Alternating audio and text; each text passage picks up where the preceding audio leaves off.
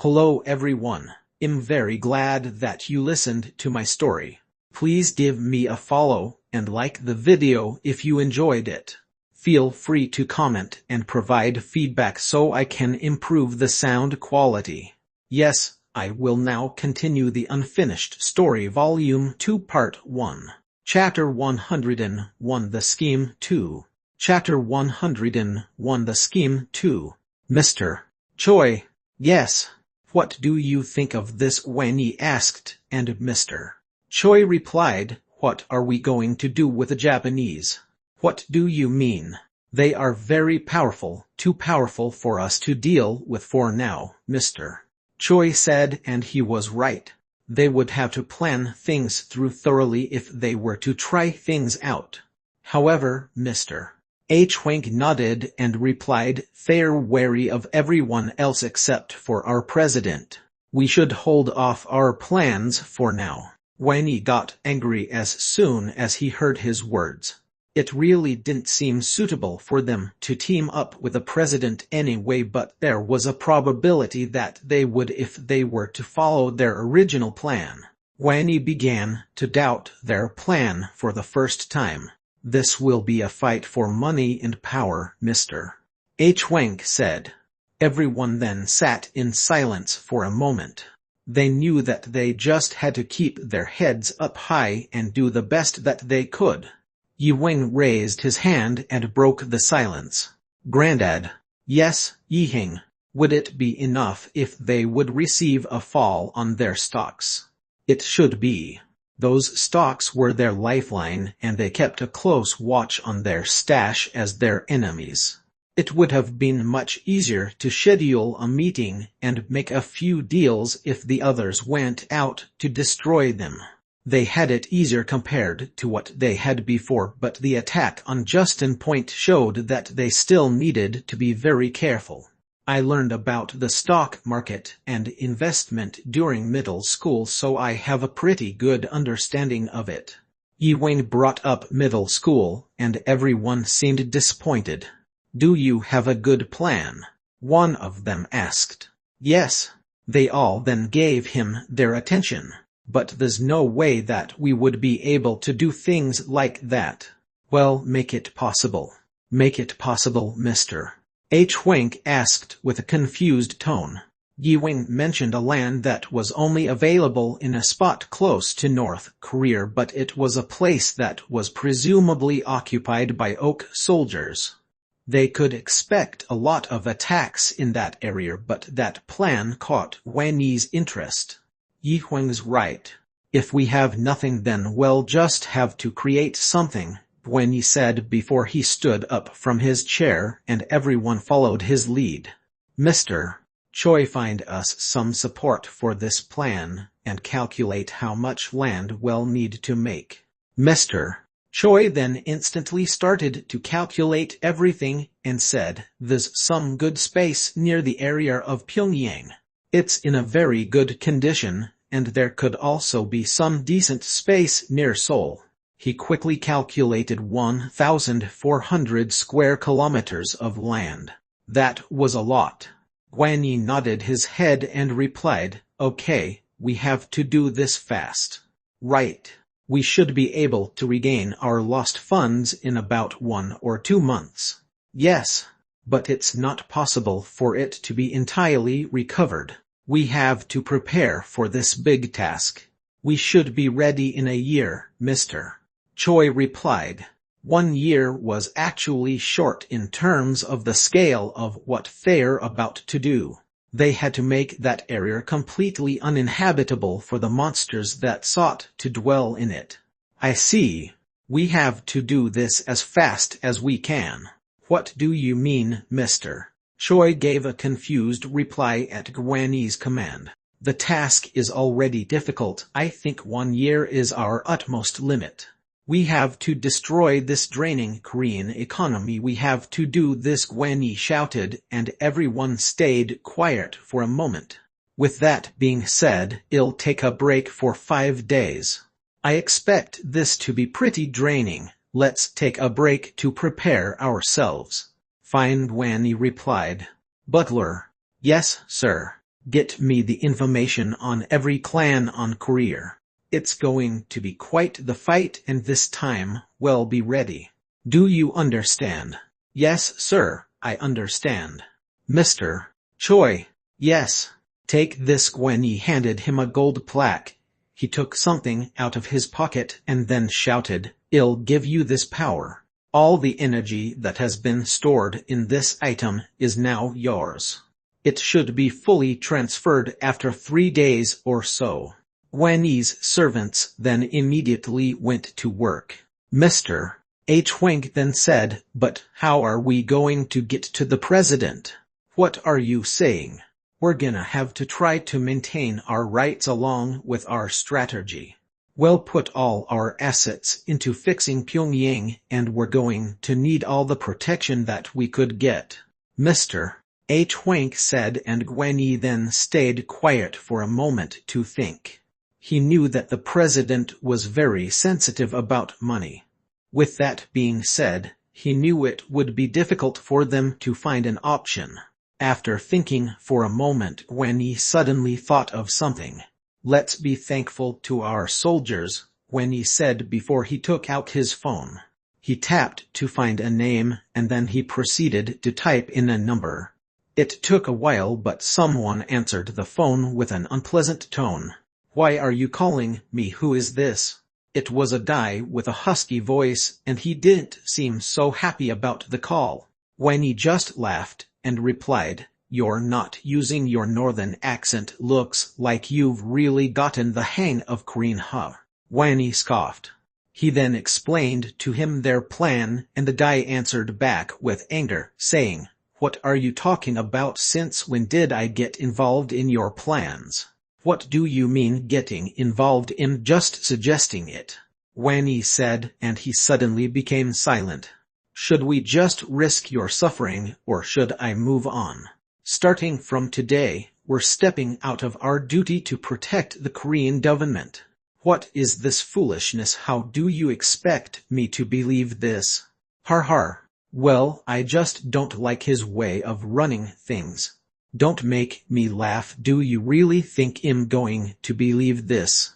He didn't believe in anything that Gwenny had said. Who would ever even think to go against such a powerful person like the Korean president? Anyway, their biggest obstacle was the billions, but they could just destroy them if everything goes right, especially the Red Angel, which was the god object of their worship. It played a big role in their domination years ago, but if the Korean government were to gather all of its soldiers and team up with Gwenny, they would be able to destroy anything that would come their way. I see. Gwenny simply explained to him their current situation.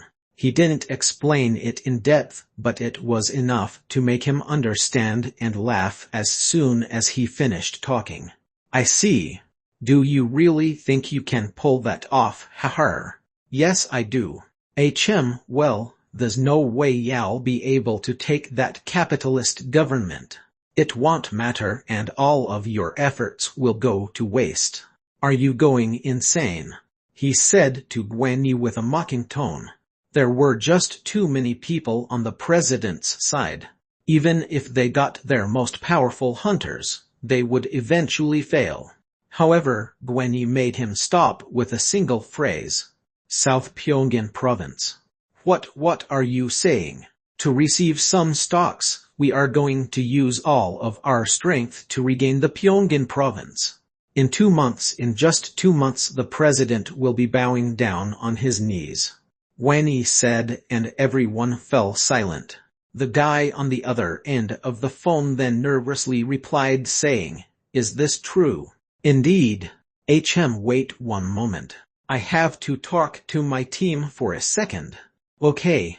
He put down the phone and took a sip of green tea from a cup in front of him before he picked it up once again. Well, do it for no charge. No deal. I'll go bankrupt. Fine, 50%. 50 fine. Gwenny accepted his offer, and they talked some more. You'll have to protect and back us up as much as we need you to. 60%. This won't be an easy task. We can't cause any damage to the civilians. We can't mess this up. Your team won't need to attack. You guys just need to help us get close to the president. Wanny replied. It's going to be difficult, but we'll get it done. Besides what? These guys don't easily die. This is their specialty. We don't have much to worry about, Wanny said, and the investor on the other end of the phone smirked with a hint of satisfaction. Wanny then sat in a chair on the opposite side of Yi-Wing. Yi-Wing. Yes, Grandad. Besides taking a bus, do you want to try driving a forklift? The scheme to the end. Chapter 102 Reclaiming Territory. Chapter 102 Reclaiming Territory. That night Yi-Wing and Gwenny practiced their skills. Flashes of light came out every now and then along with the sound of their energies clashing with each other. They were on their way to Pyongyang, and the road was not as simple as it seemed. The area was covered in a beautiful streak of light, but the ridge below was clad in darkness. Soon they finally arrived.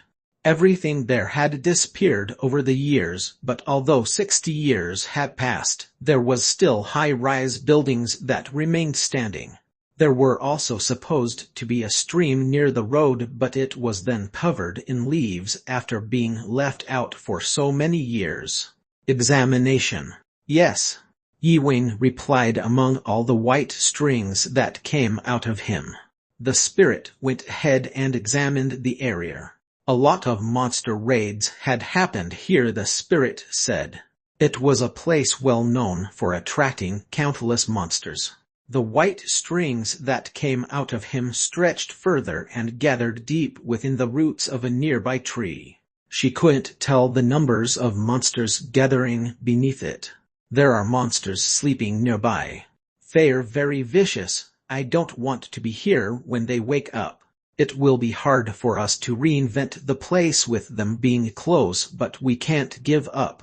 They looked at the sky as one of their super scanners passed by. Wanny was flying in one of them.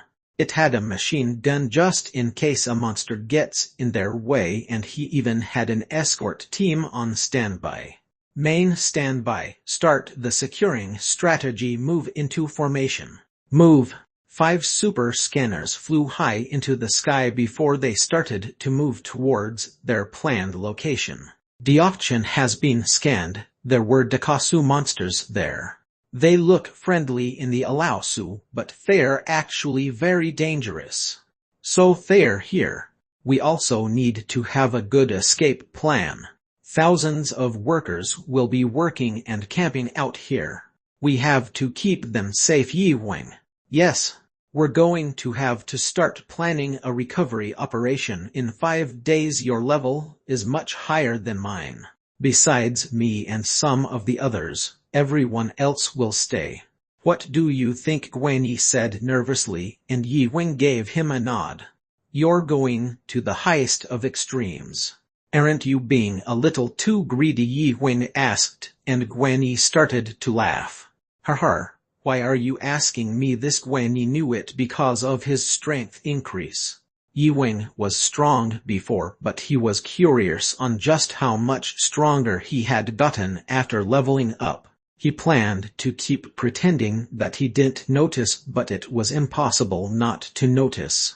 Yi-Wing currently had his 2nd level hybrid license from when he just registered back in college. It was rare for someone of Yi-Wing's age to receive their hunter license so early, and there's a chance that his name would be well known when their plan comes into fruition. First, let's wait a bit before you guys get started. Yes, sir, the others replied as Gwenny spoke through the headset. The perimeter has been secured. Get ready and drop the parachute. Parachute dropped.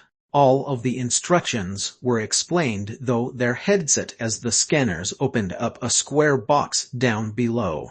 They were 1 meter long and 3 meters tall.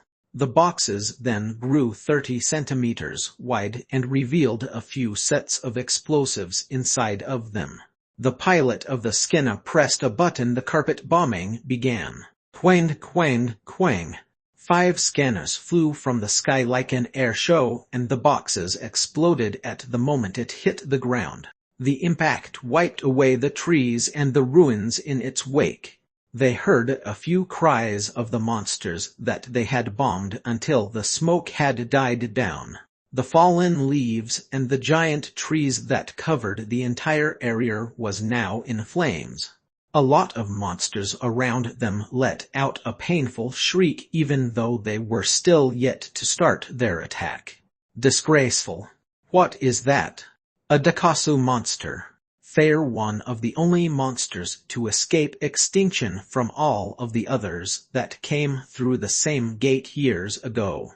He learned a lot about the history of the monsters while he was in the academy, and since then, everything had changed.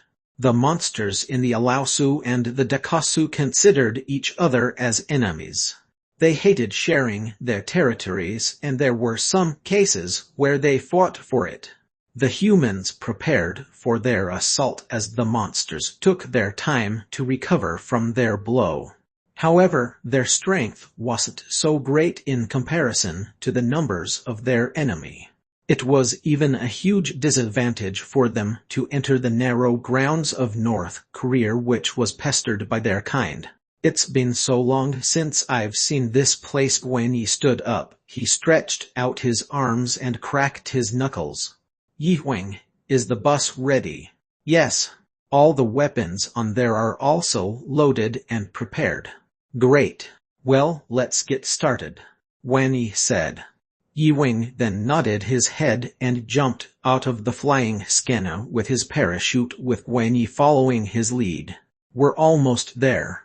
They flew through the air as they waited for the right time to open their parachutes. It's been a while since I've done something this exciting, Wanyi shouted. Skill activation. Whoosh. Wanyi pulled the parachute string and landed onto the ground.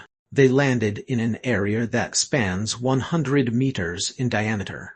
Jai.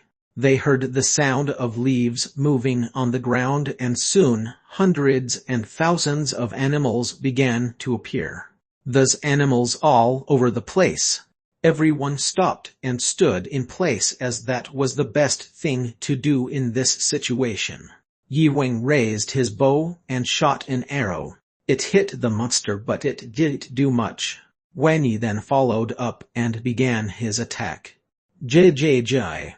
Yihuang's hands turned red as he prepared to launch an arrow. He began to understand how his energy works, and he was now able to use it now much better than before. Looks like that old guy planned something too. It'll help. Archery skill activated. Yihuang started to glow. The red light that shone behind him made it look as if he had the wings of a bird. Unknown energy 1 increase. Unknown skill energy 500 increase. Unknown energy recovery rate 10% increase. With the help of the spirit, his skills had increased a few points, and he could now much stronger blows. Even his arrows had grown strong. Territory Reclaim Project D3. 3 days have passed since they had started their operation, and things were going great so far.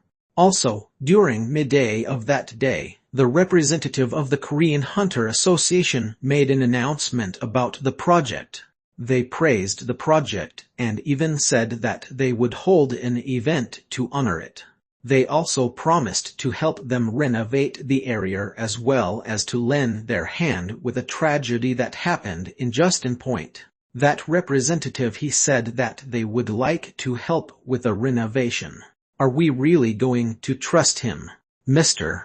H. Huang said through the headset in response to the announcement. Everyone their own reaction towards what the representative had said. The sound of an old miniature tree falling rumbled across the area right after it was cut down. We need to take out this weed. Yes. We're finally starting to see some great progress. We can finish up a little more and then prepare for the event. Do we have to attend the event? Of course we have to. Wanny would be angry if we all didn't attend. Maybe if we all don't attend this one, then we don't have to worry about them bothering us with events like this in the future. Protecting this territory is already difficult enough. Finally, his true colors have been revealed. Reclaiming Territory, the End. Chapter 103 Territory Reclaimment 2. Chapter 103 Territory Reclaimment 2. They had been receiving a lot of support from the other clans ever since that announcement has been aired.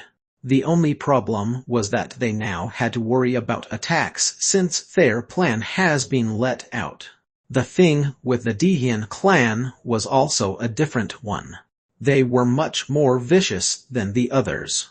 Is everything going okay? The winter is over, but it's still cold and our clothing is too light. Yes, the seasons are changing indeed. The Dion clan leader checked in on everything.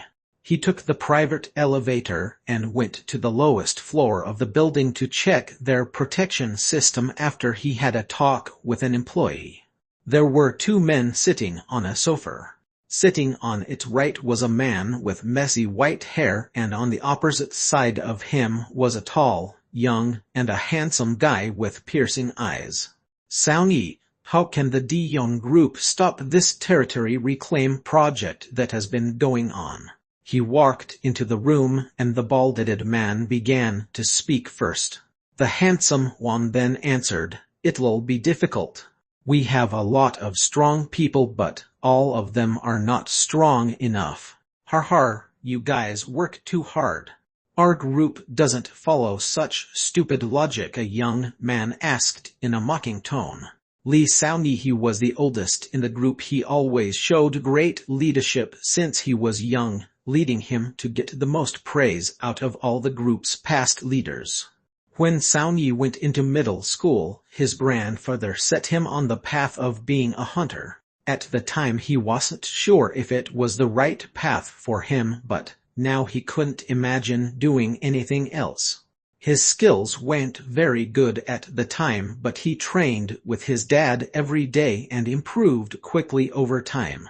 His skills were good as an athlete, and from that point on, he got better and better until he became the leader of a well-known organization. The road wasn't easy to create this legacy. He was the grandson of a world-famous hunter, but he wanted to make a name for himself. Although he admired them, he didn't like to be compared to his predecessors. His father fully supported him, and with his coming-of-age ceremony, he was given the honor of becoming the clan master of the Dion group. Soundyi then said, "They'll move over here once they're done fixing up Gyeonggan. It seems that land has that much value. Even if they gained new land, they wouldn't be able to move into it right away. They would have to think of a way to keep the monsters out if they chose to retaliate, and if not, they would need to find a new place to go. With that being said, that project could turn out to be a bad idea. Looks like we still need to be careful for now. I haven't said anything about this to the president yet. If they managed to fix it up, then." The Dion clan had land on the North Korean side, so they were happy that it wasn't too close to their new territory project. But the entire situation didn't matter to Soundyi anyway. "Well, we still have a lot to do. I started a new job myself. You'll be helping with the gathering of the materials for our weapons and battles," Soundyi said. "What a new job was that your decision?" the old man replied with a surprised tone.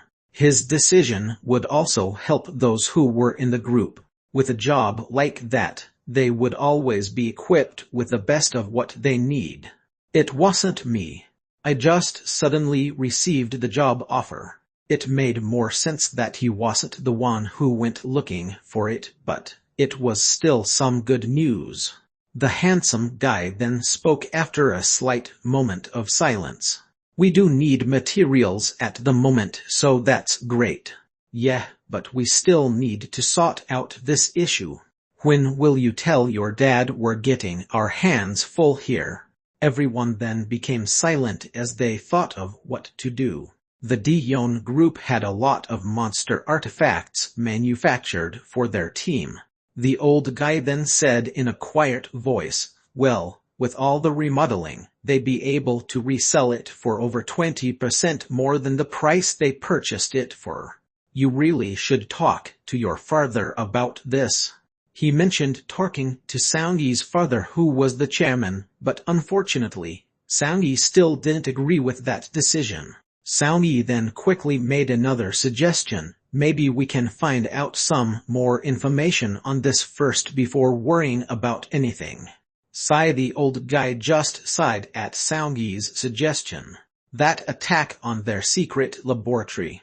They actually expected it to happen, so much so that they had saved up some funds for that very reason. They were still debating if it's still worth rebuilding. After a while, their greed has been exposed. That's all the reason why it was built on the first place, money. It was first located in an underground airfield. The facility had contained monsters possessing a variety of skills along with some humans. They also had a mechanism that helped them develop their weapons and improve what they had. They just had their problem when they started bringing the hunters onto the table. The recruitment was smooth at first, but soon they kicked them out and abandoned them since they had fulfilled their purpose. The humans that they pushed out made the decision to join forces with the Billions. Things went well at first for the lab, but they knew that it would all be gone soon. Although they were underground, they knew that they still had some problems that they would face.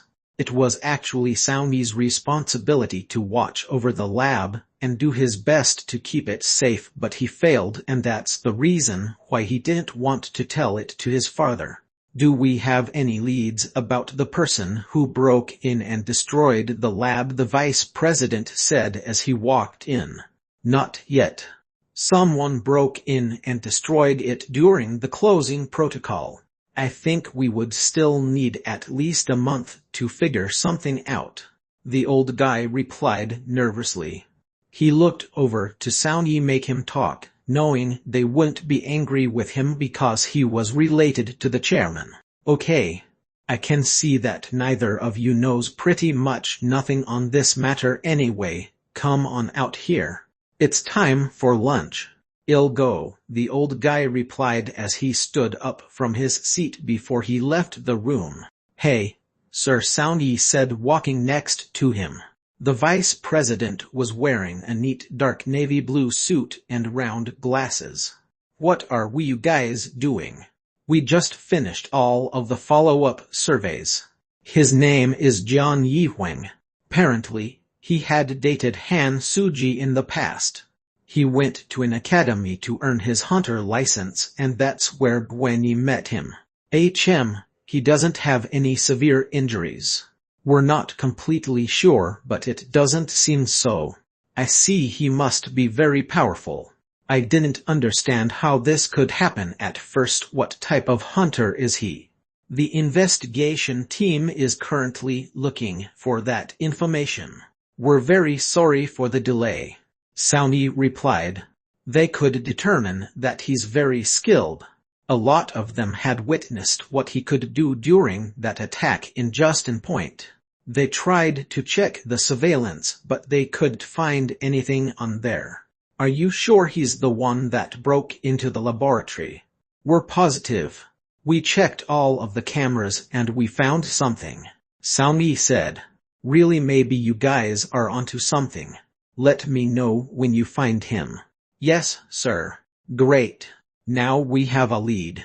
Should we give up on the Pyongyang plan? Until then they were focusing on finding a way to thwart their plans. No, let's keep up with that as well, but we have to be careful with that one. They had him on their side, he said in a nervous tone. When he was one of the most powerful hunters in the world.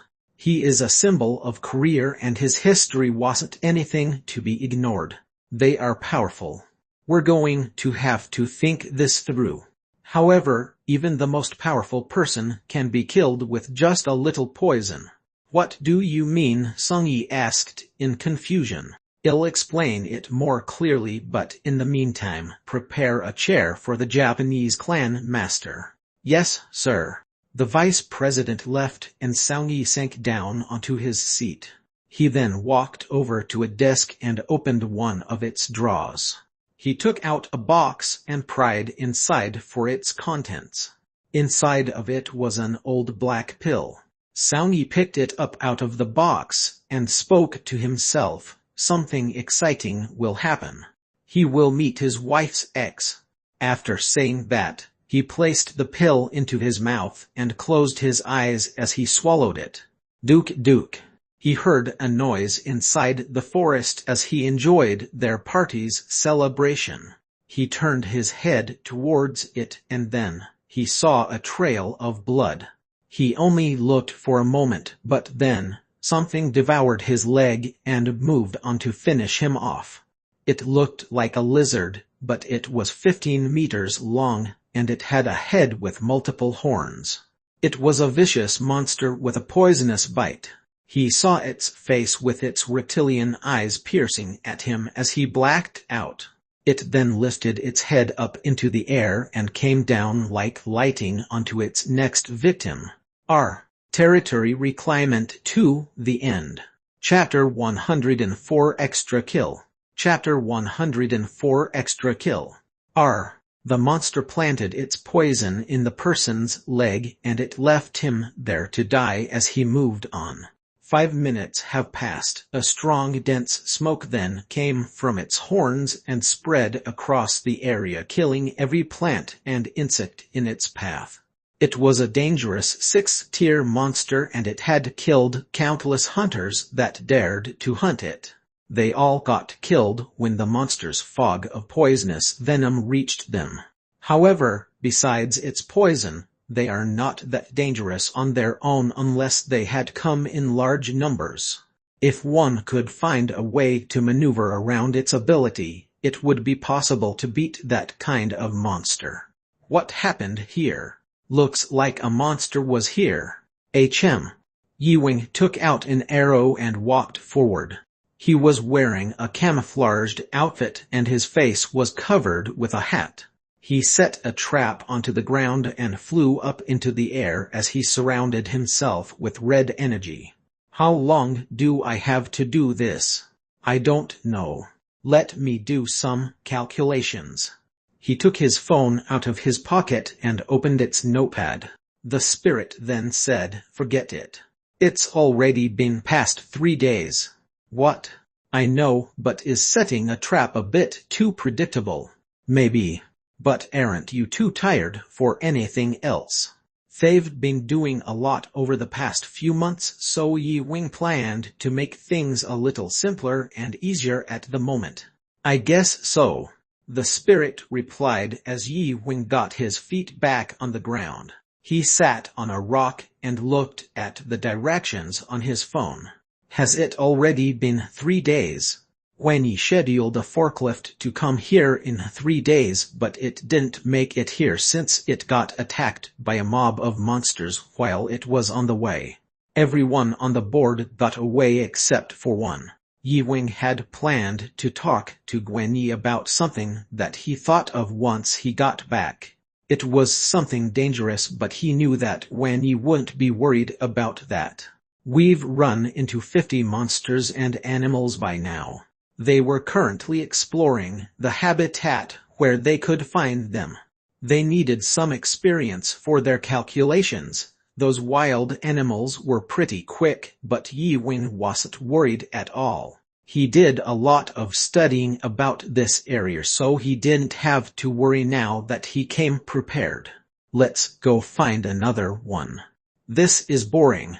The spirit complained, but Yi-Wing just got back on his feet and started walking without a word. He adjusted the trap to make it stronger, and 30 minutes later, the spirit noticed something. It was something even bigger than the one staying still in its place as if it was frozen. Found it. Let's see. Yi Wing went closer, and with the help of the spirit, they started their attack. Duk duk duk. He pulled the string as far as he could and launched multiple arrows.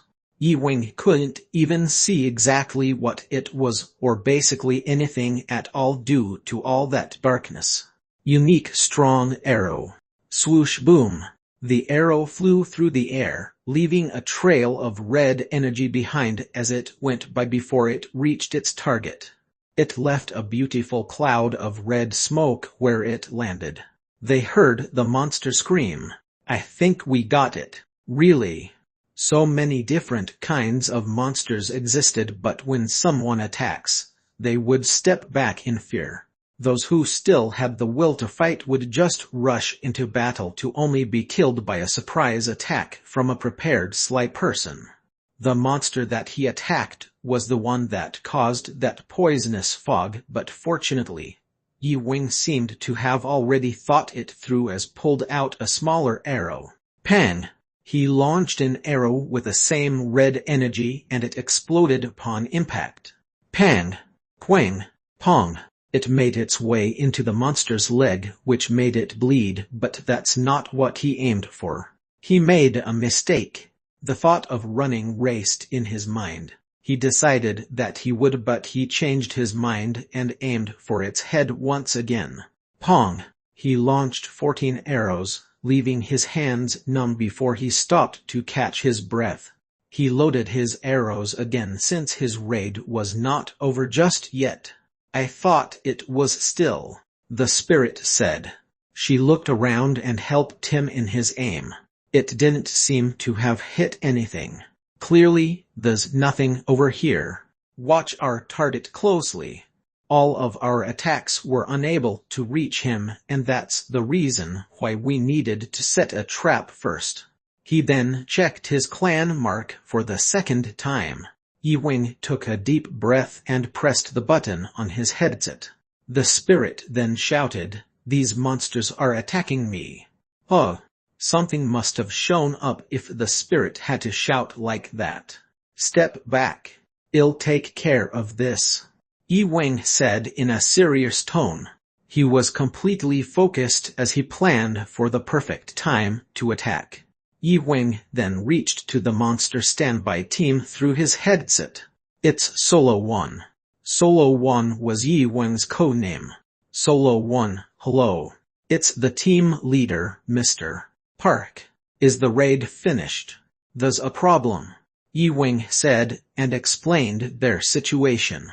So I'll have to go on alone. I see. Be careful, the team leader replied. Yi Wing then went on to track down the spirit and the monster. Get me their location. Give me a minute here. The leader transmitted their location to Yi Wing. Extra Kill, the end. Chapter 105 Extra Kill 2. Chapter 105 Extra Kill 2. Okay, everyone, the raid is finished. Yes, the leader shouted, and everyone cheered. They had just completed the raid that involved a 6-tier monster. Everyone then went off to celebrate and rest after their successful mission. They shared some of their souvenir photos taken during the raid, and someone then shouted, "Why didn't the alarm go off? Those fools! They were supposed to make this as smooth as possible, but they've let something like this happen." Sir. Quiet, one of their members tried to calm the leader down. He explained the situation to him, but he clearly wasn't in the mood to understand anything. But sir, what do you mean the place that we escaped from was obviously occupied by monsters? We've done it twice so far, twice. One of the team members said, and the leader looked at him with anger. The leader's mood turned for worse as soon as they heard that they had succeeded in that 6th-tier monster raid. What are you talking about? Clearly, we're still a threat to that monster.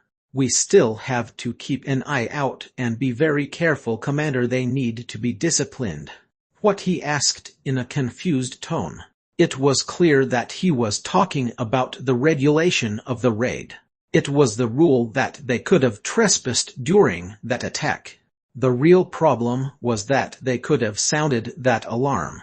The leader said that the escape plan that he had given was not followed correctly, and a mistake like that could have cost them their lives. What are we going to do? Obviously, it went well, but nevertheless, a mistake is a mistake. After that mission, they did everything that they could to make sure that everything would be fine. If we didn't have the clan master's support, phew. The young clan master was recruited on the team last year. He was an adoptive son, and a very skilled hunter at best. Without him, things would have been much more difficult. First, we'll have to keep moving, but a little more safely this time. If we run into some monsters, we'll just do a simple attack that's strong enough to get rid of them so we could keep moving. Is that okay? One of the team members said calmly to their leader. Sounds good. Swoosh pang. An arrow came out of nowhere and buried itself into the commander's foot. I've been attacked, the team leader shouted, and the alarm went off. The team members looked around in panic at first until they rushed to get their weapons and shot everything they could see. The commander started to look more frightened. Duke, duke, duke. Pong, pong, pong. Trees and rocks fell all around because of their indiscriminate firing. Everyone stop, stop, the commander yelled, but everyone was too focused to hear him. Ugh. The arrows were used as some kind of threat.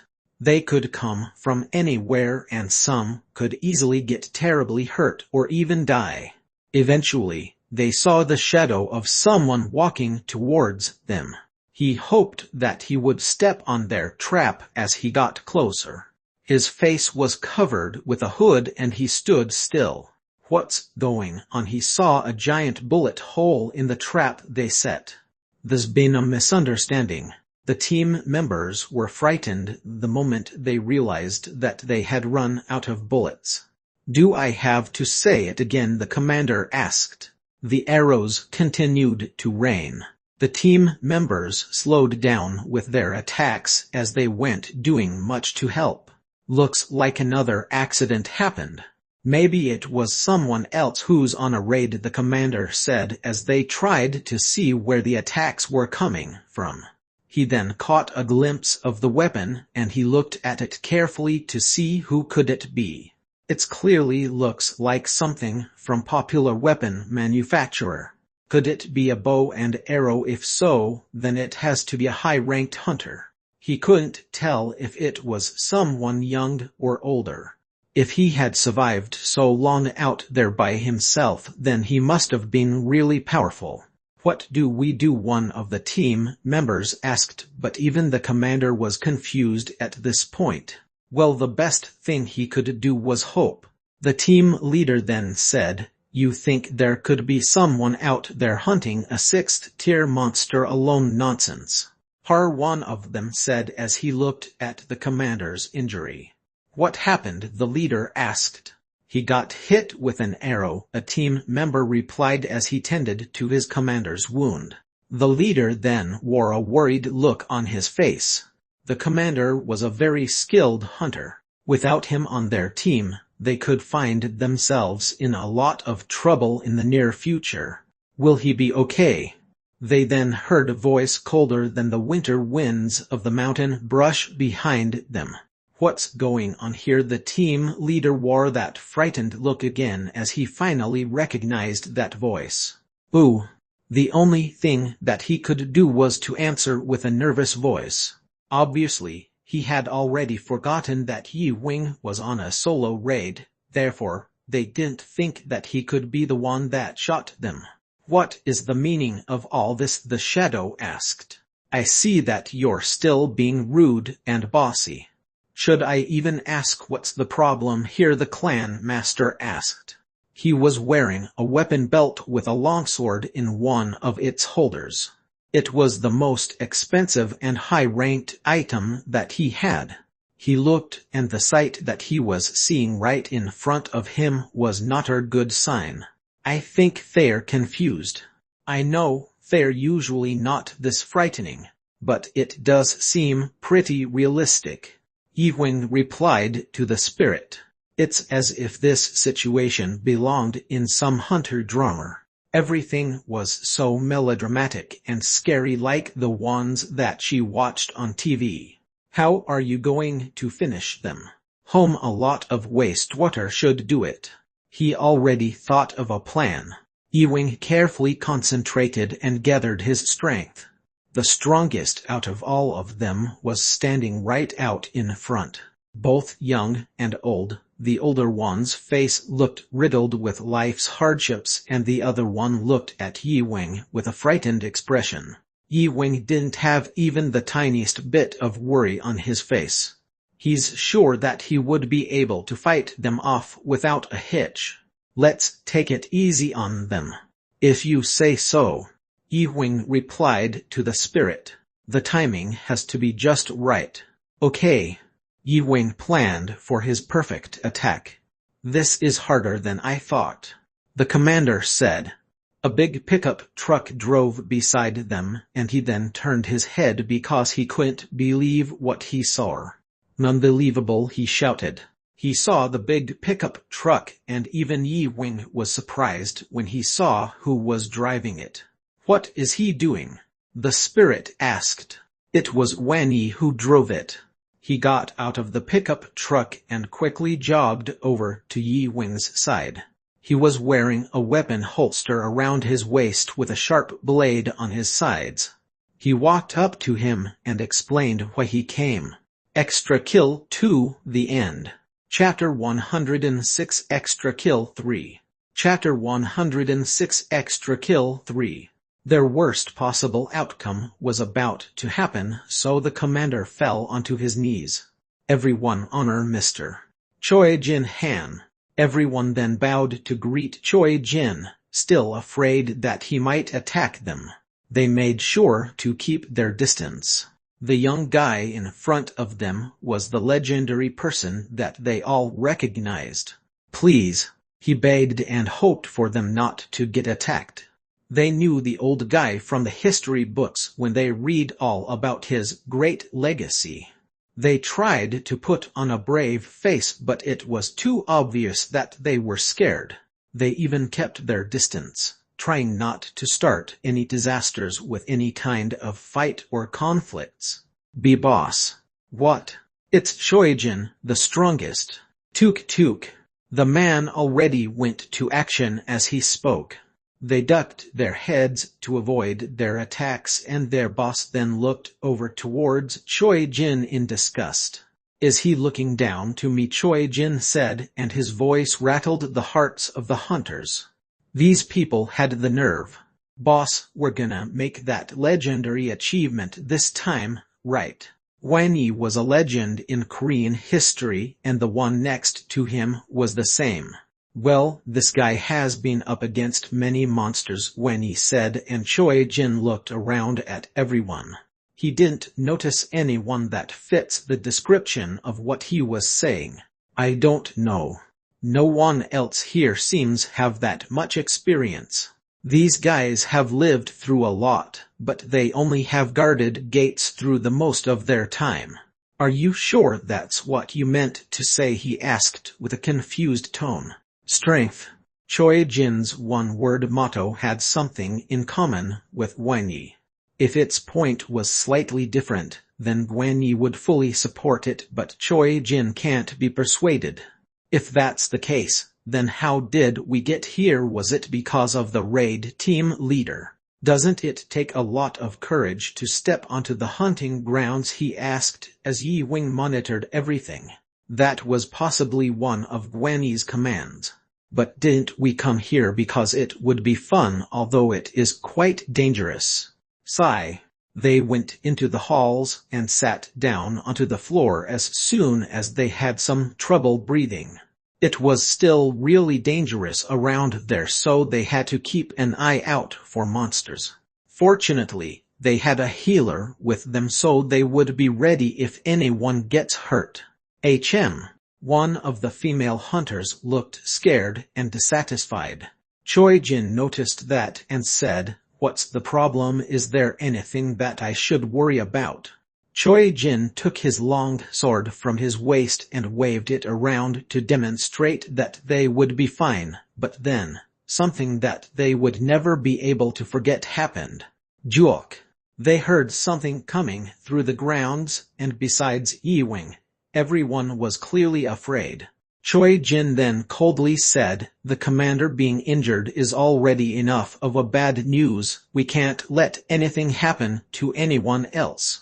All of the team members then rushed to get their gear without any hesitation and time to waste.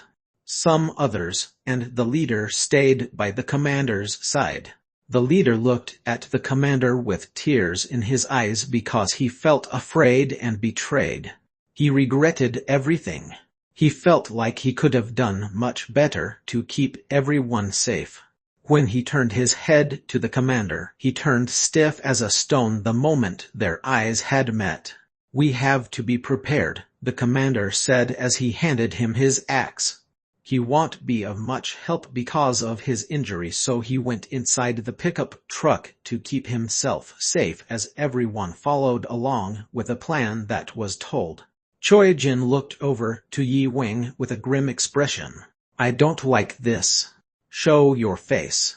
Tell me who you are. Okay, how would you handle this?" Choi Jin then closed his eyes. He then opened them a moment later and quietly said to Yi-Wing, "I wouldn't end it so bland like how it's going now." Later that night, Yi-Wing quietly walked into the air base. It was dark, so he had to watch his step to prevent someone from waking up. He saw the construction site. He saw their usual assembled panels, bags of cement, and their sets of heavy equipment. He walked further and saw the 3D printing crane. The printer was equipped with everything you could think of for the building. They used it in their clan because it was well made and protected. They still went being used in other foreign countries due to them being very expensive and dangerous. "I thought at least a few people from the clan would be in here." He looked around and saw that there are still a lot of things left unfinished and to be installed. 3 bases were currently being remade, so the clans set up a base camp near the area for them to sleep. Everyone was sleeping, but he saw a guy with his eyes open, and there seemed to be a red light surrounding him with its gentle radiance. Yi-Wing had heard some stories about his clan before. He tried to remember what it was, but he couldn't focus because of his energy. The guy then noticed Yi-Wing and walked up to him. He then said, "Aren't you quite popular around here? Gosh, you're so annoying. If you want to talk, just say so instead of just staring at me like some sort of creep." It was Donchul. He was helping the clan in their project. "Since you're so famous now, can't you earn a lot of money?" "Just a but. I needed the money, of course, and also, thanks." "Thanks for what?" "For being a good friend when I was just an orphaned kid." "You don't have to thank me." Yi-Wing smiled. When Donchul and him went on their separate ways, he thought about him a lot, and he knew that he had a hard time in the orphanage, so he made sure that he would be there for him as much as he could. But, no problem, Yi-Wing followed. He seemed uninterested and selfish to others, but Donchul knew that deep down, he was very thoughtful and caring. Beep beep. The air base siren suddenly went off, and Yi-Wing then caught a glimpse of something hiding in the darkness. Here he saw a helicopter in the sky with a Daejeon clan emblem. The helicopter landed onto the ground, and they rushed out one by one with their weapons on hand. Yi Wing then saw a familiar face among the crowd, the of Di-hyun soldiers. Her long hair was blowing in the wind as she got off of the helicopter. It was Suji, and she held the hand of some guy. "Is that Lee Song-yi?" Dongchul asked. "Yeah." He already knew what his face looked like, but it was the first time he had seen him in person. The spirit then said, "How's your anger going? I'm not going to make the same mistake twice." "Good. Maybe you should try talking to him," the spirit suggested. Dongchul then walked next to him and placed his hand on his shoulder. "I'm going to sleep," Yi Wing said, and Dongchul nodded. "Oh, and..." Dongchul wanted to say something, but he shut his mouth the moment he saw his face. Yi Wing then continued, "Be sure to say hello for me." Extra Kill 3, The End. Chapter 107 Him/Her. Chapter 107 Him/Her. "Suji," Song-yi said as he walked towards her. "Upper, what are you doing?" "Sigh, the clan master position is so tiring. Anyway, I have to go, I have a lot to handle," Song-yi said with an exhausted tone. "Okay, and about what you were saying before, I was really nervous." "Don't worry, I have everything under control." "Of course, I believe in you," Suji replied. Song-yi then gave her a hug and went back to work. After he left, Suji continued to enjoy the view of the air base, but the air base she was looking at the moment wasn't the one that belonged to her clan. She felt so lost these days. Could he be alive? She couldn't stop thinking about the tragedy that happened at Justin Point. The arrows were everywhere. She was still confused and amazed at how he could shoot so many at that speed. He made it look like it was nothing, but it should have been pretty draining. She didn't understand how it became possible. However, no matter how amazing his shooting was, his position was still devoured by the wave of oaks. She can't be easily impressed, but she would always be speechless every time she thought about it. The oaks was not like any other ordinary monster. It was almost impossible to fight them off. Yi Wing was a very skilled archer. No one or no monster stood a chance against him except for the oaks apparently. Does no one like him? She couldn't see over the railing where she stood behind, but she knew that it was Yi Wing who was shooting those arrows. He was someone she loved. She could recognize him no matter what. She felt a sense of regret because of how things ended between them.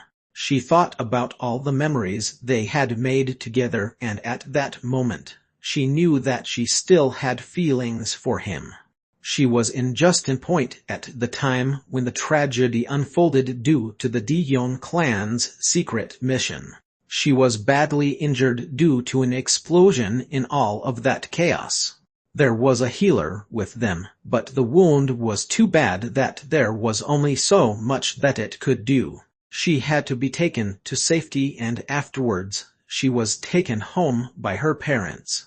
They took care of her, but things haven't remained the same after their greed caused them to betray her. She could never go back to being the obedient daughter that she used to be. At first, she was trying to avoid them, but that was impossible in that situation. The shadow of a guy then appeared next to her. It looked like it was Song-yi. Suji felt bad as she was lost in thought thinking about Yi Wing. She turned to him and smiled nervously. "Oh, it's been a while, hasn't it?" Like magic, the person that she was thinking of showed up next to her, and she unknowingly reached out her hand. "What am I doing?" she thought to herself. She was thinking of someone else, but he's already engaged to Song-yi, and her parents were impatiently waiting for their marriage. "So, you're engaged?" "Yeah. Congratulations." "Thanks." "So, what have you been up to these days?" Yi Wing asked. To him, they seemed happy together. "Just this and that." "What are you doing here?" Suji asked. Me am just here on a mission with a group. A mission? Suji asked. She wasn't surprised to hear it. Song-yi knew that they would be there and he even mentioned it before they came. Yeah, it's dangerous here so be careful. Okay, upper. Is there anyone here that you're close with? Not really. Great. Be careful around here no matter who it is. Anyone that you would meet here is not trustworthy or safe to be around. Got it. It was clear that she should be careful and be wary of the people around her. A cold wind brushed by them and she then wrapped her arms around herself. Are you cold? Yeah. Wait here. Ying then went inside the building and came back to hand her a warm heated pack. Here you go. Tea thanks. She took the heated pack and held it with both of her hands. Yi Wing's kindness was surprising, but it made her melt until he said, an action like this may give others the wrong idea and they could think we're dating, but I don't think my girlfriend will misunderstand. You have a girlfriend? Suji asked, and Yi Wing nodded his head. Was it the girl that I saw you with that day? He figured that she was talking about the time when he and the spirit had lunch at the diner in Justin Point. Yi Wing looked a bit unpleasantly surprised. Oh no, it's not her. Then who is it? Suji asked again eagerly.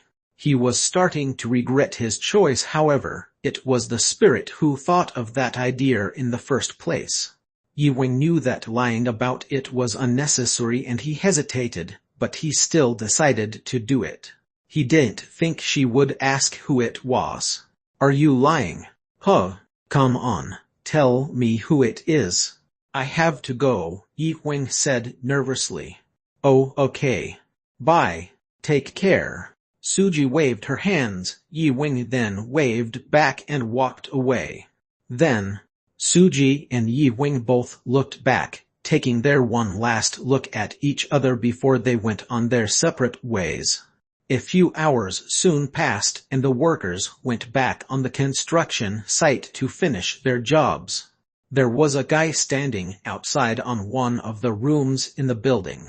The guy adjusted his clothing and walked inside to see Song-yi looking through a pile of documents.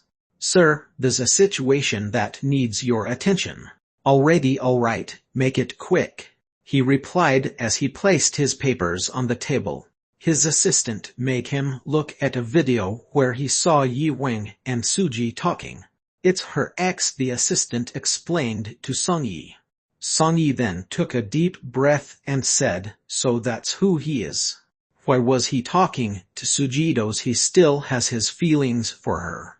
His assistant then replied, are you sure? I mean, he's really handsome. He's nothing special, but does he still have his feeling for her? You mean if he still likes her? Exactly, Song-yi replied with a suspicious smile. He thought that if he's right, then he could use that for his plan. Oh well, I'll just get back to business. There's still a lot left to do. His assistant could already tell he was planning something by the look on his face. The plan obviously involved Suji. Of course, he didn't think that she would die because of it, but his boss seemed to think about it deeply. Would you like to help me with the plan? I am your boss, so. Song-yi said, and his assistant nervously asked, I'm sorry, but don't you think you should think about this for a little first? Have you forgotten what the Daeyeon clan came here for? Tearing down Pyongyang is our main goal. Yes, sir. We're going to need some help from our Japanese allies. Give them a call. Yes, sir. His assistant left the room. Song-yi then smirked, and he took his phone out of his pocket to make a call. Suji. Hi. Can you come to the Constitution camping area for a moment? Sure. Song-yi then put his phone down and smiled with the same suspicious aura once again. The next day, Yi Wing received a party invitation from the Daeyeon clan. The invitation was simple. Each clan's young rising star would gather together today at 9 p.m. Maybe it was just a coincidence, but the person hosting the party, the Daeyeon clan's youngest clan master, Sungyi. It wasn't just another simple drinking party.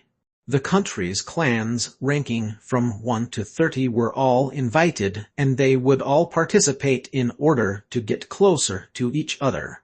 Yi Wing then opened up the letter and read it. He instantly knew something suspicious was going on. Isn't it too obvious? It is. There was a memory card in the invitation, and it contained a video which he found to be very surprising. Suji was tied up in the corner of a dark room. She seemed to be unconscious, but that's not all. He heard a voice at the end of it. "You're invited." The video then ended with just those 2 words. He's really something. Yeah. Yi Wing started to feel a little bit worried. Do you think you did something that made him mad? I thought he was a cool guy, but he seems a bit crazy right now, the spirit said. They were both worried and surprised. They never thought that Sungyi would do something like this. Looks like it's time to hunt a person. He usually wouldn't hunt down a person, but Sungyi was obviously an exception. Okay. What's the plan? Should we set up a trap? Let's go. Yi Wing balled up the invitation and threw it onto the floor before he left. Him-her. The end. Chapter 108. Him-her too. Chapter 108. Him-her too. That night, Yi Wing arrived at the place written on the invitation. He opened the door to one of the buildings of the base camp where the party was being held. It was called a camp, and it looks like it, but it was way different from the inside. Ding! A piece of calm music played throughout the room. The invitation said that the limit was just about 30 people, but it looked like there were hundreds of visitors inside. Oh my gosh, it's the leader of the Stardust clan. Wow, there's a lot more squad members and leaders here than I thought it would be.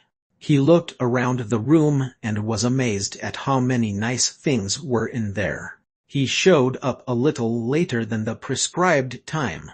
He was wearing a white traditional shamanist costume with a hood pulled over his head. He walked to the guard and gave him his invitation. The guard nodded his head and he was ushered inside. My name is Jian Yi Wing. The host introduced Yi Wing and everyone crowded around him to chat. A lot of people surrounded him, but he just ignored everyone and went to the empty side of the room. You're here. Sungyi walked out of the crowd and greeted Yi Wing before they got surrounded once again. Thanks for considering my invitation. Yi Wing nodded and replied, You're welcome. The invitation was very persuasive after all. Haha, did you like it? It looked really fun. Really, if that's the case, then it looks like we'll be the very best of friends. Sungyi replied with a smirk. I guess so, Yi Wing said. Seriously, does that mean that we're friends now? Sure, friend. A girl then walked next to Sungyi, and it was the girl he saw in the video of the invitation, Suji. She walked up to Sungyi with a smile and he wrapped his arm around her. Oh, this is my fiancée, Suji. Suji greeted Yi Wing while avoiding his eye contact. There were many people around them, but it felt awkward for Yi Wing and her to look at each other. What are we going to do about this? Careful, don't get too angry. Is there something wrong about her? I don't know. This feels like an ancient spell, the spirit said. It was the first time she had seen that kind of spell being used after quite some time. It was also easy to notice because of the uneasy smell that it gives off. It reminded her of something from a long time ago. Be careful, okay? They were talking with each other when Sungyi said, Should we talk somewhere quiet? The three of us must have a lot to talk about. All right. Yi Wing agreed to Sungyi's suggestion, and the three of them then left the room. They went out of the building to go to a different one a few blocks away. They got inside and went into a large room after they passed through a hallway. Suji collapsed the moment they stepped in, but Song-yi didn't seem to be surprised at all. You have some confidence to follow me all the way here. Is she that important to you?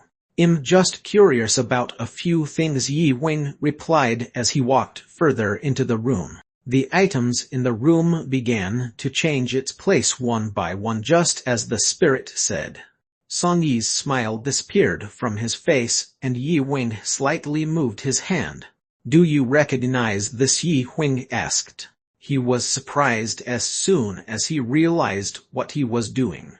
At that moment, Yi Wing was using something that was apparently given to him by the Japanese clan. I'm not sure, but I'm curious who gave this to you. Yi Wing moved a flower vase from a table towards the center of the room. It floated and turned upside down, causing the flowers and water to fall onto the floor.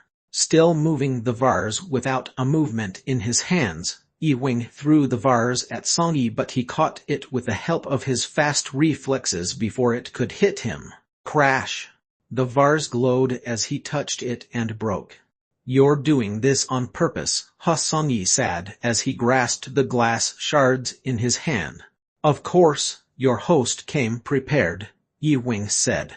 Okay then, this will be fun, Song-yi replied as he made some spikes appear and shoot from the walls. He knew full well that it won't do much against Yi Wing, so instead, he directed his attacks to Suji. It's a trap, I know. He would have tried to run for the door, but he knew that it would be locked.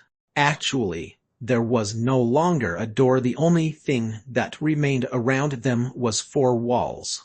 This isn't a spell, I know. Yi Wing realized that it was some kind of a rare skill. He figured that he would have to break out of the walls to escape. Then, Suji, who had collapsed onto the floor, began to stand up. Ouch! She held onto her head in pain as she tore off her clothes. A knife then suddenly appeared in the middle of her palm. Suji, Yi Wing shouted. He immediately ran towards her to take out the knife on her hand, which made her scream. Hang in there, Suji. Tears began to fall as soon as she opened her eyes and saw Yi Wing. Yi Wing, Roman, to miss you. Yi Wing then hugged her tight, but he felt something strange before everything in his sight turned white. Ouch! He woke back in the party room. His right arm and chest were stained with blood, and there was a crowd of people stepping back with a surprised and frightened look on their faces. Sir, members of the Di-hyun clan rushed into the room. Call the rest of the members. Yes, sir. The other members of clan began to gather after Song-yi's command. This guy harassed my fiancé. I tried to stop him, but it was already too late. What? Everyone gasped. No one could believe it, but seconds later, someone shouted, if he could do something like this, then is he really on our side? I don't want to believe it either, but we have trust and protect each other. We have to stand by your fiancé.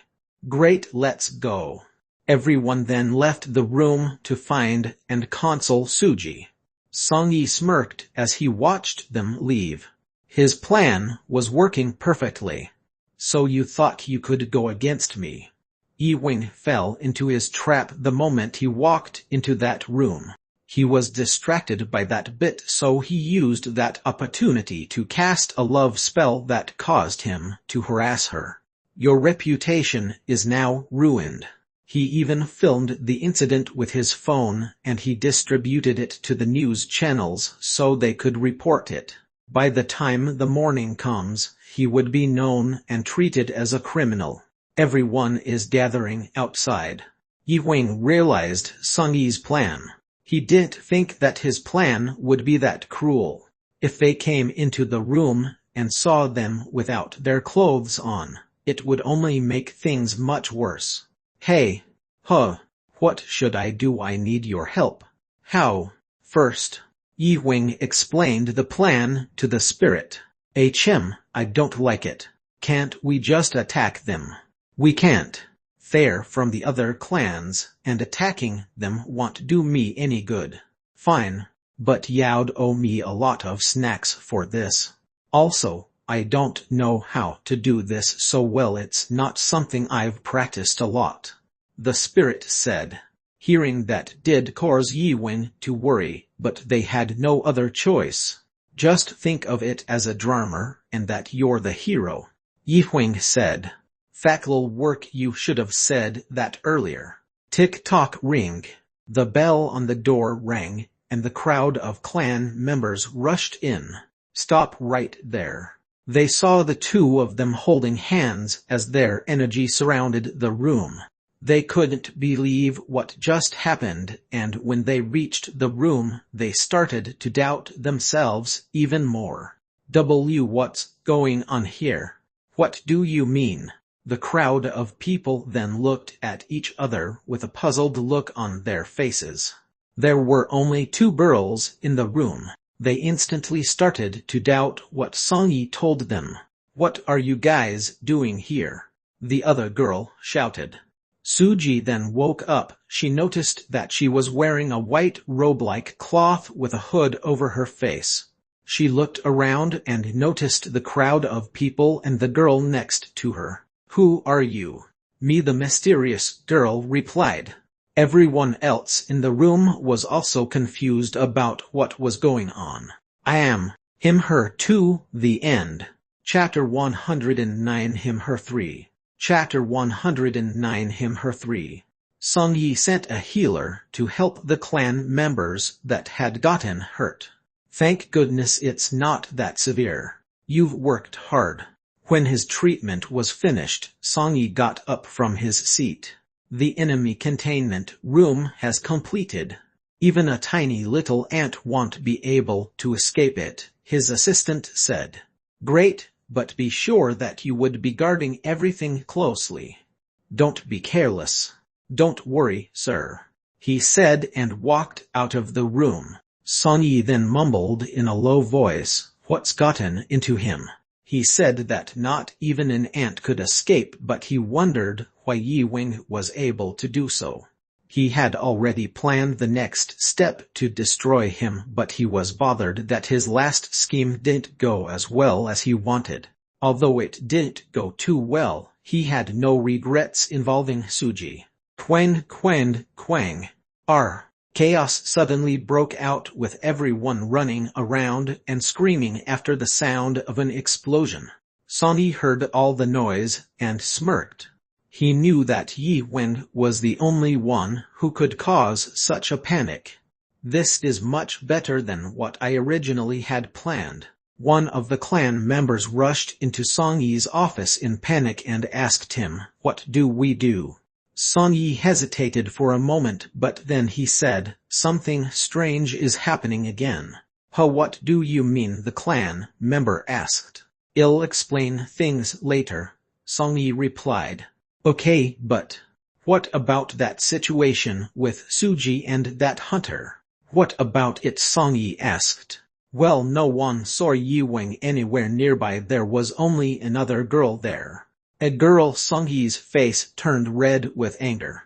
Did he say it was a girl? How could that be when he only brought Yi Wing into that secret room? He thought that maybe they could have just mistaken Yi Wing for a girl. He does have a pretty and delicate-looking eyes for a guy, but he also had wide shoulders and was tall. He didn't look like a girl at all. And the clan member was about to say something, but hesitated. And what? Songyi replied. What is it? Songyi shouted in frustration. The boss wanted me to tell you to stop by his office.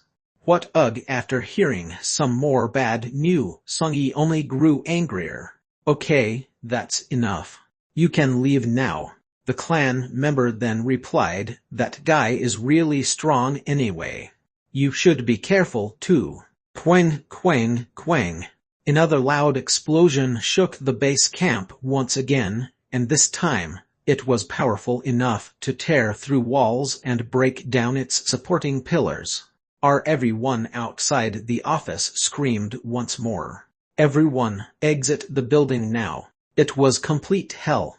The crowd of people that went to catch Yi Wing panicked and rushed out to save themselves. However, there was a long-haired girl that walked calmly down the hallway.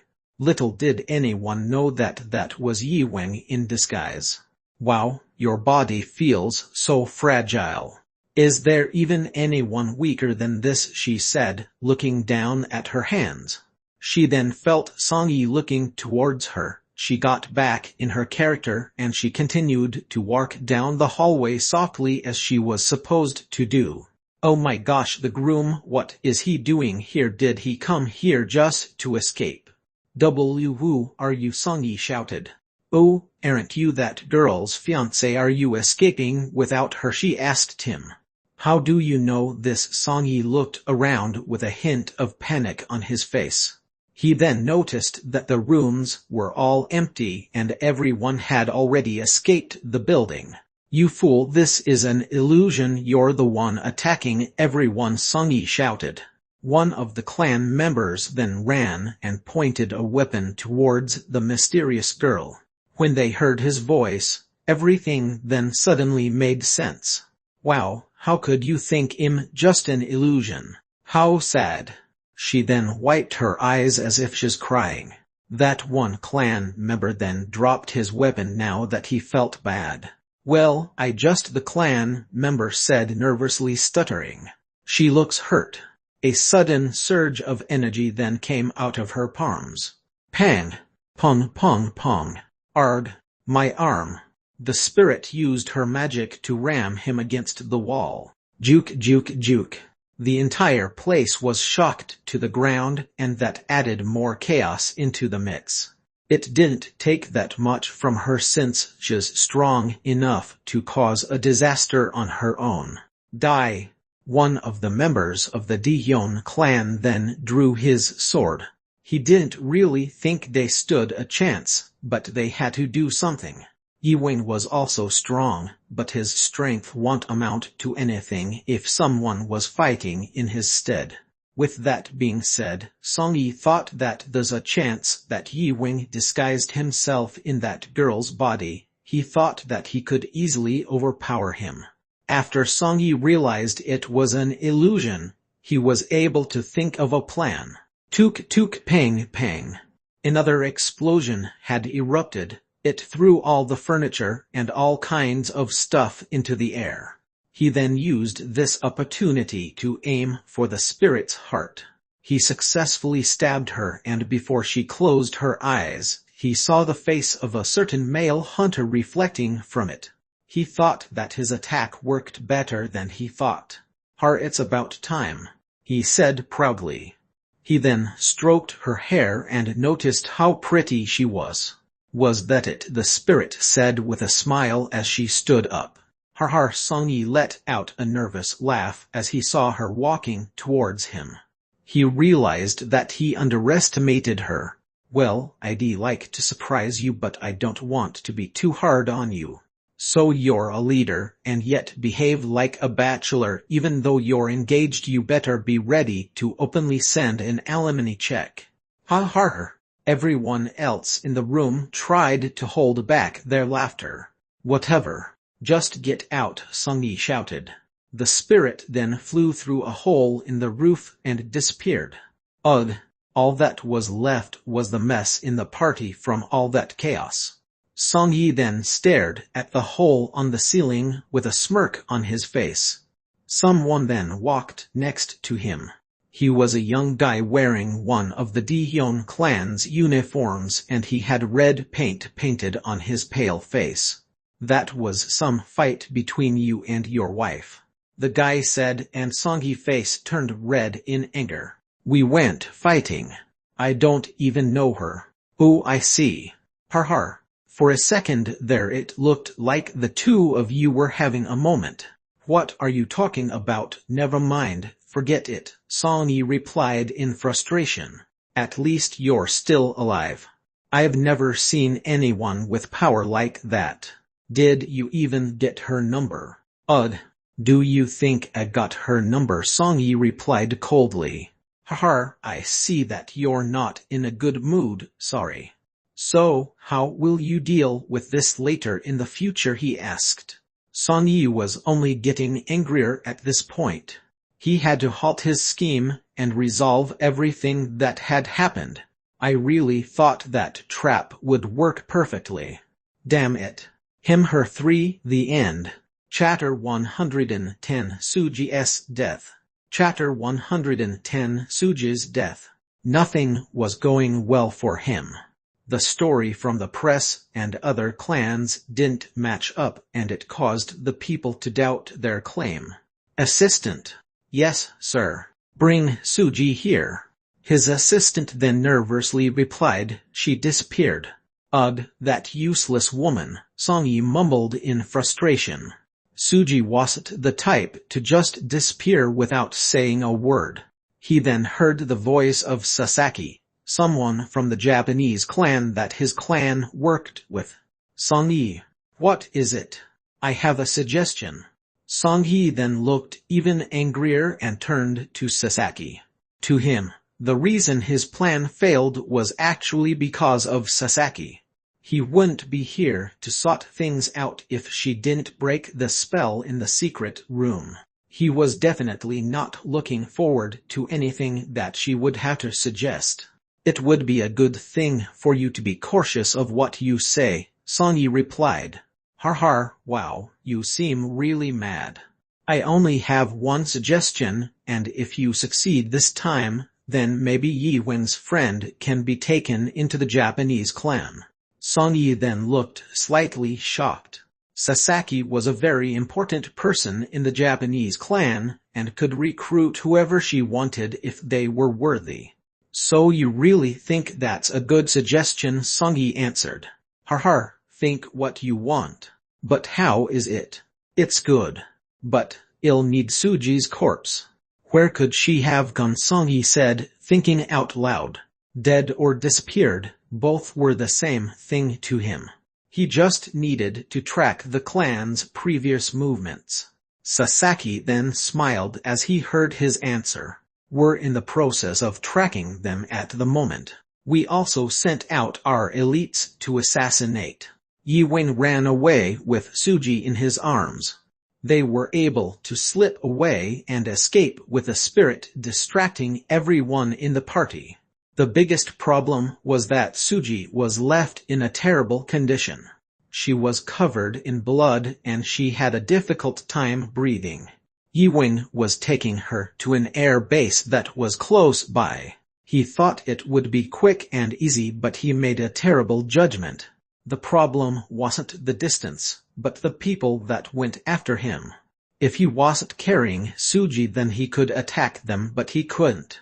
He had to run in many different directions to try to avoid them. Swoosh! Something glowing and sharp suddenly flew past the side of his face. Careful, something's coming from your right. The spirit warned him, and he quickly turned to the left. Swoosh pong! He dodged 2 shots but was hit by 2 more that he couldn't avoid. He got hit in the leg. He was about to fall, but he was able to regain his balance as he pushed himself forward. Pang, pang, pang. He ran as fast as he could while dodging all of their attacks. Stop! Took, took, took. Yi Wen was then surrounded with all that chaos. He stopped running as it poses a threat for both him and Suji. He then looked for the clan members that were attacking him. They hid in the dark with their black clothes and they moved like ninjas. You can't escape from us. Give up. Yi Wen didn't answer the mysterious voice as he continued to look around. He then felt someone stabbing him. If you make things easier for us, then that would be great. A male voice casually said. The spirit then shouted, look out. She warned him as dozens of people began to surround him. The spirit was able to sense their quiet and sneaky movements, and she had a good idea on how to protect Yi Wen from their attacks. Hang on, I'll get rid of them. This is the end of the line. One of the people after them said. It was true, they can't run anymore. This is the end for you, one of them said with a weapon in hand, and Yi Wing just brushed it off with a laugh. Yi Wing saw a loophole in his weapon and technique, so he was able to dodge it at the moment he tried to attack him. I didn't want to have to do this, but as the situation continued to get worse, he was left with no choice. Yi Wing carefully put Suji on his back. He refused to give up on her. He was about to try something he had been practicing every day.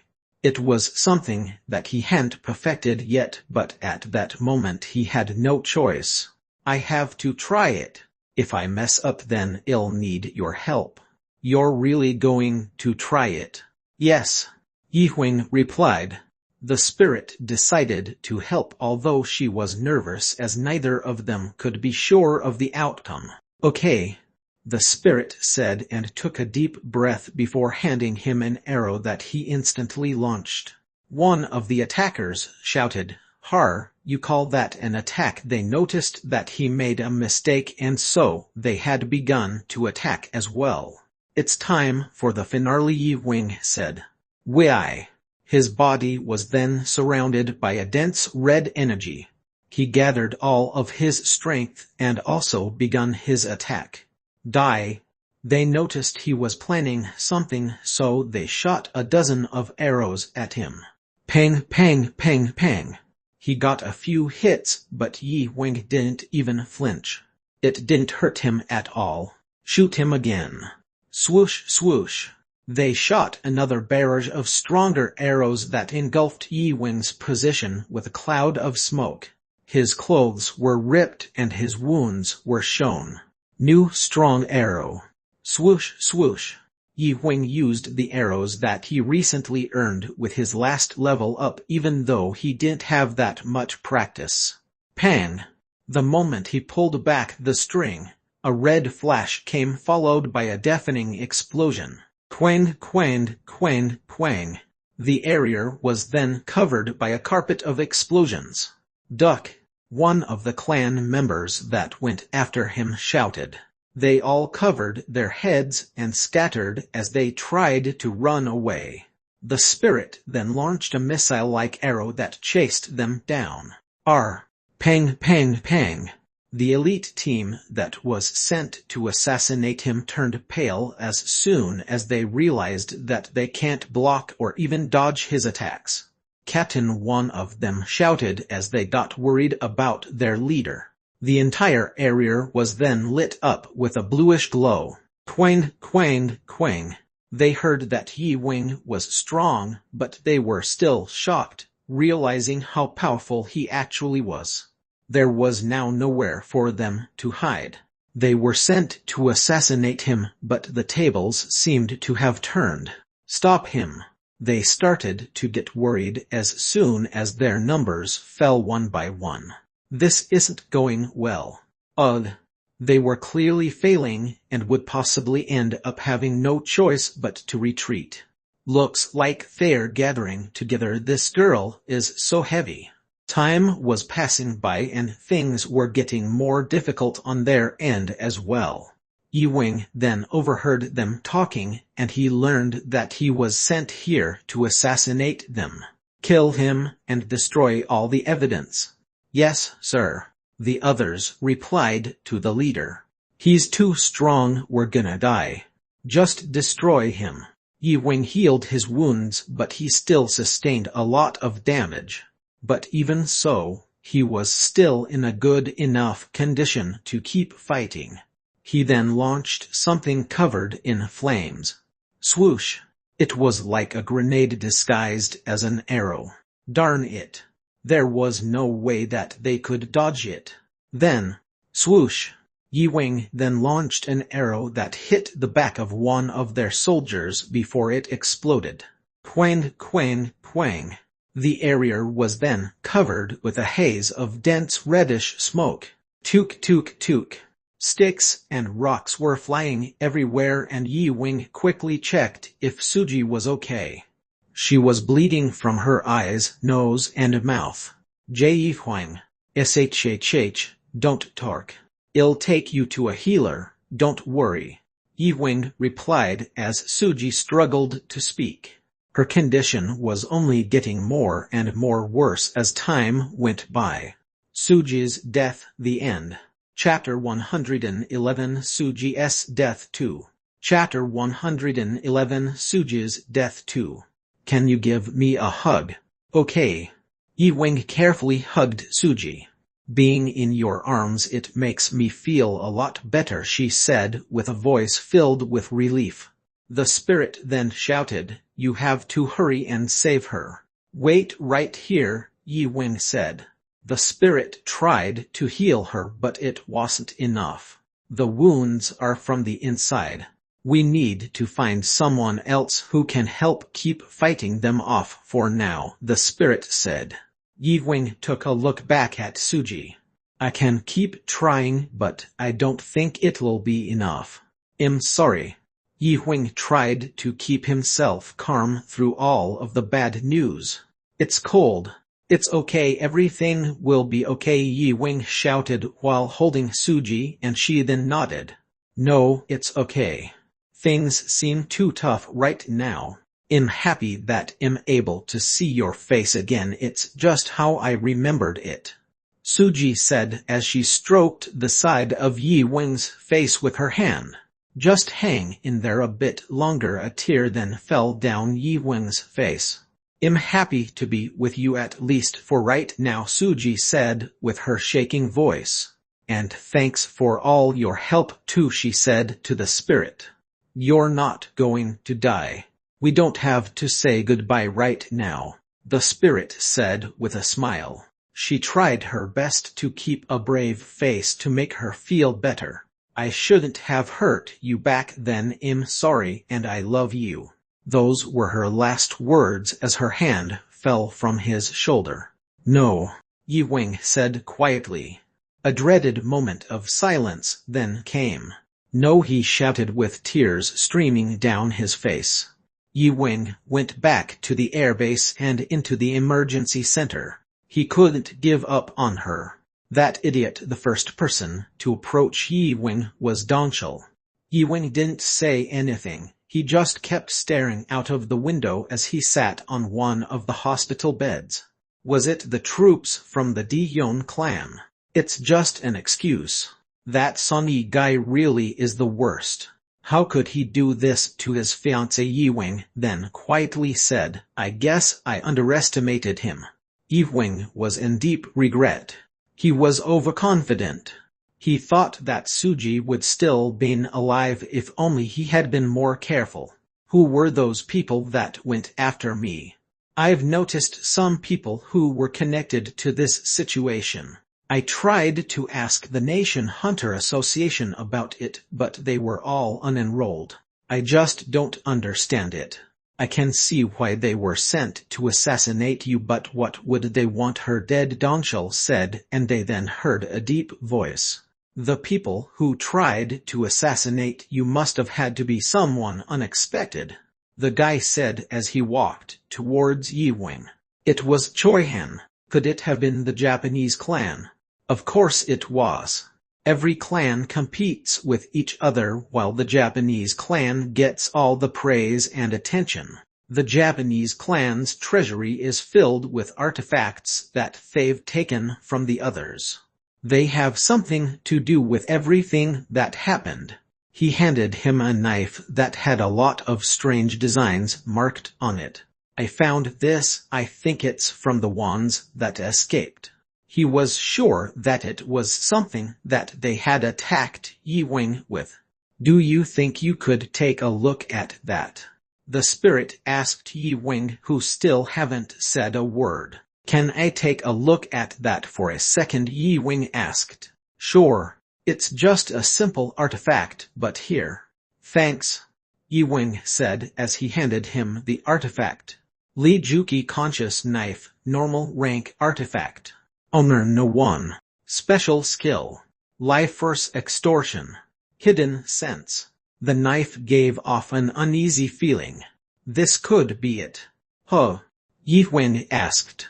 We have to check everything first. Okay. Yi Wen replied and handed the knife back to Choi Han. I need to be alone for a moment. Choi Han nodded and replied, the Dion clan members have been assigned to a new hunting ground. Thanks. Yi Wen was about to leave, but Dong Shao put his hand on his shoulder and said, Hey, take it easy. You should rest for the day. Don't worry. I will, Yi Wen replied before he left the hospital room. He then went into an empty room and spoke with the spirit. Okay, what is it? First, I'm going to say this one thing. I couldn't tell you this before because of a promise I made with your ancestors. However, I realized that this is something you have to know. Yi Wen tilted his head as he didn't understand what she meant at all. What are you saying? Listen carefully. Since I've decided to break the promise, I'll give you two choices. Okay. The spirit then explained everything. Either you'll continue to live without knowing much, just like what you're doing now, or you'll get to know your roots. All of your ancestors already had a destiny when they were young. I didn't think that I would be telling this so soon, but you have to know what's going on. Destiny. That's right. I've been warned, but you just have to be cautious. Your blood isn't necessarily mixed with your destiny. Yi Wen was buried in his thoughts as he tried to make sense out of everything. But don't worry, you'll be fine and you have all the help you need. It all was so confusing for him, but Yi Wen just went along with it and decided to just trust her words. He then remembered the dream he had when he met his parents. Tell me. Yi Wen asked, and the spirit began to speak quietly. You must know your ancestors' true identity. She then began to tell Yi Wen everything she knew. She no longer had a reason to keep quiet. It was a really long story, and Yi Wen listened to it carefully. He was surprised about what he heard, and he felt sorry for his ancestors. They should have taken a better precaution during their struggles to avoid themselves getting cursed. She told him how his ancestors spent a lot of time fighting because of the pack, and now he is his family's last hope. Maybe you could find some traces of who they were fighting with on that knife. They had used many spells. It's been so long, so I couldn't remember too clearly, but the moment I saw that knife, I remembered. This was the root to all of their spells. This is what they used. Yes. You'll be fighting with them in the future, and you're gonna need someone or something to help you. He got confused as he tried to sort things out in his head. The fate of those who punished his ancestors no longer made any sense to him. However, something made sense for a different reason. But why? What? Why can't I understand any of it? He asked, and the spirit then whispered, they weren't just any strong gods that could punish them. Maybe that's why you're not getting it. All powerful gods are equal in this world. Human emotions are meaningless to them. But how could their madness have to do anything with your family? They must have sensed something in them, because if they didn't, they shouldn't have died in the first place. Did they murder them? No, not exactly that. They basically just cursed them, and you have a chance to break that curse. The spirit remembered something from a really long time ago. She told him the entire story now that Yi Wen had grown old and strong enough to be able to fight it.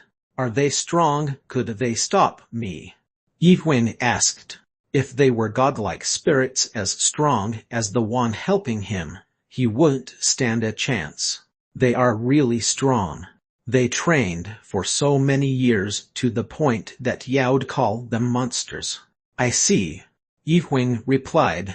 If it was anything like Guanyi's training, then he understood how intense it could be. They seemed like a strong group of spirits. He knew that they had to be much stronger than he could imagine. Do you have like your descendants? Do you think that we have a chance against them? Yes. Well, by the way, do you really think that there's just the two of them? The spirit asked, and Yi Wing nodded his head. Of course it could never be just two. He knew that he could put off a good fight and he had a good chance of succeeding, but they've already finished preparing a trap. Yi Wing then felt more serious and determined than before. Suji's death to the end. Chapter 112 The Plot. Chapter 112 The Plot. We're done with our third attack. We have moved to Zone D4. I'll give you an update once we got closer to the base camp. We have moved to Zone D11. The Dion clan went into a raid right after that incident and they gave each other updates through their headphones to avoid any mistakes. A lot of people were injured and died due to the previous accident, but the clan leader made sure that that won't happen again despite the clan being unsure if they would be able to handle their current mission. With the disappearance of his fiancée and the appearance of an unidentified woman, Song Yi hasn't spoken about the situation at all over the past few days. Besides, the media was now focused on other threats to the country, and with the rampant cases of terrorist attacks, they lost the time to pay attention to anything else. The president has also been doing his best to keep the disaster rates in the country as low as possible. Is the Dion clan a threat to the country? The Dion clan didn't say much about that issue and instead, they just shared a raid with the other clan. A lot of other groups has been deployed in the same area as they were. They have caught 21 monsters so far in this raid. How much could they go for? They should add up to 4 billion altogether. The deals for hunted monsters were always quite high. So everything combined is almost 180 billion out of 190 billion. Yes, everything was working out great and going according to plan. There's not enough of them on the pickup truck, minus the small monsters that needs to be hunted. We'll need more to join us for the other monsters. We're gonna ask some other soldiers from overseas to help us as well. Sounds good. We just need to paddle when the waves get stronger. I already contacted the clan leader to set things up so we could get moving. All right. 3 days have passed and they were able to accumulate a lot of profit. They hit the jackpot. The supporting team prepared a lot of documents for their reinforcements, and their clan master turned a bit cold when they showed it to him. How much? Argentina has been completing their raids at the end of every week, so we would be able to slowly evacuate without a problem. We could also get some help from the northwest of China since they were only contracted for a month. If we make a request now, it's possible that we'll have them by tomorrow. What is the present power like? Song Yi took a moment to think for a minute before he replied to the support team captain. 11 or 9 at the moment. 2 more will be used until our reserved soldiers arrive. 3 days have passed again and more soldiers joined the existing teams. Okay, I got it. Looks like it's time for a review. Got it, sir. Now that he had enough encouraged and praise, the support team leader placed the documents on his desk before he went out of his office. Song Yi's assistant then asked him, why was he acting a bit strange towards you? Who knows?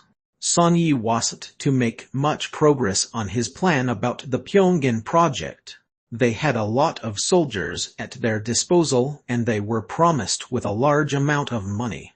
Especially because the Dion Group's president left the job to him specifically, he was given a chance to take his first step into the loyal road. The problem was that all of his schemes would have to be stopped, and unfortunately, there's still another problem that he had to consider. I don't know if we can refuse it, his assistant said. He would soon run out of strength and they would need to find someone to replace him. Obviously, they had received a lot of suggestions now that the clan's information about their final goal has been made known. They've gotten stronger after being in the Laosu, and because of the foundation in China, they were able to destroy the monsters that came in their way. What do you think? It's left in the past. I see. Maybe this could be better sorted out in the future, his assistant replied. Maybe in the future, their current president and the Japanese clan could team up together and share their strength. The thought of the Japanese clan teaming up with them made him laugh, but he also thought that it actually wasn't that bad. It was because of all those documents and folders that all of his worries disappeared. America. Justin Point lost all connections with the USA, and the main cause was the feud between their current president and the Japanese clans. Darn it. I have no idea how this will progress. He wanted to fix up their secret laboratory. It was still a place shared with the father of the Sanjin church, so he knew that he shouldn't be worried. However, those documents contained dangerous information inside of them. Last year, the country affiliated to America went on an expedition in the Laosu to reach Justin Point, but they encountered a problem. The Japanese clan and the Sanjin church members launched a surprise attack and killed them all. He further explained the details of their current situation with those three clans and how it could directly affect them. The important thing was that Song Yi never made any instructions there. Although the hunters' tracks had already been found, they still had other problems to handle. This is quite worrisome. Was this reported to the president of the clan? The evidence seemed to have just fallen into their hands.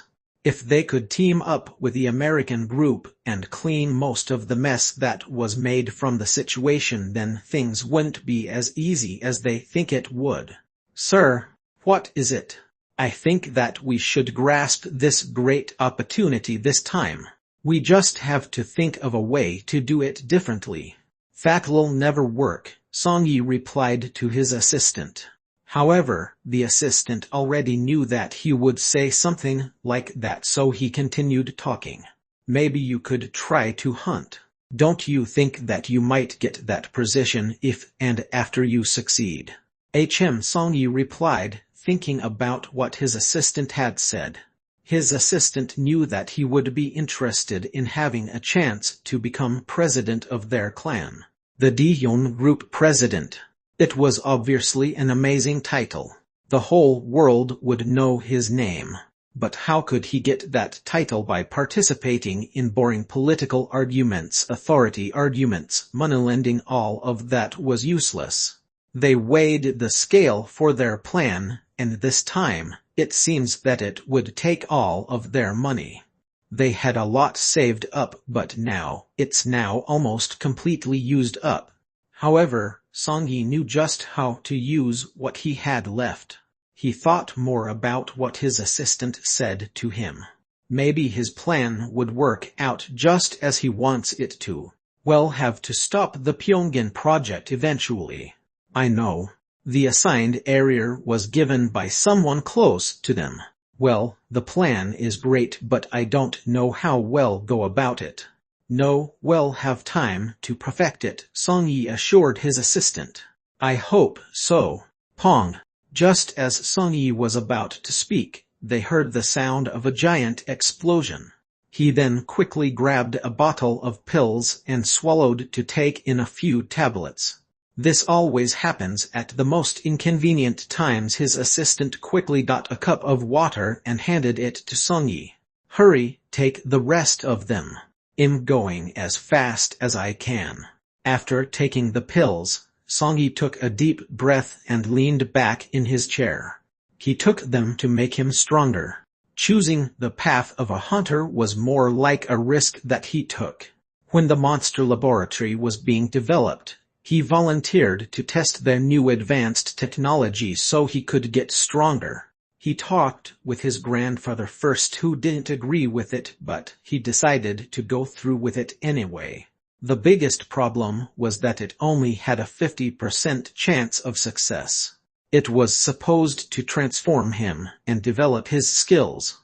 Of course, there weren't any overlaps when he started the procedure, but he had trouble with its side effects, so he had to take some supplements to cope with the pain. I should level up to rank 9 or maybe at least level 8. Song-yi said with a fierce and sharp look in his eyes. Movements were detected at the Daeyeon clan base camp through their senses. The radar was attached to the bus that Fave boarded, and it detected up to 5 kilometers. Board. They had a lot of sensors made for different types of monsters, and their every attack would be based on the guidance of their navigation. 4 days had passed and they were almost finished with the monster hunt. Fave observed many monsters disappearing in the middle of the radar, and there was a bump that made it look like that something was hiding underground. Just what they thought. They saw a monster appear out of the ground. At that moment, they discovered something new about that type of monster. These monsters aren't even resting at night. He stretched his arms and legs before he gave all of his attention to study what they found on the sensor. He was surprised. He wrote down what he learned and he went to their team leader. "Leader, what is it?" the team leader replied. "I found something really interesting." What the team leader asked. He then stood up and read what he had written down. "Are you sure you didn't make a mistake?" "I'm 100% sure. So everything's correct. This is really true." The plot, the end. Chapter 113. The plot 2. Chapter 113. The plot 2. "So you haven't taken this to the boss?" "Not yet." One of the raid members replied to his superior. "How there are so many monsters to consider. I can't believe it, but no matter how many times I checked, the data seemed to be correct. This small valley has up to 60 monsters in it." The leader got up from his seat and accessed the data log. He checked the time frame, erased everything one by one, and shut everything down only to reboot it an hour later. "This is really, isn't it?" The radar showed the same result even after through the reboot, and he was still as surprised as before.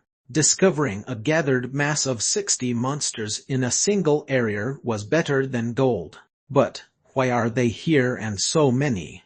The raid member scratched his head at the leader's question. He didn't know why either. Maybe for copulation. Copulation. Click. This guy, good job. Always such a perfectionist. Yeah. Entering into this place will be difficult, but we can't miss this chance. We're going to have to be very careful. What if the herd of monsters has a leader? A leader? The leader took a deep breath before he answered. If that's the case, then tell me and I'll handle it. The valley is a secret area, so everyone needs to be very careful and alert. Got it? Yes, sir. The leader went through the papers again, and this time, he looked as if he had a headache. This is a problem. If so many are gathered there, then we could be in danger. The raid leader reported everything they found to the Daeyeon clan presidents. We'll start our briefing. Today at 3 a.m., 7 of our raid members found a valley full of monsters along with the help of their leader. The raid leader wasn't completely sure about why they were there, but we rechecked everything and it seems to be true, the assistant said as he showed them all of the evidence on a tablet. Song-yi read the data and replied, "Are they sure about this?" When the daylight came, they were able to make sure that it was indeed true. The location of the valley severely limits the use of our drones, but even so, there's enough proof that this is true. Good. Do they think there could be many monsters with ranks of 8 and 9 in that valley? Song-yi asked, but they didn't give him an answer.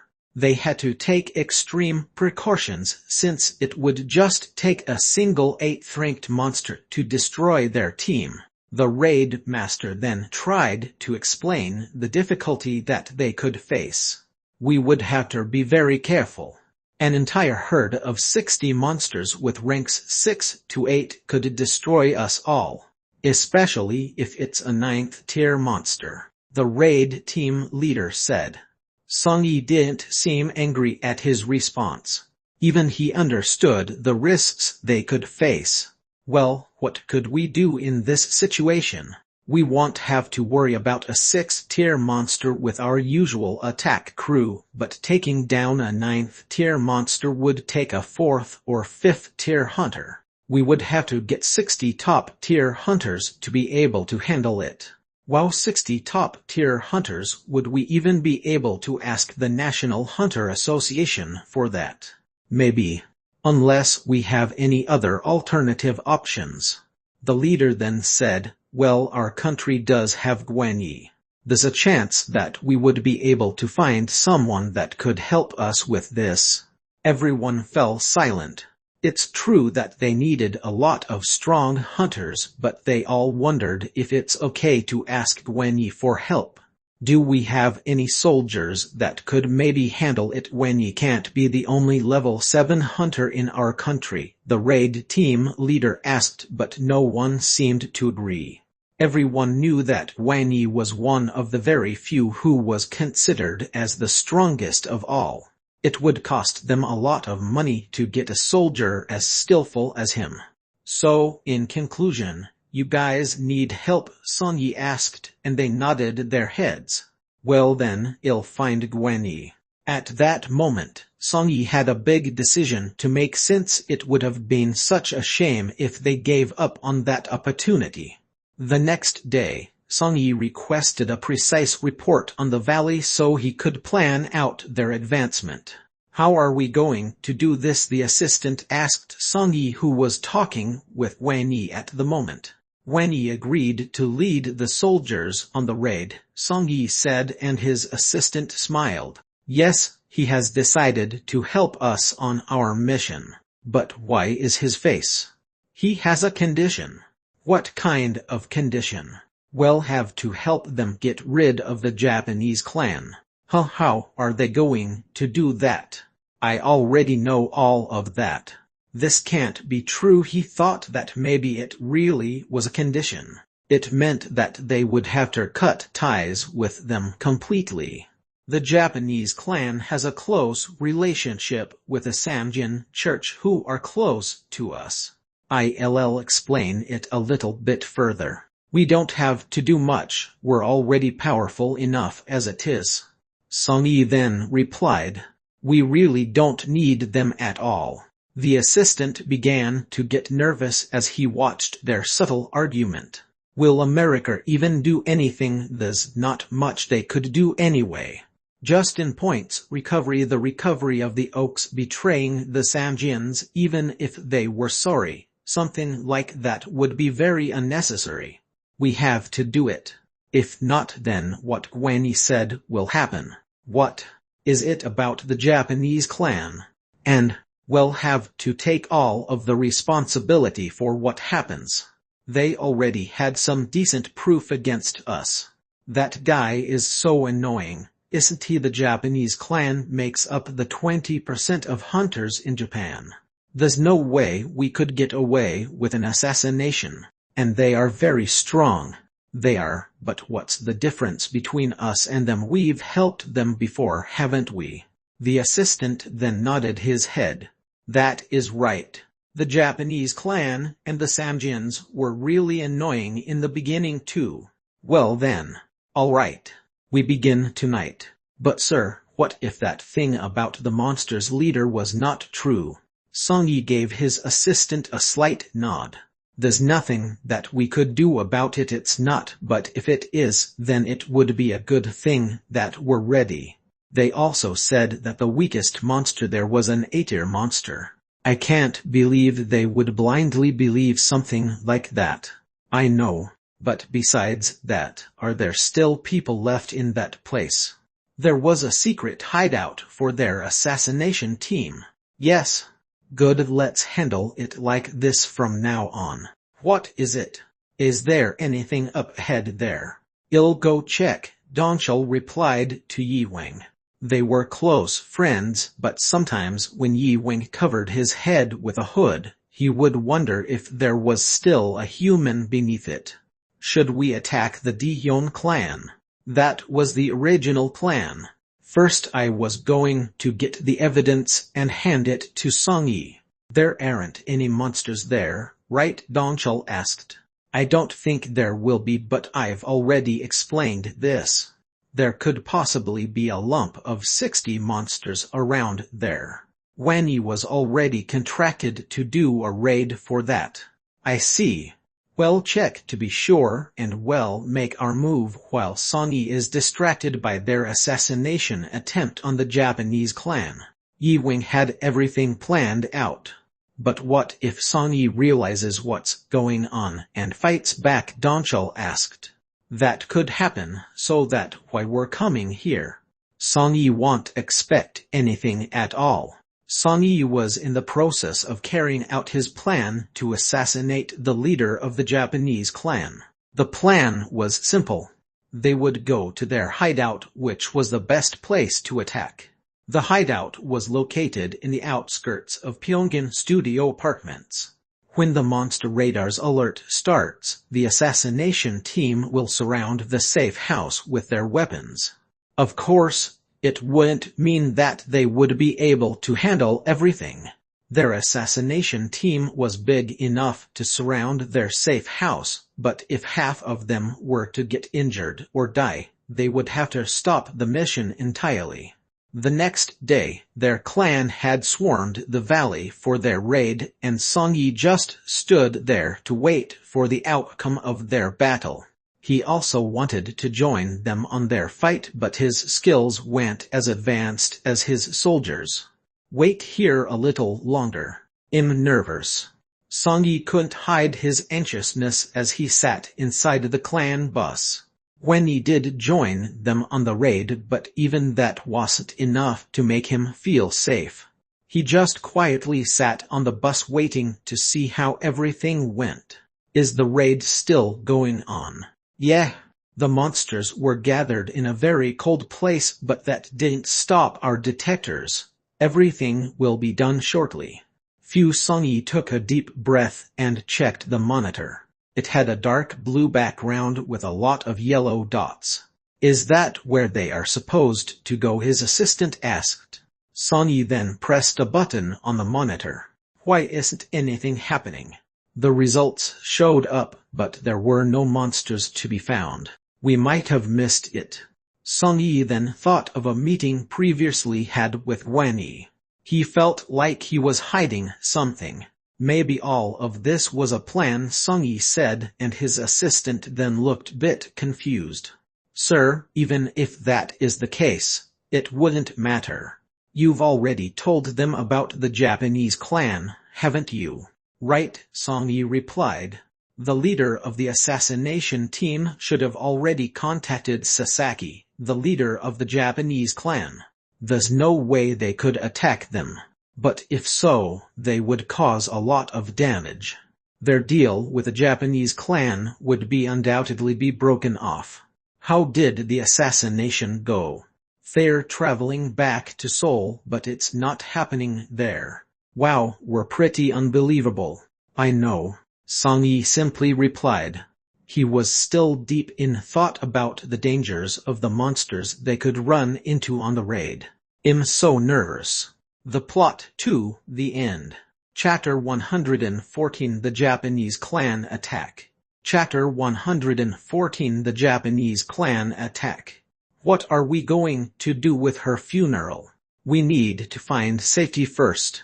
Great idea. He didn't know what Suji would have wanted. Maybe she would have wanted to pass away in her parents' arms. However, Yi Wing felt that her death was his responsibility. He thought that his greed led to her death. He wanted to believe that it wasn't the end, but nothing could change what happened. Was she happy? Yeah, Yi Huang replied. She smiled before taking her last breath. He still didn't know what that smile meant, but he would never forget it. Yi Huang then checked the time on his watch and got up. The raid is about to start. Well, let's get moving. They wore their armor and double-checked everything to make sure that they had what they needed right before they start. Boom, boom. Donchal's heavy armor on top of his strong muscles made a loud thumping sound every time he took a step. Doesn't it sound great? This armor was specially crafted, Donchal said, referring to his armored suit. Yi Huang had prepared his arrows and wore his best armor as well. Should we get started? Okay. They opened the door and walked outside into the cold wind blowing through the dense fog that shrouded the Japanese gathering in the distance. The Japanese clan gathering. Yi Huang and Donchal went on their way to get to the Japanese clan HQ. They encountered a lot of people walking through the crowded streets. It looked to be a part of a town filled with low-income residents. Japan also seemed to be a place that had more cases of monsters in comparison to the countries around it.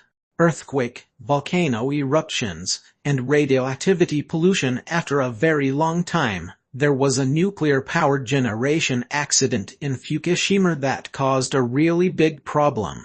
As the problem remained and grew even worse, the cases of newborn children having defects grew more rampant, while the hospital rates blew through the roof. The mortality rate of infants had grown, which caused the gradual migration of their own people.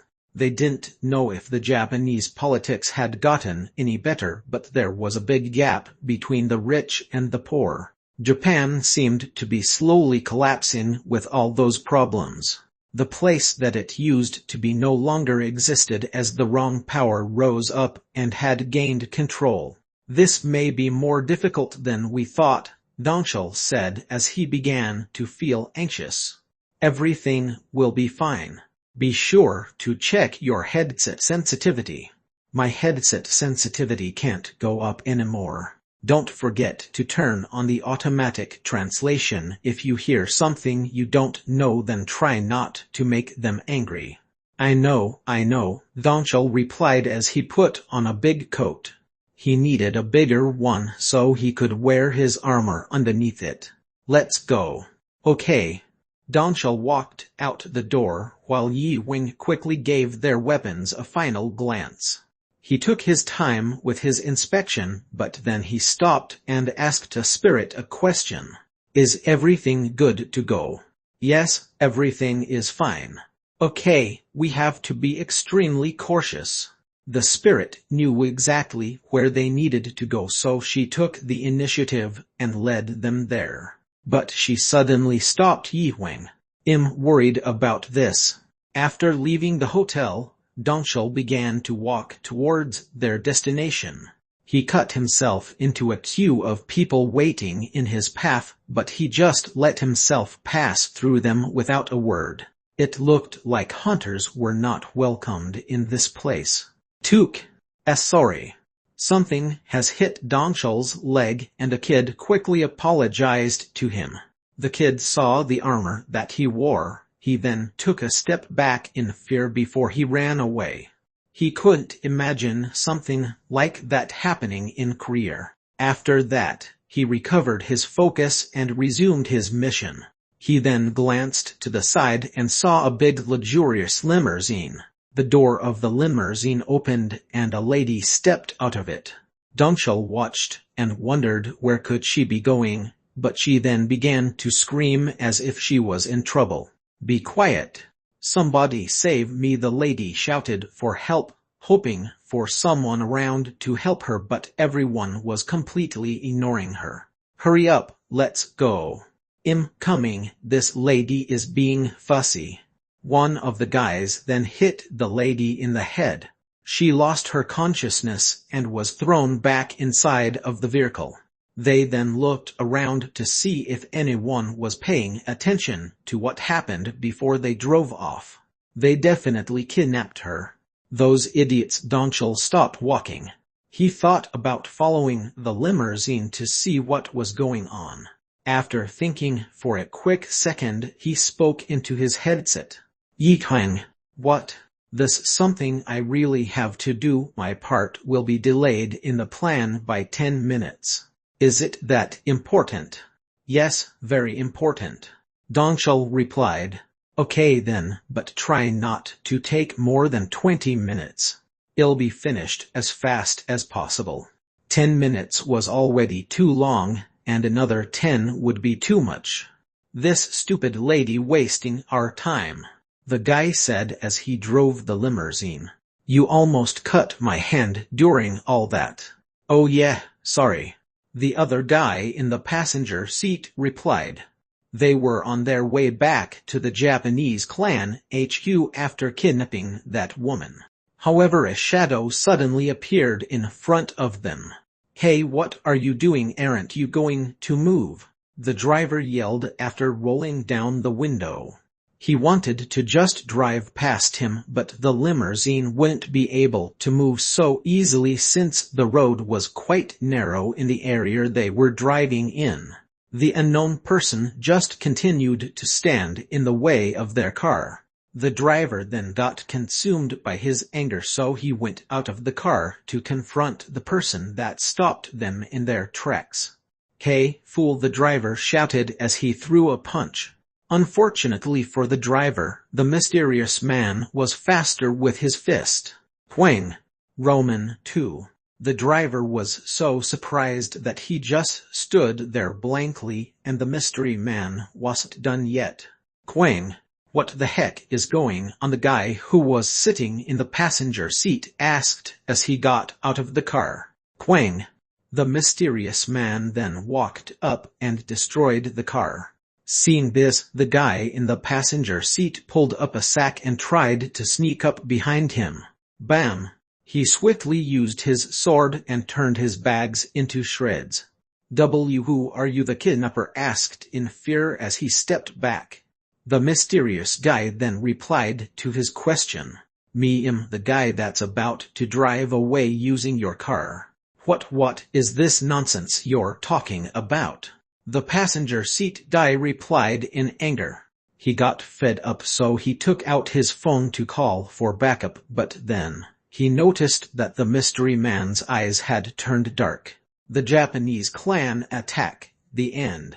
Chapter 115. The Japanese clan attack 2. Chapter 115. The Japanese clan attack 2. He couldn't even see it in his eyes as the mysterious guy turned his hand into a fist. Pong! He punched him and shoved him out of the way. Have you lost your mind? The mysterious guy then walked into the limousine, and the lady who remained inside then started screaming. Oh, she said with a confused tone as she saw him wearing a helmet that covered his face. Although she didn't recognize who he was, his helmet made his head look like a goblin's. I'm not a monster, I'm just a passerby coming to the rescue because of the trouble that I saw. Oh. Donchal used the translator from his helmet.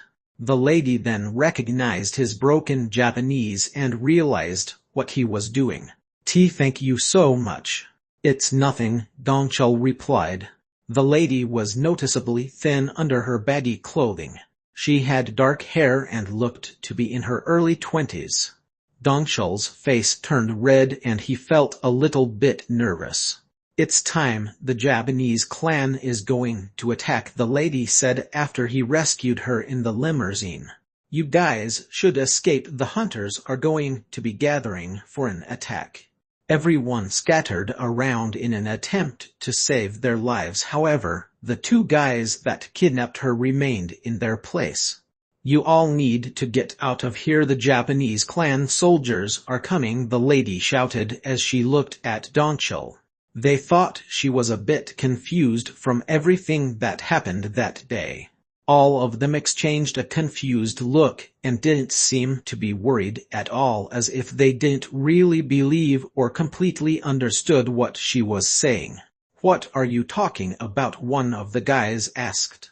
"I'm serious, you all need to hurry." The lady kept yelling for them to escape, but no one was taking her warning seriously. Donshul then spoke through his headset. "Yihan, what? It's time to start now, but I'm in the bathroom. Come when you're ready.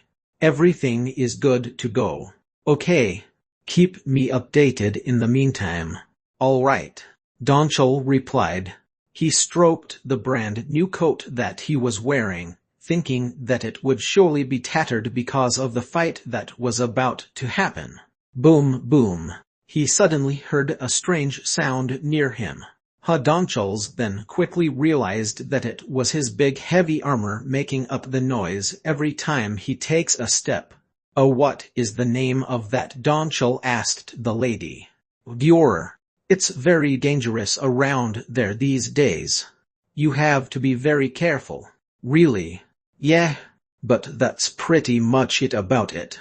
It's not the same as it used to be." Donshul turned away after looking into her eyes before his face turned completely red. Over there, he shouted at the crowd of people walking towards him. Donshul then got into the car and quickly headed to a building in the distance. He then took out one of the weapons that he packed. "I have to live." He loaded all of his weapons to prepare for a massive chaotic fight that was about to happen. "I have to be prepared." He wore a holster on his waist that he filled with the weapons that he would possibly need, and hoping that it would be enough. For a moment, Donshul felt as if there was a huge burden on his back.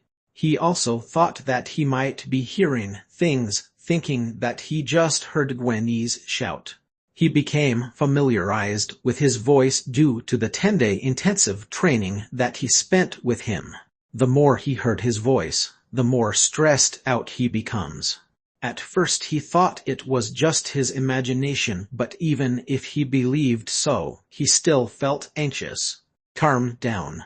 It's just my imagination," he told himself to try to feel better.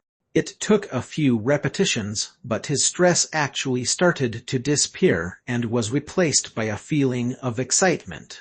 Great, the stress is all gone. He was getting closer and closer to the crowd of Japanese clan hunters. None of them had plans to capture him alive, and all of their weapons were loaded with an intent to kill.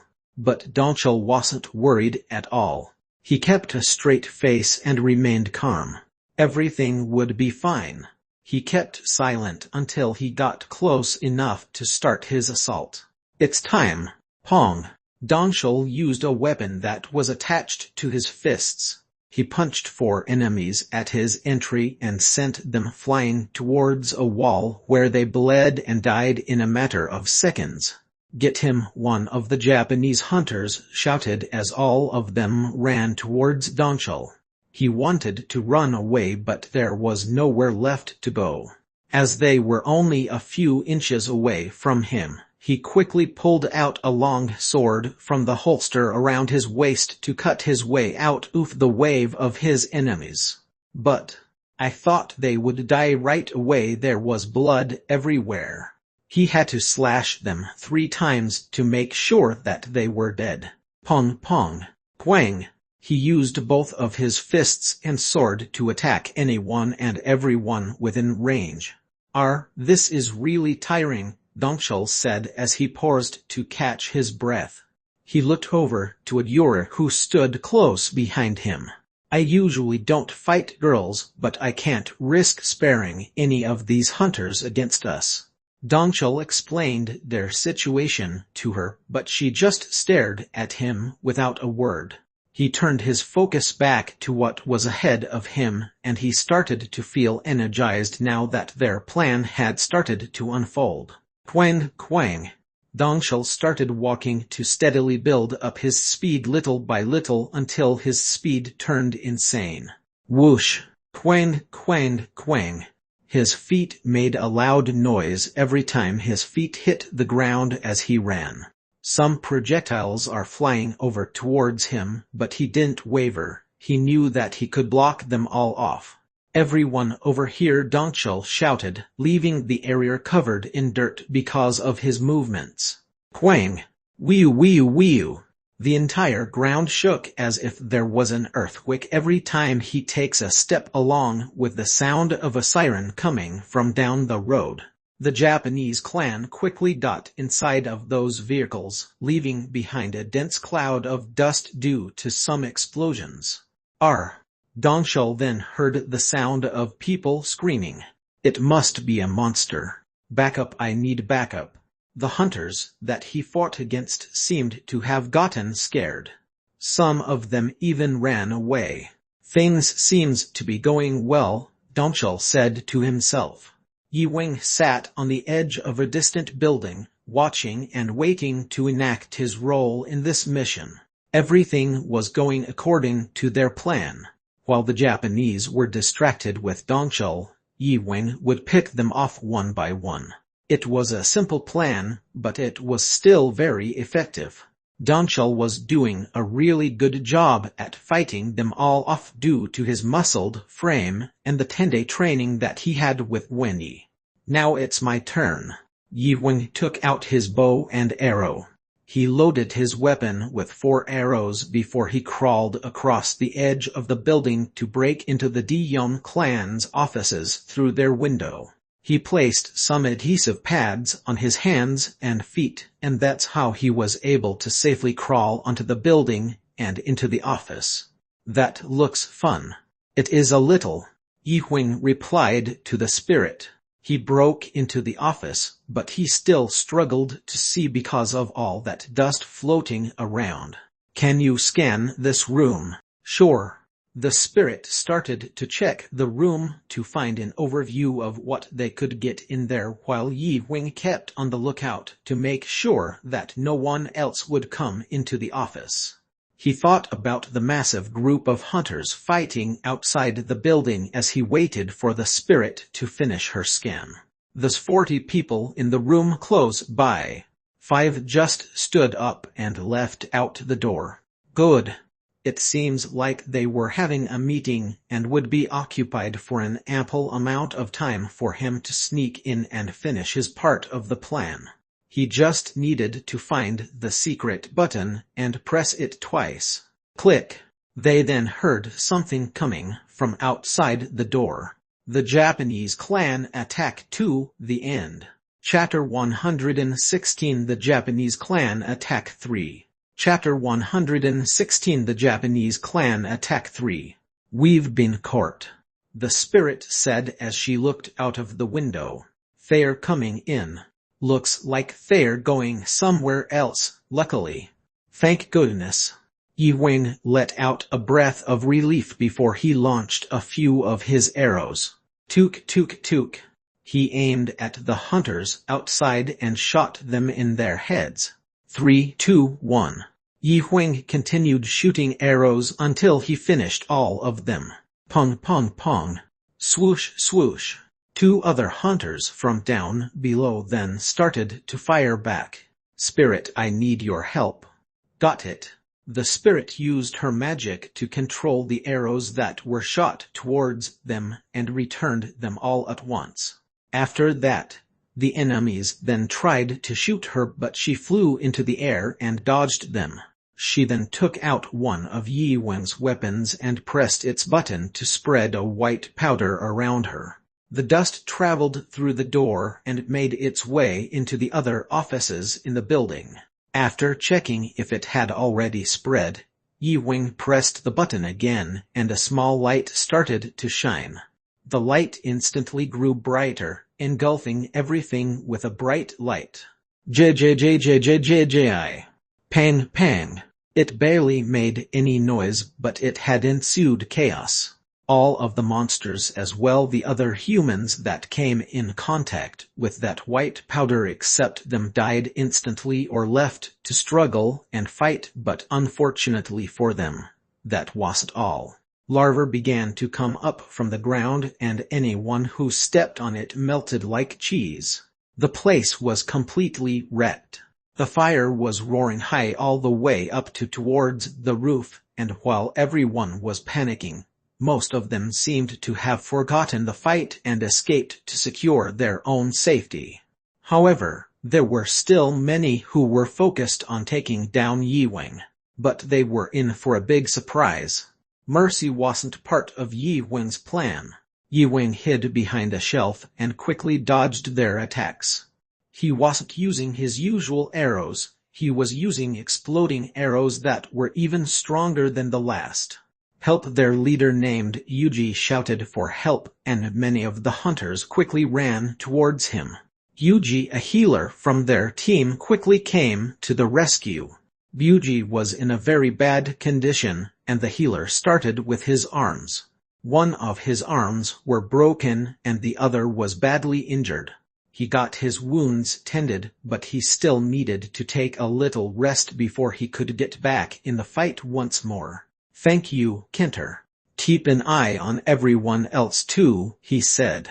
I will, but Kenter didn't finish his sentence. He wore a shocked look on his face before he fell onto the ground, revealing an arrow on his back that came out of nowhere. No, Yuji yelled as Kenter collapsed. Our healer. Their healer was gone. Kenter had been with them for 10 years. He was a part of their family, and they couldn't just let him go like that. They covered his body and shielded him so he couldn't get hurt anymore. A crew would be able to get him out and take him to safety soon. The door then slammed open, and a group of soldiers came charging in. He was hit by an arrow, Yuji shouted. The soldiers who came through the door was an attack team that came as backup. Take this injured person to safety. Yes, sir. The soldiers carefully pulled the arrow out of him before taking him away, and as they picked it out, they recognized who owned it. It was like a trademarked arrow. Duke, Duke, Duke. They heard the rain of arrows coming in once more. Quang! A gigantic sonic boom appeared, followed by a string of light. The sky glowed as if it was down and returned normal a few seconds later. Quang, quang, quang. A series of explosions shook the ground. Objects were flying everywhere. 2 of the soldiers were caught in that mayhem. It stormed through the air and caused it to light up again. Wow! Everyone was amazed. However, he wasn't paying attention to it at all. He noticed how dangerous things were, but he wasn't worried. He's used to this. Yi-Wing then realized that it was now the best time to attack since most of them were now distracted. Exploding arrow. Quang, quang, quang, pong, pong, pong. His strength mixed with the strong force of the arrow flew through the air in full speed. The arrow was then divided into 2 in midair and took out 2 enemies. More of his arrows were multiplying, and his enemy began to notice it. Hey, look out, one of the soldiers said as he pointed at the hail of arrows that were about to come. Yi-Wing then pressed the button on the side of his headset and spoke. Donchul, let's go. Huh, already? Donchul replied with a confused tone, but he was happy that they were finally finished. But, of course, they weren't going to retreat quietly. A blue energy suddenly exploded out of Donchul and gathered onto his 2 fists. Jai. It made a strong, tingling sound before he shot it from his fists like thunder. Quang, quang, quang. His blue lightning went all over the place and destroyed everything in its path. Pong, pong, pong. It's a monster. The enemy soldiers suddenly collapsed and started to bleed. But the disaster was not finished yet. Pong, pong, pong, pong. Quang, quang, quang. A massive amount of debris fell into the ground due to that explosion. Cuff, cuff. Everything was finally stopped, and Donchul collapsed onto the ground to catch his breath. All of that coughing came from the excessive amount of dust and smoke done by his enemies. Ahar! Donchul turned around as he heard a loud laugh. All the chaos and terror caused at the Japanese clan HQ left behind loads of damage, leaving the entire area completely wrecked and most of their soldiers dead. The Billions sent a report about what happened. Their suspects were 2 men, and they couldn't find much about their perpetrators. However, they found enough to know that one of them was a level 6 monster hunter. The Japanese plan was not going to let them get away so easily. They were determined to find out exactly who they were and track them down to get revenge. Obviously, they wouldn't be satisfied if they just caught one, even though that's all the information that they had. They were focused on finding both of them. Our family can no longer live in Japan. Please take care of them. Why me? I am sorry to trouble you. I have no other choice. He then kneeled onto his knees and begged. I don't know, he replied. Yi Wing just wanted to get back to his room and rest. They were all currently on the escape vehicle brought by the support team. While they were on their way to Korea, Donchul was begging him to help him find a place for the girl that he saved named Agura. Apparently, she had nowhere to go, so Donchul didn't want to just abandon her there. It didn't seem that difficult to him. Her family was just her 2 younger sisters, and they just needed a place to sleep in. Yi Wing wasn't agreeing to it, but Donchul knew he was warm-hearted and accepted the plea eventually. Besides, if she didn't go with them to a safer place, then she and her family would most likely be dead. Donchul explained as much as possible to make him agree to it, and it worked out. Yi Wing finally agreed to take them to Korea. What are we even going to do with them there? Y'all have to make sure they have everything they need. What? I never agreed to that, Yi Wing shouted. Well, behave, Uyura said, cutting into the conversation. She could understand Korean quite well. Don't worry, we can figure this out, Donchul replied anxiously. Sweat was dripping down from his flustered face. Her 2 sisters were a lot younger than her. One was a middle school student and the other was a high school student. Yi Wing remembered Agura helping Donchul during the fight. You're quite strong for such a small-looking person. Thanks, Hahar. He decided that maybe the situation wouldn't be so bad. Donchul never mentioned it, but after a few years, he had reached his limit of accumulating balance in his mind and body during his battles. It all started years ago when they went on their separate ways. He took the hunter procedure and trained. Just a few months later, he was kidnapped by the Dion clan. They experimented on him and tortured him for years. He still couldn't believe that he got away. He lost himself, he became a monster and was soon given to the Billions. It looked as if everything was fine, but although his body's condition was okay, his conscience wasn't because of what he went through for years. Although in a way, it felt like the family that he needed at that time, but it didn't feel real. He wanted to go find the orphanage, but he wasn't able to. It was nowhere to be found. Luckily, he soon found his best friend and felt like he had someone special once again. But sometimes, he still seemed alone. The Japanese Clan Attack 3, The End. Chapter 117 Trapped. Chapter 117 Trapped. Yi Wing reloaded and repacked his weapons after he got back to their headquarters. He was still a little tired, but he still had an unfinished work to do. He received a call from Mr. H. Wang about all the details on the mission. He was told that he should not share anything about it with the others. How's your rest going? Finished. Yi Wing replied to the spirit while he was packing up for his mission in Kyoto. Also, What do you think I can find in Kyoto? Yi Wing asked the spirit. He still needed to ask her about it. Even if I find what I'm looking for, it's strange. What?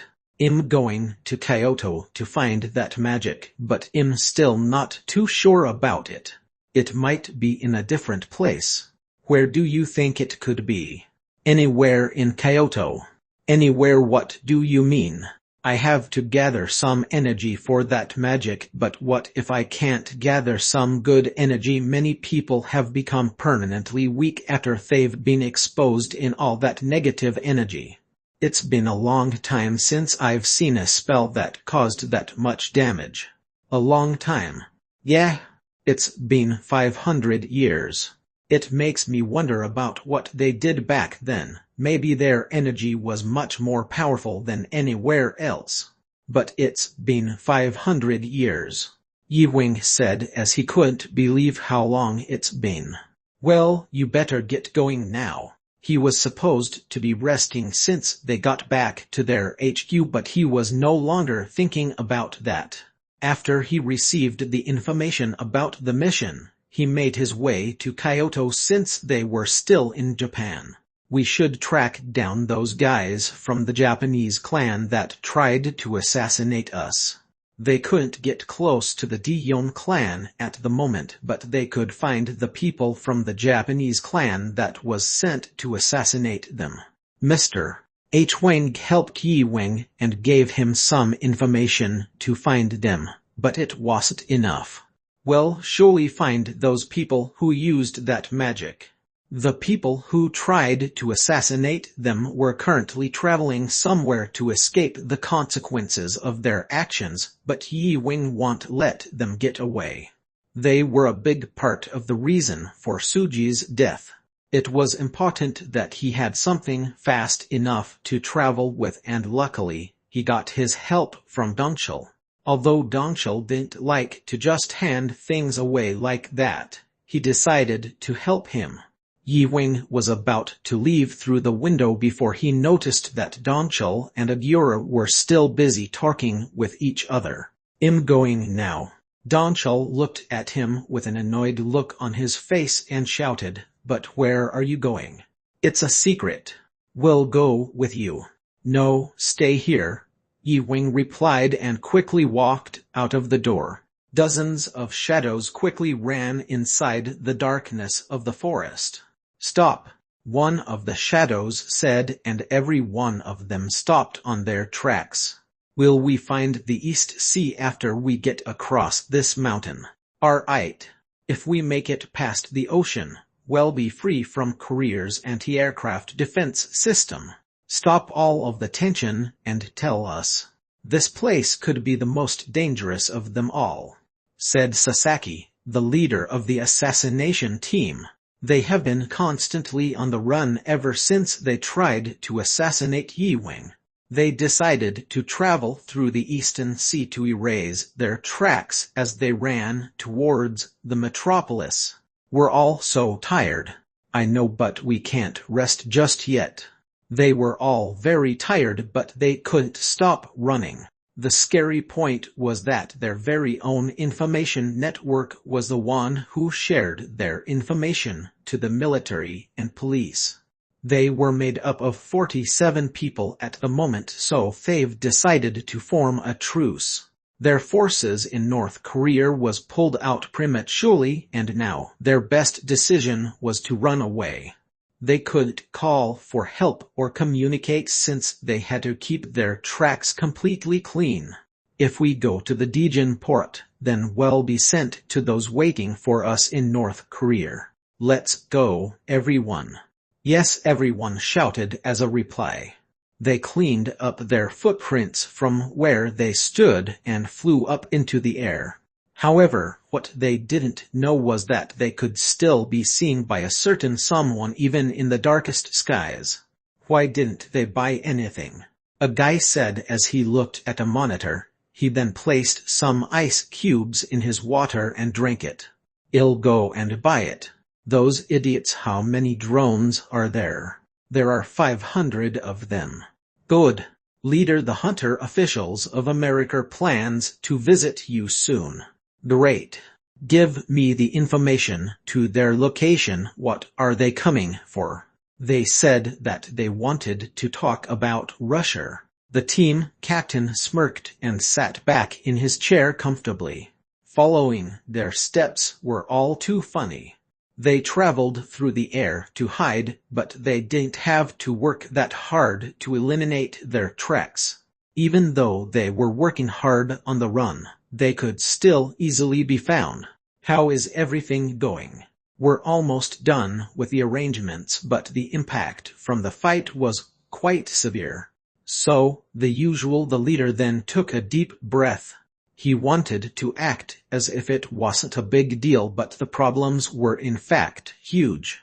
An elite group of level 6 and level 5 hunters were sent out to assassinate someone. That team was made up of 50 people, and now all of them were on the run to avoid Yi Wing's wrath. I guess we'll have to figure something out. Should we send out a warning to Mr. Roy? Mr. Roy worked with Mr. H. Wang as some of the top leaders in their team. Sure. I can't believe there's this much damage. He picked up a receiver and then he looked at the monitor, and there was something that looked like a bird. He moved the mouse and took a closer look. What is going on? The assistant next to him asked. The team captain took another sip of his icy water and replied, looks like someone else got a hold of the information about their location. What? The assistant said with a voice filled with worry and shock. Both of them knew exactly what it could have been, and that's why he was so worried. Someone is trying to catch the Japanese assassination team. Who do you think it could be? I'm not sure exactly who, but maybe a monster, he replied. Will they be okay? The assistant asked. Although they were powerful, they didn't know who or what they were running into. It's hard to tell. I have to contact Mr. Roy, the leader said as he picked up the receiver. Stomp, stomp. The sun quickly rose above the mountains. Of course, they were very cold, and after waking up from a nap, they got themselves back into the skies. They couldn't stay in one place for a long time since they were on the run. Open the magic information monitor. It was an item that would help them find out if anything magic-related happened in an area. Yes, Leader Sasaki said, and they all stopped. Each of their shadows grew bigger as they got close to the ground for landing. After sitting for a while, they began to clean up a little and tried not to draw any attention towards them. This place. It can't be good, the leader of the group said as Sasaki put her gear up into a tree. It seemed like a safe place, but they still needed to be cautious. He had a bad feeling about it. They tried their best to stay warm as they sat on top of the Tibik Mountains. Stay alert, everyone. Anything can happen. The leader then handed Sasaki a piece of paper. She bit her finger and wrote something using her blood. Long-sighted nocturnal eye.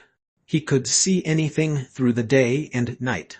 There are no monsters here, he said as he checked to see if there was anything dangerous nearby. They were almost finished with their journey, but somehow he sensed that there was something dangerous above them.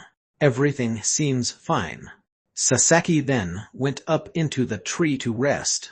They felt like they could finally rest and regain their energy. But then, they heard something.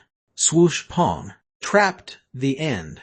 Chapter 118. Trapped 2. Chapter 118. Trapped 2. Suddenly they heard a big crash come out of nowhere. The leader then got up instantly and alerted everyone to escape. We're under attack, take cover. Everyone then rushed around finding somewhere or something to hide and take cover.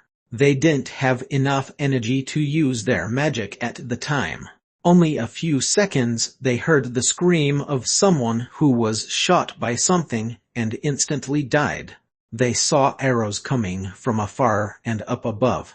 "They're arrows," Sasaki said as she watched one fly by. When they saw an arrow, they knew exactly who it was. "Leader," one of the team members said as everyone was panicking and didn't know what to do, but Sasaki was stuck in thought. "How are we going to get out of this?" Someone had already gotten shot in the head and all of them were too busy running around and hiding to try to defend themselves. "It's him." Looks like Yi-Wing was able to successfully track them down. Number 6, 7, and 8 keep an eye on him. 41 load up the weapons. "Yes, leader," they said in reply to Sasaki's orders. A team member watched closely at the arrows as he tried to see where they were coming from. Swoosh, swoosh. Most of the members were running away.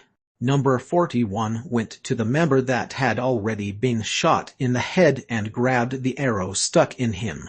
She used a skill to examine it. Memory tracing. A blue light started to appear from her hand and her eyes turned entirely white. "Fare coming from north location. She kept saying location. Her eyes soon went back to normal. "Fare coming from the north direction 4 kilometers away. There's only one person." "Good job." Swoosh. Pong. Another arrow flew by hitting another person right in the head. "Fare coming from the north." Everyone then began moving towards north to capture the person who was shooting the arrows. "It's the enemy, kill him." "Yes, leader." All of them got their weapons and quietly ran to the center of the mountains. Hideout. Sasaki's magic surrounded the entire team and all of their eyes started to turn blue. She was giving all of the troops energy to fight against the enemy. Bravery increase. Silent deer-like footsteps destroyed the enemy. One by one the new strength grew into them, increasing their energy. Their bravery increased and they gained the ability to sneak slowly across the mountains as quiet as a deer. For the last step she got the paper with the blood all over it and it started to glow. Pong pong. Another arrow flew out of nowhere and shot yet another member in the head.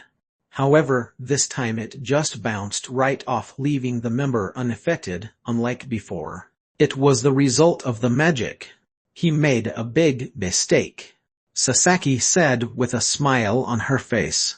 "If he was like any ordinary hunter, then he wouldn't be able to attack any distance outside of 4 kilometers. They've lost 3 team members so far, but they were now prepared.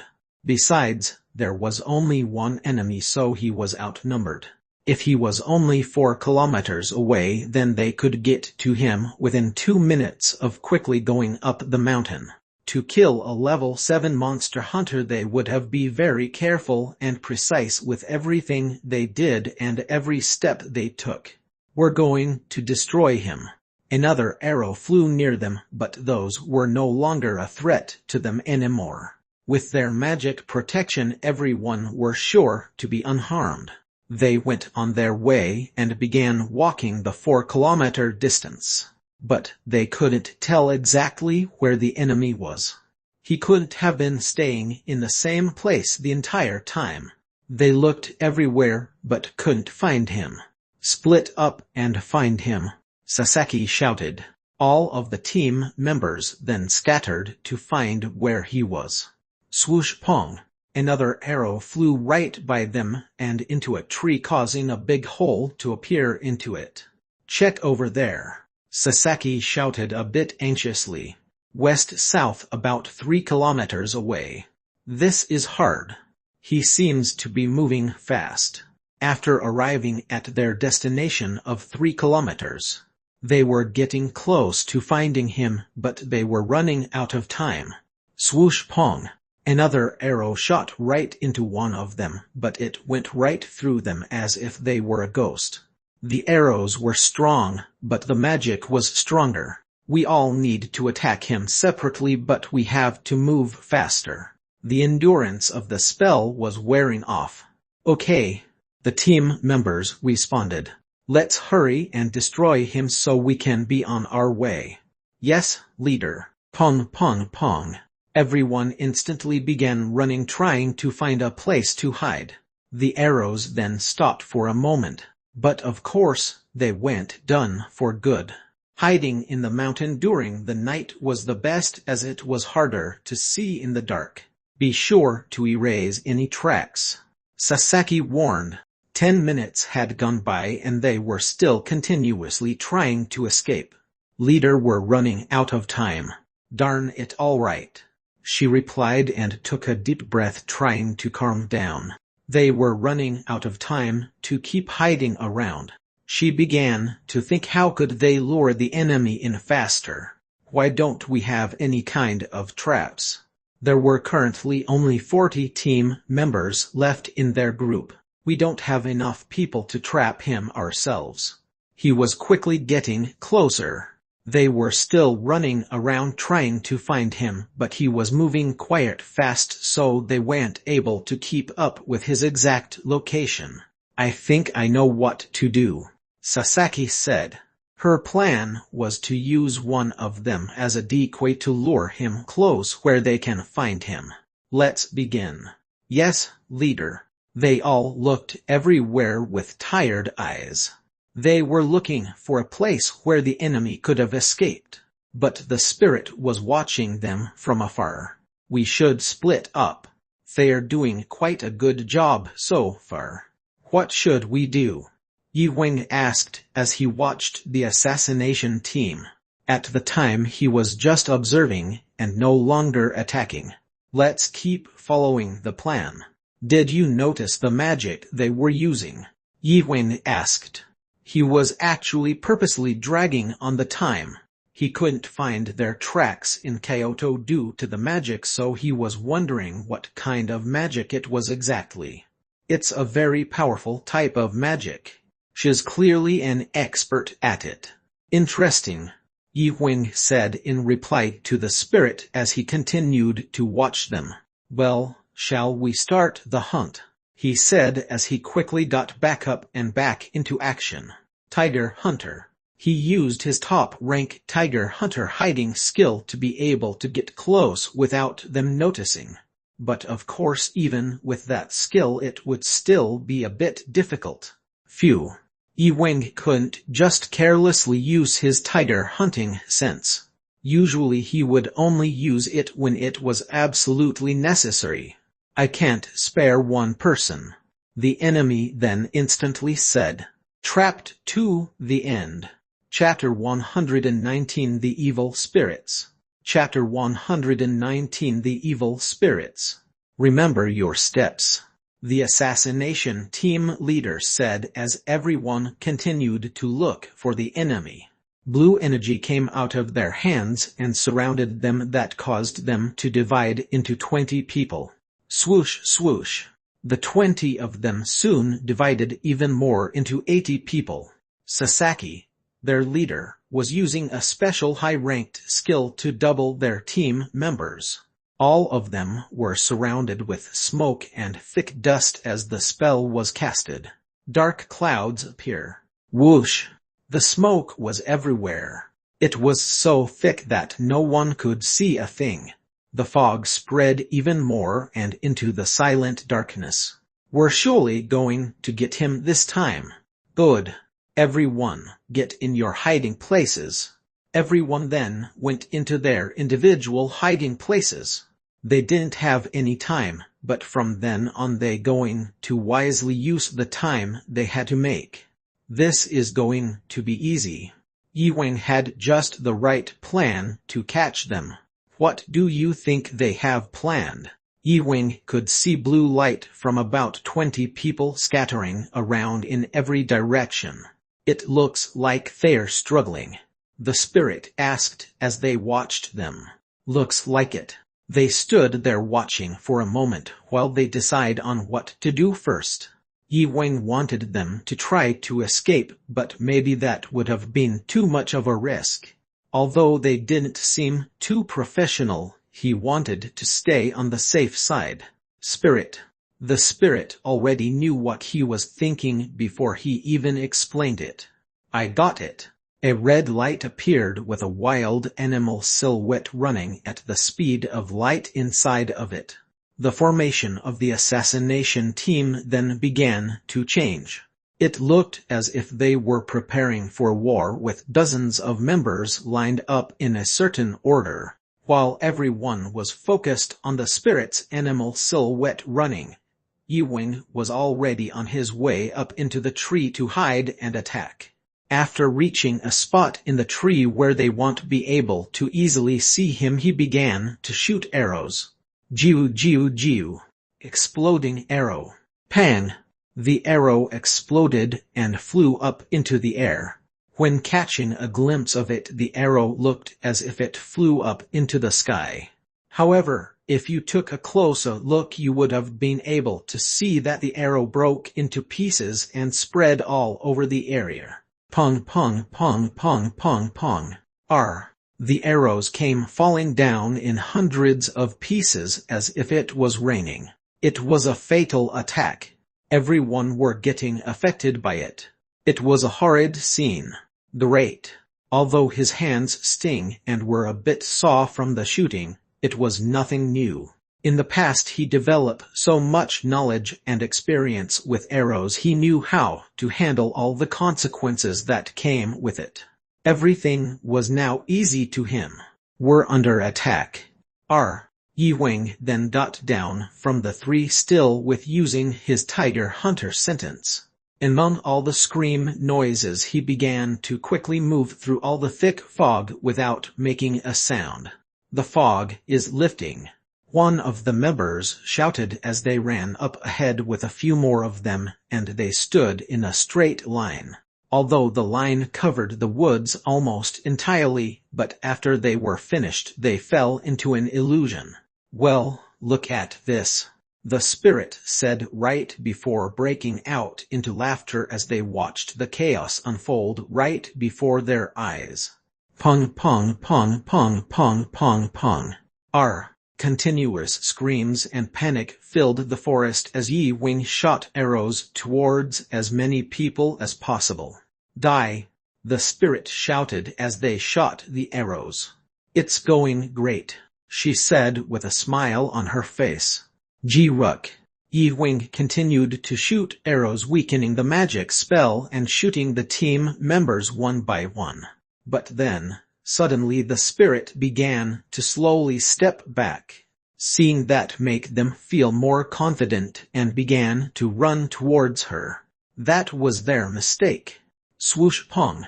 An exploding arrow launched, causing all of the members flew into the sky due to the impact. Jack pong.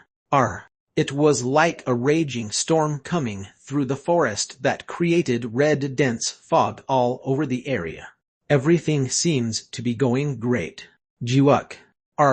Their leader was steadily running until she felt a sharp pain in her head that caused her to stop walking. The sharp pain began to affect the strength in her magic. Sasaki then took one more step forward and her energy began to gather up inside of her. It was making her much stronger, but the problem was that her little time before the energy inside of her came from the other members, making them weaker. An annihilation. Keep running. Yes, leader, Sasaki said to the members. Maybe I misjudged. The thought that the Japanese clan was made up of 20 of the most elite troops kept her at ease. Although that thought was basically just bait, but it helped her feel more hopeful of the outcome of the situation. However, that confidence was shattering. This is not good, she said with a worried look on her face. If she were to turn around, then all of the members would have to as well. She was becoming very angry due to the effects the current situation was having on her team. Turn up the power. Yes, leader. They had a break-free plan. The assassination team was a total of 20 people and no one could attack the enemy. So far they had been running 30 kilometers with a dead end. Then a danger alarm began to go off inside of her head. Tack, tack. Sasaki then flew into the air the moment she had that thought of danger. Blue dust then showed up into the two of her hands, and there was a flash along with a collision as she held them together. Quang, quang, quang. She then fell and crashed into the ground as the impact was too strong to control. Ugh, it's not working. Jake. She picked herself up and her armor had become bruised and dented due to the explosion impact. She also looked down on her left arm to see an arrow stuck into it. A very small arrow was somehow able to pierce through her armor. Looks like he's hunting, Sasaki said with a laugh. He was disintegrating the spell with the arrow. She could tell that he was a naturally very talented hunter with powerful skills passed down from his ancestors. He wasn't like any other hunter, but he didn't seem to be so strong in using magic. If he was good, at how much more powerful could he be? The Japanese clan realized that he would be pushed away as an outsider if people were to know his capabilities. In that place there was a strange fate awaiting for Yiwang. The ancient Japanese spell had begun, and he was able to do just what he had planned. He was able to re-establish the spell by going one level higher. Since then he was able to block them out no matter what. This can't be, Sasaki said in a worried tone. They were only getting even more trapped. There was absolutely no way to escape. But then, give me, Sasaki said as she lifted both of her hands into the air. The other clan members had an extremely shocked look on their faces seeing such a thing. But what happened next was even more surprising. She then cut open her hand, and without any blood falling onto the floor, she gathered both of her hands and walked forward. A blood offering. All of the blood soon soaked up, and she then stared at it and shouted, "I summon you." Pong! Red energy light exploded into the air, scattering everywhere, forming 4 red figures. Quang, quang, quang, quang. 4 giant stone-shaped pillars fell from the sky out of nowhere, placed on each side close by Sasaki. On the pillars were hundreds of writings engraved into them, and energy was emitted out of them, filling the spaces between them. This was called Jianju. The moment the Jianju crashed into the ground, black energy light began to emit from the center of Sasaki. "I summon you," she shouted. Arg! More and more red energy light began to show up and cover her entirely, causing her to start to become noticeably stronger. Strong. All of the energy quickly gathered towards her at the speed of light. More, a little more. She focused on the energy until it was all finished. She continued to grow stronger and stronger by the second. The Evil Spirits, the end. Chapter 120 Evil Spirits 2. Chapter 120 Evil Spirits 2. Whoosh quang. Arrows were still falling from the sky, but it was no longer worthy of their attention. These arrows, Sasaki said as she caught an arrow in her hand and broke it. Her blood came out because of her wounds, but it soon disappeared.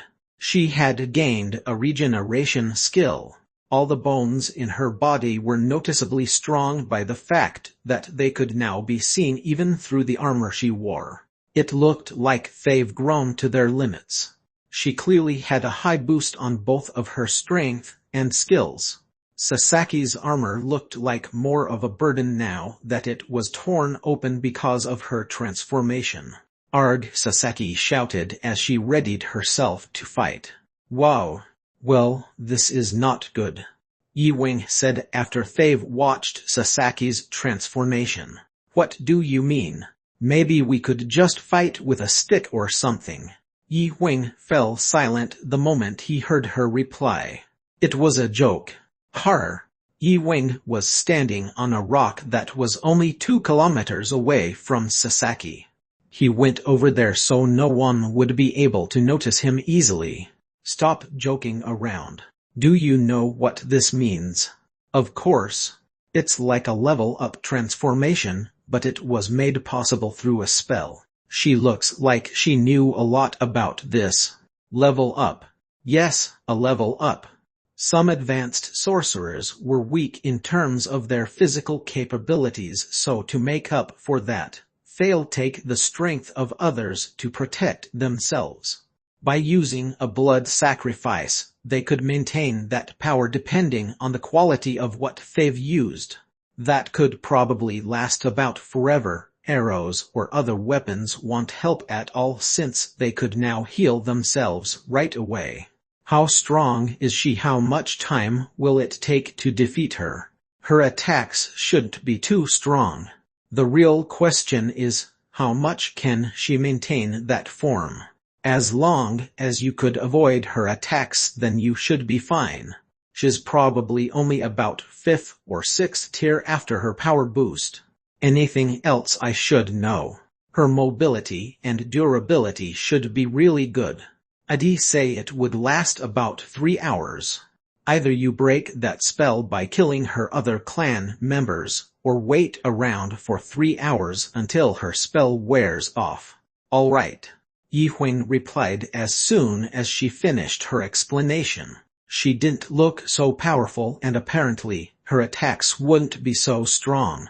He could fight her right away, and since they were in the mountains, he could play around with all of his advantages.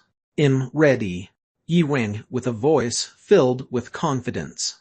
Okay. But remember, I don't know exactly what is going on and how this will go.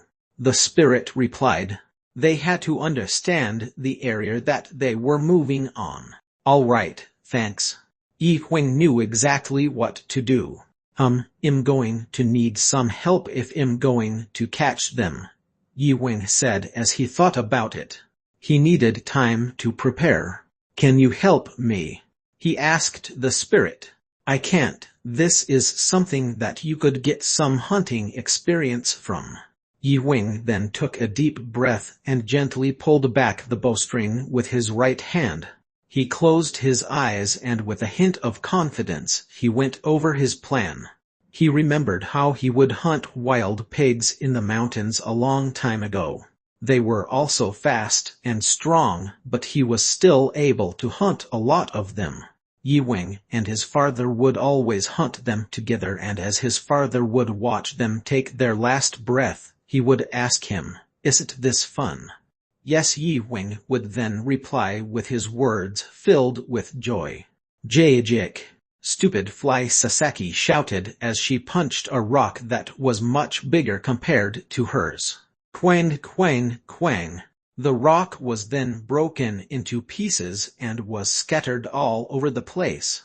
Obviously, that wasn't a problem for her thanks to her monster transformation.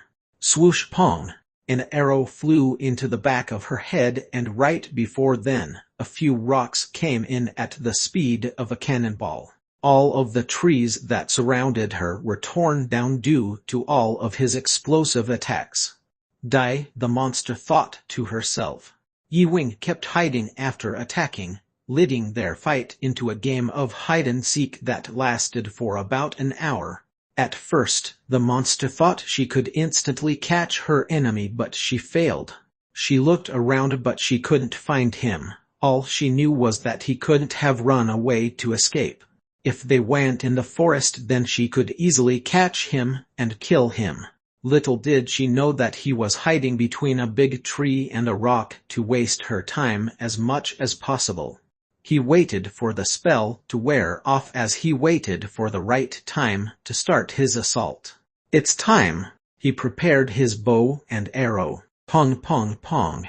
Ard, the monster shouted as a few arrows buried themselves in her back, while Yi Huang kept his presence hidden as he attacked. The monster's eyes kept blinking from her normal dark brown eyes to red. It's dangerous.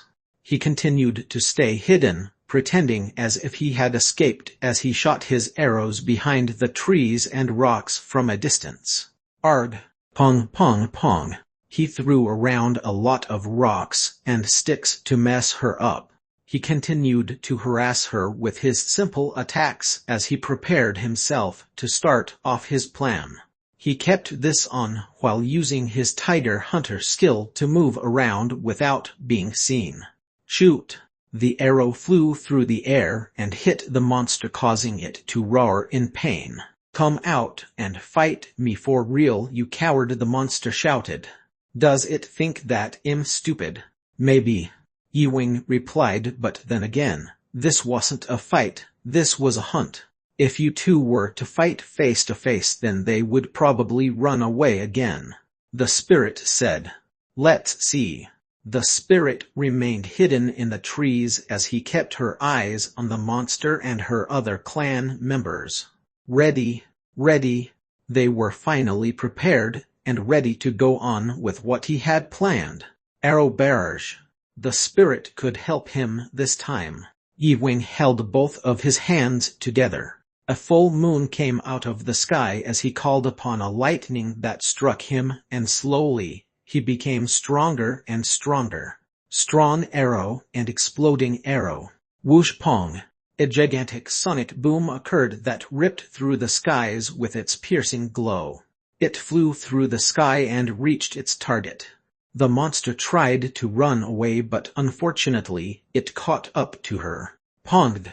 Another arrow came in like a cannonball, while the other crashed into the nearby tree. The monster fell into the ground because of the gigantic impact that shook it. She was left unable to move, and although she couldn't see who did it to her, she knew that it was Ewing.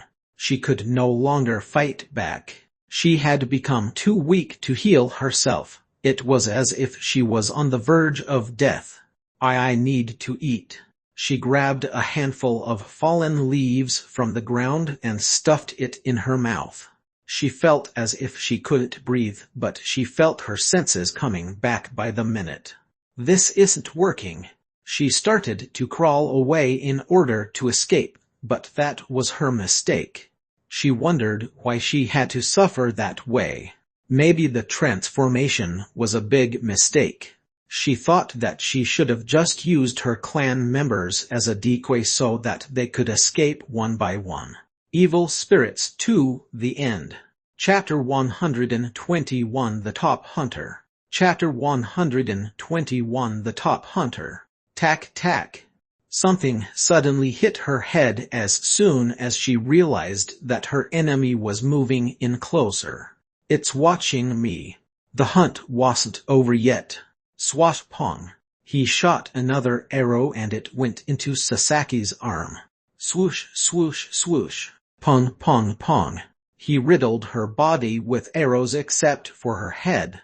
She wriggled like an earthworm despite the arrows that were buried in her body. She was now too weak to heal herself. Ewing had no mercy within him. He has gotten used to hunting monsters and animals. If the monster could endure it for a little more, then it would've escaped. She had a lot of arrows inside her, but she was still far from her last breath. "Please spare me," Sasaki begged. With those words, the hunter actually replied, and she heard its voice for the first time. It was a voice that belonged to a young man, and he wore a headset that enabled him to translate his words into their native language. Unfortunately, what he said wasn't what the monster was hoping to hear. Your back looks fine. Looks like I should shoot again," he said right before he shot another arrow. Quang! Spare me, spare me." An arrow landed on her back and she shouted in pain. Sasaki pleaded once again, but Ewing just shot another arrow, which she could no longer endure. She had used all of her strength. She was confident about her spells, but it seems that she had underestimated the abilities of her enemy. With a sense of shame, she then began to stand up. "It looks like she's all out of energy." She finally got up. She walked back for a few steps and healed herself from the wounds that were caused by her hunter. "Should I attack once more?" "No, we're done." The spirit replied, and Yi Wing nodded in agreement. It seems that the monster would die if they attacked it one more time. There were about 200 arrows in her body, and it was now struggling to move. Yi Wing didn't want to kill her. Tack! Yi Wing then walked over towards the monster. He was finally able to approach Sasaki.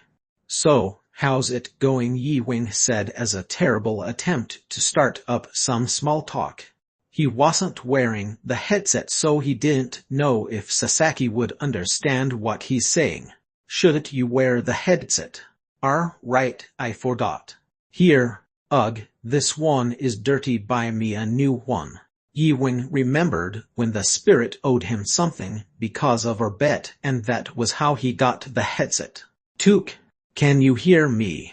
He didn't get an answer, so Yi Wing adjusted it and tried again. "Took." Even after he adjusted the settings, she still didn't say a word. "Say something." Yi Wing tried to get the monster's attention, but it seemed to have been ignoring him. He reached into his waist and got a knife. His plan was to use the knife to help the monster take out the arrows stuck inside of it.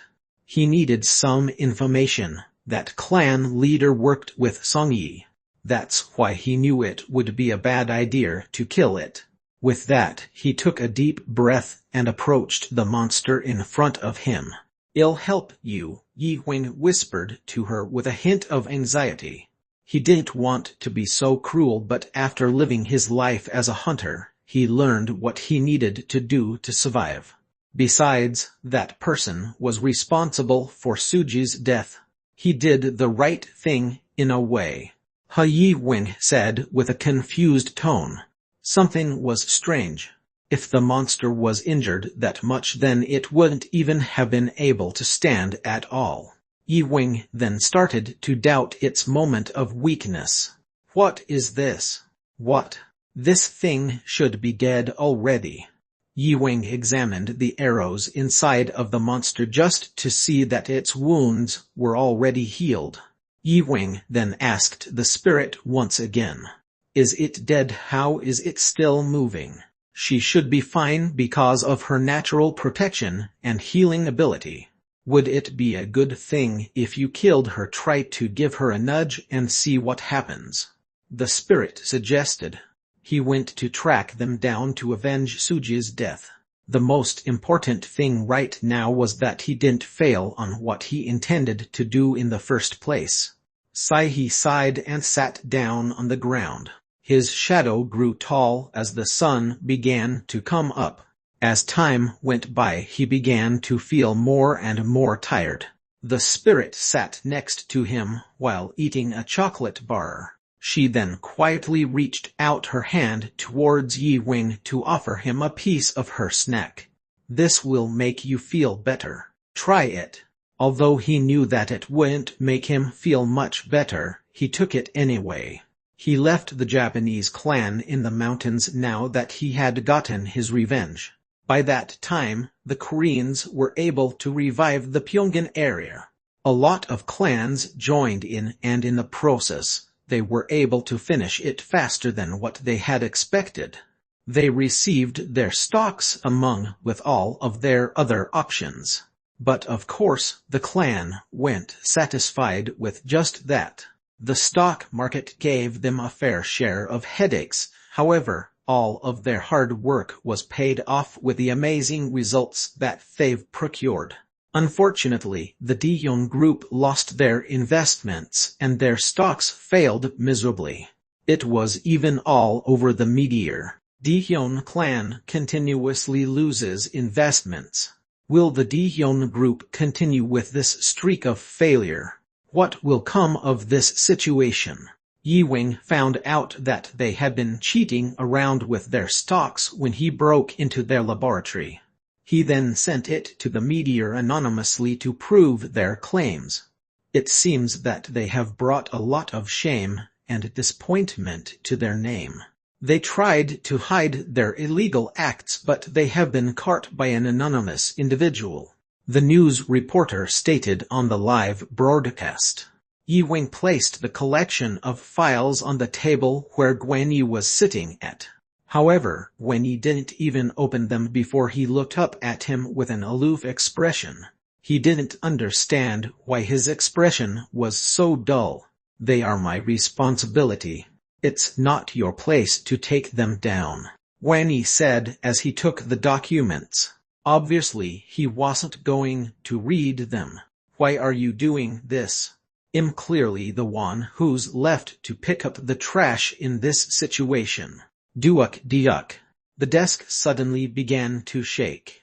"What do you think the media and the officials of the World Hunter Association would think of me when they hear about this? Do you know what this means for me?" Crash! Wenyi slammed his fist into the desk and broke it in half. "I'm sorry," Yi Wing said with his head held down in shame. Of course, Wenyi usually didn't like the idea of them working with their nation's hunter association, but it was a responsibility that he took pride in. Yi Wing began to feel sad and angry with himself for disappointing Gwenny. He thought that maybe he had made a mistake. The Top Hunter, the end. Chapter 122 A Complicated Situation. Chapter 122 A Complicated Situation. What should we do? First we need to team up with a Japanese clan and decide from there. Wenyi tried to come up with a plan to save their name. But are you sure that's going to work? The Dion clan's name already has such a bad reputation. Maybe we can just call the media channels and pay them off to stop them, Yi Wing suggested, but Wenyi just got angrier. They were so deep into the problem, and it seemed as if there was no way out of it. When is the exposition? It is scheduled at the beginning of next month. All right, I guess we'll focus on the Dion clan and the president until then. Okay. And keep an eye on the Japanese clan as this situation improves. Got it. Don't disappoint me, Wenyi said, and Yi Wing exited the room with his chin still down. "Rumi, I found it," Rumi shouted as he ran into the room. "What's going on?" Gwenny asked with a confused look on his face. "They were out yesterday on a raid." Gwenny tilted his head the moment he heard Rumi's words. They were on a raid. Yes. They were found in South Hwanggi province.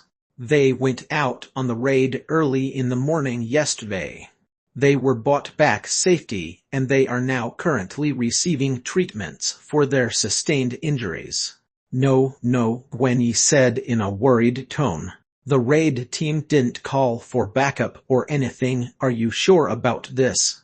Many high-ranked hunters were on the raid, so Gwenny didn't understand how anything could have gone so terribly wrong. Lately, there had been so many monsters showing up across the country, so a lot of hunters were sent into their nests to hunt them down. Rumi then took a deep breath and replied, "It was because of Yi Wing." Yi Wing made a really big mistake that affected everyone. Gwenny's eyes widened in surprise at Rumi's answer, but then his frown turned upside down. Yi Wing was an advanced level hunter. The other hunters that had the same license as his were still not as skilled as he was. Har, is that so? Yes, sir.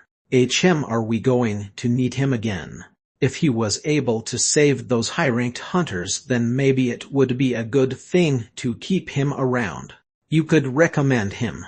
Me, Gwenny asked, and Rumi replied, yes. You know him best, and you helped him improve even more. Besides, he has much more experience than the other hunters. I think that he would make a great recommendation. Gwenny thought that Rumi did have a point, but he still wasn't completely sure about it. Yi Wing was strong, but he still needed to be careful and not think that he's just invincible. Gwenny was still contemplating. He was going to deny it at first, but after hearing Rumi's reasoning, he decided that maybe it would be a great idea to give Yi Wing another chance. Do you think that they would still have a normal life as a hunter? Ewing already had a high status and some fans. Originally, Wendy didn't want him to join the group because they had too many members in the past. Just getting onto the team was extremely difficult. They would be judged according to their talents and value towards the team, and if one were to be chosen, the hardships won't end there. Okay. Do you think he'll make it? Wendy asked after he agreed with his idea. If Ewing would be able to pass their evaluation, he would surely be the best member of their group. Well, Rumi replied as if he forgot what he was going to say. What is it? It seems that lately, no one was able to get passed through the evaluation. That must be the catch, Wendy said in a worried tone. True, and he has no self-awareness, Rumi thought to himself. Look at that person. What about it? It's just some clan. That person. There were whispers coming from everywhere. The two of them watched as the crowd gathered together in groups of 3s and 2s. Those idiots. Hey, calm down, Ewing said to the spirit as he tried to listen to their whispers. Looks like someone's in a bad mood. No, I'm not. He was trying to see if anyone were whispering about him since he was the one to blame for what happened yesterday. We would provide you with all the weapons that you would need, but you are permitted to bring your personal weapons if you do so desire. He connected to the internet in search of the weapons that they needed. He wanted to buy a new set of gloves since the one that they have gives off a bad odor. The reason he used those items and weapons instead of his own was that his personal weapons were either broken or had become dull at the moment. However, he won't be able to get his personal weapons now that he's there. He had spent so much of his money on weapons, so they really worked well while they lasted. Some of these weapons are cool. They're like a work of art. Those weapons were everything but ordinary. Every piece of it was made and crafted by the best weapon developers, the Atom. It was the best of the best, but none of it were special in his eyes. What kind of weapon is that? A hunter shouted as he stared at those set of weapons. The weapons that remained inside of the protective glass had their brands carved on them. One of the hunters then curiously said, but they're not from the Atom. A lot of high-leveled hunters were gathered into the shopping area so they could see those artifacts. However, Ewing just didn't understand what made them so special. Besides, there was nothing good about their price or their design. Are you going to buy something? I don't know. They're basically useless, Ewing replied to the spirit. A stream of energy then came out of nowhere and surrounded him right before a fancy black cloak appeared on his shoulders. The others in the room watched in awe. Although the weapons that he had were remarkable, the sudden appearance of that cloak looked like a scene taken out of a movie. You're doing this on purpose. Of course. Rather than hiding his weapons, he decided to take everything in the open for everyone to see. What clan are you a part of? Said by the woman who walked up to him. A hunter's set of weapons were usually provided to them by their respective clans. His head was covered with a hood so no one could see his face, and that made him look cooler. Advanced Ewing was tired, so his answer was short, but the people still showered him with their admiration. Advanced. Whoa, that's so awesome! All of the other hunters around gasped and whispered in awe. Ewing didn't care for their attention, but it was nice to be around with the hunters that had the same rank as him. His hunter license was one of the rarest kinds, but that's fine. The hunters that surrounded him went too far behind him in terms of skill. The woman went away to get him a weapon according to his clan name, but she couldn't find anything. Was there anything even there for him in the first place? A complicated situation. The end. Chapter 123 A Complicated Situation 2. Chapter 123 A Complicated Situation 2. That name, the lady stuttered. Yi Wing then instantly got up from his seat and just walked away. How the woman then got up and went after him. He's so cool. Where is he going? His face was hidden, but that made him cooler compared to everyone else. She followed him, and at the moment they reached the corner of the building, he disappeared right before her eyes. She tried to look around, but she wasn't able to find him. Isn't it great being famous? It's tiresome. Yi Wing used his tiger hunter skill to hide and to avoid the others that could sense him. He went to the rooftop and tried to relax. Finally, Yi Wing said as he took a deep breath and leaned back onto the ground. After all of that attention, he needed to take some time for himself in a place where it's peaceful and quiet. Doesn't the sky look so clear today? Yes, it looks amazing. He followed the advice that Rumi gave him to try to get to know the other hunters, but it didn't seem to work out well. There's a raid starting at 1200 am up to 100 p.m. I hope that you all could join the others for lunch, and also, the raid squad's lodging has already been scheduled for its assigned members, announced by a voice coming through a big speaker from the center of the building. Soon after the announcement, all of the hunters had gathered into a certain restaurant. Yi Wing couldn't think about eating, and just enjoyed the scenery with his head facing down, or maybe he just had an upset stomach after eating. Someone saw him lying on top of the building, and she said, yes. Right this way. Yes, the place will be open until next month. Yes. Sorry. What? I'm trying to listen. Yi Wing said as he eavesdropped on their conversations from inside the building. Okay, Mom.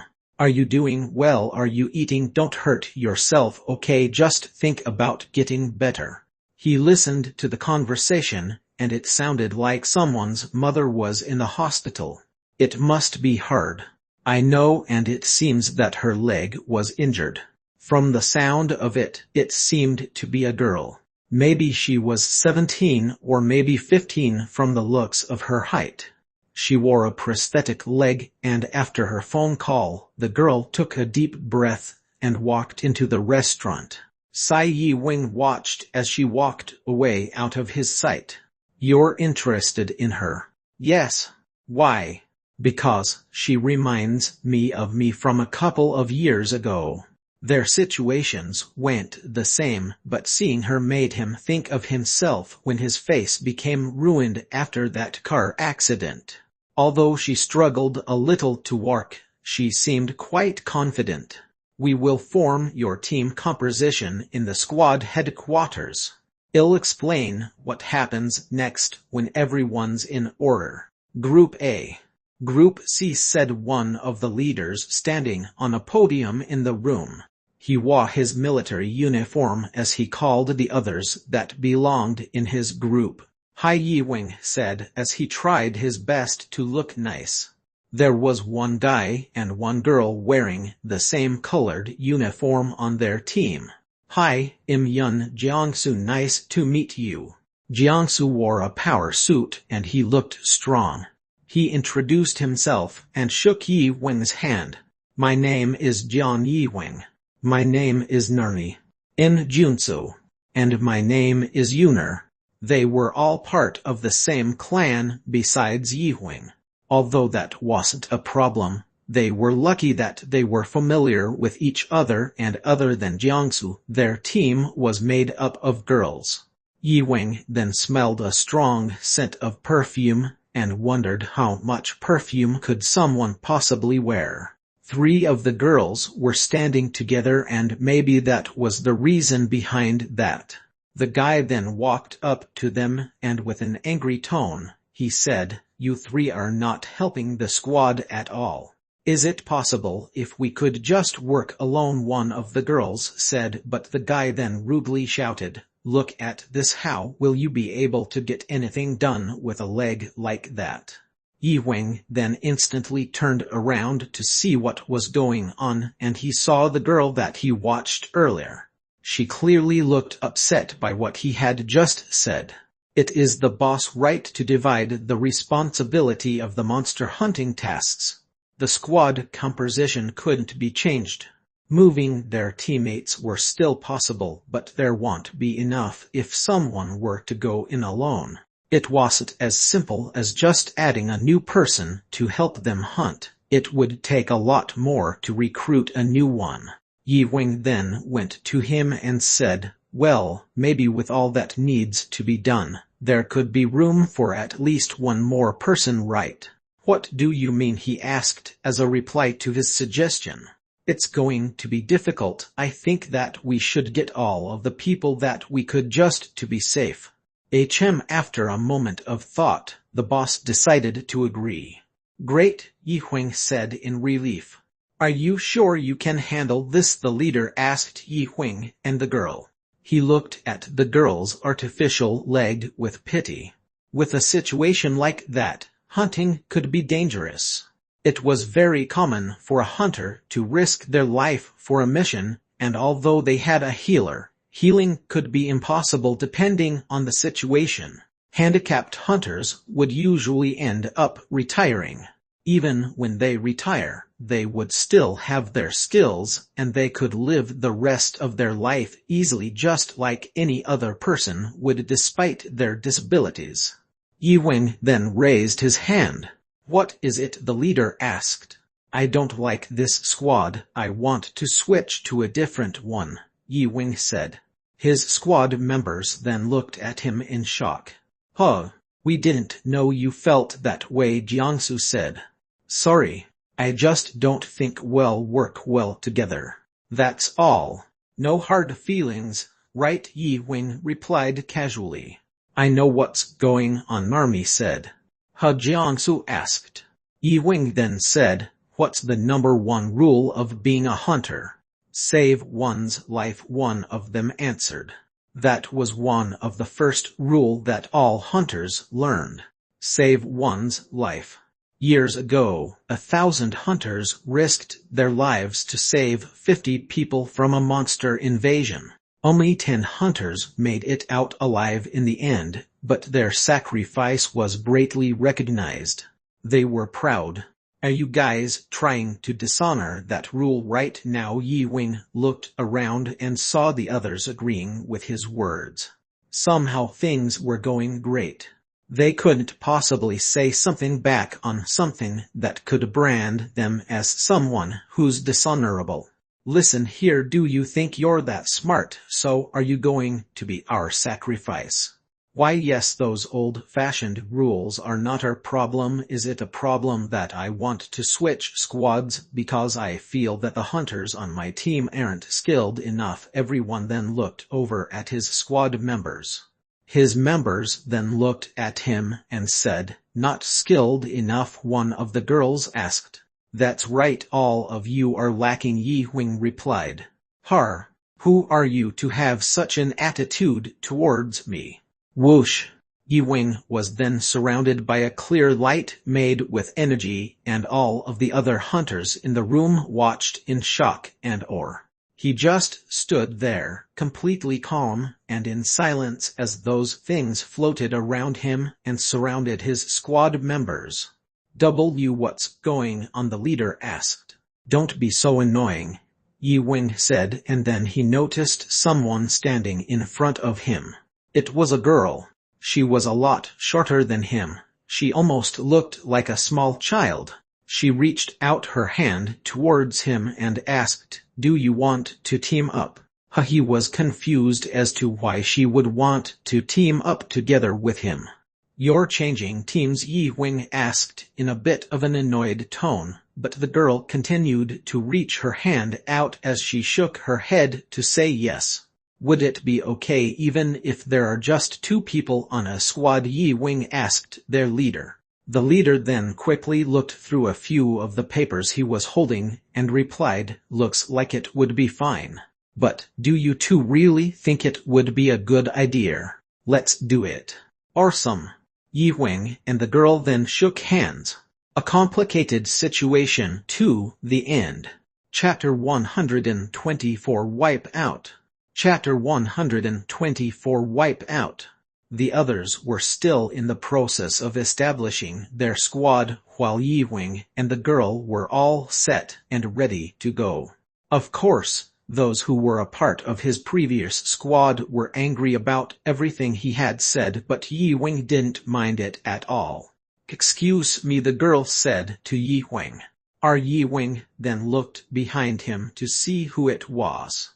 The girl then pointed at the bench on the other side of the room and said, "Can we talk over there?" He then followed her over to the bench where they both sat down.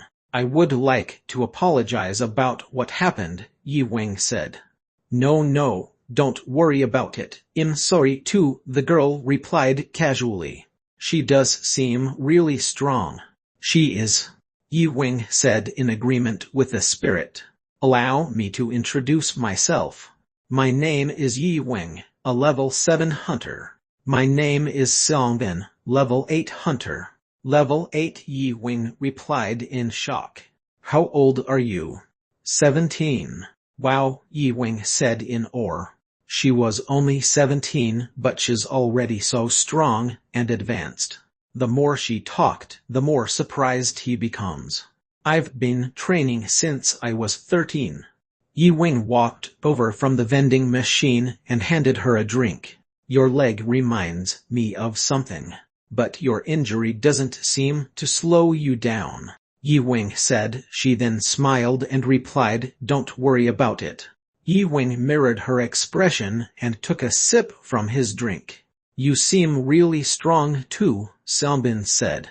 Obviously, she was strong, but from what she had seen, Yi Wing and her were pretty close in terms of skill. "You must have really good eyesight," Yi Wing replied. He was known as a very powerful hunter who was recognized by everyone everywhere he went. "So, how did you start becoming a hunter? Yi Wing asked, and Songbin took a deep breath and drank some of her soda before she answered his question.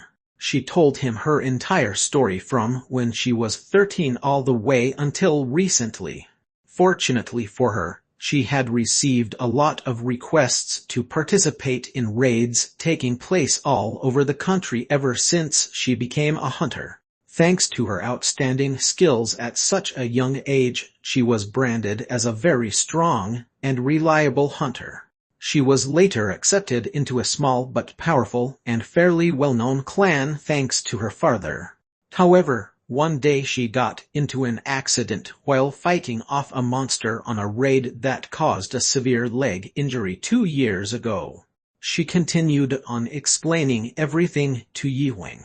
"Oh wow," Yi Wing said, feeling terrible about her story. He felt bad hearing about what had happened to her, yet she still continued to chase her dreams, and that was what he found impressive. Especially because of the fact that she fought against such a high-leveled monster. "Our entire raid squad almost died that day, and we even failed our mission. My leg was bitten off by that monster and our healer couldn't even fix it. Ever since then, it's like I've always had to be supervised whenever I enter a mission. It's such a shame. I used to be just like everyone else, but nevertheless, I had no other choice than to get myself together and keep trying even though it's still really difficult." Yi Wing then told her the story about his car accident and his parents. It must have been fate that caused them to cross paths. Just as when everything was starting to collapse, everything seems to have become brighter. He took another sip of his soda, still feeling a bit terrible about her story. He actually had no reason for joining Songbin's team, he just wanted a chance to get to know her better. "Stop!" the spirit shouted at Yi Wing. "Quiet! Drink your soda alone. If the grape flavor wasn't so expensive then I totally wouldn't have drink it, but I can't waste any money by just not drinking it. He took a refreshing sip from his soda and asked, "How are your supporting skills?" Every raid needs a type of a support skill in one way or another. It's not bad, it usually does the trick, but she hesitated to finish on what she was saying. But it's quite useless now that my leg is left in this condition. The attack reaches about 50 meters, but I can't, not that fast. I understand, Yi Wing replied in a bit of a sad tone. He could see how sad she felt about not being able to properly participate in her missions like everyone else. Hey. Yes, Xiangbin replied. Do you need a lot of money? Yi Wing calmly asked. Money? I wish I had enough of it. Really? Well, would you maybe like to borrow some? She looked at him with a confused expression. He then handed her a piece of paper and said, Take this. It's a map of the entire raid area. This will make things a lot easier. And if you need any help then just let me know. Xiangbin took the paper and looked at it for a second. Wow, thank you so much, I really appreciate it, she replied, and Yi Wing smiled back. No problem. You already have it in you, so you could definitely do it on your own. There's something I'm curious about, Xiangbin asked. What is it? Catching all these monsters and selling them would earn me a lot of money. How were you able to do all this? Well, I've been doing this for a while and was able to pick up a lot of tips and tricks. I spent a lot of time saving up and collecting lots of money to use in case of emergencies or anything like that. Interesting, I'm impressed, she replied. Is there a certain type of monster around here that you would like to know about? Yi Wing asked, and Xiangbin thought about it for a moment before she answered him. Wipe Out, the end. Chapter 125 Wipe Out 2. Chapter 125 Wipe Out 2. Xiangbin sat there and thought about his question for a moment. It seemed that he had given it a lot of thought. Are you sure? Completely, Yi Wing replied. While still feeling a bit hesitant, she thought about it a little more. After a little while longer she finally replied, I will have to take responsibility for the hunter's safety. Yi Wing then nodded his head and said, This will make it easy. It seems so. Everything seemed to be under control, so nothing could possibly go wrong. Capturing the monsters on the raid would be quick and easy. However, they weren't necessarily a squad since there were only 2 of them on a team, and one of them had an unwell leg. They had a good plan and strategy, but it was best that they would still be wary of anything that's dangerous. He looked hesitant, but Yi Wing took a deep breath and shot an arrow. Swoosh pang! It flew into the sky and down to its target. He looked confused since the arrow wasn't going where he intended it to be, but Xiangbin looked at it with a surprised look on her face. Xiangbin screamed as she looked up into the sky. She couldn't believe what she was seeing. J. Boom!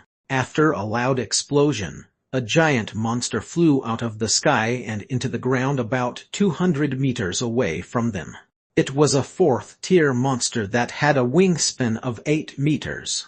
The monster was flying in place in the sky as if it was hiding until the arrow managed to hit it and caused its fall. Seeing a monster like that around in this area was pretty uncommon since their hiding skills were exceptional. Wow, was that thing was hiding in the sky? Yi Wing shouted in shock. He had studied about those type of monsters before, but he had never seen one of them. An anti-aircraft weapon was installed so they could attack the 4th-tier monsters without using much of their powerful skills. All they had to do was aim. So now that that's done, can we just relax? Well, I guess so, she said in reply to Yi Wing's question. Yi Wing found a computer network and typed in the information that he needed.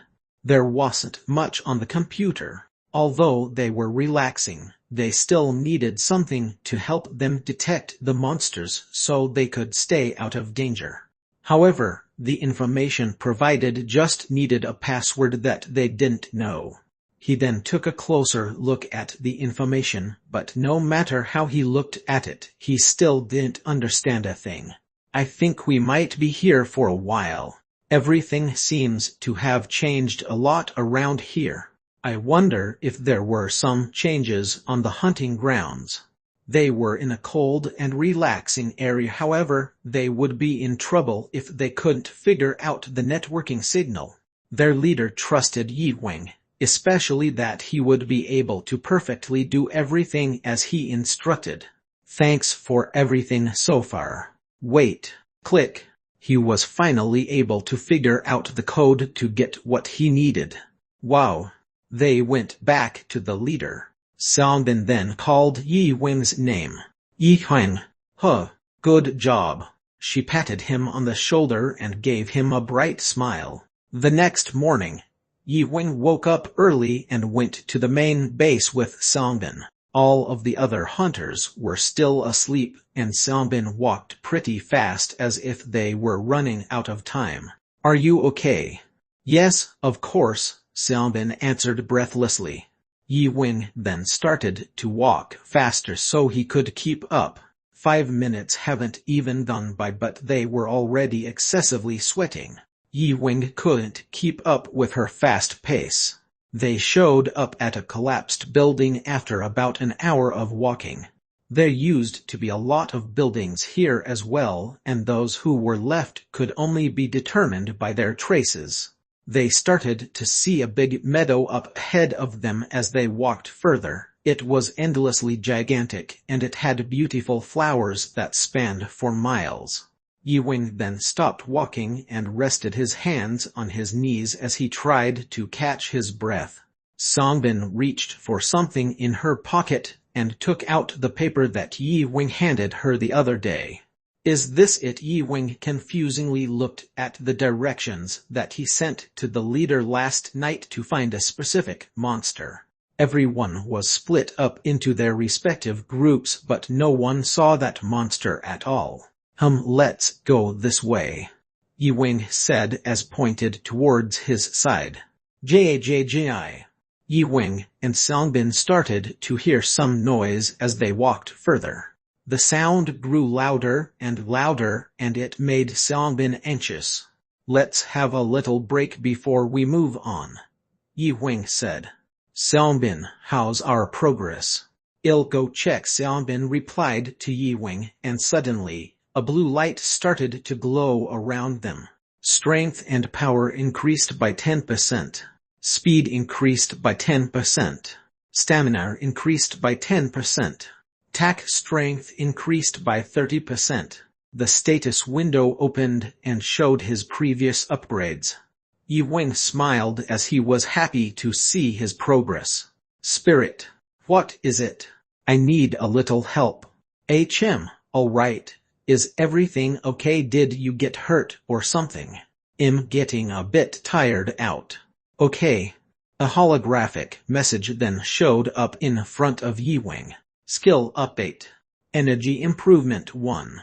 Skill strength improvement 100. Healing energy improvement 10%. Arg. He gathered his hand into a fist before he placed both of his hands over his head in frustration. Yi Wing then stood up and walked away from the area that he and Songbin were sitting. At least he was about to, but dozens of monsters began to run towards them from every direction. It looked as if they were slow, but they were actually running towards them at full speed. Songbin noticed Yi Wing looking at something, so she got up to see what it was. She saw those beasts moving in to attack them, so she readied herself to fight them off. Duke. Yi Wing raised his bow and began his assault. Took. A dense stream of red energy was scattered all around the area along with his arrows, and all of it exploded upon impact. It made up a lot of smoke, but it soon went away, leaving the corpses of those monsters on the ground. Although Songbin knew he was very skilled and experienced, she was still shocked and speechless. "Are you okay?" Yi Huang asked her. "Yes, I'm fine," she replied, although on the inside she was in a complete shock. "Hey, yeah, let's leave behind a sign that someone was here and then leave. How about we write the letter K?" "Okay," Yi Huang agreed. She then picked up a stick and wrote the letter K into the ground. "Wow, we caught 10 of them." Yi Huang alerted them about how many monsters they've caught through their walkie-talkie before they took out the map that pointed them to their next destination. This way, Yi Huang told her the way where the map told them to go. "Let's go." "Okay." They both went towards their next hunting grounds, but then Songbin's leg then started to hurt. Yi Huang noticed it immediately and he placed his hand over her leg. "Emergency healing." Swoosh. Oh. A red energy came out of Yi Huang's hand and all the pain that she had immediately disappeared. "That should do it. Let's go," Yi Huang said as soon as he started to move on.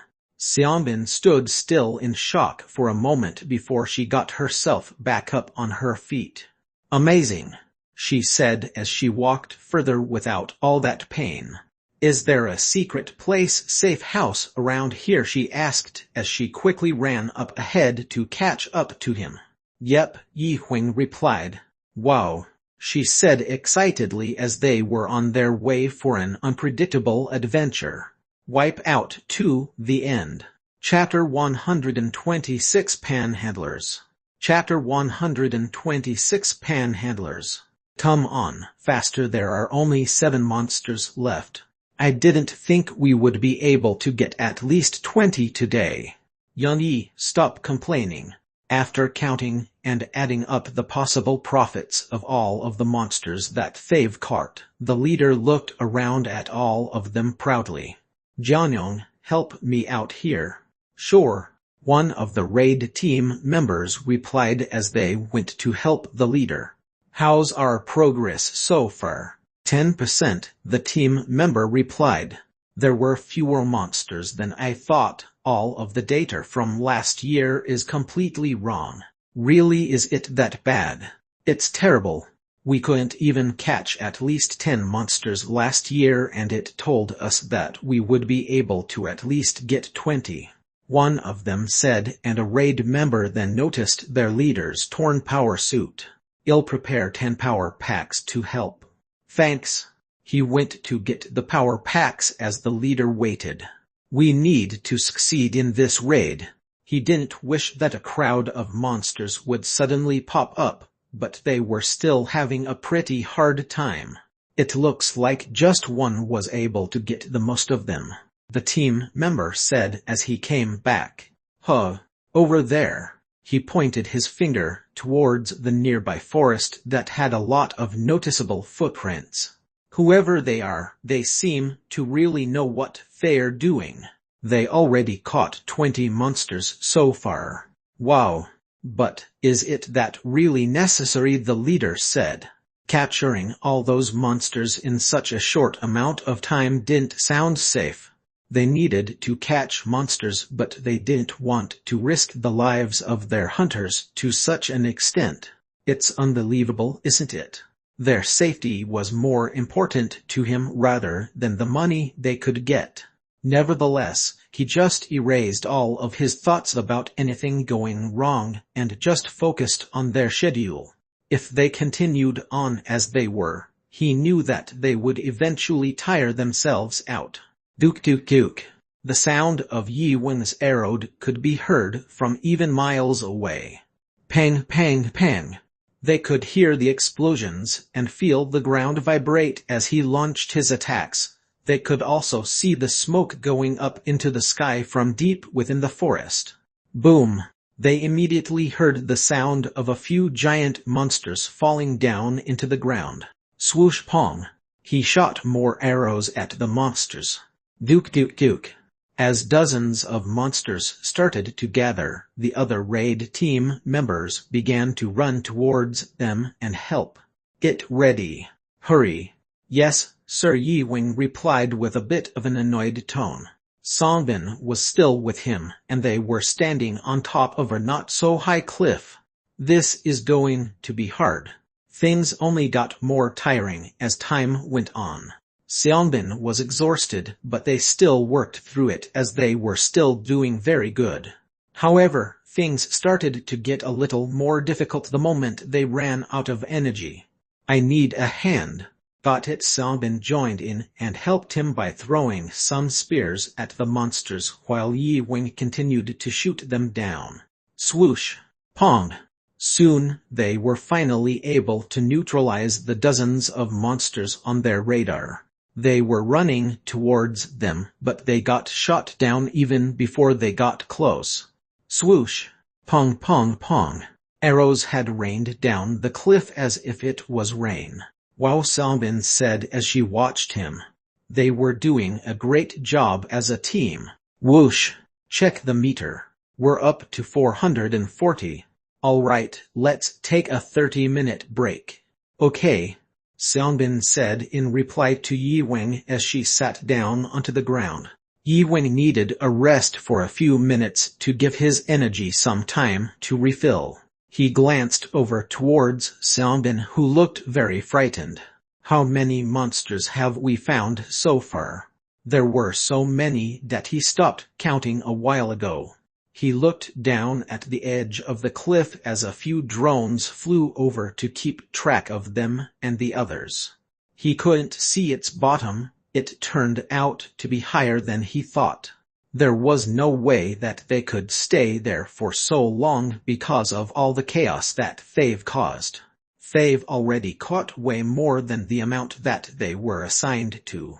They've caught about 500 monsters so far, but even so, Yi Wing still wanted more to boost their profits. Couldn't all this be enough? Yi Wing thought to himself exhaustedly.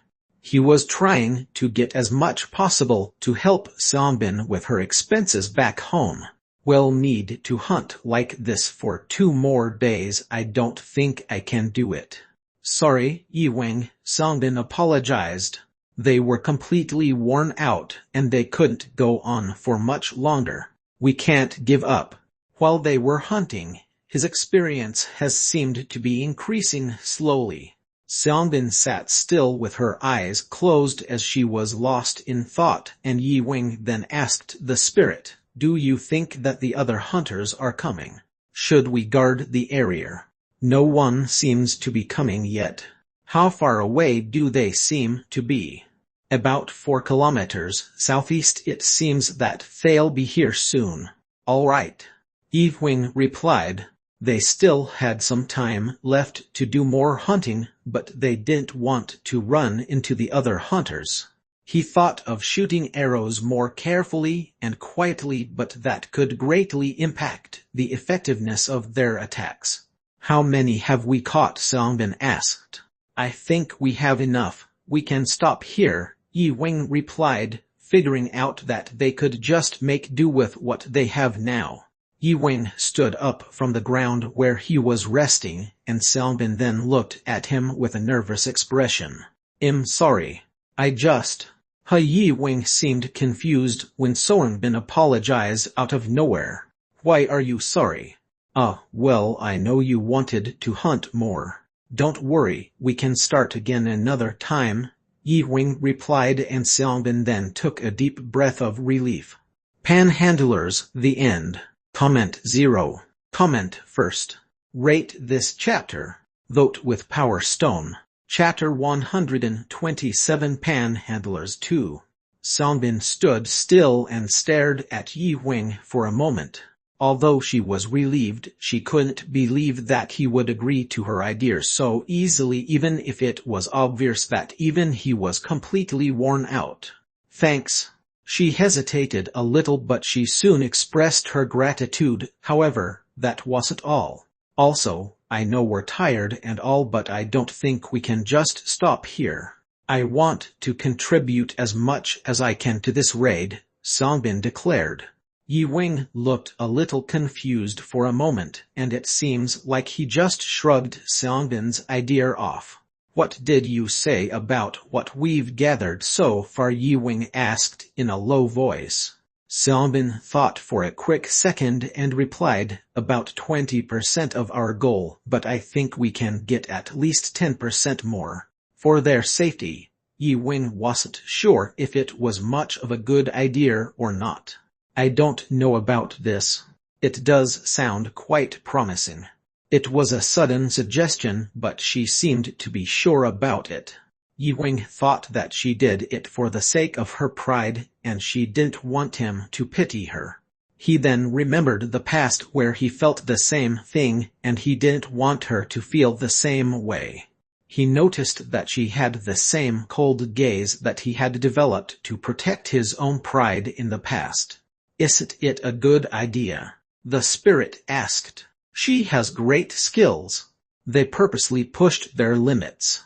A raid won't usually demand this kind of effort, but he ignored those boundaries as he moved on. He knew that time would pass and it would end better than what anyone had expected.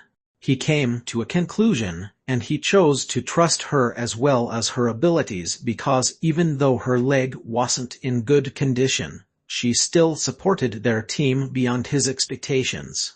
The skill status window then showed up, revealing his skill's current condition. Skill status: John Yi Wing. Effects: Archery skill, all areas increased by 2%.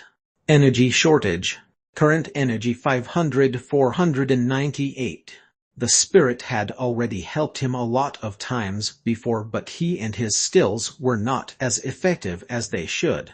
Time passed by and Yi Wing started to get worried as soon as a few people began to follow his lead. If he can't improve his energy, he won't be able to level up. Looks like I have no other choice. I'm not sure what else to do either. Yi Wing thought about it for a moment. Hey, what is it? You've already caught way more than 10. Why do you need to catch more? They've been hunting monsters nonstop ever since this early morning. Well, I'm not sure. Have you eaten already? The only thing on their minds ever since they woke up was them hunting as much as they possibly could. Maybe later, right now we need to focus. Yi Wing replied. I think we can do much more. What do you think? Sure, let's do it. Songbin hesitated for a second, but she soon replied with an excited tone. Yi Wing then smiled. Great, let's get going. Yi Wing handed Songbin the directions, and they made their way down the cliff, passing through the field of dead monsters on the ground. As they kept walking, they began to see more people who were out for the hunt. It was a group that consists of 2 people, a girl and a guy. However, the moment they saw Yi Wing, they didn't look so happy. That guy, Yi Wing whispered, while being very careful not to let them see that he's talking about them. Aren't they the group that I was first assigned to? He carefully looked at them again. They had a bit of a misunderstanding when he decided to switch groups. Clearly, they were still mad about it. Why them out of all people? Wait a second, the other teams were talking about their plan, but then they soon noticed Yi Wing, who was nearby. What is it? One of the people on the other team said as he noticed his teammate looking at them with a cold gaze. The teammate then glanced over and saw who he was looking at. What are they doing here? Yi Wing said, looking in their direction. What the heck? The others couldn't believe it when they noticed how many monsters they've already caught. It wasn't even that long, but they've already got almost half of what all the other teams needed to catch. There had been lots of disputes with the hunters, and by standard judgments, no clan had the exact same strategy or ever seemed to copy anyone else's. They obviously didn't seem too happy to see him, however, when they noticed how many monsters they had caught. They couldn't believe it. Clearly they've only caught so many because they started out hunting early this morning before anyone else. And don't you think you should apologize? Are you going to leave in the middle of the raid too, like how you suddenly left our team? The guy from the other team mockingly asked. I've already apologized. There's nothing more I need to say to you. Yi-Wing calmly replied. Is this some kind of joke? The two people from the team then seemed to change their expression. They were afraid. Well, their stuttering showed off how scared they were. He took out his bow with a straight face, making the other two as scared as they've ever been. They didn't know what he was thinking of. He just raised his weapon, but there were no monsters to shoot at. Although Yi-Wing knew that he can't hurt them, they were still scared of what might happen. WWE went being serious. One of the guys said as they tried to avoid causing any more trouble. Obviously, Yi-Wing could tell what they really meant. Yi-Wing actually felt a little out of place throughout the entire raid. He didn't want to start any fights or arguments with anyone. He just wanted to get this raid done. Two guys who didn't know better entered the scene. They were late when things had happened, so they were offended by his actions. Even one of them charged towards him. You think this is a joke? The guy shouted as he prepared for a punch. You better hope that you're strong enough. They were high-ranked monsters hunters, but was that enough of a reason to go against Yi-Wing? They didn't even know exactly who it was, and obviously, they were making a big mistake. Pong whoosh pong. The guy ran faster and faster, but as soon as he approached Yi-Wing, he found himself crashing back into the ground. Ow! The guy screamed as he couldn't believe what had just happened. He felt a pain that he had never felt before. You idiot! Yi-Wing kicked him in the head to make him faint. He didn't want to be so harsh, but since they were in a place where monsters could show up at any moment, his screaming wasn't helping any of them at all. The remaining person of the two stood in place, frozen with a shocked look on his face. Do you wanna try fighting me too? Yi-Wing looked over and asked him. No, please, I beg you. The guy pleaded. All right then, I guess I'm done here, Yi-Wing said. Thank you so much, the guy replied thankfully. Panhandlers 2, the end. Comment 0. Comment first. Rate this chapter. Vote with Power Stone. Chapter 127. Panhandlers 2. Songbin stood still and stared at Yi-Wing for a moment. Although she was relieved, she couldn't believe that he would agree to her idea so easily, even if it was obvious that even he was completely worn out. Thanks. She hesitated a little, but she soon expressed her gratitude. However, that wasn't all. Also, I know we're tired and all, but I don't think we can just stop here. I want to contribute as much as I can to this raid, Songbin declared. Yi-Wing looked a little confused for a moment, and it seems like he just shrugged Songbin's idea off. What did you say about what we've gathered so far? Yi-Wing asked in a low voice. Songbin thought for a quick second and replied, about 20% of our goal, but I think we can get at least 10% more. For their safety. Yi-Wing wasn't sure if it was much of a good idea or not. I don't know about this. It does sound quite promising. It was a sudden suggestion, but she seemed to be sure about it. Yi-Wing thought that she did it for the sake of her pride, and she didn't want him to pity her. He then remembered the past where he felt the same thing, and he didn't want her to feel the same way. He noticed that she had the same cold gaze that he had developed to protect his own pride in the past. Isn't it a good idea? The spirit asked. She has great skills. They purposely pushed their limits. A raid won't usually demand this kind of effort, but he ignored those boundaries as he moved on. He knew that time would pass and it would end better than what anyone had expected. He came to a conclusion, and he chose to trust her as well as her abilities because even though her leg wasn't in good condition, she still supported their team beyond his expectations. The skill status window then showed up, revealing his skill's current condition. Skill status John Yiwang. Effects. Archery skill all areas increased by 2%. Energy shortage. Current energy 498. The spirit had already helped him a lot of times before, but he and his skills were not as effective as they should.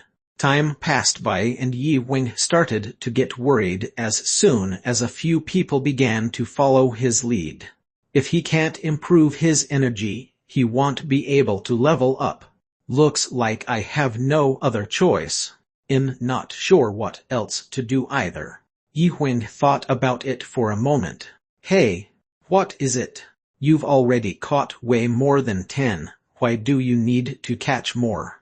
They've been hunting monsters non-stop ever since this early morning. Well, not sure. Have you eaten already? The only thing on their minds ever since they woke up was them hunting as much as they possibly could.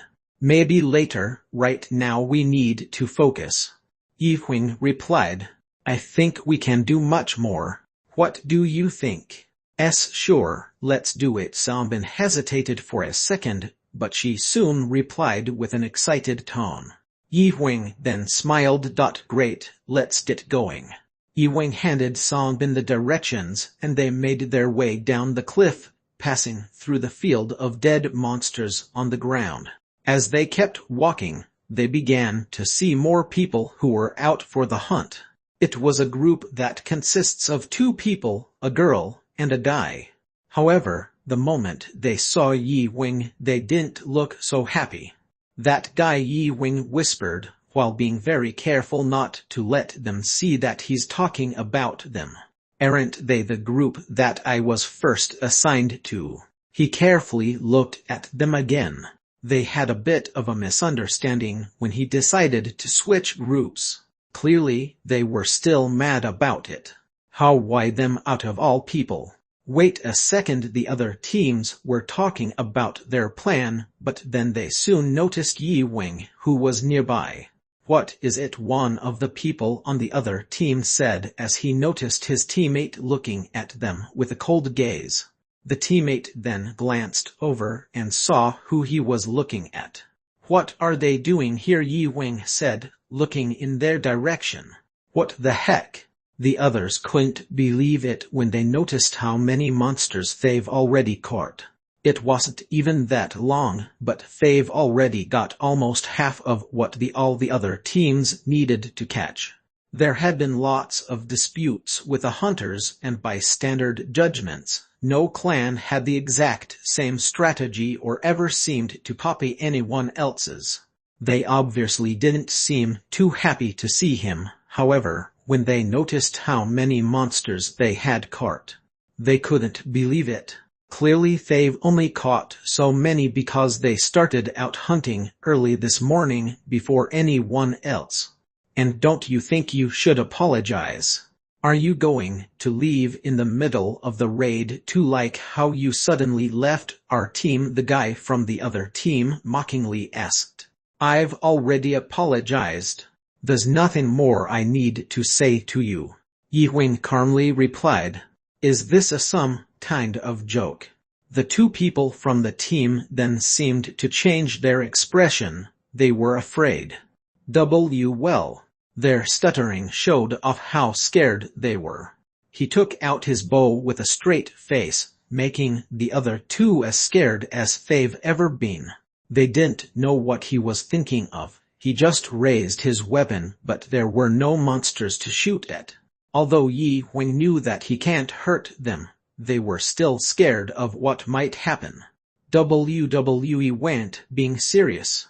one of the guys said as they tried to avoid causing any more trouble. Obviously, Yi-Wing could tell what they really meant. Yi-Wing actually felt a little out of place throughout the entire raid. He didn't want to start any fights or arguments with anyone, he just wanted to get this raid done. Two guys who didn't know better entered the scene.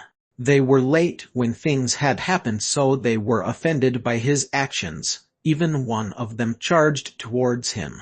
"You think this is a joke?" the guy shouted as he prepared for a punch. "You better hope that you're strong enough." They were high-ranked monsters hunters, but was that enough of a reason to go against Yi-Wing? They didn't even know exactly who it was, and obviously, they were making a big mistake. Pong whoosh pong. The guy ran faster and faster, but as soon as he approached Yi-Wing, he found himself crashing back into the ground. "Ow!" the guy screamed as he couldn't believe what had just happened. He felt a pain that he had never felt before. "You idiot!" Yi-Wing kicked him in the head to make him faint. He didn't want to be so harsh, but since they were in a place where monsters could show up at any moment, his screaming wasn't helping any of them at all. The remaining person of the two stood in place, frozen with a shocked look on his face. "Do you wanna try fighting me too?" Yi-Wing looked over and asked him. "No, please, I beg you," the guy pleaded. "All right then, I guess I'm done here," Yi-Wing said. "Thank you so much," the guy replied thankfully. Panhandlers 2, the end. Chapter 127 Panhandlers 2. Chapter 127 Panhandlers 2. Songbin stood still and stared at Yi-Wing for a moment. Although she was relieved, she couldn't believe that he would agree to her idea so easily, even if it was obvious that even he was completely worn out. "Thanks." She hesitated a little, but she soon expressed her gratitude. "However, that wasn't all. Also, I know we're tired and all, but I don't think we can just stop here. I want to contribute as much as I can to this raid," Songbin declared. Yi-Wing looked a little confused for a moment, and it seems like he just shrugged Songbin's idea off. "What did you say about what we've gathered so far?" Yi-Wing asked in a low voice. Songbin thought for a quick second and replied, "About 20% of our goal, but I think we can get at least 10% more." For their safety, Yi-Wing wasn't sure if it was much of a good idea or not. "I don't know about this. It does sound quite promising." It was a sudden suggestion, but she seemed to be sure about it. Yi-Wing thought that she did it for the sake of her pride, and she didn't want him to pity her. He then remembered the past where he felt the same thing, and he didn't want her to feel the same way. He noticed that she had the same cold gaze that he had developed to protect his own pride in the past. "Isn't it a good idea?" the spirit asked. "She has great skills." They purposely pushed their limits. A raid won't usually demand this kind of effort, but he ignored those boundaries as he moved on. He knew that time would pass and it would end better than what anyone had expected. He came to a conclusion, and he chose to trust her as well as her abilities, because even though her leg wasn't in good condition, she still supported their team beyond his expectations. The skill status window then showed up, revealing his skill's current condition. Skill status: John Yi-Wing. Effects: Archery skill, all areas increased by 2%. Energy shortage. Current energy 500-498. The spirit had already helped him a lot of times before, but he and his skills were not as effective as they should. Time passed by and Yi-Wing started to get worried as soon as a few people began to follow his lead. If he can't improve his energy, he won't be able to level up. Looks like I have no other choice. I'm not sure what else to do either. Yi-Wing thought about it for a moment. "Hey, What is it? You've already caught way more than 10. Why do you need to catch more? They've been hunting monsters non-stop ever since this early morning. Well, I'm not sure. Have you eaten already? The only thing on their minds ever since they woke up was them hunting as much as they possibly could. Maybe later, right now we need to focus. Yi-Huing replied. I think we can do much more. What do you think? Sure, let's do it. Songbin hesitated for a second, but she soon replied with an excited tone. Yi-Huing then smiled. Great, let's get going. Yi-Huing handed Songbin the directions, and they made their way down the cliff, passing through the field of dead monsters on the ground. As they kept walking, they began to see more people who were out for the hunt. It was a group that consists of 2 people, a girl and a guy. However, the moment they saw Yi-Huing, they didn't look so happy. That guy, Yi-Huing whispered, while being very careful not to let them see that he's talking about them. Aren't they the group that I was first assigned to? He carefully looked at them again. They had a bit of a misunderstanding when he decided to switch groups. Clearly, they were still mad about it. Why them out of all people? Wait a second, the other teams were talking about their plan, but then they soon noticed Yi-Huing, who was nearby. What is it? One of the people on the other team said as he noticed his teammate looking at them with a cold gaze. The teammate then glanced over and saw who he was looking at. What are they doing here? Yi-Huing said, looking in their direction. What the heck? The others couldn't believe it when they noticed how many monsters they've already caught. It wasn't even that long, but they've already got almost half of what all the other teams needed to catch. There had been lots of disputes with the hunters, and by standard judgments, no clan had the exact same strategy or ever seemed to copy anyone else's. They obviously didn't seem too happy to see him, however, when they noticed how many monsters they had caught. They couldn't believe it. Clearly they've only caught so many because they started out hunting early this morning before anyone else. And don't you think you should apologize? Are you going to leave in the middle of the raid too, like how you suddenly left our team? The guy from the other team mockingly asked. I've already apologized. There's nothing more I need to say to you. Yi-Huing calmly replied. Is this some kind of joke? The 2 people from the team then seemed to change their expression. They were afraid. Well. Their stuttering showed off how scared they were. He took out his bow with a straight face, making the other 2 as scared as they've ever been. They didn't know what he was thinking of. He just raised his weapon, but there were no monsters to shoot at. Although Yi-Huing knew that he can't hurt them, they were still scared of what might happen. WWE went being serious. One of the guys said as they tried to avoid causing any more trouble. Obviously, Yi-Huing could tell what they really meant. Yi-Huing actually felt a little out of place throughout the entire raid. He didn't want to start any fights or arguments with anyone. He just wanted to get this raid done. 2 guys who didn't know better entered the scene. They were late when things had happened, so they were offended by his actions. Even one of them charged towards him. You think this is a joke? The guy shouted as he prepared for a punch. You better hope that you're strong enough. They were high-ranked monsters hunters, but was that enough of a reason to go against Yi-Huing? They didn't even know exactly who it was, and obviously, they were making a big mistake. Pong whoosh pong.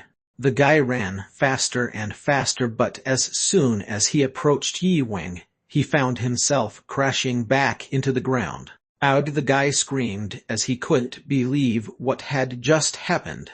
He felt a pain that he had never felt before. You idiot! Yi-Huing kicked him in the head to make him faint. He didn't want to be so harsh, but since they were in a place where monsters could show up at any moment, his screaming wasn't helping any of them at all. The remaining person of the two stood in place, frozen, with a shocked look on his face. "Do you wanna try fighting me too?" Yi Wing looked over and asked him. "No please, I beg you," the guy pleaded. "All right then, I guess I'm done here," Yi Wing said. "Thank you so much," the guy replied thankfully. Panhandlers 2, The End. Chapter 128 Panhandlers 3. Chapter 128 Panhandlers 3.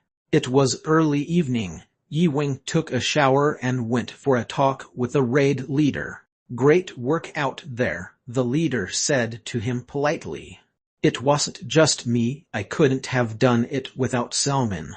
"Is she done with the raids?" "Yes, it was originally supposed to go on for 2 more days, but their leader gave them the thumbs up.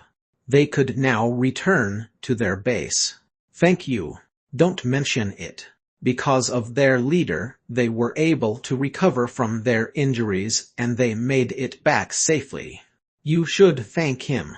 Yi Wing didn't know the hunter leader so well, but he remembered that he showed him a great raid spot a while ago. In a city in the Alaosu, the monster's habitat has been moved. It caused them to struggle, and those beasts that left their homes had run into the Dekasu monsters. One would expect them to have some sort of trouble, but little by little, they got along until they were able to find a new area for themselves. It was a good thing that they helped. "True, I don't know what would have happened without them," the leader replied, and Yi Wing nodded his head in agreement. "By the way, there's something I need to ask you." "Sure, what is it?" "Have you heard of someone that had gotten a head injury or something today?" The leader's face glowed after he heard his question. He didn't notice any accidents happening to anyone. The higher-ups had personal connections with the Korean army and their standard circumstances seemed pretty high. They were considered as champions in the past and they were still well known up to this day. However, that team ran into a high-ranked monster and they stood no chance against it. Their connections proved them to be very effective in terms of their careers, all the more while they do their jobs protecting their base. It meant that having bigger connections would mean bigger opportunities. What he thought was right. "Well, yes, you're right." He could already tell what he was thinking. "I'm not asking for much, but the truck carrying those high-leveled monsters caught on the raid, it needs a tighter security," Yi Wing said, and the leader shook his head as he thought about it. There's a slight problem with what he had in mind, but after thinking about it for a second, he asked, "Do you think I'll hit the jackpot if everything goes well?" "Yes, and that would be great," Yi Wing answered, and the leader replied with a smile. "All right. Well, issue some personnel to secure those big monsters. If everything does go smoothly, it'll do wonders for the military budget." Great. It was a win-win agreement. 10 days had passed since that meeting took place. All of the hunters were at lunch in the cafeteria and Yi Wing was sitting at a table with Salmon. Over the past 10 days, Salmon seemed to have changed a lot. Her usual slightly tilted shoulder was straightened and her leg brace looked decent and new. "Have some of this." "Thanks." Something about her had definitely changed. Her face for the past 10 days seemed a lot happier. "Are things going great on your end?" "Yes, I found a great house in the countryside for my mother. She was able to leave the hospital and she lives there now." "Your mother's living alone, doesn't she get lonely?" Har, of course not. She told me about that place and besides, she likes spending time by herself. In just 10 days Salmon was able to rest, help her mother and do all the other things that she needed to finally become stress-free. On the first day, Xiaobin was able to pay off a stressful private loan. It was the type of loan where she would get phone calls every day as a reminder about the loan that she couldn't pay. She got her way out of it with a single payment, and she had a chunk of funds left to take care of the things that she wanted. For the second day, she was able to move her mother, who was in the hospital, to a much better facility and was admitted a few days later thanks to her having a better treatment. The third day was a fulfilling day, and so was the fourth. Joining the raid with Yi Wing as her teammate was very challenging, but it really paid off in the end. She also went up by 3 levels over the past 10 days. It was the shortest amount of time where she had gained so much progress at once. Obviously, they earned a lot from the raid, and although it was really dangerous and exhausting, they didn't regret a thing. They were able to sit back and just relax for the time being. Xiaobin thought of Yi Wing as her savior for helping her make those past 10 days possible. Yi Wing's advice and knowledge worked perfectly, and she couldn't have done it without him and his amazing skills. She thought that maybe he wasn't such a bad person after all.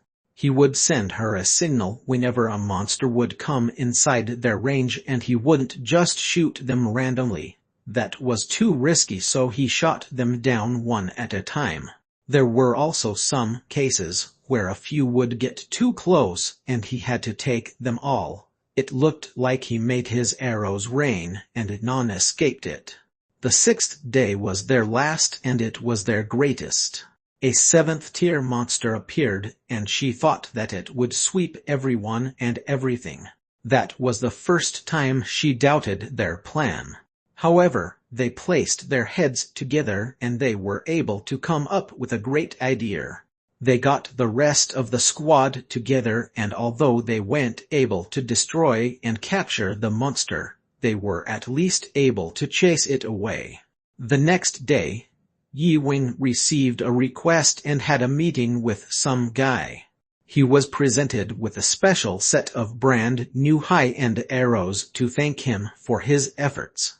But that person was a monster as well. How? Because that guy went and loaded the 5th-tier monster onto the truck. What was even more surprising was the talk that both of them had. "Why did you come here?" "I'm here as a backup for the raid." "We don't need any backup, so you can go. You and I don't ever have to see each other." "Hey, I'm just a friend trying to help." "Well, then I don't have to share any profits with you, deal?" "Are you serious?" "If you don't think that's a good idea, then you can just go. I have to take the bus back to you." Both of them were capable of handling such a strong monster. Donchul and Yi Wing had to take the military bus back to the base, so it didn't really matter who left first because they would just have to see each other again very soon. Yi Wing was ignoring his friend Donchul. It was hard to avoid him, but he didn't really want to start a fight between the two of them. Soon, the raid was finally finished. Other people had showed up to help them load the dead monsters onto a truck to be taken away so the area could get cleaned up. Donchul and Yi Wing then went onto the military bus to exit the scene. "Tack!" Yi Wing finished eating and placed his empty glass on the table. "What's this?" Xiaobin asked as she handed Yi Wing a card with his name written on it. Yi Wing took the card and looked at it in surprise. "Mr. Choi Jin Har, I can't believe I still have this around," Xiaobin said, still being confused. "I forgot all about this. Someone from the head office in Seoul gave this to me. The tasks to get it was unbelievably difficult, but I pushed through it all." She then handed the card back to Yi Wing. "Why are you giving this to me? Don't you hate the team?" Xiaobin thought for a moment before she took the card. "Thanks," Xiaobin said. Yi Wing's head was facing down on the table when he noticed a tear falling down to the table. He could understand her struggle and sympathize with her a lot. All he wanted to do was to make things easier for her, so he did the best he could to do that. Look what you did. What are you talking about? I did my best to try and help, Yi-Wing said in reply to the spirit. He never had it in him to comfort others, so he kind of just sat there awkwardly. Thank you so much, Yi-Wing, this really means a lot to me, Songbin said as she cried. Yi-Wing then looked at her and said, Don't worry. I just want to give you a chance to get up on your own. You can be just as good as I am. I know you can, so don't cry and get some rest. We have a lot to do tomorrow. Okay, Songbin said before she left the cafeteria to take a rest. Yi-Wing then got up to leave as well, but he suddenly stopped and asked the spirit a question. Spirit, what is it? Am not strange, am I? Are you stupid? You're always strange, the spirit unhelpfully replied. Whatever, Yi-Wing said as he moved on, and the skill status window then suddenly opened. Archery skills, unique skill. Possessor of the skill John Yi-Wing. Effects. Archery strength increased by 10%. Others. Level 1 1000 in effect. Level 2 10,000 in effect. Level 3 100,000 aesthetic. Next level cannot be shown due to the lack of energy. Energy 500 426. Wow. His skill had improved a lot since the last update. He was now ready to continue his training to make himself better. Yi-Wing was ready to continue to work hard to make even more improvements. Panhandlers 3 The End. Chapter 129 Back to Justin Point. Chapter 129 Back to Justin Point. He had an easier time leveling up when his level was low compared to now, where he had to put in so much hard work and dedication just to improve. He went up 3 levels recently and he still didn't know when he's going to hit the 4th or the 5th level. Nevertheless, he chose to keep trying until he got there. Wow, I'm nervous. What is it? The spirit asked. Well, I would like to become stronger, but how am I going to be able to improve even more of what's needed? Yi-Wing answered. How could he become stronger without knowing exactly what he needed to do? A hunter's life could be amazing, but it was also very difficult. A human's most reliable foundation of energy is their consciousness. They either succeed or fail because of how they manage their fears. Succeed fear? He asked. Yes. Fear is the overflowing energy that had been kept inside of us for a very long time. Everyone faces the same difficulties in this field, but what sets others apart from the others is how they use that energy. There's no need for you to worry. You'll get stronger, and all you have to do is wait for it to find you. So I just have to wait a little longer until it comes to me.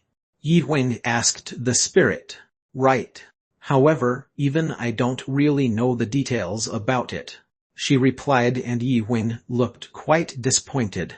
Of course, it will get a little dangerous, but that's good.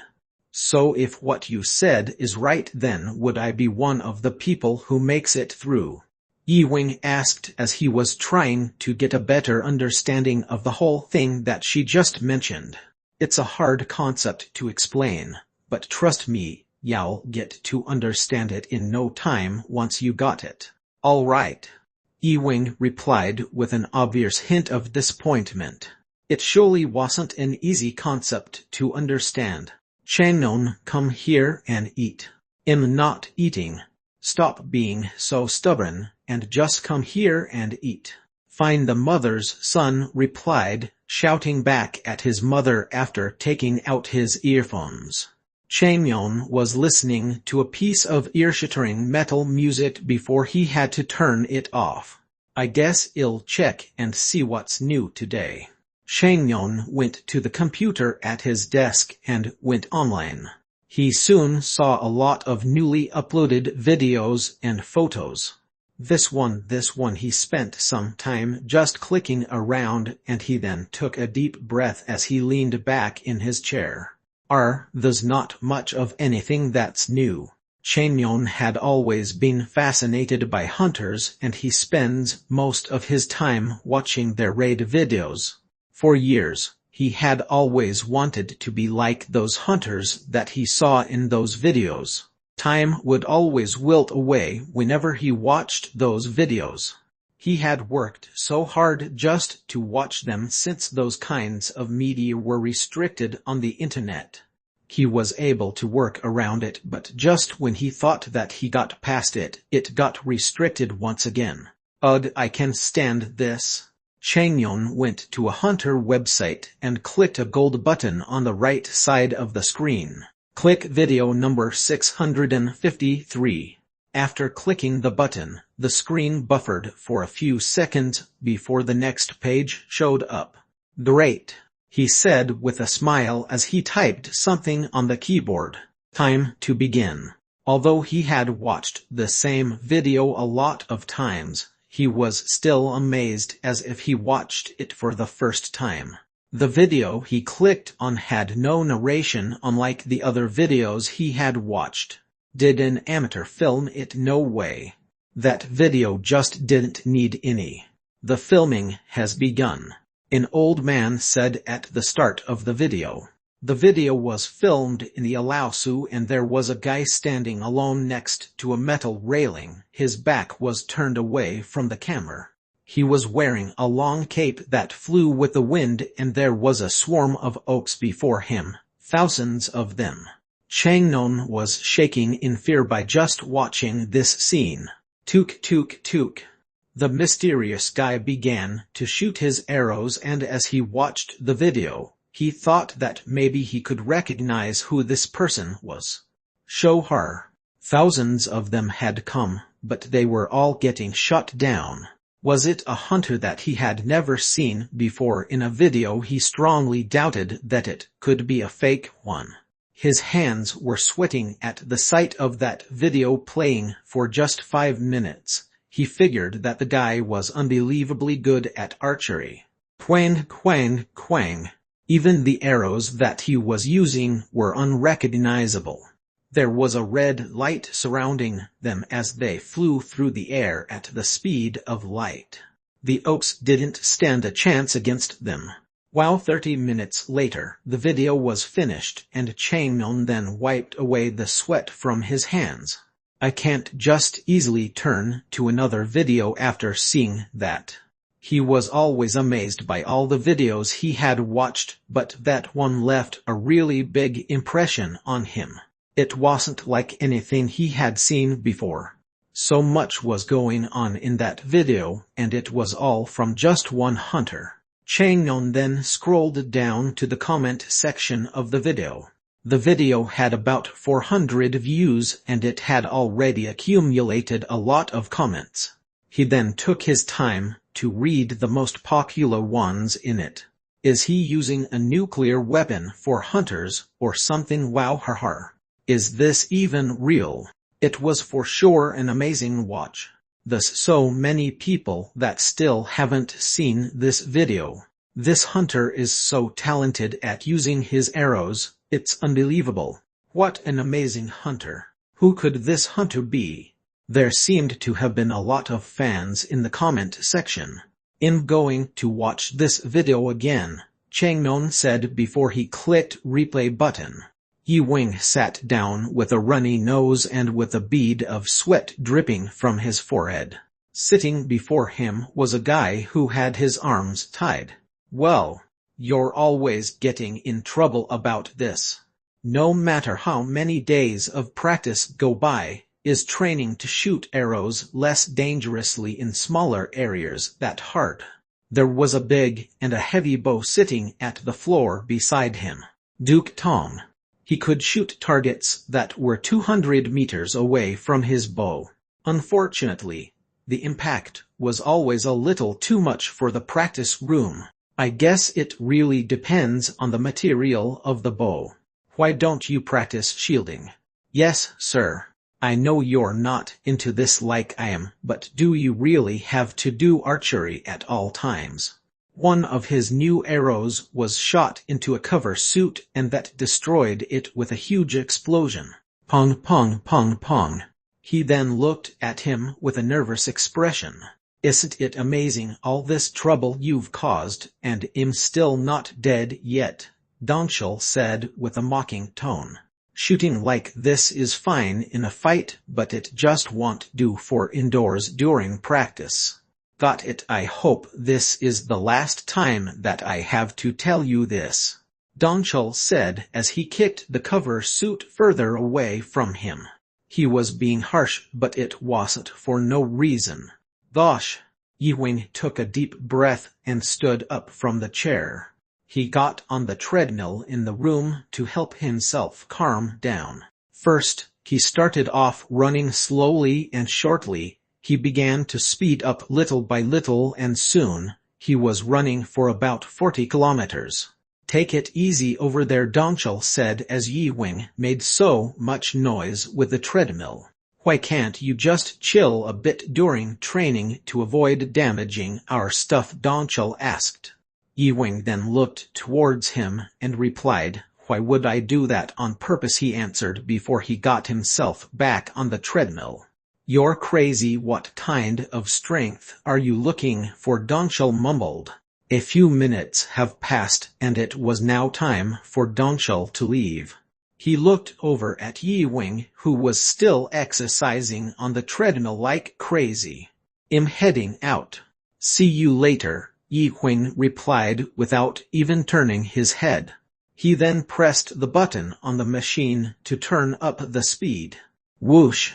The machine was going so fast that smoke started to come from out of it, leading Yi-Wing to press the stop button along with an anxious thought. Back to Justin Point. The end.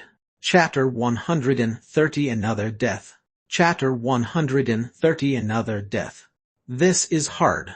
This was not an easy task. He was a hunter with superhuman healing skills, but he was still having a hard time. His strength was good and still increasing. However, he still wanted to get stronger, so he didn't slack off on his training. Ever since he came back from that raid, all he did was train. He felt like he could have done a lot better on it, and that made him more and more anxious. I can't stop here. A strong sense of pride had grown in him despite him knowing that he was very powerful and capable of much more than he thought.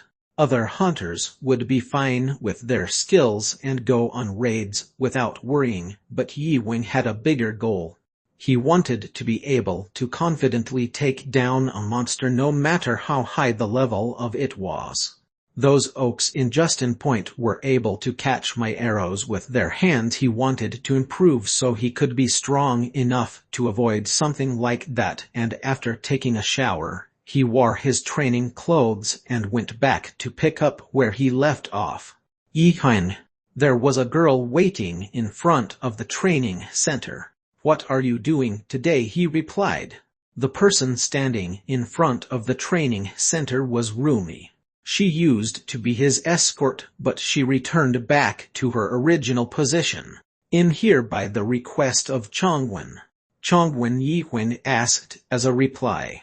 He remembered hearing that name when it was mentioned before by Mr. H. Wang. He said that he needs to talk to you. Okay, Yi-Wing replied. He followed Rumi and they soon walked into a building to get to Chongwen's office. Welcome, Yi-Wing. Chongwen seemed happy as Yi-Wing walked into the office. There were a lot of ceramics in his office and he had a flower pot on his table. In the center of the room lies a large center table that had a set of chairs on each side. Chongwen then stood from his seat to shake his hand before he sat back down. Come on, take a seat. Yes, sir. Have some water, Chongwen said as he reached out to him. You did a great job in the Alaosu. I'm impressed. Would you like some tea leaves? Sure, Yi Wing replied and took a sip from his drink. He was surprised by the taste as it was something that had never tasted before. Those tea leaves felt like a breath of fresh air at the moment he drank it. Wow, it's great. He wasn't the type who would usually have tea, but he could get addicted to that one. We found the tea's natural flavor, but it's still lacking. We don't know, it would need something special to complete it. That's why I called you here, Chongwen said and handed him a compilation of files. Yi Wing opened the document. He slowly read through them all before he placed them back onto the table. You're connected to so many companies as well as with the Americans. Why did you call me? The files came from the National Hunter Association in America. The contents were very simple and he could easily find a fully equipped person for the job, but he decided to call Yi Wing instead. Of course, his name wasn't written on the documents, but it felt like its content was made for him. You were most likely recommended by the officials because of all the good work you've done in the past, Chongwen said. I guess so, Yi Wing replied. All the fights and raids that he's done in the past had gotten a lot of attention from everyone. However, he wished that he wasn't involved in this. The task involved fighting the Oaks, and they were known for their cruelty, especially when they were all rallied together. But why do I have to do it, he asked, and Chongwen replied, if you do this then you'll get so much more positive media influence. I see, Yi Wing answered. He already showed off his talents so many times that he was starting to feel a bit pressured to be so amazing all the time. He felt like everyone's eyes were onto him. With that being said, I think it would be great to at least think about the official's request. Yi Wing didn't completely understand what he had said. We have our connections to the American corporations, so you can find out the reason behind this. It'll be fun. The head official also had a daughter there in America and she could help. We can safely send you over to her in her hometown. What is the reason for this? Yi Wing asked again. Because at the beginning of time, everyone was overtaken by greed and we can't let that happen anymore. With that being said, there is one problem. A problem. She could fall in love with you. What? Yi Wing asked with a confused tone. Just as I said. Our goal is to get her to join you on a mission in the Alaosu. I don't want to. Yi Wing shook his head. He didn't want to go back to the Alaosu because he knew that he would somehow run into Songyi once again. Besides, he had to find the traces of his family.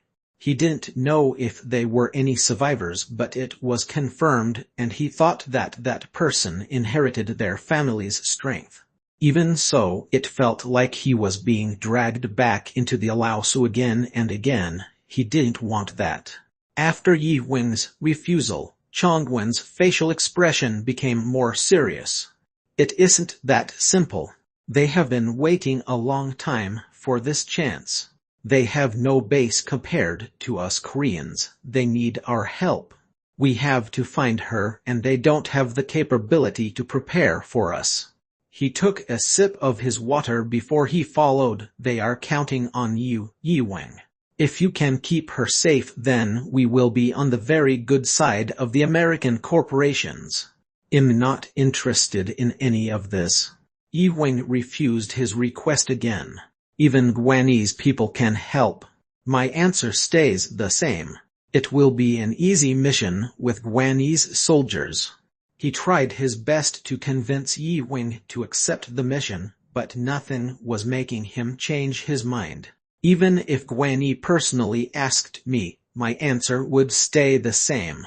I'm not finished talking yet, Chongwen shouted in anger. Until now, I have received much more from them than I thought I could ever give. And, well, I want to do something about it. They're my enemy, Yi Wing said. Chongwen looked surprised, but a hint of anger still remained on his face. He then replied, coldly asking, "What is that supposed to mean?" "Exactly what I said." For a moment the sound of the clock on the wall filled the room. Chongwon then eventually spoke. "Is this because of the Dehyun's clan involvement?" "That is one of the reasons." "Yes." Yi-wing already got his revenge on Sung-yi thanks to Gwenny's plan, so he didn't want to dwell on that anymore. Although he didn't want to go back on his word, he also didn't want to let anyone down. "I have one question," Chongwon asked. "What is it?" "Did you get revenge on the head of the D-Young group?" "Not as of now." His answer wasn't exactly right, but it wasn't wrong either. Just as he planned, the only person that he got revenge on was Sung-yi. "So who was it then?" Chongwon asked curiously. "The only person I wanted to get revenge on was Sung-yi. So that was all I did," Yi-wing answered. Chongwon then took a deep breath. "Of course, you have plans of your own," he said, still holding back his temper. "Did you finish the test?" Yi-wing asked. Chongwon then smiled and replied, "Yes, it's finished." Another Death, the End. Chapter 131 Another Death 2. Chapter 131 Another Death 2. "Now I want to hear your reason for this, Mr. H. Wang said as he walked into the office. He poured Yi-wing another cup of tea and handed it to him. He only had a single reason to mention that test. He wanted to change the subject when Chongwon started to get angry. Mr.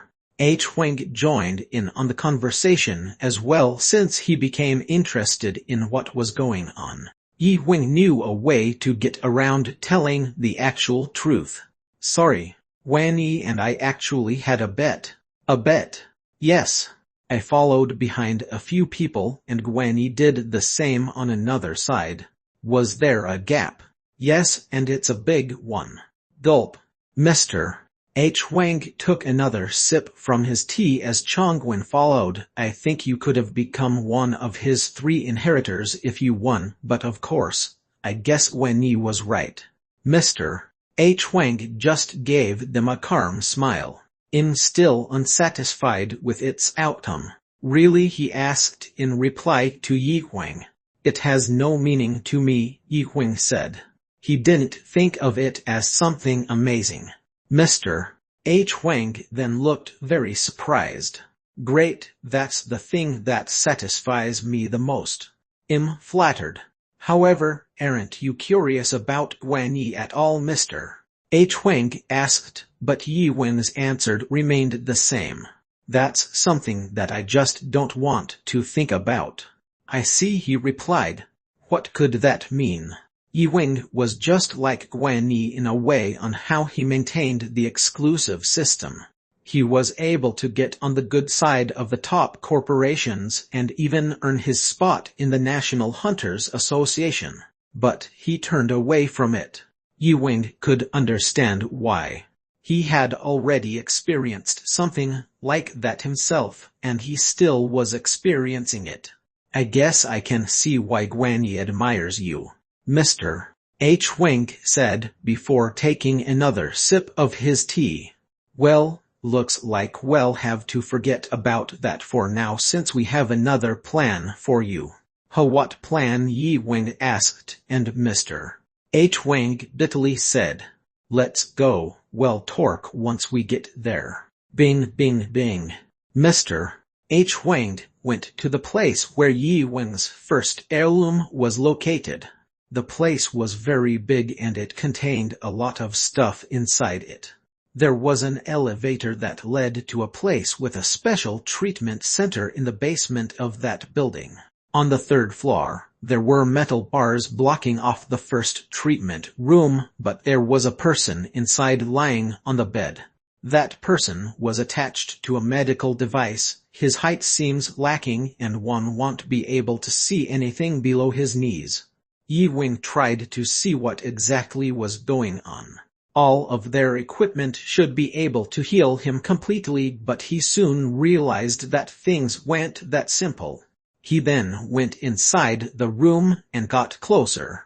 It looked like someone familiar to him, but his face was distorted. He couldn't tell who he was.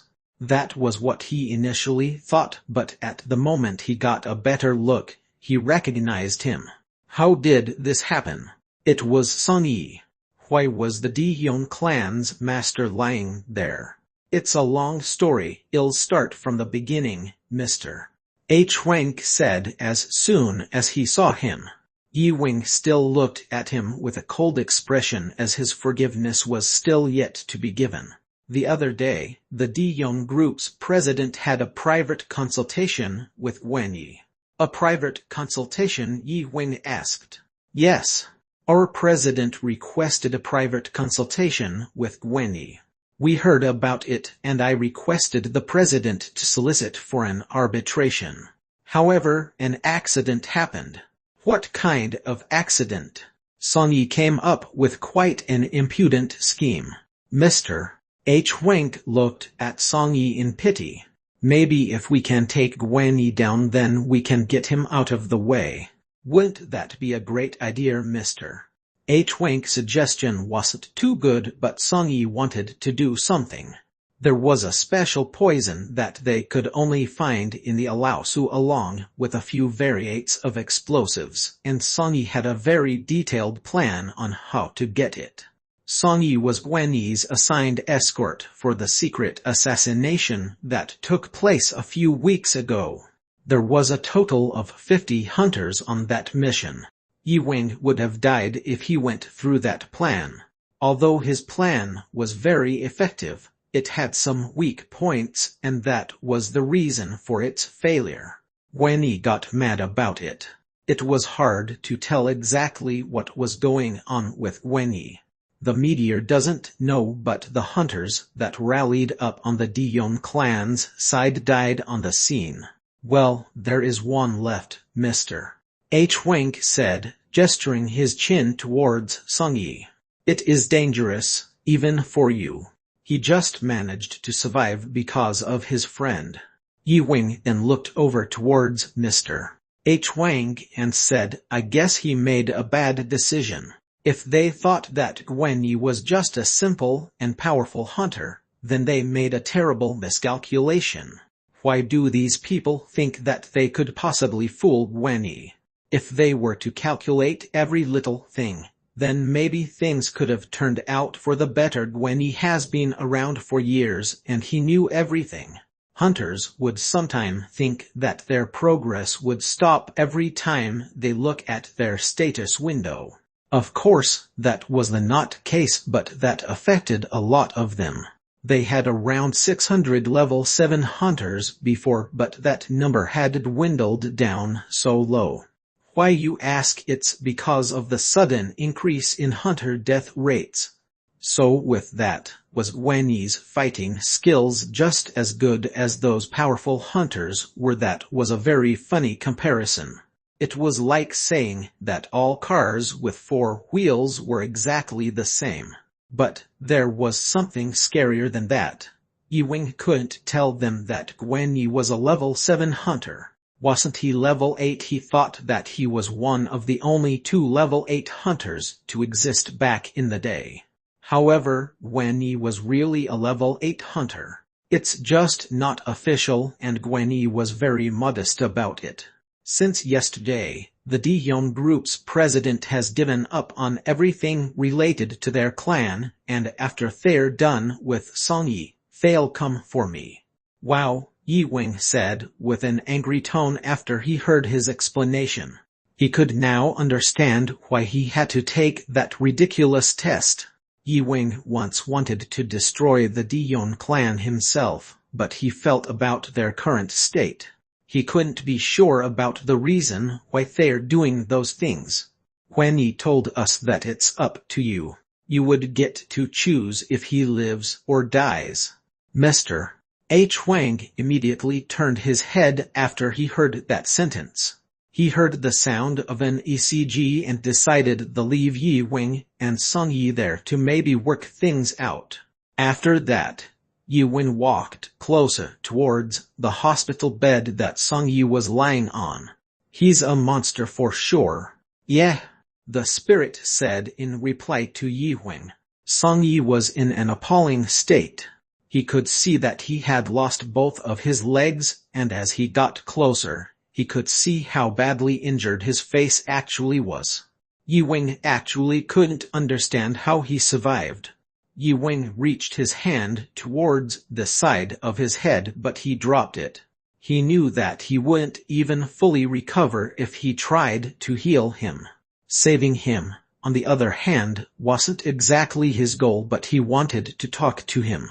He wanted to tell him about the incident that caused the death of his parents as well as his greatest pain. The only thing that stopped them was the presence of Mr. H. Wang, who was still nearby. He told him that he wanted revenge, and that's why he pulled his hand. There was a chance that a war would start with the Dion clan, but nevertheless, he wasn't scared about it. Even if there's a high chance of them dying, they would deal with it because they brought it upon themselves. Yi-Wing's parents always told him to be happy. They told him to live his life peacefully, and his parents wouldn't want him to focus on things like revenge. He then took a deep breath and reached out his hand once again. "I will end his suffering." Whoosh! A ball of light appeared and surrounded Sung-Yi. Yi-Wing then placed his hand on Sung-Yi's head to heal him. Sung-Yi, who was unconscious, suddenly opened his eyes and looked towards Yi-Wing, who was standing next to him. "Why, you am sorry about what happened to Suji. I beg you for forgiveness, and Roman too." He was barely able to speak, but soon the fear in his eyes began to disappear. Swoosh! Mr. H. Wang couldn't believe it when he realized what was going on. He thought that Yi-Wing wanted to get revenge. Another death to the end. Chapter 132, The Successor. Chapter 132, The Successor. Ring. "Who could that be at this late hour? What's going on?" Dongchul asked, seeing Yi-Wing as soon as he opened the door. The guy walked through the door and said, "I need you to come with me." "What's going on?" Yi-Wing suddenly showed up at Dongchul's door in the middle of the night and said that he needed to take him somewhere. Dongchul looked at the uniform he was wearing. Nothing about him had changed. He was dressed in his gear full of weapons, and it seemed as if he was going on a raid. "Come in." "I can't, we have to get going right away." "Where are we going all of a sudden?" "It's kind of hard to explain." Dongchul then realized that it was most likely something important, so he decided to go. "How long will this take?" "It won't be long if we go now." "So, would I be able to come back?" "I'm not completely sure." He couldn't tell him too much beforehand, so Dongchul was a little lost. It was currently 11 p.m. He also considered that maybe Yi-Wing was acting so weird because he might have been drinking earlier. "How about we talk about it tomorrow? It's getting late." Yi-Wing expected to get an answer like that. However, Dongchul didn't want to leave him hanging. Maybe he could have set up this plan in advance. It's just now couldn't have been just a spontaneous time. "So, how do we get there?" "By airplane," Yi-Wing answered, and Dongchul looked quite shocked. If they were taking an airplane, then maybe it couldn't have been as dangerous as he initially thought. "Are we going overseas?" "Is there anyone else coming with us?" Dongchul continuously asked. His friend clearly had something crazy in mind. "Where are we going?" "To Yarlu. We might also pass through Beekjusen."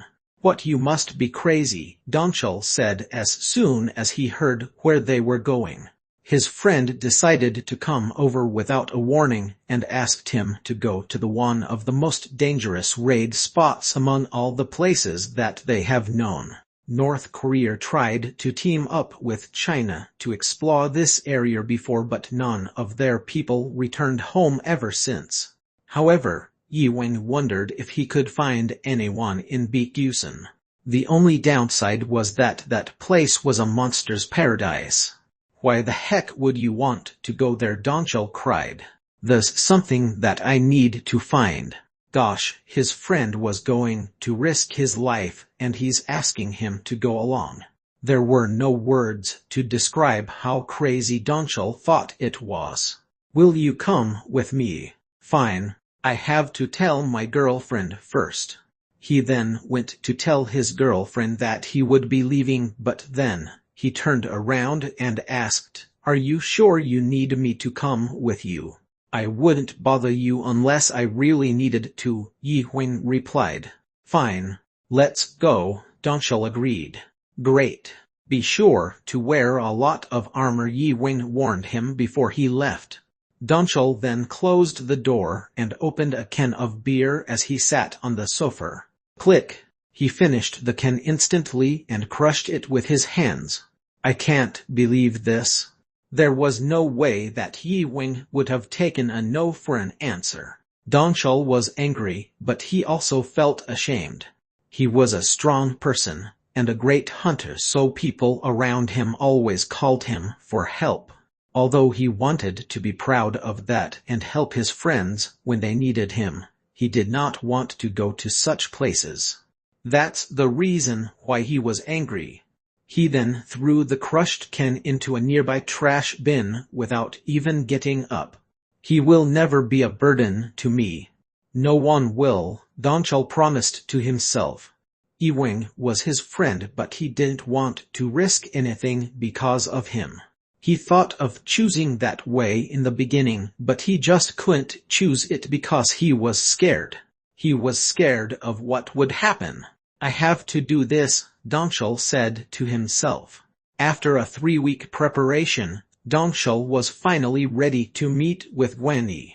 It wasn't an easy decision, but he had enough time to think it through. He wanted Gwenny's help to get himself stronger and braver so that he won't be worried. After talking for a while, Gwenny looked at Donchul and asked, Okay, how strong do you want to become? Gwenny seemed to have agreed to train him, but he was still worried about what he would think after he answered his question. Donchul hesitated, but then he answered, I wanted to be stronger than Yi Wing. Wow, Gwenny was shocked after he heard his answer. His answer piqued his curiosity. You wanted to be stronger than Yi Wing, Gwenny said with a bit of a laugh. Donchul immediately felt angry as soon as he sensed his sarcasm, but he chose to ignore it. He had a strong feeling that he could succeed. There was a little doubt left in him, but he placed that aside. He was ready to receive the training and work hard to achieve his goal. Ready. Are you strong enough to do it? Gwenny asked. His training was harsh and hard to handle. I am determined. Okay. It's going to take a lot of time and effort. You have to be very dedicated. But if you are willing to do it, then I will help. I will train you until you are stronger than Yi Wing. Wow. Thank you. Donchul was a little surprised that he agreed and believed that it was possible. It was time. He was going to be better than who he envied for so long. Shall we begin tomorrow?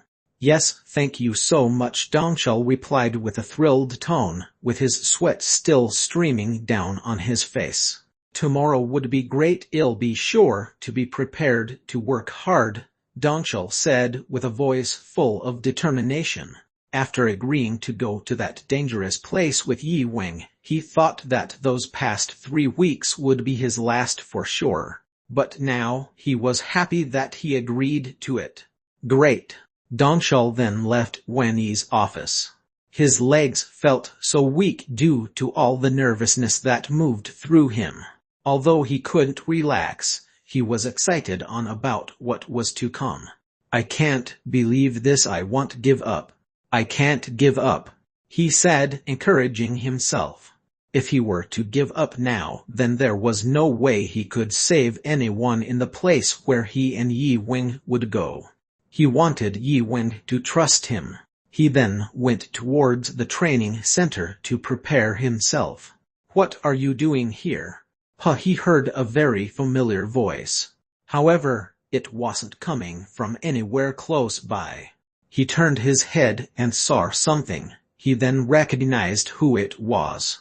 Hello, it was a face that he saw 3 weeks ago. It was the one who knocked on his door in the middle of the night. It was Yi-Wing. What are you doing here?" "I have returned." I went to Baekusen," Yi-Wing calmly replied. Donchul couldn't believe what he heard. He had already gone to Baekusen without him. But how could that be? He said that it could take a few months or even a year. "You're back already." "Apparently it didn't take as long as I thought it would." "Oh wow, it only took you 3 weeks," Donchul said, feeling quite disappointed. However, after a few seconds of silence, Donchul exploded in anger. "Are you crazy?" The Successor, the End. Chapter 133 The Successor 2. Chapter 133 The Successor 2. "Are you crazy?" Donchul shouted in anger. Well, it wasn't much of a rage. He actually seemed more sad than angry. He couldn't help but worry every day, and all the time he spent worrying for these past 3 weeks had all gone to waste. He made that decision because he wanted Yi-Wing to trust him. "Why are you so mad?" Yi-Wing asked. He thought that Donchul wouldn't care so much since he really didn't seem to want to go in the first place. "Roman, too, ugh," Donchul shouted as he fell to his knees on the blue marble floor. "Why is he acting like this?" "You must have done something wrong," the spirit replied. Yi-Wing hated to see his friend so stressed out. "Donchul, what? Is there a reason that you're here?" Yi-Wing asked. Donchul then stood back up on his feet and took a deep breath. He was there to receive Gwenny's training, but he couldn't really say that. "Well, Donchul said as he thought about what to say. "Yi-Wing, what is it?" "Roman, too, can I get hospitalized for a month?" Yi-Wing asked with a confused tone. Was he talking about the time he was hospitalized because of him? Yi-Wing didn't know what to say. "Well, of course," Donchul replied. He couldn't even say anything about the injury he had. That was the reason he spent 1 month in the hospital. He felt like his life as a hunter would soon be over if he spent his time in a hospital to recover from that injury. It was because of Gwenny that he was able to get back his strength as well as his hope as a hunter. It happened before when he was hunting a high-ranked monster. He got terribly hurt and he had to be hospitalized for 3 days. He really thought back then that he would actually die.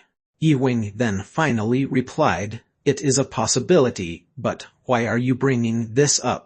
Donchul then looked at him with a shocked expression. "A possibility?" "Yeah, a possibility. It was difficult in the past, but now it could be possible," Yi-Wing replied, but Donchul didn't look too happy with his answer. Did he believe that it was easy to recover from something like that? Did he think that he would be able to recover from anything? Someone then walked into the training center where both of them were. It was a short guy carrying some armor in his left hand, and his presence gave them an uneasy feeling. It was Choi Chinher. Donchul and Yi-Wing then walked up towards him. "Hello," Yi-Wing said, greeting him politely. Donchul looked down at Mr. Choi, who was sitting on the floor, and said, "You," Donchul said, looking down at him, and Mr. Choi looked back at him with a sharp look in his eyes. "It's you. Are you the one who wanted to get stronger?" Mr. Choi remembered what Gwenny told him. "Yes, sir. Am I that someone you admire?" Gwenny said, and Mr. Choi nodded his head in agreement. Mr. Choi was sitting in a chair on the other side of his desk at this unplanned meeting. "So, these people these days have been very impatient. He surely won't be able to endure even a few days of this training. I know he's going to give up. It can be hard even if they're the ones who wanted to do the training in the first place, Wendy said with a serious expression, and Mr. Choir began to look a little nervous. I see. Though why would anyone even want this? Well, training could be enjoyable too, but the most important thing is that man wants to get stronger, Wendy replied. They then heard a strange noise from out of nowhere in the middle of their conversation. Mr. Choi turned his head, but nothing was there. A cold breeze just blew past them. I think that they're lonely. They don't seem to be too happy. Yeah, Mr. Choi's face then turned red.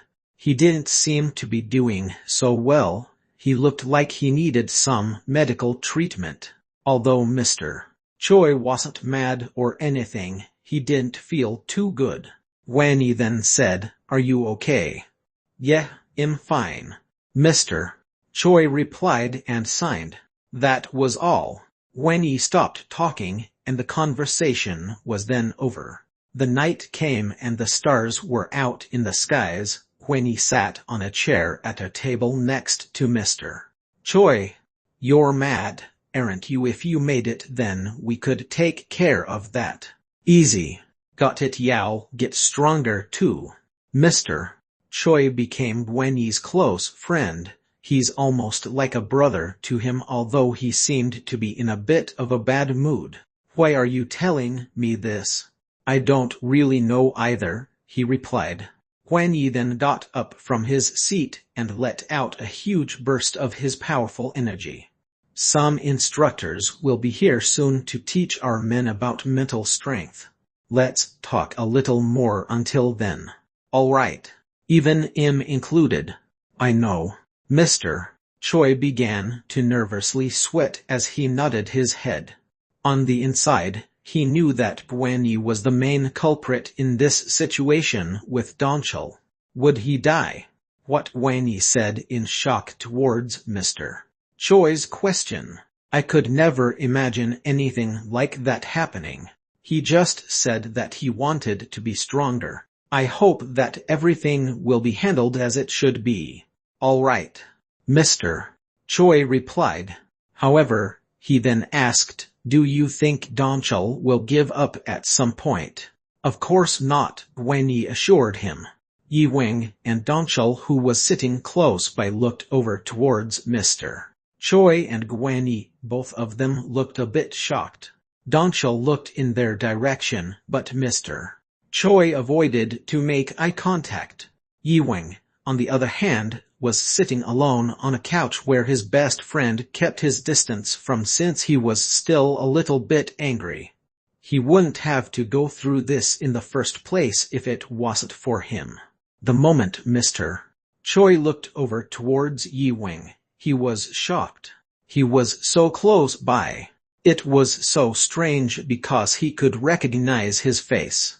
Pictures of him went around online due to the girls going crazy over how handsome he was.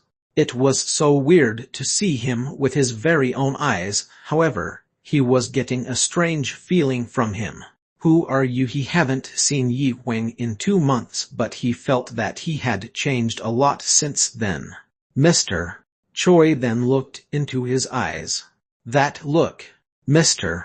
Choi thought to himself. The successor to the end. Chapter 134 The Successor 3.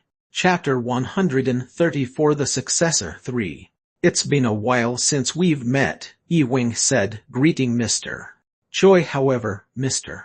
Choi didn't seem so pleased to meet him. His hands were trembling, and he could feel his thoughts conflicting. It was obvious that he was tired, but he still wanted to speak with Yi Wing. How did you do it, Mr. Choi asked. He wanted to know the details about Yi Wing's attacks. Yi Wing then shrugged his shoulders and said, "Just a little something I learned." Mr. Choi was not satisfied with his answer. He thought that Yi Wing could be some kind of a monster. Even just the thought of it gave him some chills and goosebumps. He just placed his hand on the sword sitting next to him. His sense of hostility still haven't disappeared. "How surprising, Mr. Choi said with a tone full of admiration. "I guess it's just luck." "Yep, just luck," Choi replied. He thought that if he meant it as a joke, it wasn't a good one. "Well, I'm going to talk to Gwenny." "Okay, see you another time." Yi-wing said goodbye and returned back to his seat. Mr. Choi, on the other hand, thought of someone as he walked away. Yi-wing reminded him of someone he used to know a long time ago. Dustin. They were one of the two most powerful hunters in the world. Dustin, he was a very secretive person. Mr. Choi got a strange monster-like feeling the first time he met him as well. Phew. Yi-wing finished taking a shower and got into bed. 3 weeks he suddenly thought of his mistake and he couldn't get it out of his head. "Spirit, are you there?" "What is it? How much time do we have left before we visit that place again?"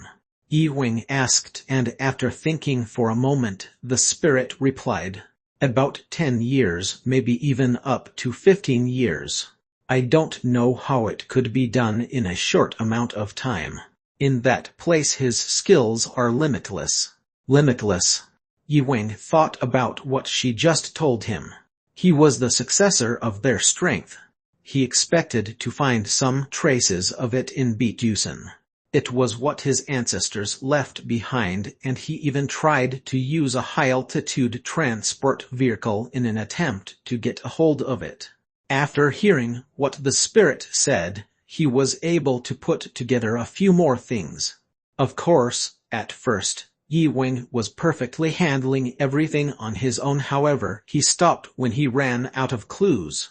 There were places that he couldn't just go because of the dangers that it possessed. During that time, they used their various connections with the army to get that kind of vehicle, and after a week, they were able to learn the basics of high-altitude diving. It was as expected of them because they were high-ranked hunters and they could learn things instantly. Yi-wing was also faithful with their training, and he even told the others what he knew. Yi-wing settled down in that place for some time before he went to a place called Sanju. He spent his time every day looking for some traces, and when he finally found some, he knew that he was ready for his real journey. He followed those traces, and it led him to a giant-shaped door.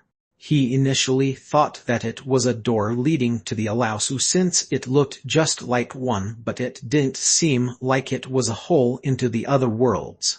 That's why he asked the spirit to open it with his magic so they could get through. Then, he thought that he was going crazy. Yi-wing was able to meet his ancestors from years ago through that door. Finally, he was able to meet them and find out what they were hiding. Yi-wing was surprised.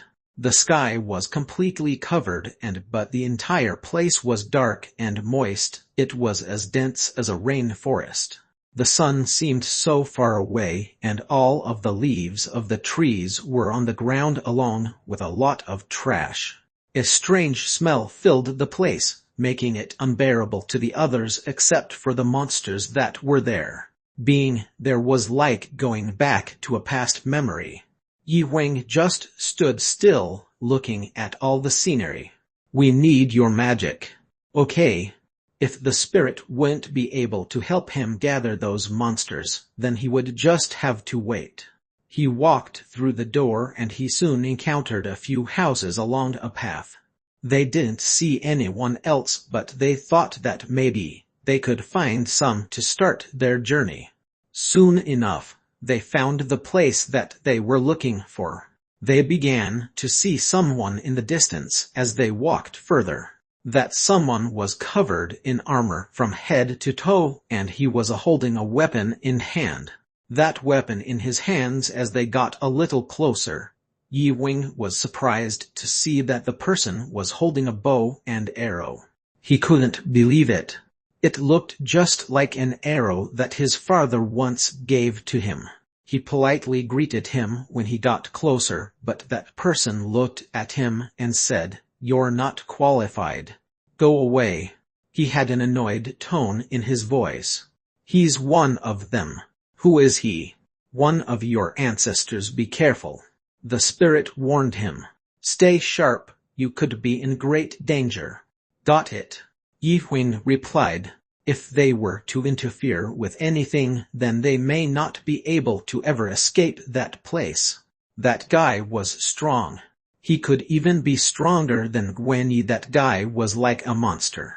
Yi Huing couldn't even use his tiger hunter skill because the guy might try to attack him with his deadly arrows if he tried to do so.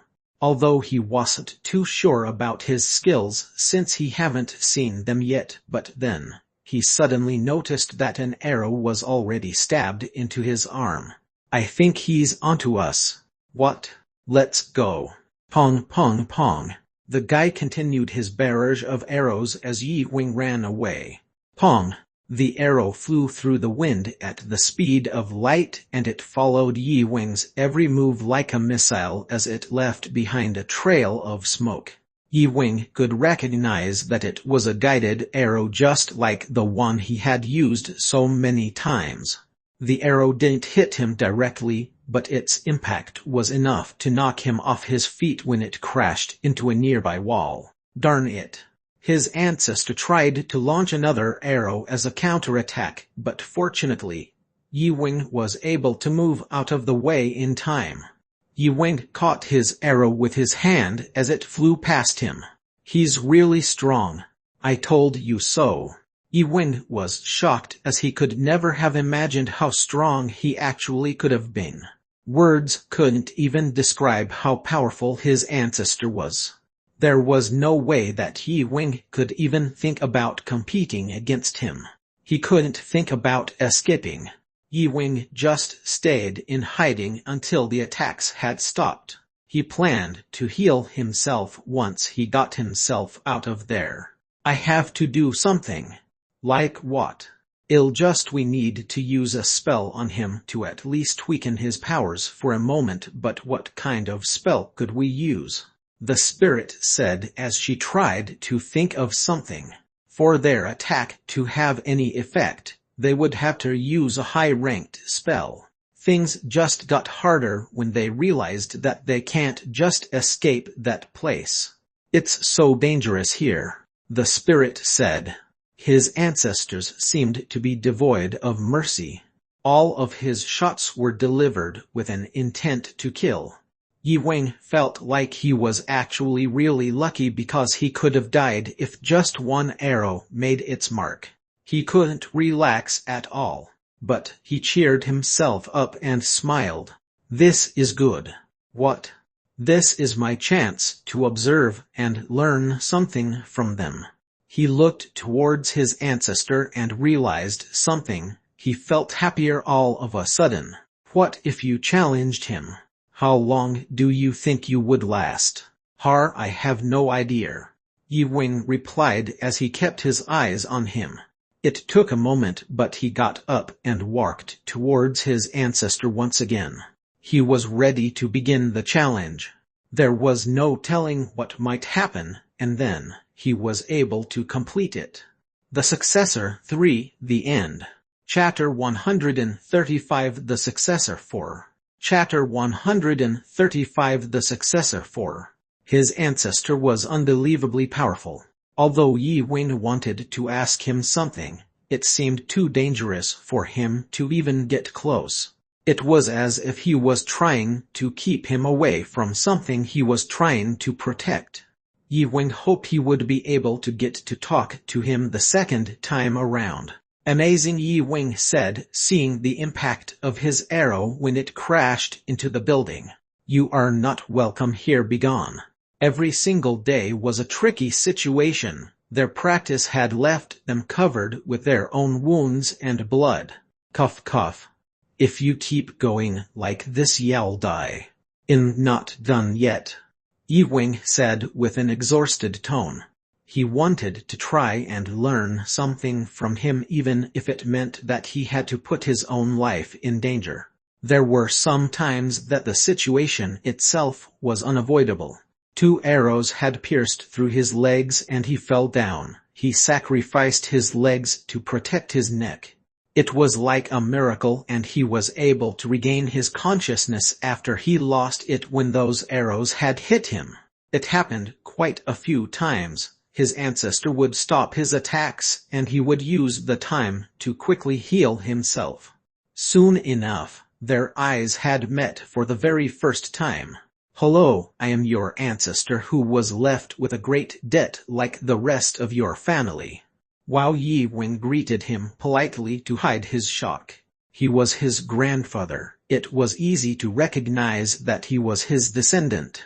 Yi-wing remembered all of their family's history that involved him, and he even told him more. "And that's about it." "Wow." He told Yi-wing that he was the last descendant of their family. "Our family, someone has to help them. Everyone has been cursed. When will it end?" his ancestor said with a sad tone. A tear fell down his face, and he took a moment to get himself together. "Therefore, you have to leave this place. Time is running out." It was hard to listen to what he just said, but Yi-wing knew he couldn't just leave. "I can't do that. I'm going to revive our family again. They need help. I can't back down," Yi-wing said. His ancestor just looked at him for a moment and then said, "All right, how strong are you? If you don't have strength like our ancestors, then it'll be no use for you to stay here." His ancestor explained, and Yi-wing then replied, "I can do this. I know I can. Don't worry." He was determined, however. He didn't simply need just the strength to succeed. His father and grandfather's legacy should live on. All of his ancestors were counting on them, and Yi-wing was their last hope. "This is the fate of our family's strength. It would lead you to where you need to go, but it will control you like a puppet." "I will never become a puppet," Yi-wing declared. His ancestor could see the determination in his eyes. "That's good to hear. Now, let's destroy this terrible fate," his ancestor replied. Since then, Yi-wing and his ancestor decided to work together. Although they didn't think too much into detail about how they could fix everything, they didn't plan on turning back. With all their determination, they spent their time training and learning everything that they needed to know. Yi-wing monitored his skills through the status window every day to watch his progress. As he continued to train for hours each day, he improved faster and faster. He was so focused that he didn't notice the time passing by. Yi-wing stayed at his ancestor's house in the meantime. "These are monsters coming from space to invade the Earth from one of the 3 worlds. Maybe we could all work something out and live peacefully," his ancestor said. "If that happened, then the 3 worlds would continue to collide. This may just be a guess, but maybe in the future things will be different." They were only making small talk, but Yi-wing was actually hoping that it would happen too. It made him think that their time working together could be unwillingly shortened. That made him train even harder, so one day, his ancestor and he would be close once again. Yi-wing looked over at a vase that had a fancy pattern engraved into it. "What is that?" "That's something I've been keeping. I thought it would be completed thanks to you because of the piece of it that was missing, but it wasn't able to rescue our ancestors." He didn't get what he meant. He just opened the vase and saw 2 well-defined circles inside of it. Yi-wing picked them up, but they felt so coarse and rough that he had to drop it back. "All this time I've been keeping them safe. They are now completely invincible, so they'll never break." The last piece that should complete them was stepped on and shattered. He handed them to Yi-wing and said, "Take them." Yi-wing felt like he was sweating before he calmed himself down. The strength inside of the broken pieces was still present. It was still so strong that it was overflowing. "I can't take this," Yi Wing said as he stepped back. He knew that his ancestor made a thoughtful decision when he gave it to him, but he couldn't bring himself to take it. That's something very rare and powerful," the spirit said with her voice shaking. "What? It's not safe. All of its strength is from a crystalloid. Don't take it," she warned him, and Yi Wing looked at the two white pieces in fright. "There's a legend inside of it. It's a blue dragon artifact." "We know that. I think it is.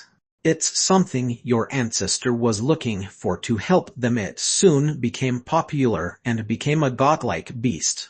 And from what we've seen, it became a leader over everyone. Darn, I have to get some sleep.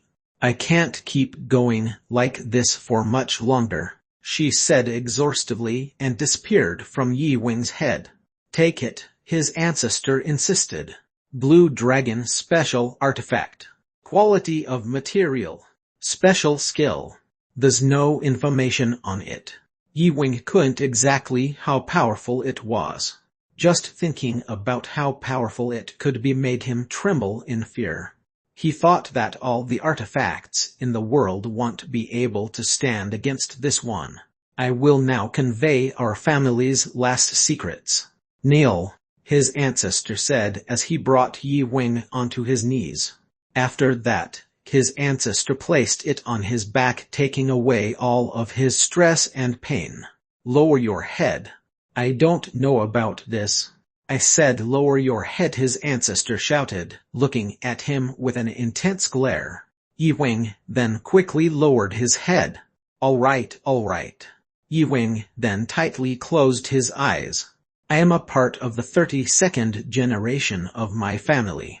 My ancestors are in great debt, and our new successor, John Yi Wing, has dedicated his life to helping us out of this debt. He is the successor. Give him the family's powerful divine arrow." "Pang, pang, pang," he shouted, and suddenly, a white light emerged in both of his palms before it enveloped him. Ouch! An energy Yi Wing had never felt before flooded through his head, causing him to feel great pain. "Stop it," his ancestor said in a loud voice, scaring Yi Wing. He then started to bleed from his mouth and his eyes became bloodshot. He felt as if he was about to explode. "Make him the successor, now." A moment later, Yi Wing's head became completely blank, as if everything was suddenly erased. There was a feeling as if lava was flowing through his head. However, he realized that it was a piece of the divine arrow that he mentioned. He felt like his skills were also increasing. This wasn't something he could just learn. This was realized thousands of centuries ago, while he was still in pain, but he already felt so much more powerful. Legend skill awakened. Did they become extinct? Not sure. Yi Wing stood up to his feet. He was feeling much better than he was earlier that day. He closed his eyes and felt as if he was back at that time. Inside his memory, his ancestor said to him, "I want to rest now. My descendant. Only you can help me find peace," he said to Yi Wing. "I can't do that," Yi Wing replied, denying his request. He couldn't take on that responsibility. He had no idea how he could master his new skill. To master the skill, he would have to train harder than he ever had before. However, his ancestor didn't understand how it could be so hard to him. Maybe he wasn't in the right place without the spirit by his side. After thinking about that, he spoke to him again. "You're not a bad person," his ancestor said, looking at him with a melancholic expression. Although he didn't know him so well, he could understand him. If he had no confidence, then they and their ancestor would have never had any hope. But he wasn't worried about that. Their ancestor's fate had now disappeared. Now that you have the blue dragon artifact, You will not have the same terrible fate as us. Don't worry. Listen. You're not tangled up in the same trouble as them, but there's still a lot of trouble in the world that needs some fixing. Yes, Yi-Wing said in agreement to what his ancestor said. Find them so you can destroy them with your new arrow. The successor for The End. Chapter 136 Nothing to Lose. Chapter 136 Nothing to Lose. Yi-Wing got out of his bed and opened the blinds of the window.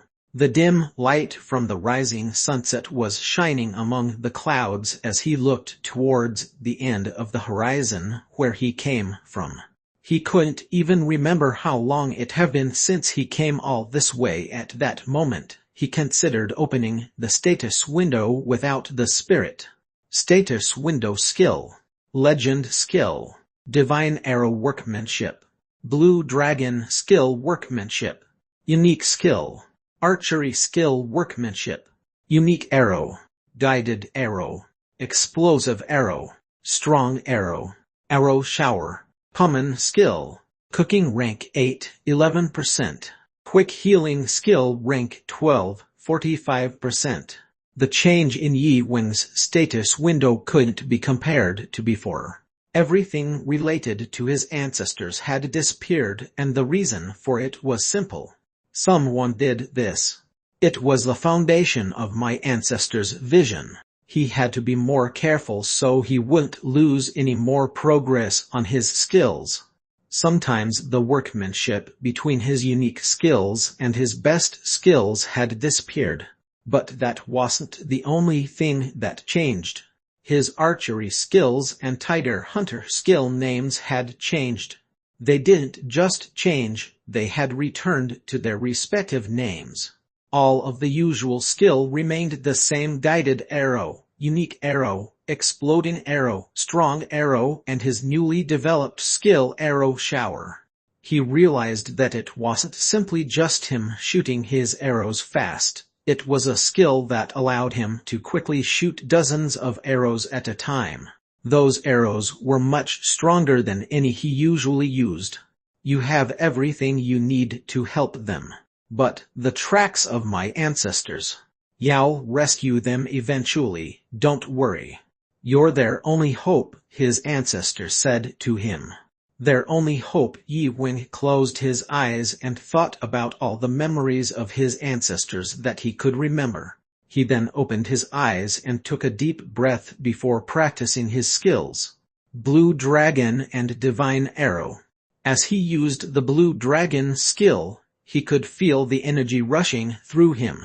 It felt as if he could feel a rush of wind moving inside his body, which was made out of pure energy. Whoosh! Yi-Wing opened his hands and ushered out a red light on his palms. He didn't get to see all of the information about his new skills. All he knew that it was a high-rank unique skill, so he felt that he didn't need to know anything else. However, and more importantly, the energy that made it wasn't that strong. Energy 11,050. Healing energy 30. He was surprised to see his energy quickly increasing. Is it not finished yet? Yi-Wing said, seeing the effects of the Blue Dragon skill. He realized that this skill was still one of the most powerful skills that existed to this day. How about the Divine Arrow skill? Yi-Wing took out one of the arrows and set it on his bow butt. Don't use that. The spirit shouted, stopping him. What is it? Thanks to you, I just can't rest no matter what. That energy is too much for you, or even me, to handle. You haven't trained enough for it yet. Fine, Yi-Wing said as a reply to the spirit's warning as he dropped the arrow on his hand. The Blue Dragon skill was something his ancestors wanted him to have for him to use his skills at its fullest potential. But of course, it has some requirements that he needed to reach. All of your arrows are pretty strong. True, they all are. I need to practice with the newer ones a lot more. Yi Wing replied to his ancestor. His new arrows were very strong and couldn't be easily avoided. Even the spirit instinctively felt a bit frightened. You still need to train yourself some more to be able to use them correctly and safely. Yeah, Yi Wing replied. He knew that he currently didn't have what it takes to use his new skills. The status window then opened again. Archery skills special artifact set 22. Arrow weight 600 pounds. Best range 6,000 meters. Effective range 3,000 meters. Material steel artifact. Special skill. Acceleration S rank. Penetration S rank. Defense S rank. Set effectiveness. Divine arrow summon call time 10 days.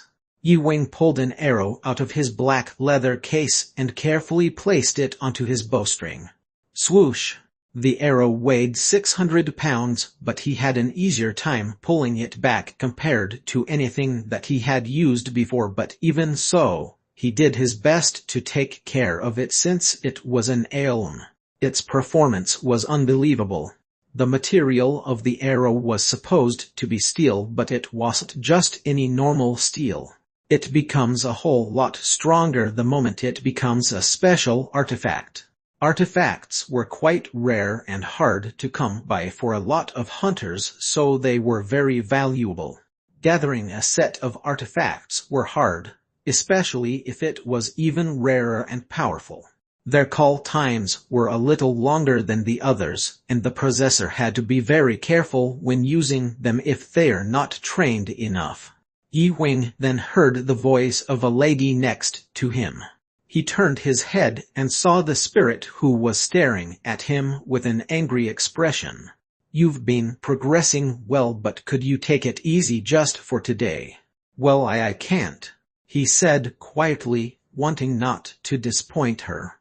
He could barely even get his words out before the spirit gave him a pat on the back. Come on, get some rest. All right. Yi Wing lied down onto the bed and the spirit rested her head on his arm. He then closed his eyes and began to fall asleep. Tonight was harder than I thought. If anyone were to see that sight right now, they would be confused about their relationship. However, they would just consider themselves as teammates or friends. Yi Wing woke up the next day and he washed up before he left. He had been wearing his casual clothing for a few days now, so he decided to put on his training clothes to get some work done, and right before that, he went to a nearby restaurant for breakfast. He checked his phone while his order was being prepared, and the door of the restaurant then opened. The person who walked in was so tall that his head was only a few inches away from the ceiling. He didn't recognize the person, so he looked back down on his phone. This seems just like yesterday. Take a seat. He noticed a middle-aged woman that he thought looked familiar. He looked around, trying to find where she was sitting. A guy then noticed Yi Wing sitting near the window on his phone and walked over to him. Sit and be quiet, Yi Wing said without taking his eyes off of his phone. It was Donchul. He then sat down on the opposite side of the table.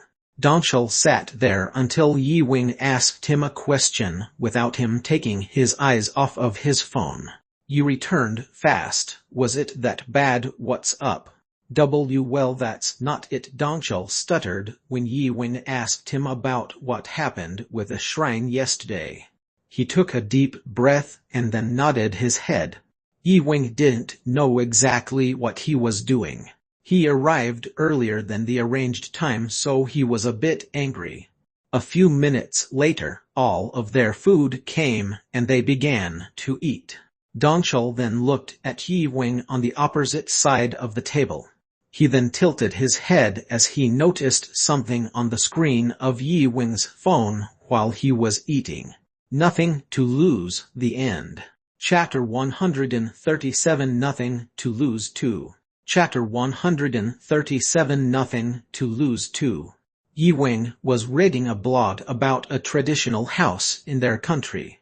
"I'm thinking about remodeling the cabin in the mountains," Dongchul replied.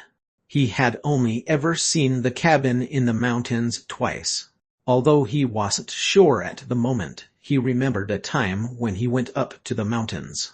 It wasn't too dangerous, but it was physically taxing because of the density of its forest and valleys. "Why are you remodeling it though?" "It's really old." "I see.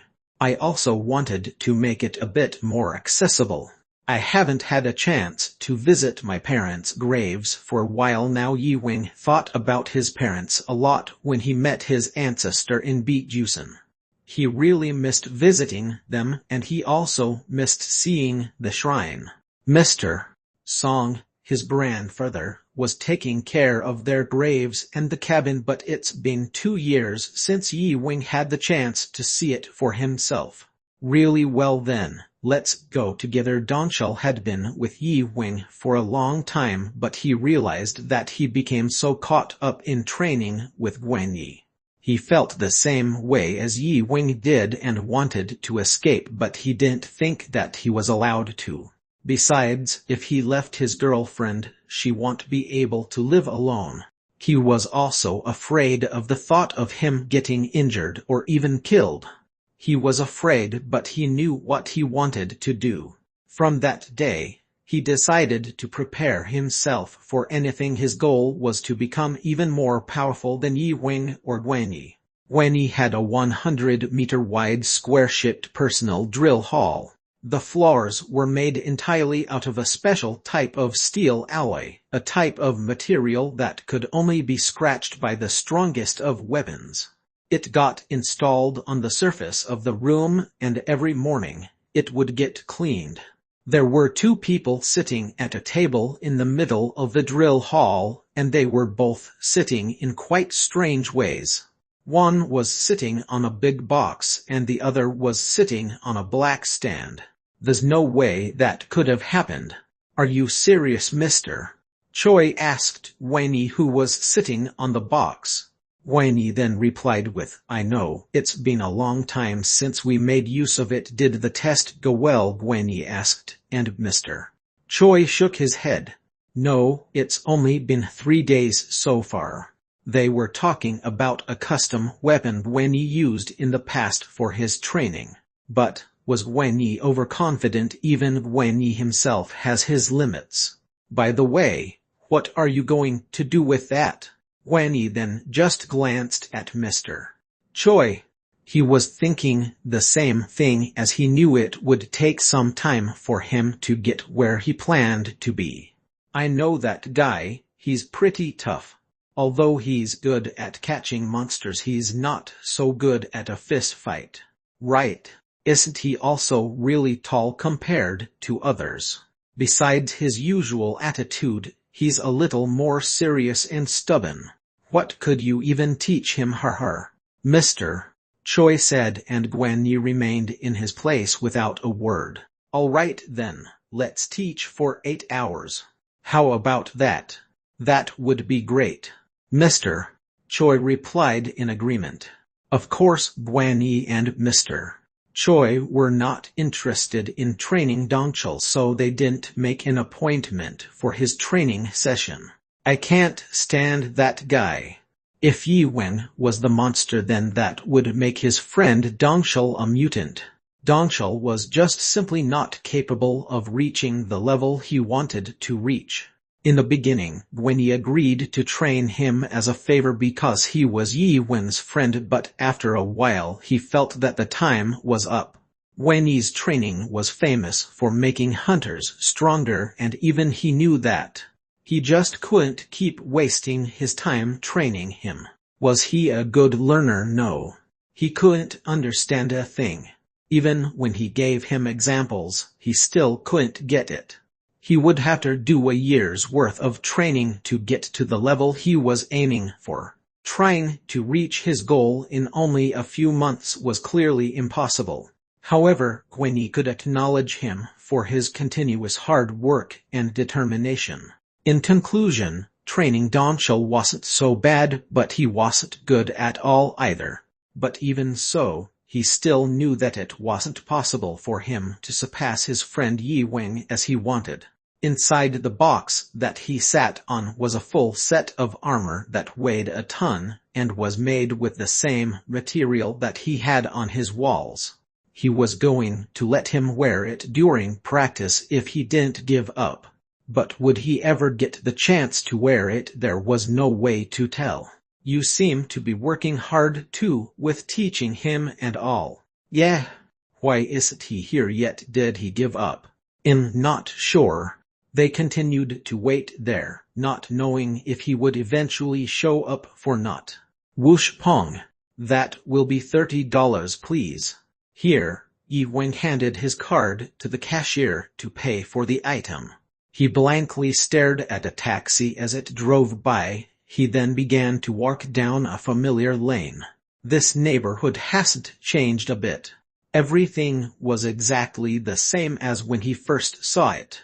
Even the trees and rocks were in the same places as they were before. As he continued to walk down the lane, the spirit then said, "Why couldn't you have just taken a car? I don't have a driver's license." "Then get one." "You're so annoying," Yi Wing said, and the spirit then replied, "In dramas, they would usually take some form of public transportation. Why can't you just learn to drive? Why not take a taxi instead? It's a lot easier said than done, and taxis are expensive. Everything is made to be perfect in drama in novellas. They're far from real life.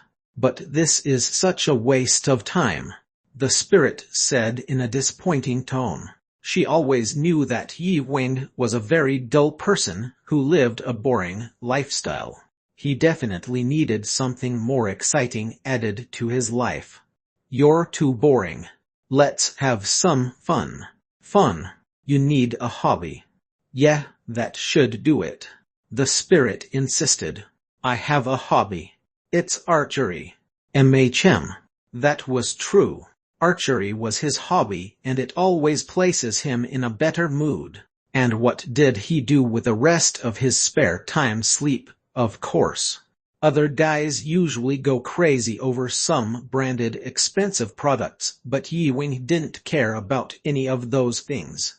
He had spent his entire life dedicated to his hunter career. He didn't care what anyone else had to say about it. It was the most important thing to him. However, he could use a bit of upgrading. All he did was dress casually, and on top of that, he almost had never bought any clothes at all. He was a cheapskate, but he was willing to spend most of his money on expensive arrows. "You've been watching too many dramas." "It's not only in dramas," the spirit shouted in frustration. Suddenly, Yi Wing noticed a strange feeling, but he didn't notice anything unusual around the area they were in. "It'll be fine like this," Yi Wing said, putting an end to their conversation. The spirit then took a deep breath and just accepted that fact. "Fine. I guess you don't have to worry." Hunters didn't age very well. High-ranked hunters would age slowly, especially if you're like Gwenny. He was 90 years old, but he didn't look a day past 50, and he could still move around well. Yi Wing was currently in his early 20s and had a long way to go, so he didn't have to worry about wrinkles on his face just yet. But he would still wear a hood wherever he went to avoid some people staring at his face. After a few more minutes of walking, they finally reached their destination and walked through the entrance. Yi Wing then stopped as he noticed a banner hanging from the ceiling. "Deer Mountain Village residents, there is state-owned land on the opposite side of the area. It's a luxury house in a peaceful country village. We guarantee that you'll love it." Yi Wing looked at the banners in disgust. He became nervous, thinking about how long had it been hanging there. He quickly ran to the bottom floor, and before he left, he took a look at the scenery. The air in the mountains felt different than before. At first, he didn't see any people around. The only thing that he could see was the rice and corn fields sitting in the distance. When he was young, he would always go to the city, but there was a monster gate that was found close by. It appeared and disappeared, and soon their area was plagued by monsters. He still didn't see any people as he continued to walk further. He looked all over the village, and suddenly, he finally saw where all the people were. Why are they all over there? They were on the pathway, crowding at the entrance to the mountain. In front of them were 4 muscled men, holding their heavy equipment.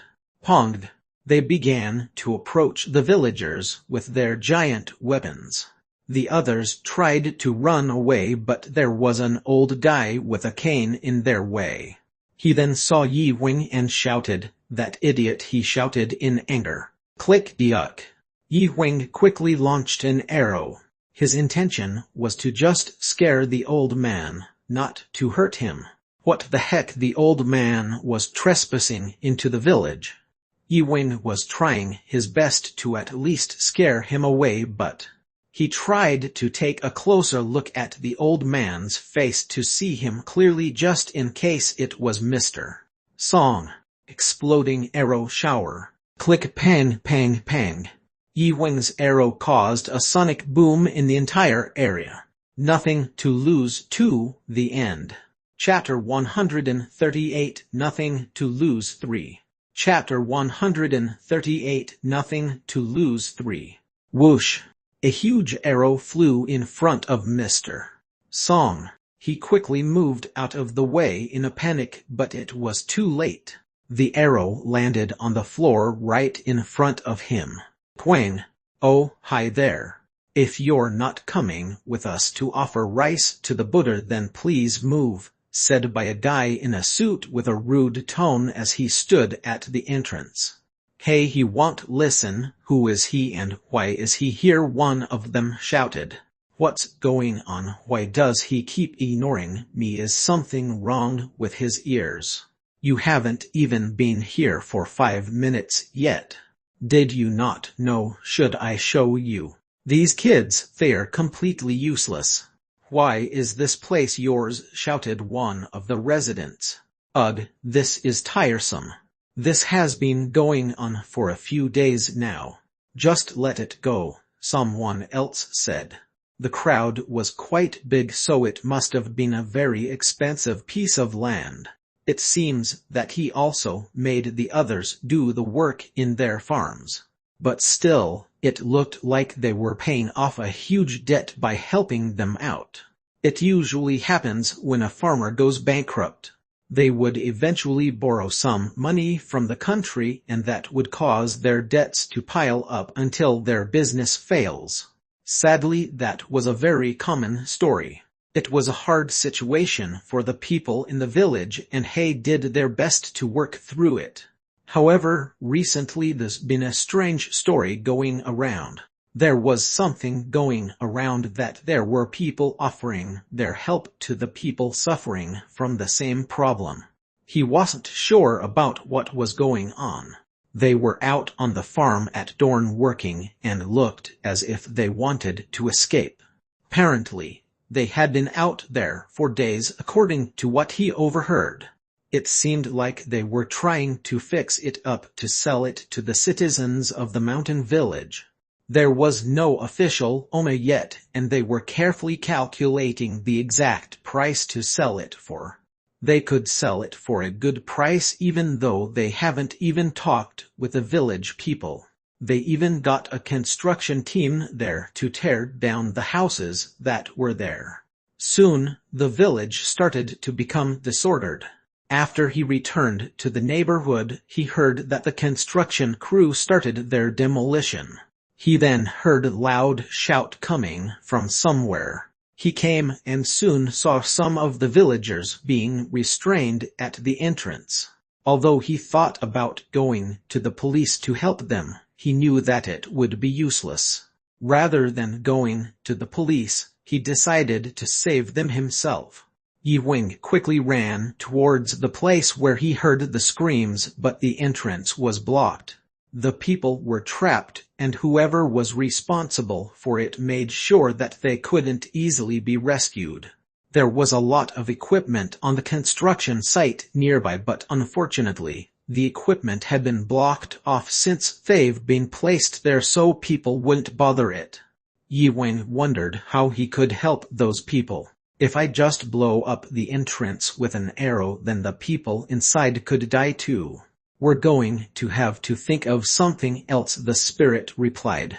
They needed to find a way to get through the entrance without using any weapons that could also harm the others being restrained inside. Hey, clean up the things around here. Yes, sir. A guy in a black suit then approached them. Everyone, gather around. Yes, sir. All of the workers gathered around, and the guy wearing the suit then extended his hand. Yi Wing looked around and he could see the village people who were being restrained. He could clearly see that they had been beaten. That old guy is really annoying.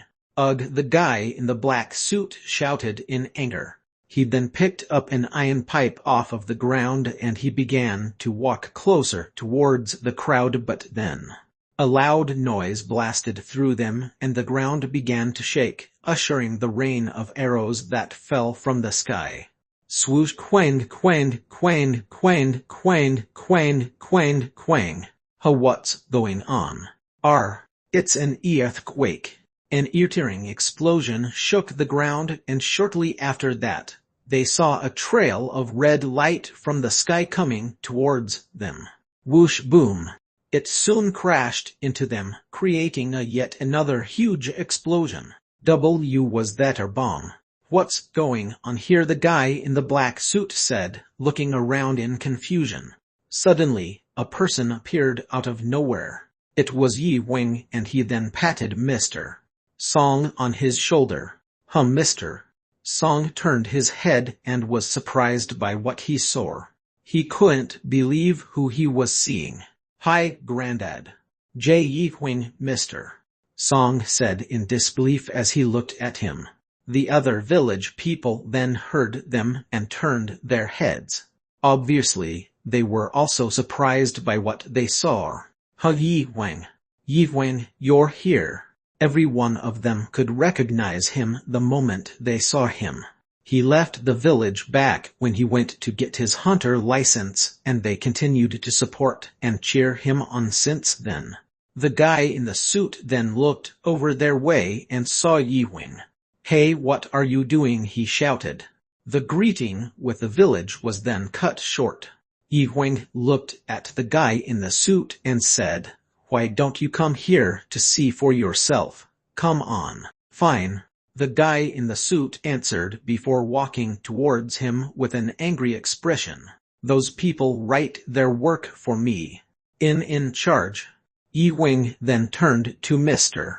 Song again and asked, What are these people doing? Well, Mr. Song couldn't get himself together. Yi Wing didn't understand what was going on at all.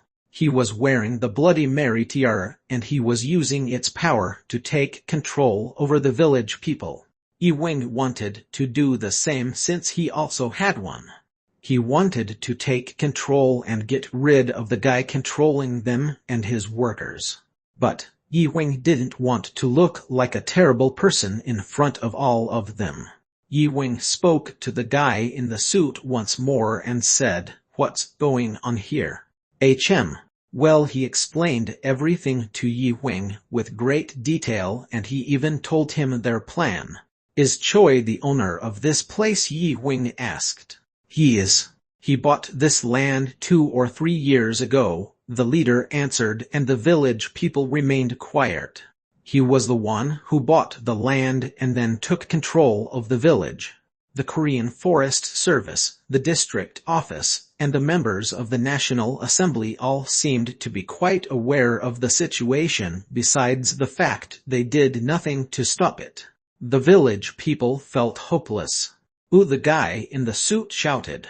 He then quickly looked around as if he was suddenly looking for something, He then saw the workers sitting and shouted, "Hey, what's going on over there? Are you all resting?" The workers then immediately got up. "Get back to work." At first, the workers looked a little angry. They looked over towards the village people with an embarrassed look on their faces as they saw Yi Wing standing there beside them. Although they didn't really know what was going on, they had a hunch that he was a threat to them. "Who are you?" One of the workers looked at him, but he didn't give him a reply. He could tell that he was a ruthless person. "Who are you?" "This is who I am." Yi Wing then took off his backpack and handed him a silver card. It looked like a normal card, but it had a shape that he had never seen before. Little did he know it was a little bent because Yi Wing threw it in his backpack in a rush before he went here. After he read Yi Wing's information on the card, his legs began to feel weak.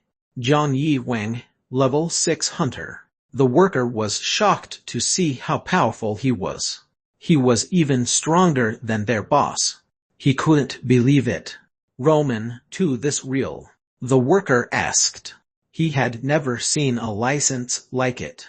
He had never seen anyone so powerful. They've seen high-ranked hunters like around the levels 3 and 4, but they haven't encountered a level 6 hunter until now. Only 10 level 6 hunters existed in Korea. With that being said, seeing one of them was basically impossible. "He's a level 6 hunter." Whoa! All of them froze in their places. They knew that there was no way that they could go against him. What is he doing here?" the boss said with a stutter. "Me am the owner of this mountain," Yi Wing replied. "Nothing to lose." 3. The end. Chapter 139, Nothing to Lose 4.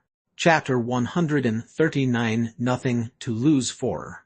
"Is there something that you want to say?" Yi Wing asked.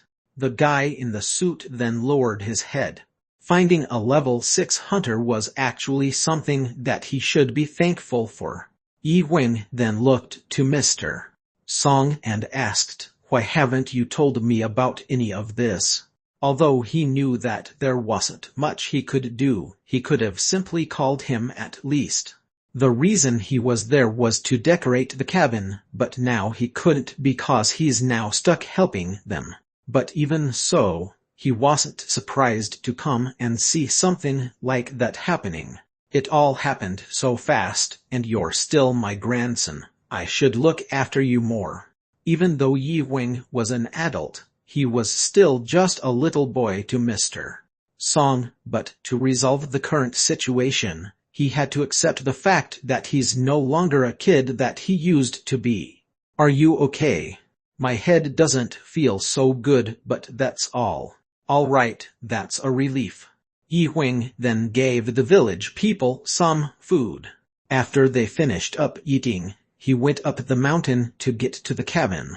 He was a bit nervous on his way up due to what just happened, and he then heard his phone ring. "Hello, Yi Wing. This is the hunter leader, Yuhan Song," said a guy's voice through the phone. Yi Wing was the first person he called after hearing the news because Yi Wing was the VVIP of the team. "Hi, Yuhan Song. I'm calling to say thanks for all your help, Yi Wing." Yuhan politely thanked Yi Wing. "There's something I want to ask you. Now that I'm one of the managers, how much will I be making?" Yi Wing asked, and team leader Yuhan's voice lightly stiffened. "That's definitely a very sensitive thing to ask about.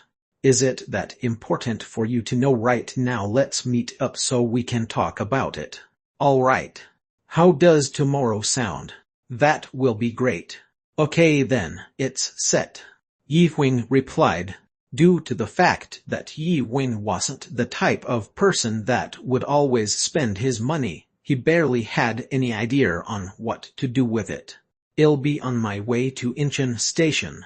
"Okay, also, is there a chance that you could do me a favor? I was hoping that you could negotiate for us about this special weapon."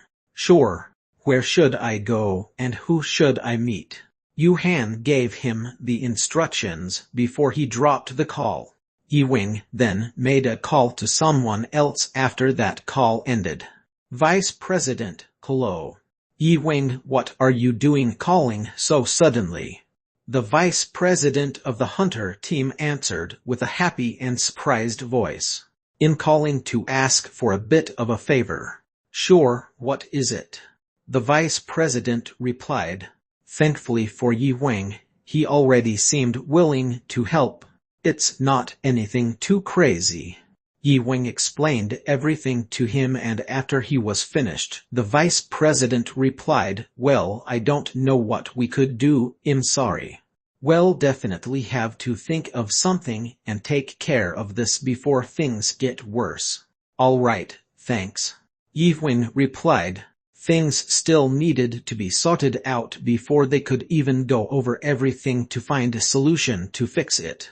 This is all because of that stupid president of ours. He needs to learn how to take responsibility for these things. I know, but thanks for your help.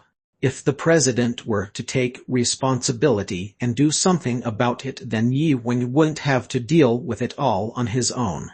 Is that all you need? He then looked around after Yi-Wing finished talking, as someone could have overheard their conversation. Yi-Wing then said, I have an idea that I need your opinion on. An idea? He asked, and Yi-Wing explained to him his entire plan.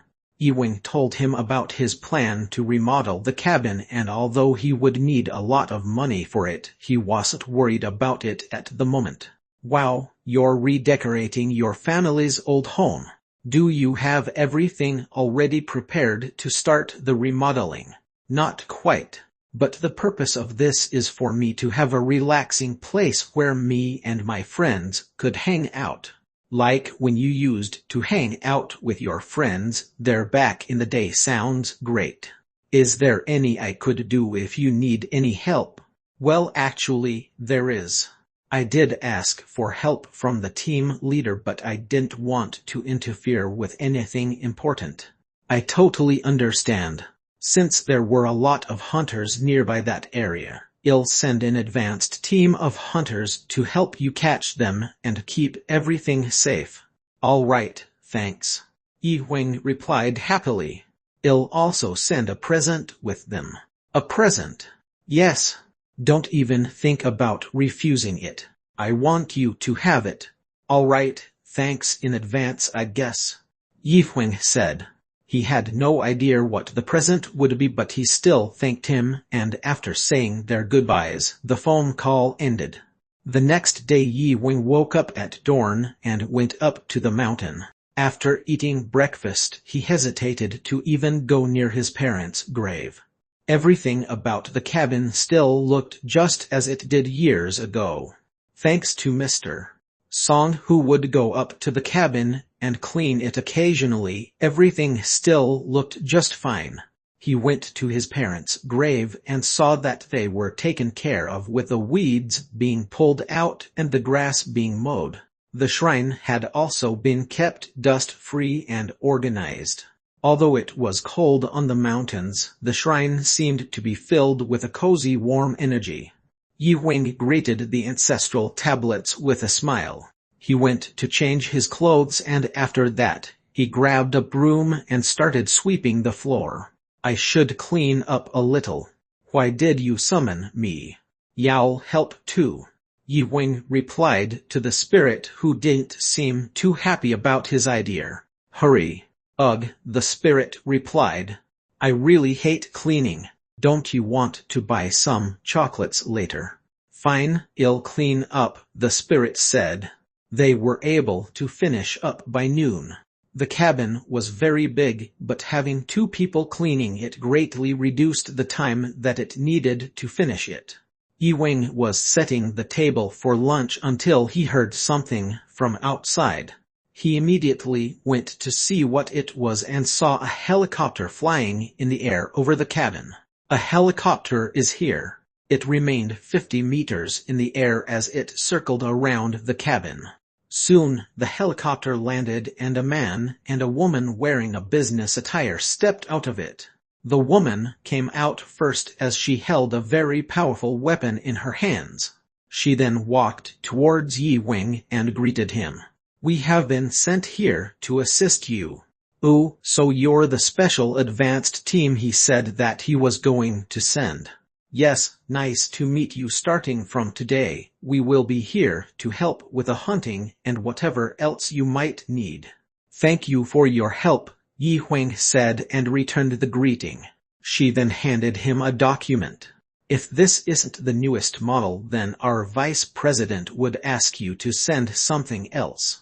You have to sign here." Yi Wing said as he was confused. The women then replied simply saying, "This is the gift that the vice president wanted you to have." "The gift for me?" "Yes. If you don't like it then." No, that's not it," Yi Wang said as he shook his head. It was quite a big gift and he really did appreciate the vice president sending it. Of course, he didn't really need a helicopter, but it could come in handy. A lot of high-ranked hunters had a helicopter. All of the expenses has been handled and now it's all yours. "Wow, thank you so much." Since they can't find a safe place to park his helicopter, they went down and into the town to find some space.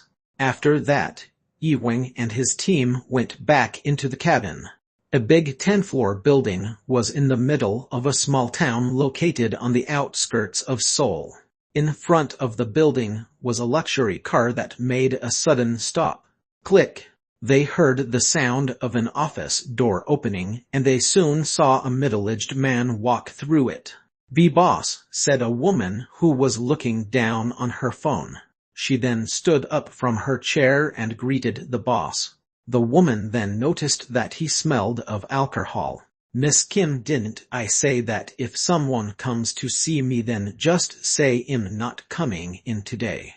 "Oh, right, I must have forgotten," the woman replied, and a guy then ran through the office door. Hurry, he ran towards the door and opened up a safe that was hidden on the wall. Click!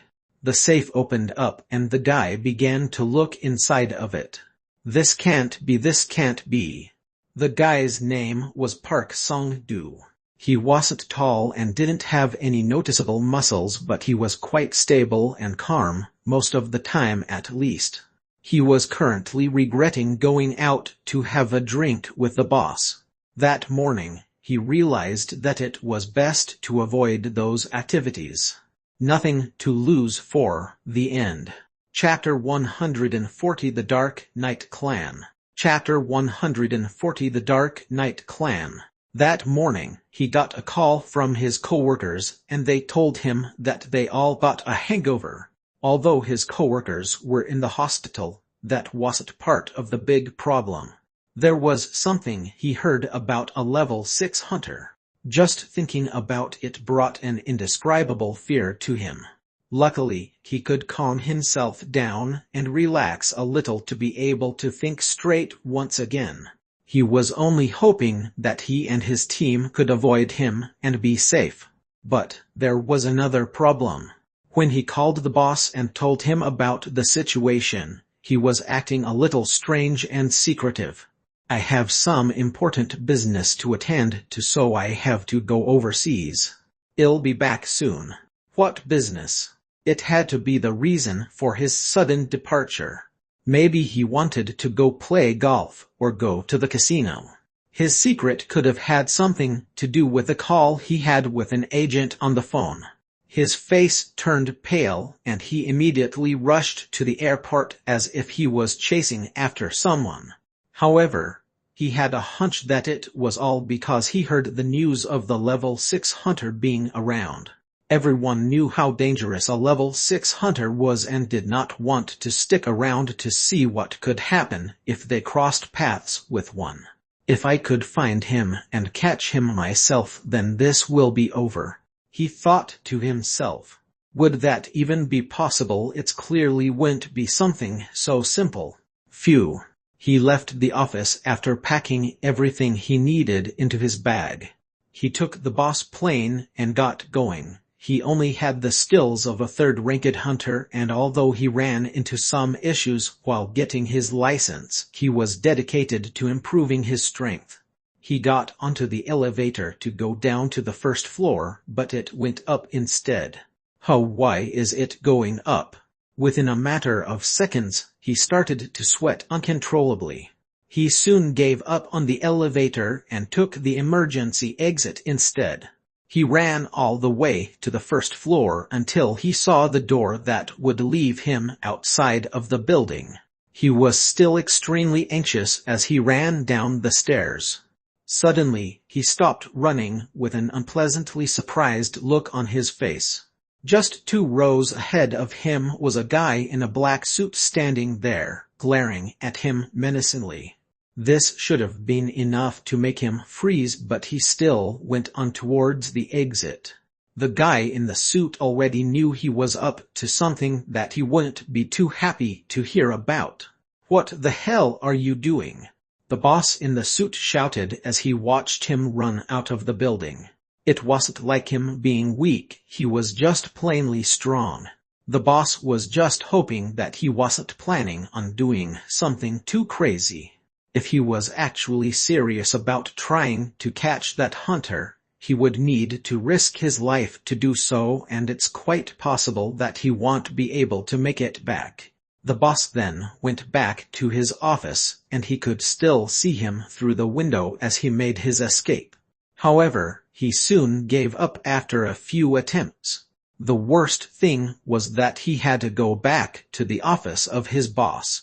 "What are you thinking? Are you trying to risk all of our reputations?" the boss shouted along with the others in the office that was just as angry as him. They all had their arms crossed together with a smile. However, their smiles had soon disappeared. They suddenly heard a loud noise and everyone looked around, wondering what was going on. "Sorry, but it's not safe here. We have to go now," Songdu warned them, and everyone then rushed onto the elevator. There are too many people on here at once. Only 7 people could go first. You can wait. You were already on your way to the airport, but you gave up. True. You can handle yourself. The rest of us need to escape as soon as possible. Me aren't I the one in charge of this building? Whatever, the first to catch him will be the one to follow. Fine, I guess I'll just be the first one to catch him, Songju replied. Are you sure about that? One of the few people inside said right before he started pulling him to get him off the elevator. The others joined in on it too. He tried to ignore it, but soon, it felt as if he was literally being torn apart. Hey, he's being torn apart. Pull him with his skin. Let go, everyone. That's enough. Why should we give up? Just trust me with this next time. But boss, I need some money too. Arg, Songju shouted in pain, and then felt as if he was about to lose his consciousness. He then prayed to quickly black himself out. Duke duke duke. There was a strange noise outside the window, and it was a helicopter passing by towards its destination. 30 minutes later, it arrived in Seoul just as Yi Wing had planned. Wow, we're flying in the sky. The spirit said in awe. It's so fast. The spirit continued to look out the window, being fascinated by everything. Is this as high as it can go? Higher? The airplane was already flying very high. If they went up even higher, they could possibly reach the end of the skies. The special team that was sent to him was also there on the helicopter. All of them spent time to get to know each other a little before they got onto the helicopter and proceeded with Yi Wing's plan. What the vice president said was right, there were a lot of monsters to catch. Yi Wing then closed his eyes to take a short rest until he heard an alert from the speakers of the helicopter. A warning has been issued at the third gate. An incident has happened. The emergency warning ended and the pilot looked over towards Yi-wing and said, "It's a gate warning. We should return back towards the west." Gate warnings were very serious.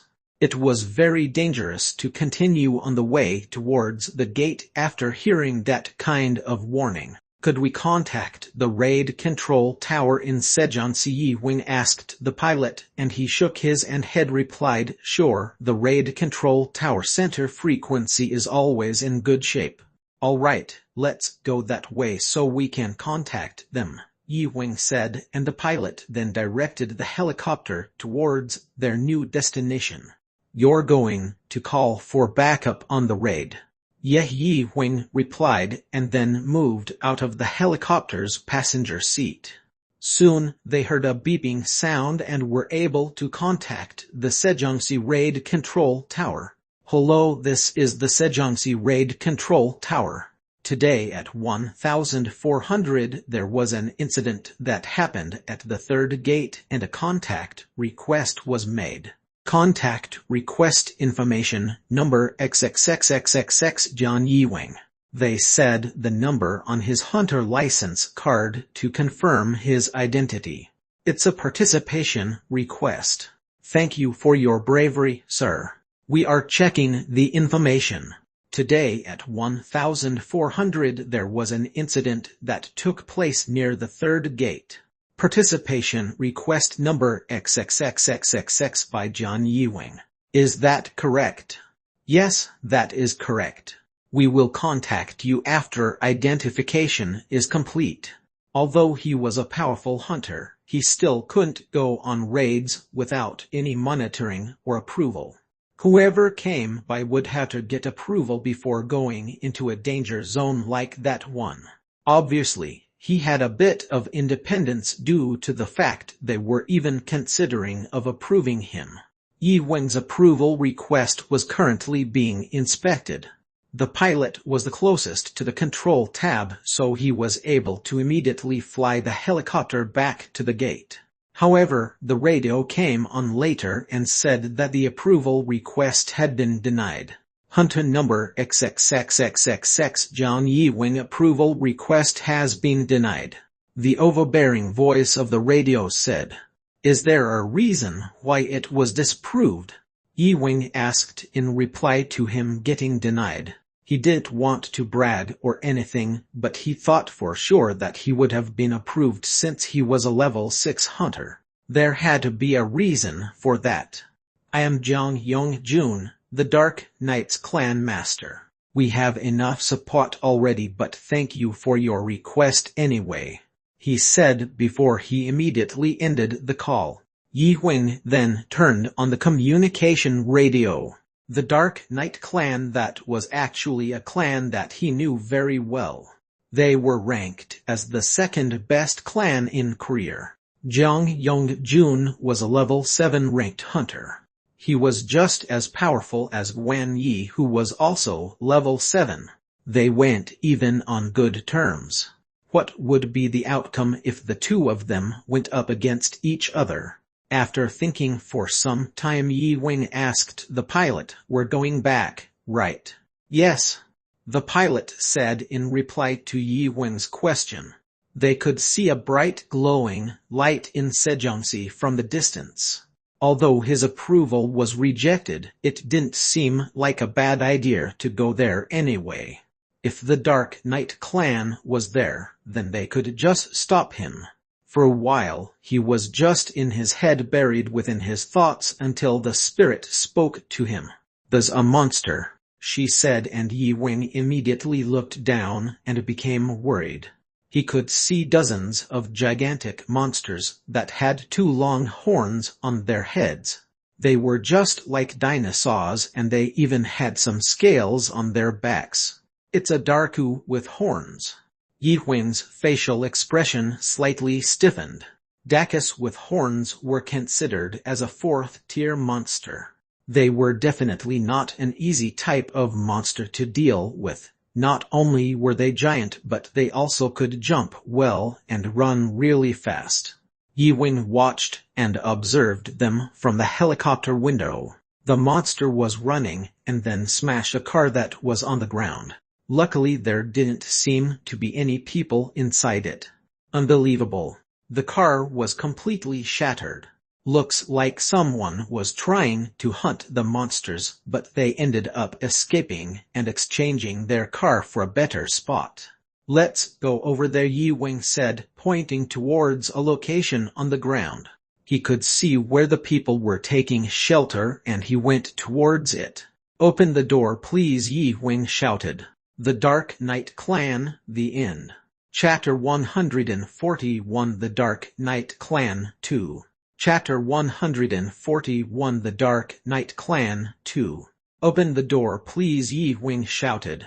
The pilot then quickly went to open the door to let him in. Open the door, it's an emergency, Yi Wing shouted for a second time. The pilot finally heard him and pressed the button to open the door. He quickly ran inside to get his weapon. After getting his bow and arrow, Yi Wing ran back out of the helicopter and went outside to shoot his arrows at those monsters. Exploding arrow. Pang! To test out the arrow, he aimed it at the destroyed car. Swoosh pong! The arrow managed to land at the front wheel and it summoned a huge explosion. Great! Yi Wing was then ready to aim for the Darku monsters. Guided arrow, tenfold. He then launched his arrows at the Darku monsters and the pilot watched it with a mix of fright and awe. It called up a few explosions as the arrows flew through the wind. Yi Wing then aimed for a tree branch for a different technique. He did his best to calculate the arrows and their trajectory to avoid any damage to the helicopter that was near the scene. However, he looked down on the ground and even he didn't know about it anymore. There were so many monsters all over the place. He couldn't just shoot straight due to other cars that were around and still in shape. Obviously he couldn't just destroy them, so he had to be careful with his attacks. We're going to have to think of something else. Okay, the pilot said in reply as he unknowingly held on tight to the helicopter's control wheel. Pong pong pong. Although he was wearing earplugs, the sound of his arrows still rang his ears.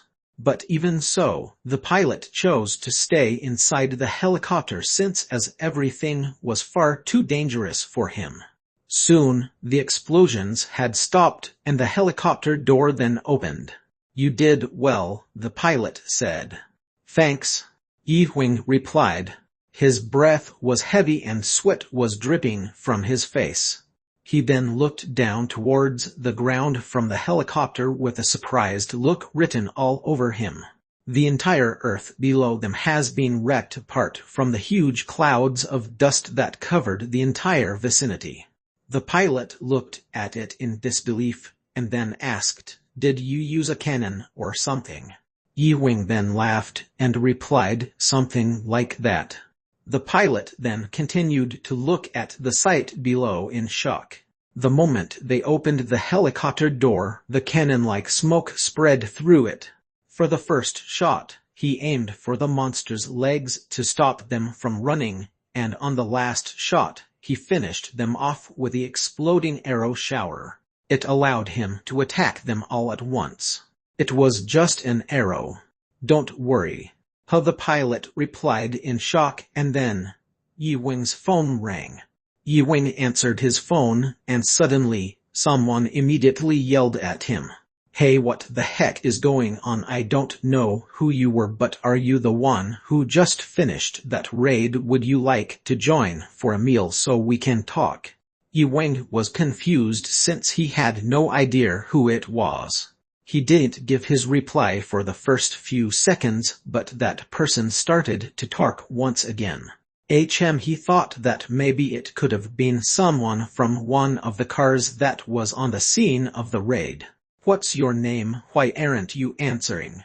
Yi Wing stayed silent for the first few minutes of the call.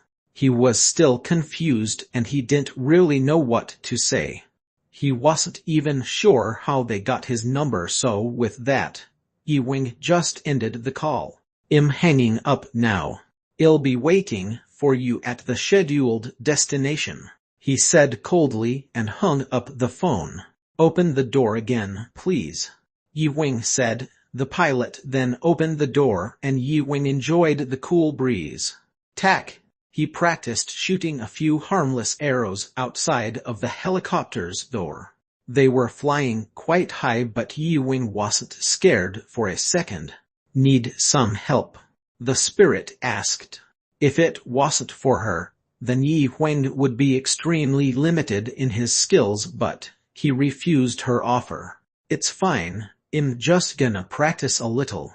"Okay," she replied and went back to rest while Yi Wing went on and practiced. Exploding arrow. Pong! The cannon-like arrow and the unique arrow flew with red light trailing behind them as they reached ground. It flew down 100 meters from the helicopter in the air, and Yi Wing blankly watched them as they fell to the ground. Duke Duke. The helicopter shortly landed at their next destination. "We're here," Yi Wing said. "This is where we'll meet the person who was on the phone," he said. A hunter who was sitting in the place then walked up to him. "Hey, who are you?" Yi Wing said right before the guy could finish his sentence. The guy that walked up to him then seemed to be very nervous. It's me," a quite young-looking hunter from the back said, raising his hand. He calmly walked up to Yi Wing and said, "I am Kim Song-jun, a member of the Dark Knight clan. You have been accused of breaking a hunter law by joining that raid." Yi Wing just faintly looked at him without saying a word. He could see a drone flying through the air above them. They must have used that to get some proof of him breaking the hunter law. It wasn't even a major law. However, although Yi Wing was a powerful hunter, they were ranked as the second best clan in Korea, so chances are their word would be sure to be taken seriously. Although now that the Deon clan wasn't doing so well, they were basically number one. Huang! Suddenly, he slapped Yi Wing in the face out of nowhere. "Follow the lore," Song-jun shouted at him. Huang! He then punched him in the face. His blood streamed down on his cheeks, nose and mouth. He was already too weak to fight back. "We're the best clan there is, we don't need your help," he shouted again. Instantly Yi Wing began to shoot his arrows. Everyone in the place ducked their heads to avoid it, although Yi Wing wasn't aiming for them. Just as he was about to launch an arrow, he noticed the drone again and knew that he would be in even more trouble if he was caught breaking the hunter law. But that didn't stop him. He had an idea on how to destroy that drone. "You were trying to use this as an evidence against me?" Yi Wing asked. He was right. On that drone was a recording of him on that raid. They staged the entire raid just to use it against him, knowing he would break the hunter law by going through the gate, although he was denied of their approval. It was all a set-up. Obviously it wasn't a bad plan, but they did even bother to worry about the people who weren't able to take shelter during the attack. They risked all those people's lives just to get evidence to ruin his image. The Dark Knight Clan 2, The End. Chapter 142 Fatal. Chapter 142 Fatal. This was the main reason why they enforced a moral conscience to the hunters in the country. It was hard to get the hunters to follow the rules. Yi Wing was holding the broken drone in his hand, and it made the atmosphere pungent. Suddenly, they heard a voice through their headset. It was a command by the officials from the control tower. 30 Darku monsters has appeared. There's even 210 of them 3 kilometers away. We need an armed hunter. Everyone in the room began to worry after they heard the news. They could easily protect themselves from 10 monsters, but 30 was much more dangerous, but they couldn't ignore a request from the control tower. However, the biggest problem was that they were currently keeping a level 6 hunter hostage. One female hunter then said to him, "You have to help us." "Why yes, that's right. You have to help us fight the monsters," two of the other hunters insisted. Everyone was afraid and would rather let him help them than keep hostage. But Yi Weng's expression didn't change at all. Not after the alert or after they pleaded for help. He then reached out his hand toward the female hunter and said, "Take it out." What are you talking about?" "The headset," Yi Weng said, and she handed her headset over to him. He then turned it on and spoke into it. "Hunter number XXXXXX John Yi Weng, level 6. I would like to inform that I will be independently taking charge of missions from this hour onwards. HM.R. Without even hearing for the answer from the control tower, Yi Weng gave the headset back to the female hunter. He was entirely in charge of an intense mission. Not even Yi Weng could ever expect that, but he knew that he was ready for it. The Dark Knight's clan master was a level 7 hunter, too. He should also be of good help on the mission. He then began to think about the plan for the mission that he was about to lead in just a matter of seconds. Also, he would be able to practice using his newest skills on the mission, so for him, it was like killing two birds with one stone. "Spirit, what is it? Can you find all the monsters in the area?" "Of course," she happily replied.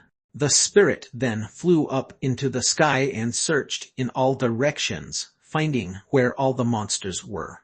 Because her and Yi Weng were connected, he could see what she was seeing, so with her help, it was easier for him to hunt them down. "There's a lot of them. No one has a chance of escaping." Yi Weng then readied his weapons. Guided and exploding arrow. Swoosh panged, swoosh pang. After shooting one arrow, he immediately launched two more arrows after them. He could his energy running through him. The arrows flew at light speed through the air like missiles. One of the other hunters then approached Yi Weng and handed him the headset. "Good job, everything is going great. We're going to send some backup to help you out," shouted someone from the control tower. The happy tone had changed into the voice of Jang Yong-jun, who clearly did sound too happy.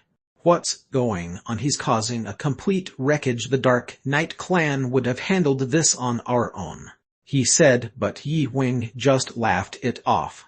"Can you guys take it from here?" Yi Weng asked the other hunters. They all took a few steps back, and clearly, Yi Weng had the answer to his question. Pang! Yi Weng continued on with his attack swoosh. "Fair dying, you're doing great," one of the hunters shouted. "Awesome!" All of the hunters then cheered with joy.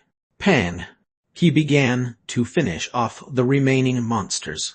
Quang quang. Soon there was only one more left. He gathered up all of his remaining strength and continued to stay completely focused. The monster was quite strong with a high endurance level, but Yi Weng knew he could finish it off. However, when the time came, he couldn't go on with a last attack. His arm was suddenly covered in so much pain.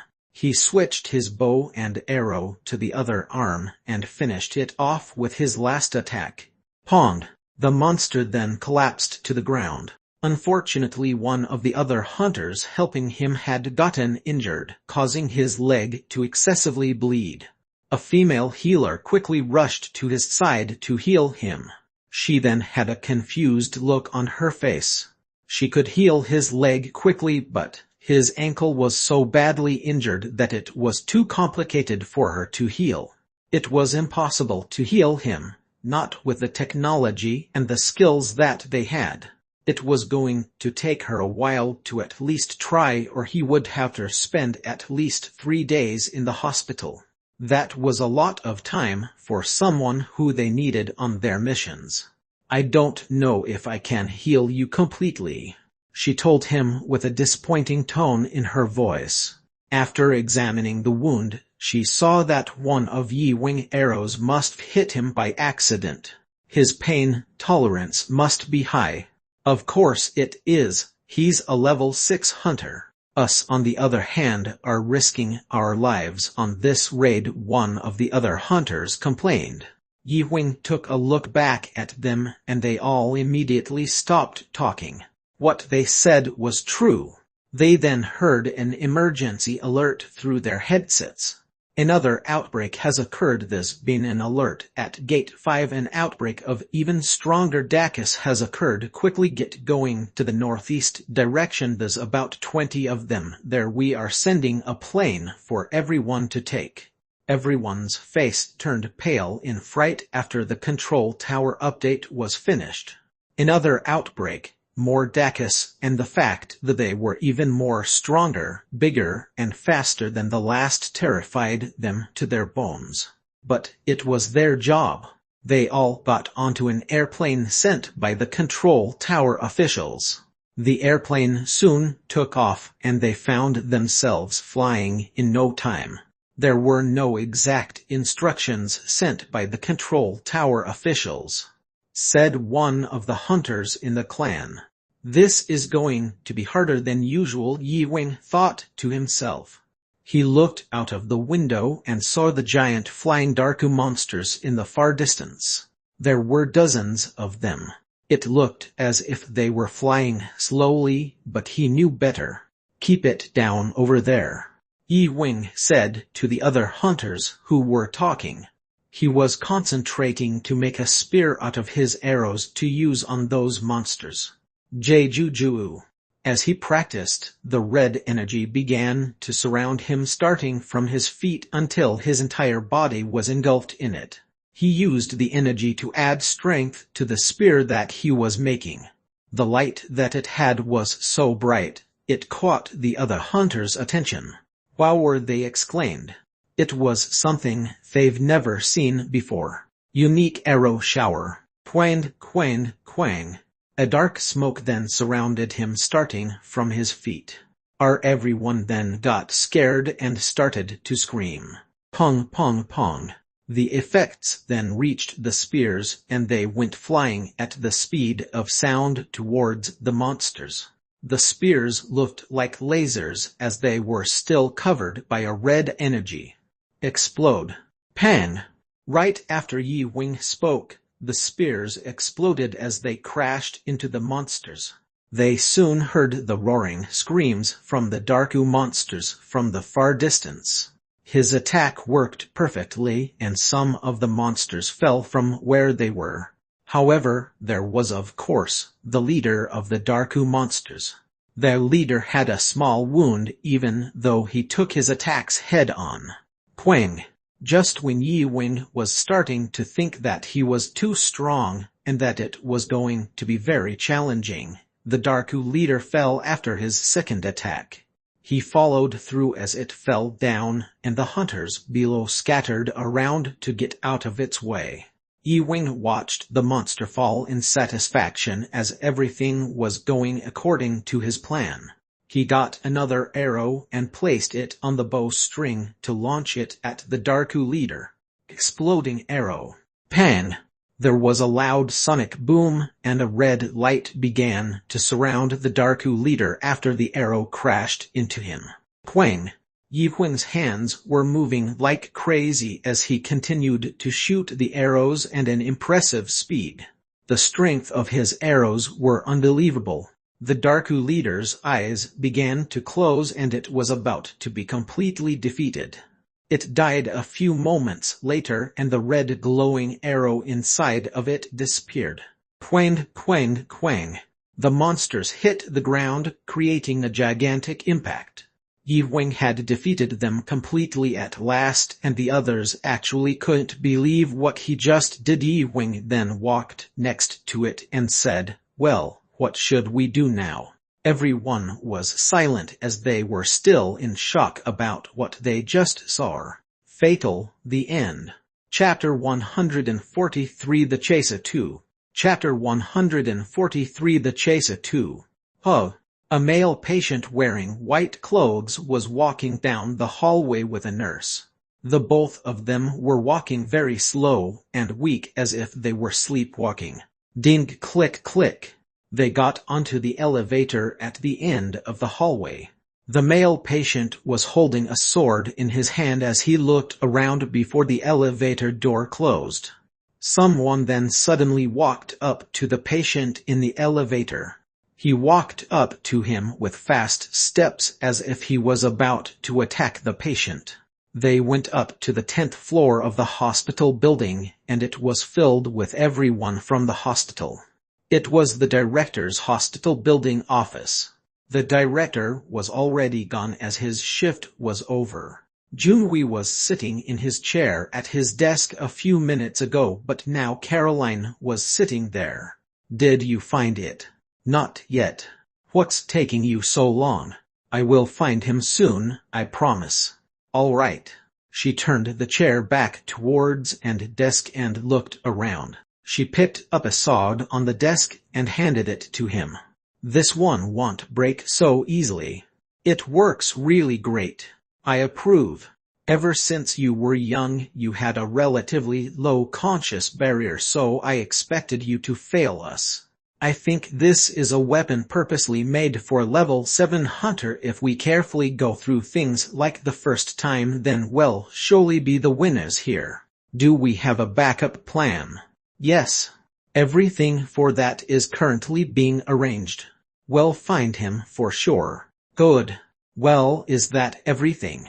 Yes, that's all. Okay, he said with a bit of a surprised look on his face. She gave him the special sword to use especially for finding him. The sword was so powerful that even a level 7 hunter was no match for it. The sword had a mind of its own. However, it could not refuse orders. Before he left the office, Caroline stood up from her seat and began to speak to the sword in her hand. It was covered in red energy. We wish for you to stay on our side and keep our people of the hospital safe. Swoosh. The sword grew covered in even more energy. We hope that you will help him and give him confidence until the end. Duke. The energy from the sword was overflowing with power.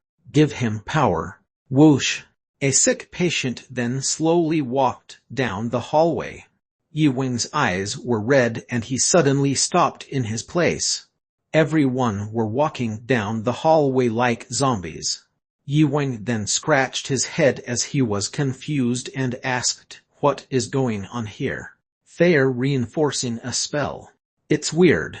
The spirit replied.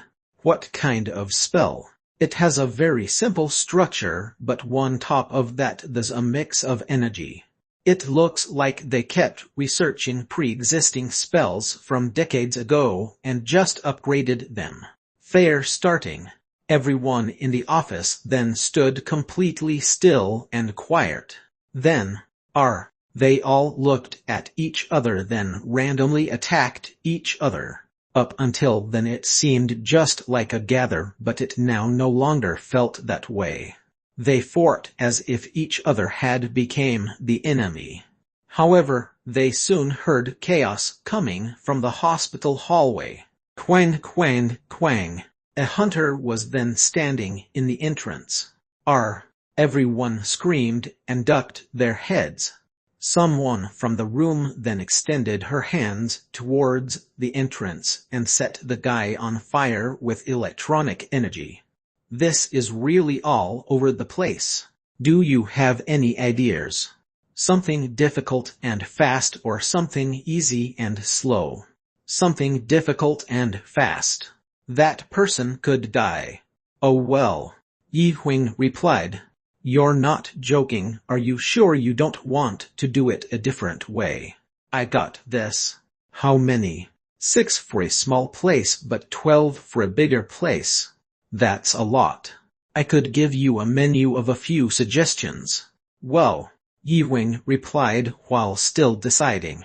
The place was filled with traps from the enemy. Although Yi Wing much rather prepared to fight without much planning, he had to think of the perfect strategy this time. However, he knew that no matter how much he planned, he had no idea what would happen to those in the hospital. Let's just do it my way. In the meantime, can you scan them to see what's going on? Okay. Whoosh. Pang pang pang. Yi Wing began shooting arrows. Red energy was flying up like fireworks. With the help of strength from the spirit, his arrows were much stronger. Everyone in the office room were running around and screaming in fear. Arrows were flying everywhere. There was nowhere to hide. Scan finished. Thanks. Yi Wing's eyes were glowing. He aimed for a red point. He began to pull back the arrow string, preparing to launch. Carefully, the red energy formed into a glowing arrow. It was the sight of the powerful skills of a true archer. Exploding arrow shower. Jayajik. Dozens of arrows came falling from the sky like a waterfall made of red beams. The shower of red beams covered every inch of the ground. Seconds later, the red beams flew towards the people who were standing in the hallway. Pang pang pang pang pang pang pang pang pang. There was no escaping them. There was no way to stop them. They were everywhere. The beams flew all the way down into the hospital. Pang pang pang. The people who were fighting were too late to escape the beams. Although it didn't change its effect on the people, the beams disappeared after stabbing into someone. They're dead. Are you sure they're all dead? The spirit asked. Yi Wing looked up and watched the last few arrows fall from the ceiling. Don't you think so? Yi Wing asked. Try something else just to make sure. Moving exploding arrow. Quang quang quang quang. The arrows flew up into the air, going through the ceiling. After they reached up into the deep sky, they came flying back towards the ground faster and stronger than ever. But the people in the hospital found a clever way to dodge them. Quang quang. The floor of the director's office that was on the highest floor of the hospital building was completely shattered. Even the desk and the weapon on it was destroyed. The arrows were destroying every ceiling in the hospital. Wow! The floor of the director's office broke into 3 pieces, but Caroline didn't seem surprised at all and looked at the hospital's ceiling in amazement. Tack! Yi Wing shot an arrow through the hole in the ceiling. Jack, Jack, Jack. Of course, it's that level 7 hunter. Great. Caroline clapped her hands as if that really was happy news. He's more powerful than I thought. Definitely. I still have a lot to do to get ready. Come, Caroline said, thinking. This could be fun. She definitely a powerful person. When he met Dongchul for the first time again in the Alaosu, he could feel that he was exploding in anger. Well, it looks fun, but it's very disappointing. Yay! Caroline then handed Yi Wing a short knife. There was small writing engraved at the end of it. Just as I said, you're really powerful, she said. Jajik.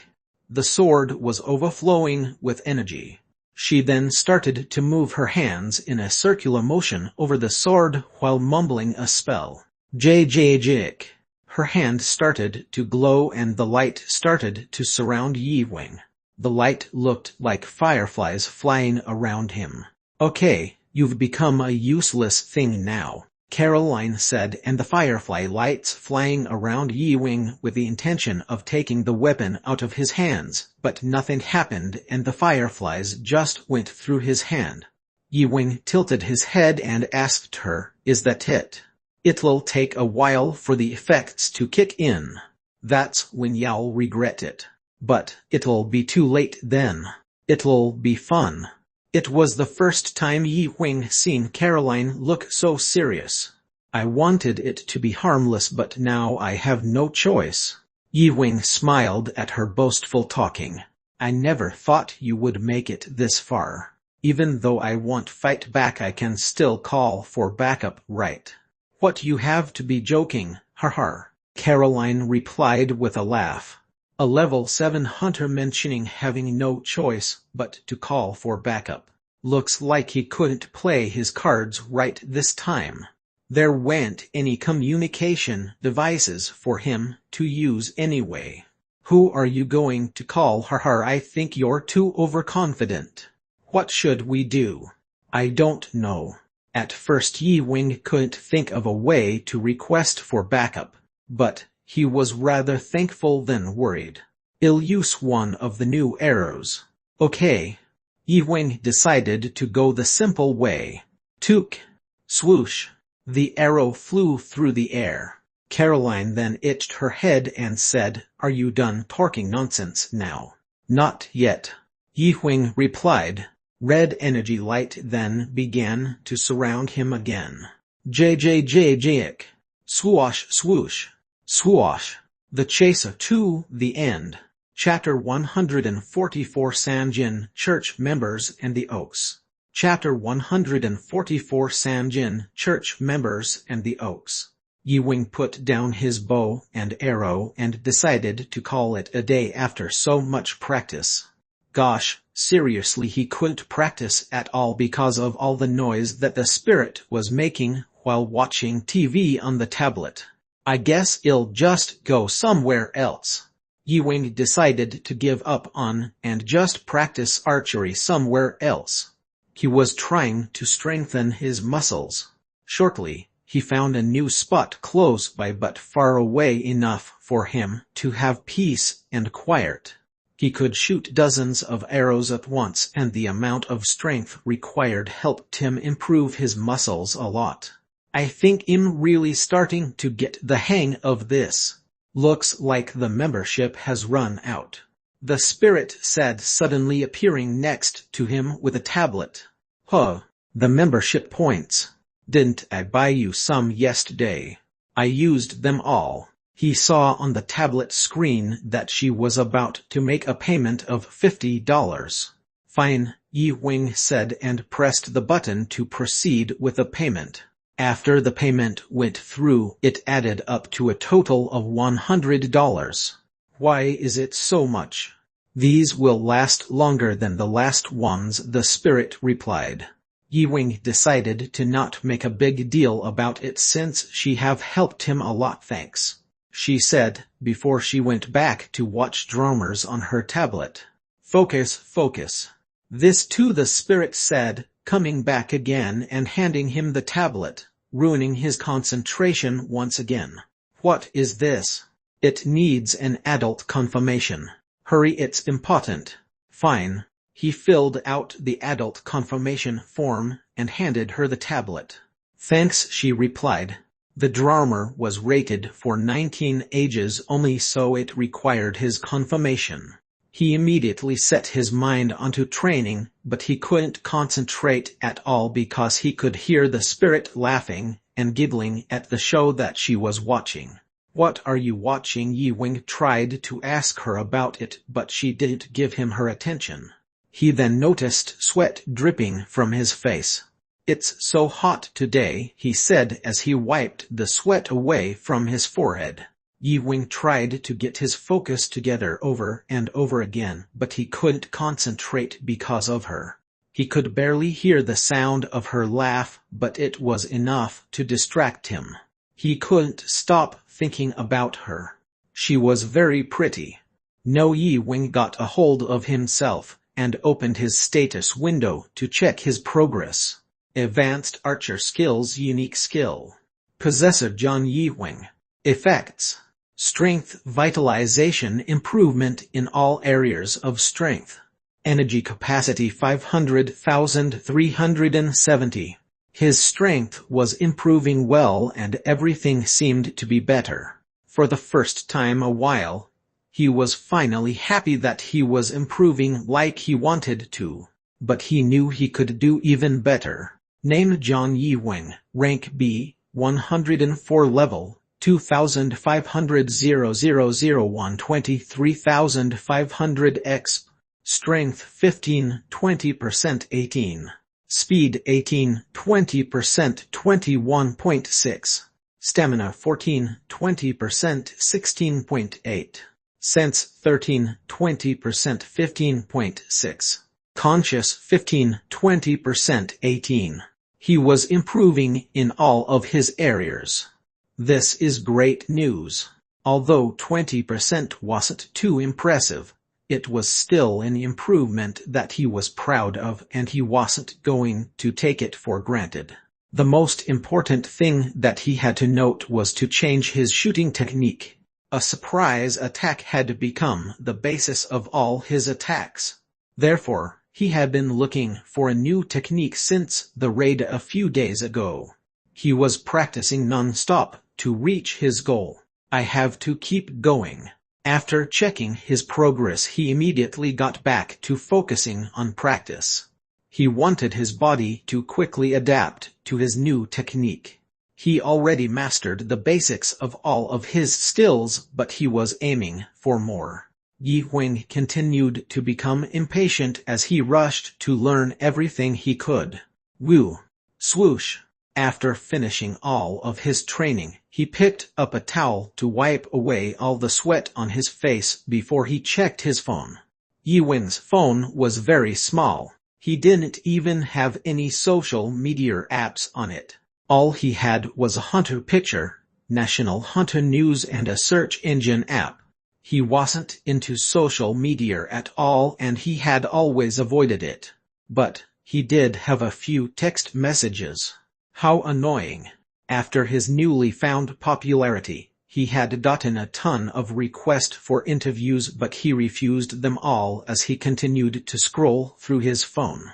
Xiaobin seems to be doing well, he said as he read a message from her. They've gotten really close to each other after that raid. Ever since then, they kept in touch with each other. With Yi Wing's help, she was able to get her first major upgrade.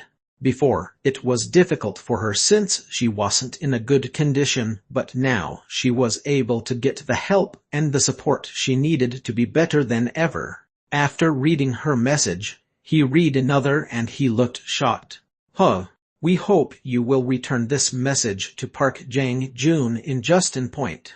Immediately after checking the message, Yi Wing began to run as fast as he could. Park Jun was the leader of the team he was on when he was on duty in Justin Point.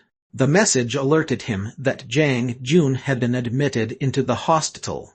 Yi Wing quickly changed out of his training clothes and went on his way as fast as he could. Click. He opened the door to Park Jun's hospital room and saw him lying down on the hospital bed. Park Jun. Yi Wing reached the hospital after running without stopping or slowing down. He saw that Park Jun looked so exhausted. What happened? Yi Wing asked. It's been a year since Yi Wing's fight with the Oaks in Justin Point. Honestly, he had given up on them. There wasn't anything else he could do to stop it. He did all he could, but he still felt absolutely terrible. There was an explosion, and not many people were able to survive or make it out without any injuries. Even the military bus got completely destroyed, but the Oaks were also swept away by the explosion. Although the Oaks were gone, Justin Point was left in a terrible and unsafe condition, so everyone had to escape and take shelter. Isn't our luck the best? The room turned silent as Yi Wing was speechless over his terrible news. Did the others escape with you too? Yi Wing asked. Park Jun then shook his head and replied, unfortunately not. I escaped alone. They were with others. I haven't been able to contact them since. What? Lots of people died. About 50 of our own members died. Can you step out for a minute? Okay. Yi Wing and Park Jun then left the hospital room. They then went outside of the hospital building and talked. He told him all about the Justin Point's evacuation and everything that happened from that day forward since Yi Wing left. What about Samjian's church followers? It had been a long time since he even thought about them. They weren't anything nice to think about anyways. They had to escape to Park Jun replied. The more Yi Wing thought about everything he just heard, the more angrier he felt. I just don't understand. If I could just catch one of the Sanjin church members that escaped that time, then I could find out more about this. Sanjin church members and the Oaks, the end. Chapter 145 Sanjin church members and the Oaks 2. Chapter 145 Sanjin church members and the Oaks 2. What do you mean? It's simple, it's actually kinda funny. Funny? Exactly. All of them, including the Sanjin church followers, were not as powerful as they seem, Junhui said as he handed him a monster's tooth that he was holding in his hand. It was something very special, and it had the shape of a small cross. Isn't it funny? It is, Yi Huang replied as soon as he received it. He began to wonder about the Oaks since it seems that he didn't know much about them. He continued to look through its center and he soon noticed that it was actually made up of 3 whole teeth meshed together. Interpreting the Oaks language was difficult, so it was impossible to know what the teeth meant, but he soon noticed the sketchy symbol that it had. The god's eye. That had to be something that the Sanjin church followers left behind. Yi Wing took a closer look at the gift in his hand and he realized the number of oaks that died by his hand. This looked like something that they would use right before they die. They are working together. The Oaks even approved of this. The Sanjin church members combined the Oaks' faith with their religious dogma. Their religion really does come in handy. What they wrote on their religious dogma was the same as the rings that they wore on their noses or ears.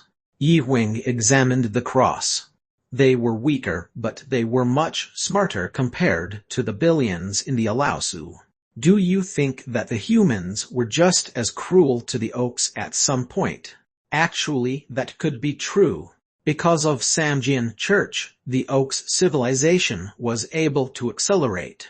It seems that the Oaks had to relearn a lot of modern-day skills, but their territory soon became polluted with the members of the Sanjin Church.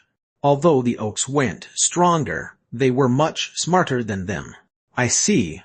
If all of this was the fault of the Oaks, then he had to hurry and find them right away. He was not going to spare even just one of them. He then remembered that he had to continue his training to be able to conquer his goal.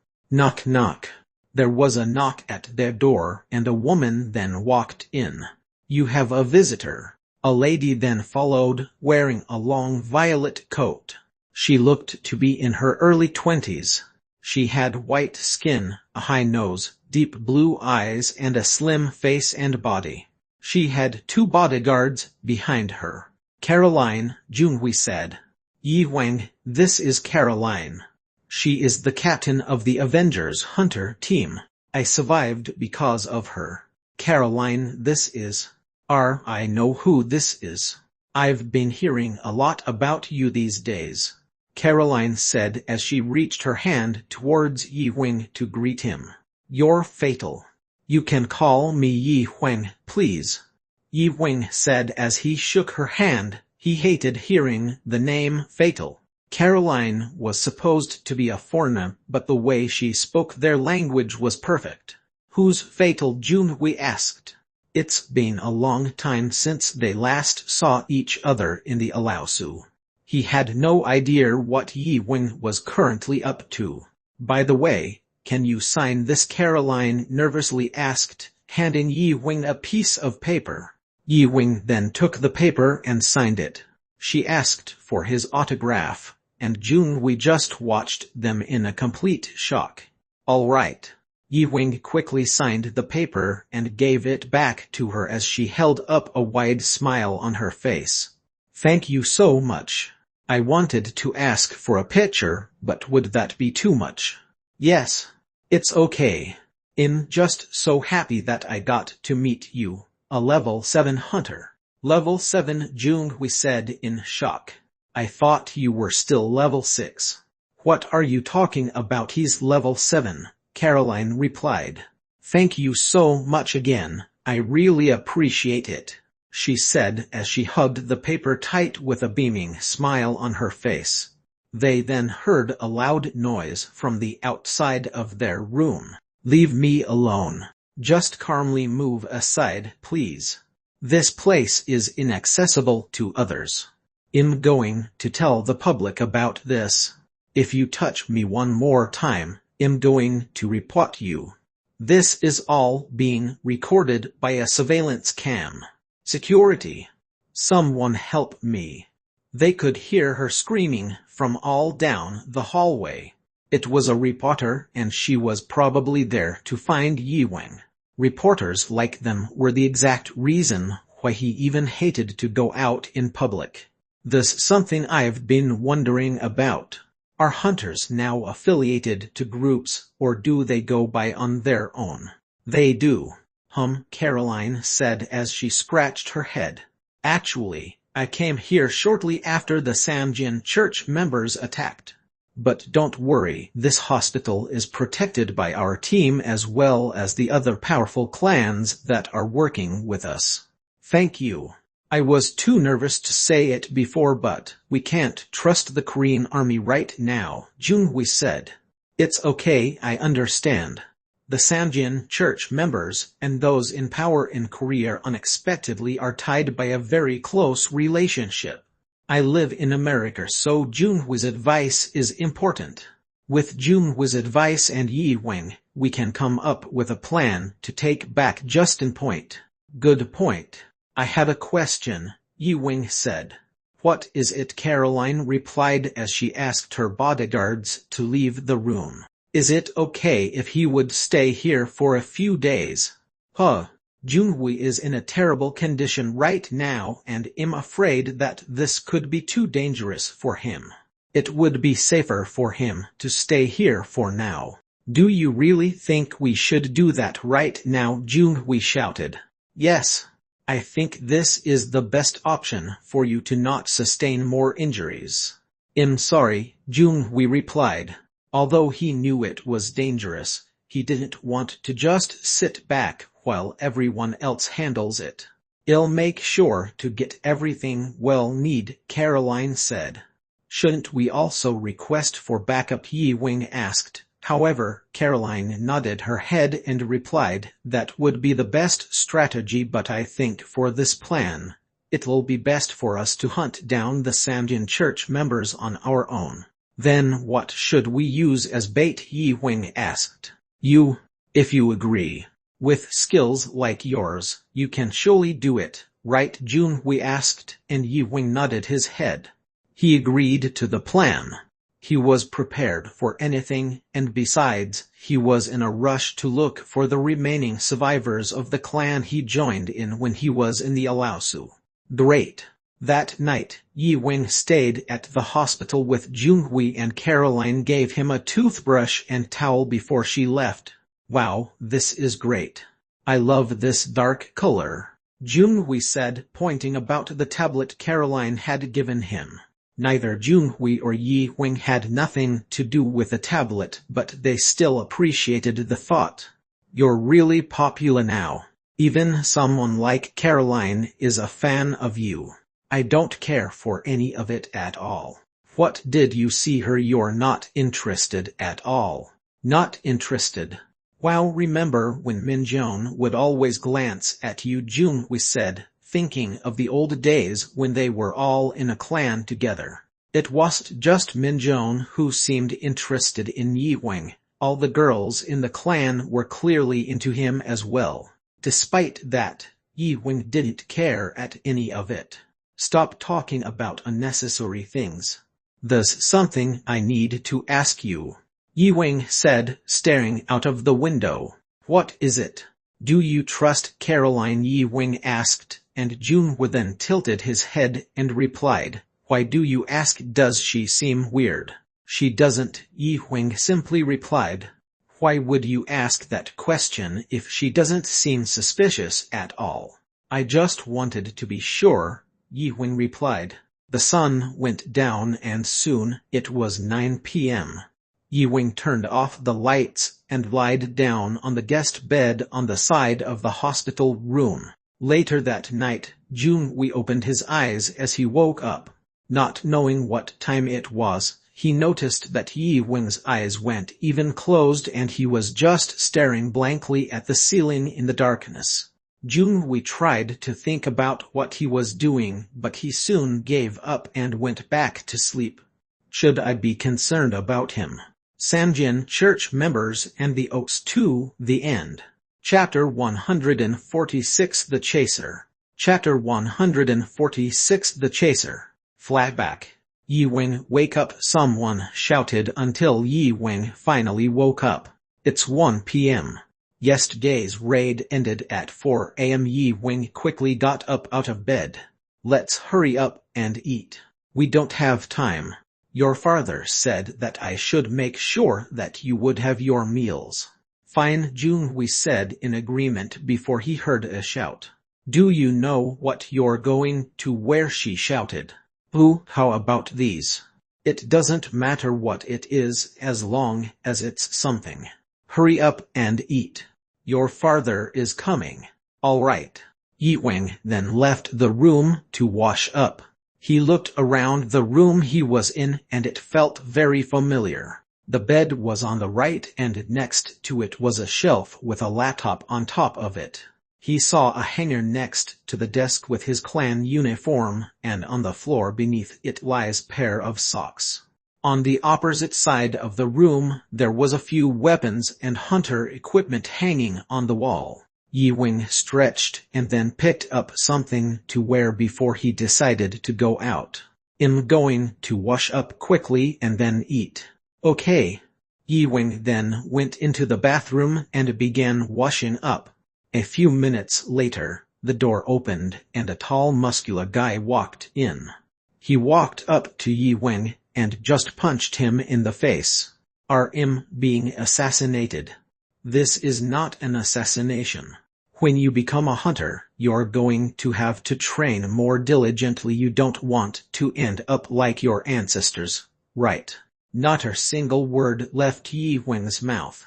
Hunters have to be good at a fist fight so they could hunt monsters and level up faster. That's what training teaches you. Training. You're always talking about training, Dad, Yi Wing shouted. What? I need a raise on my allowance, Yi Wing demanded, and his father then replied, Wow, you're so shameless. I learn everything from you. Of course, his dad said proudly. Fine, I'll give you a 10% raise. Deal. Yi Wing then smiled as his dad left the room. Wow, this soybean paste stew is delicious, Yi Wing said.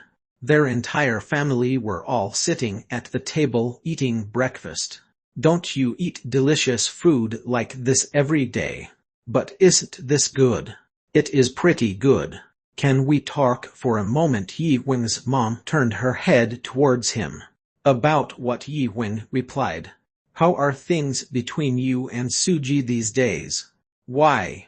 I was just wondering. You're getting older, but you and Suji are still so young. Yi Wing's mom then carefully asked, Is she on birth control? Yeah. Good. Ever since you and Suji started dating in middle school, I've been a little worried. Yi Wing then finished up eating and left the table. Now that everyone was done, Yi Wing talked with a friend on the phone while his parents prepared to go out.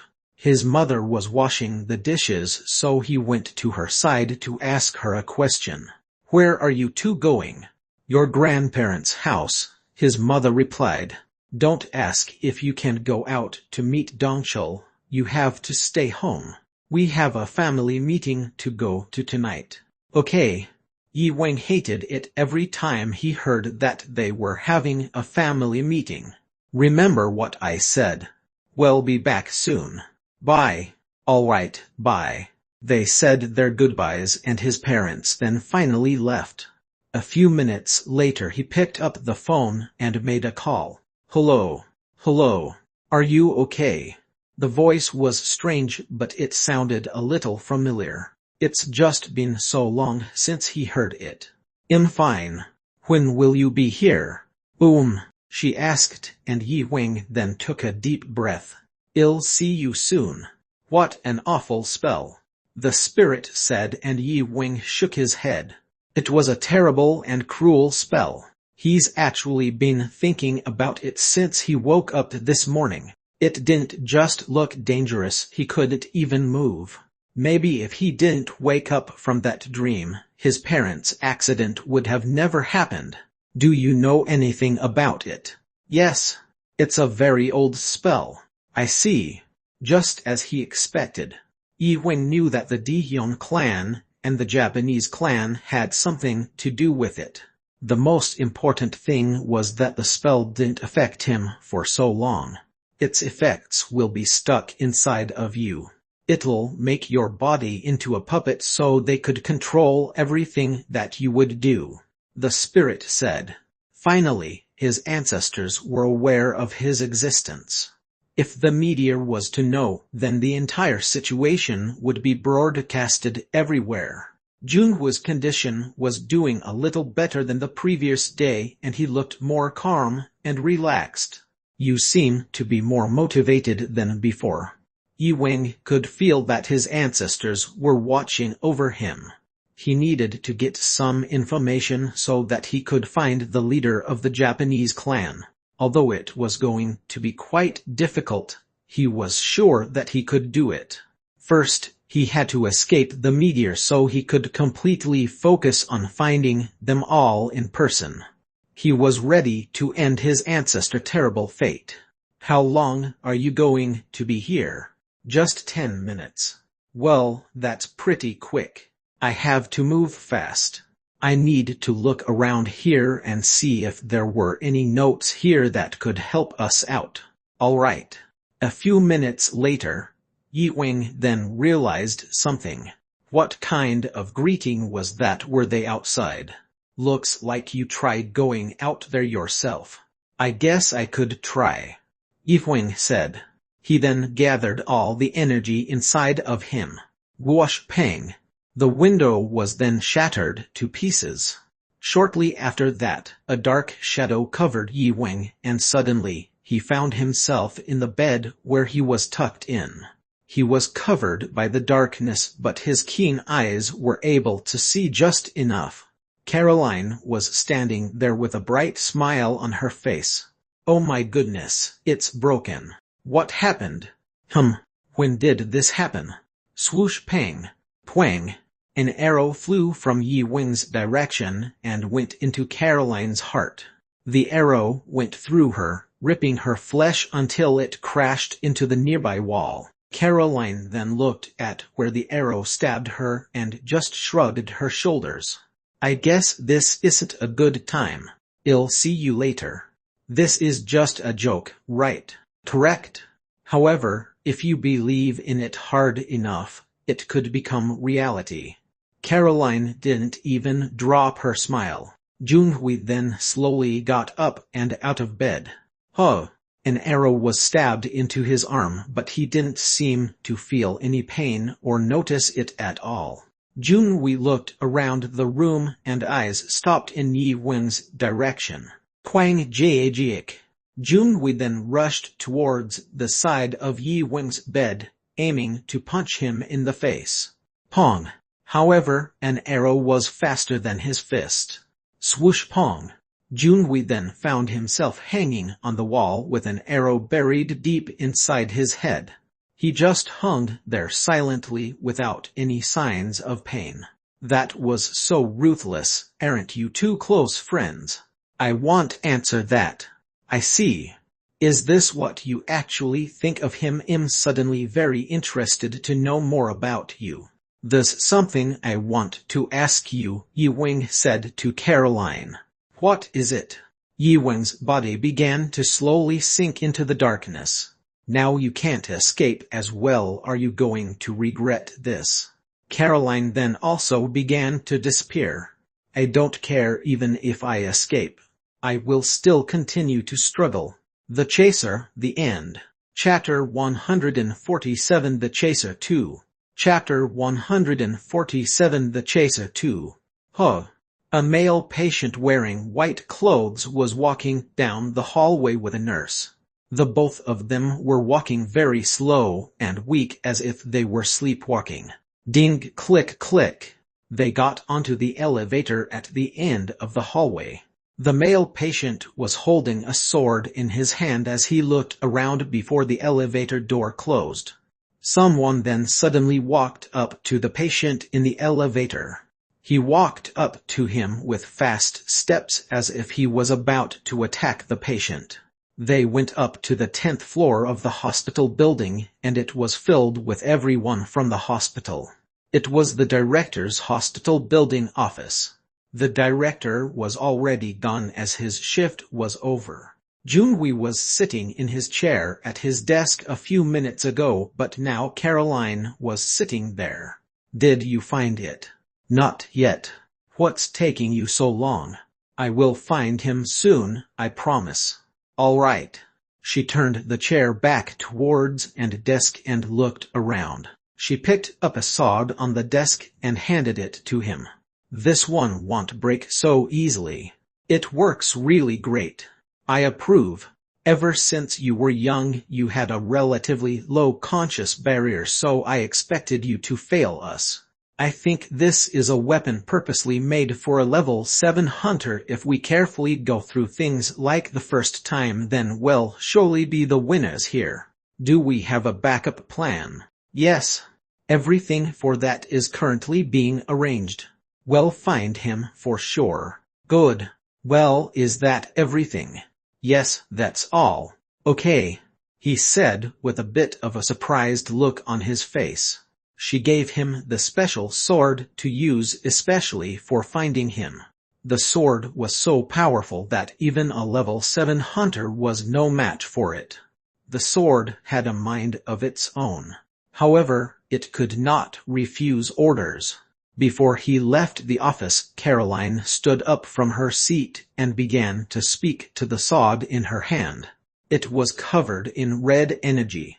We wish for you to stay on our side and keep our people of the hospital safe. Swoosh! The sword grew covered in even more energy. We hope that you will help him and give him confidence until the end. Duke. The energy from the sword was overflowing with power. Give him power. Whoosh! A sick patient then slowly walked down the hallway. Yiwing's eyes were red and he suddenly stopped in his place. Everyone were walking down the hallway like zombies. Yiwing then scratched his head as he was confused and asked, "What is going on here?" "They're reinforcing a spell. It's weird," the spirit replied. "What kind of spell?" "It has a very simple structure, but on top of that there's a mix of energy. It looks like they kept researching pre-existing spells from decades ago and just upgraded them. They're starting." Everyone in the office then stood completely still and quiet. Then, they all looked at each other, then randomly attacked each other. Up until then it seemed just like a gather, but it now no longer felt that way. They fought as if each other had become the enemy. However, they soon heard chaos coming from the hospital hallway. Quang, quang, quang. A hunter was then standing in the entrance. Everyone screamed and ducked their heads. Someone from the room then extended her hands towards the entrance and set the guy on fire with electronic energy. "This is really all over the place. Do you have any ideas? Something difficult and fast or something easy and slow?" "Something difficult and fast. That person could die." "Oh well," Yiwing replied. "You're not joking, are you sure you don't want to do it a different way?" "I got this." "How many?" 6 for a small place but 12 for a bigger place." "That's a lot. I could give you a menu of a few suggestions." "Well," Yiwing replied while still deciding. The place was filled with traps from the enemy. Although Yi Wing much rather prepared to fight without much planning, he had to think of the perfect strategy this time. However, he knew that no matter how much he planned, he had no idea what would happen to those in the hospital. Let's just do it my way. In the meantime, can you scan them to see what's going on? Okay. Whoosh. Pang pang pang. Yi Wing began shooting arrows. Red energy was flying up like fireworks. With the help of strength from the spirit, his arrows were much stronger. Everyone in the office room were running around and screaming in fear. Arrows were flying everywhere. There was nowhere to hide. Scan finished. Thanks. Yi Wing's eyes were glowing. He aimed for a red point. He began to pull back the arrow string, preparing to launch. Carefully, the red energy formed into a glowing arrow. It was the sight of the powerful skills of a true archer. Exploding arrow shower. Jayajayik. Dozens of arrows came falling from the sky like a waterfall made of red beams. The shower of red beams covered every inch of the ground. Seconds later, the red beams flew towards the people who were standing in the hallway. Pang, pang, pang, pang, pang, pang, pang, pang, pang. There was no escaping them. There was no way to stop them. They were everywhere. The beams flew all the way down into the hospital. Pang, pang, pang. The people who were fighting were too late to escape the beams. Although it didn't change its effect on the people, the beams disappeared after stabbing into someone. They're dead. Are you sure they're all dead? The spirit asked. Yi Wing looked up and watched the last few arrows fall from the ceiling. Don't you think so? Yi Wing asked. Try something else just to make sure. Moving exploding arrow. Quang, quang, quang, quang. The arrows flew up into the air, going through the ceiling. After they reached up into the deep sky, they came flying back towards the ground faster and stronger than ever. But the people in the hospital found a clever way to dodge them. Quang, quang. The floor of the director's office that was on the highest floor of the hospital building was completely shattered. Even the desk and the weapon on it was destroyed. The arrows were destroying every ceiling in the hospital. Wow! The floor of the director's office broke into 3 pieces, but Caroline didn't seem surprised at all and looked at the hospital's ceiling in amazement. Tack! Yi Wing shot an arrow through the hole in the ceiling. Jack, jack, jack. Of course, it's that level 7 hunter. Great. Caroline clapped her hands as if that really was happy news. He's more powerful than I thought. Definitely. I still have a lot to do to get ready. Caroline said, thinking. This could be fun. She definitely a powerful person. When he met Donchul for the first time again in the Alausu, he could feel that he was exploding in anger. Well, it looks fun, but it's very disappointing. Yay! Caroline then handed Yi Wing a short knife. There was small writing engraved at the end of it. Just as I said, you're really powerful, she said. Jayajayik. The sword was overflowing with energy. She then started to move her hands in a circular motion over the sword while mumbling a spell. Jayajayik. Her hand started to glow and the light started to surround Yi Wing. The light looked like fireflies flying around him.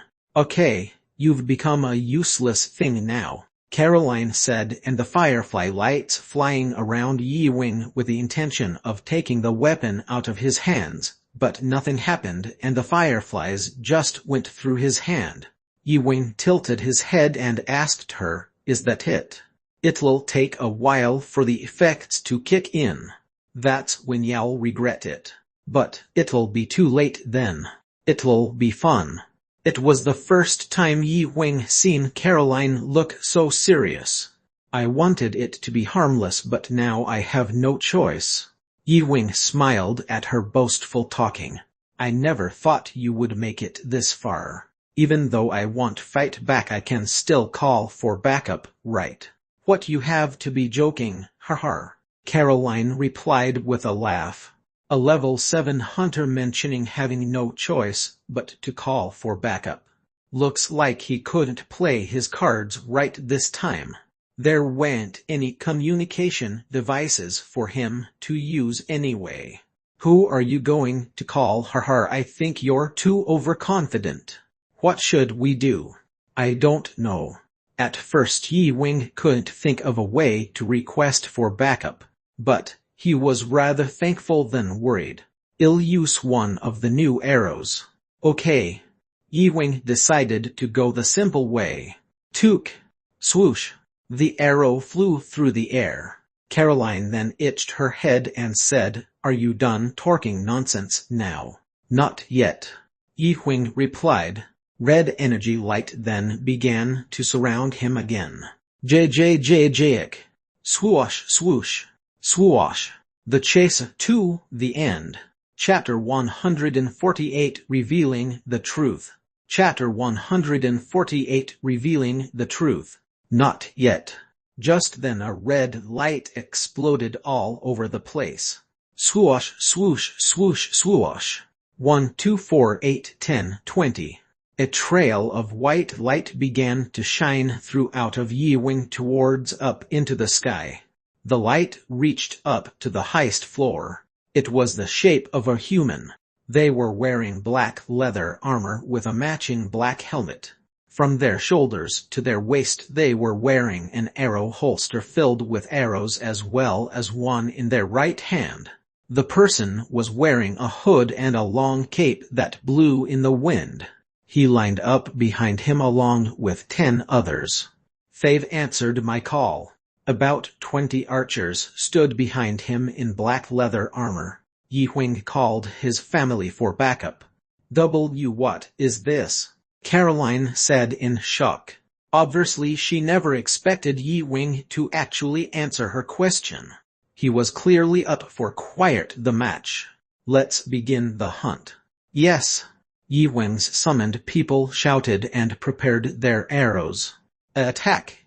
Caroline shouted a bit nervously. However, she knew that she couldn't stand a chance against Yi Wing and his army of people. Swoosh pang, swoosh pang. Yi Wing's family began to shoot their arrows. Arrows were flying in every direction. No one was safe. Good job, keep it up. Caroline's face turned pale in fright as she watched them. However, this was all due to her mistake in the first place. Maybe if she knew about his secret army then she would have never asked any questions. They were going after them as if they were hunting. Pan! The arrows shot through the air at the speed of light. Pong pong pong. And a giant shadow passed by them. One of the enemy members then fell dead onto the ground. It was time. The moment one of them disappeared the enemy's side felt a fatal empty feeling. Pan! They hunted another enemy. The attacks were very overwhelming. Tack. As they continued they felt a sensation of power go through them, motivating them more than the last time. Group power arrow. For thousands of years, they've defeated enemies together. As usual, the energy consumption is more consistent than usual. Yi Wing said as he noticed he was running out of energy. In order to summon even on person it would take 200 points of his energy. When it was just Yi Wing fighting it would only take 5 points at the most. He couldn't ignore the energy consumption rate. As he summoned a total of 20 people the energy consumption was very tiresome. By healing himself a bit with a little of what he had left he was able to push through, but that didn't solve the problem for him entirely. Of course he was happy with everyone he had summoned as they were doing a really good job. At first when he summoned them he was having second thoughts knowing how much it would take. Especially for 20 people. A better number could have been 10 people, but he wanted this to be a real match. The result was very satisfying. He would be able to level up later and his skills would increase. Juk juk juk. Each of them launched dozens of arrows into the sky at a time. Caroline kept silent as she was still speechless. Was it too overwhelming? No. Was it slaughter, execution? No, it was just hunting. Just as they said before they began, they were here to hunt. They all can't be level 7 hunters. Caroline thought in disbelief. Of course all of them weren't even close to level 7. They were as powerful as a level 7 hunter when they fought together, but they were not as strong separately. Their attacking skills were as strong as a wild animal, but their battle intelligence was lacking. But they were still doing pretty good. We have to escape. Caroline then immediately began to quietly sneak away. She knew there was no way they could defeat all of them, so her best choice was to escape. Although henchmen were still trying to fight them off, Caroline had time to save them. However, she was too late. One of the enemies noticed she was trying to escape. "Where are you going? We have business to finish here." She then gathered both of her hands into a fist and threw a punch before even looking to see who it was. Pong pong pong. She used both her hands and her right leg to punch and kick him in the face. However, he then fought back and punched her to the floor of the rooftop that they were all fighting on top of. Caroline was then extremely injured. Her arms, legs and the back of her head was bleeding. One of the Yi-Wing's fighters then prepared to finish her off. "Why, you can't do this." Just then a guy stood in front of her to try and stop them. He then kneeled to speak to her and said, "Do you want to end this struggling?" Caroline then could not feel any pain anymore, but instead felt a cold feeling. "You were trying to escape, right? Go ahead then." Although Caroline's arms and legs were broken, but she still tried to escape despite the struggle. Yi-Wing then knew what was the right thing to do. Quick healing. Yi-Wing then put his hand over her injured arms and legs and the bleeding instantly stopped. "I can't let you die yet. I still have a lot of questions to ask. Try not to lose conscious." Duck. They then heard a loud engine noise from the bottom of the building. "Huh." Yi-Wing stood up and looked towards the door of the hospital and saw a car. Whoever was in it seemed to be breaking into the hospital. "Finish taking care of that. I'll go see what's going on down there," Yi-Wing said to the spirit. "Relax. This will be quick," he said as he began to stab a knife into the abdomen. "Arr!" Caroline screamed in pain. He continued to stab the knife in even more. "Just die already. Is there anything you would like to say?" he asked, but Caroline just tightly closed her eyes with no answer. Although she still wasn't answering, he would just heal her and start it all over again. Even if she wanted to die, she couldn't. Her limbs were still slightly broken, but her ankles were tied to a tree and she was hanging upside down. "You don't want to play 20 questions. Arhug." He stabbed her with a knife again. "No." Jaewing then continued the torture. "Let's try to play it just once," he insisted while holding the knife. "It'll be easy." Yi-Wing looked at her toes and could feel that her soul was trying to escape her. Because he used the healing skill, she wasn't going to die, so he wasn't concerned about that. Anyone else would have surrendered by now, but she didn't plan to.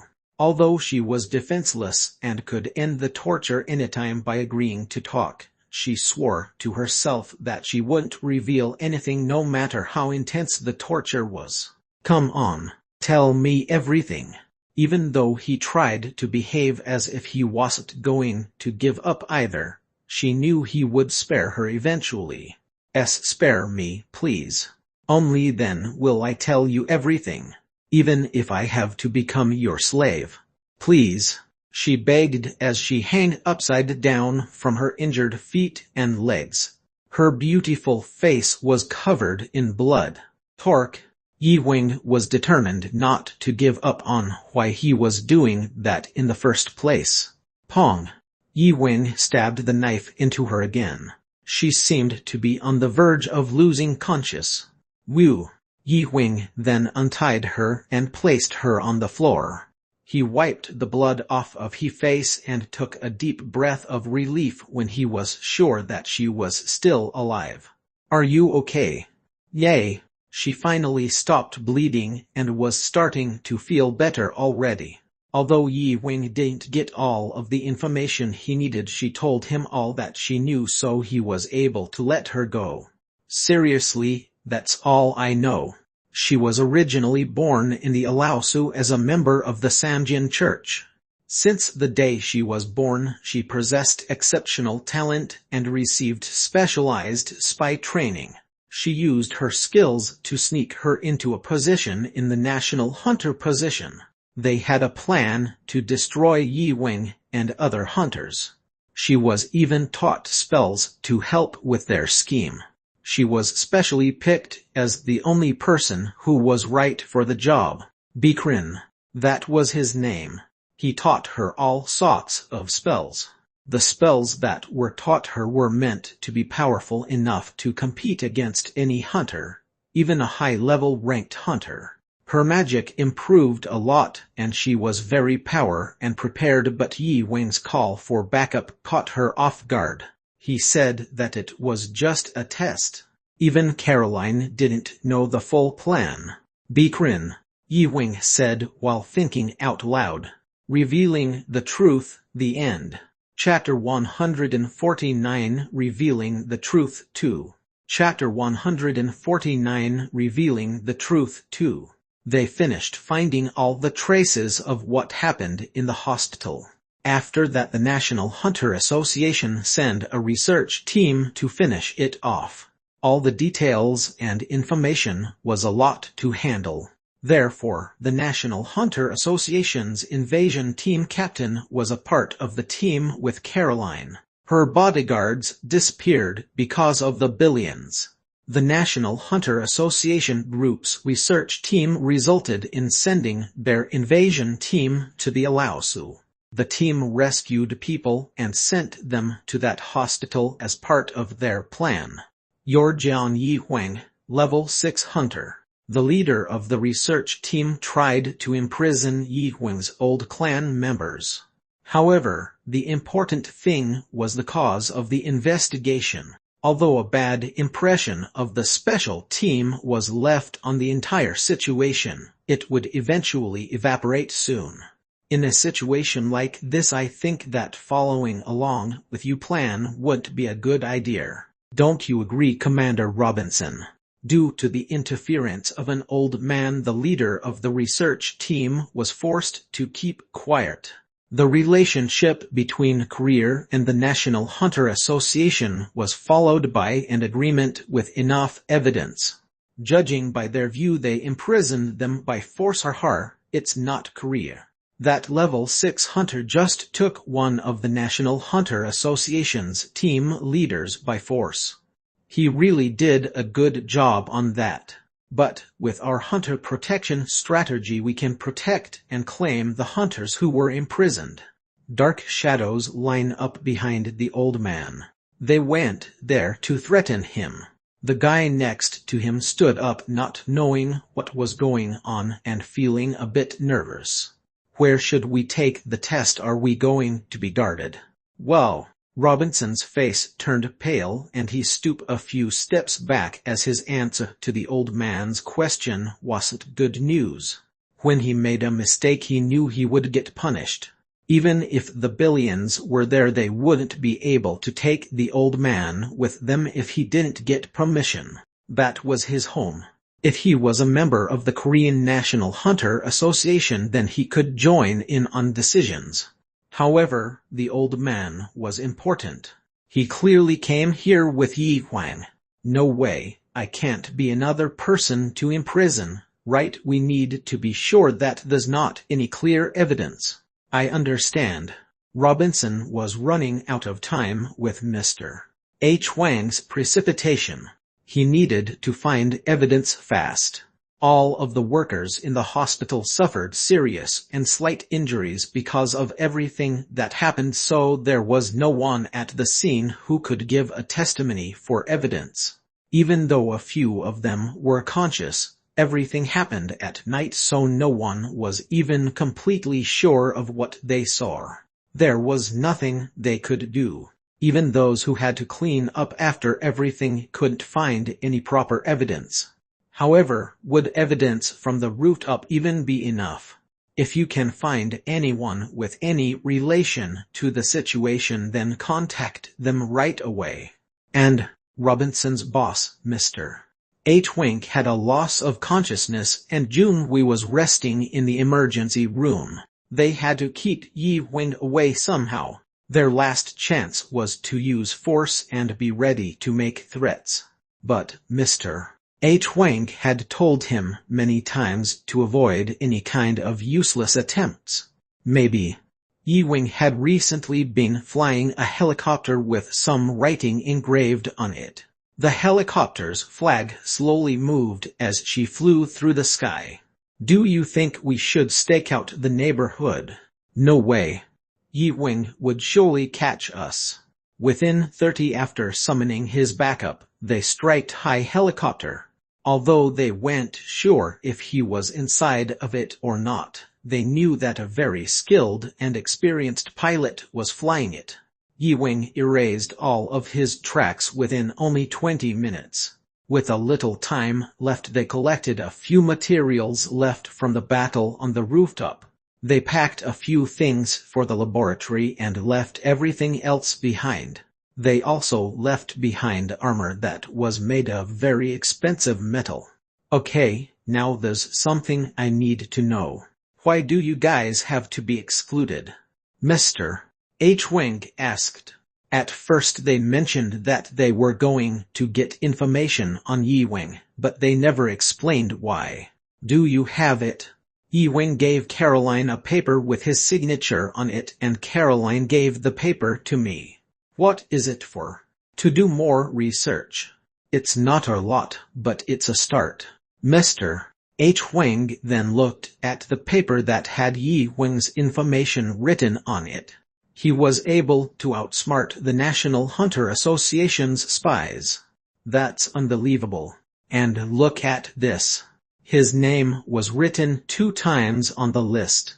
Over it was his other information that they found. Mr. H. Wang then had a surprised look on his face as he noticed something on the paper. Are you serious? Yes. He was the one who enrolled Caroline onto the list of the National Hunter Association team. Obviously she's originally part of the Samjian Church members. Mr. H. Wang then looked at the paper, feeling more shocked than before. That girl. We can't lose anymore. I'll handle this situation. All right. Yi Wing said, and Mr. H. Wang nodded his head. He had complete trust in Yi Wing to leave everything to him. But if things took a wrong turn, Yi Wing could be in a lot of danger. That's the reason why Mr. H. Wang wanted to talk to him in person. They really needed Yi Wing's help at the moment. Although he wanted to do his best to provide Yi Wing with the evidence he needed, he just couldn't. It was no use. Obviously Mr. H. Wang was in a shocked state more than anyone else. All right. Be careful not to make things worse. I'm counting on you. He then saw Junhui lying down on the hospital bed. His face was pale and he was still unconscious. How is he?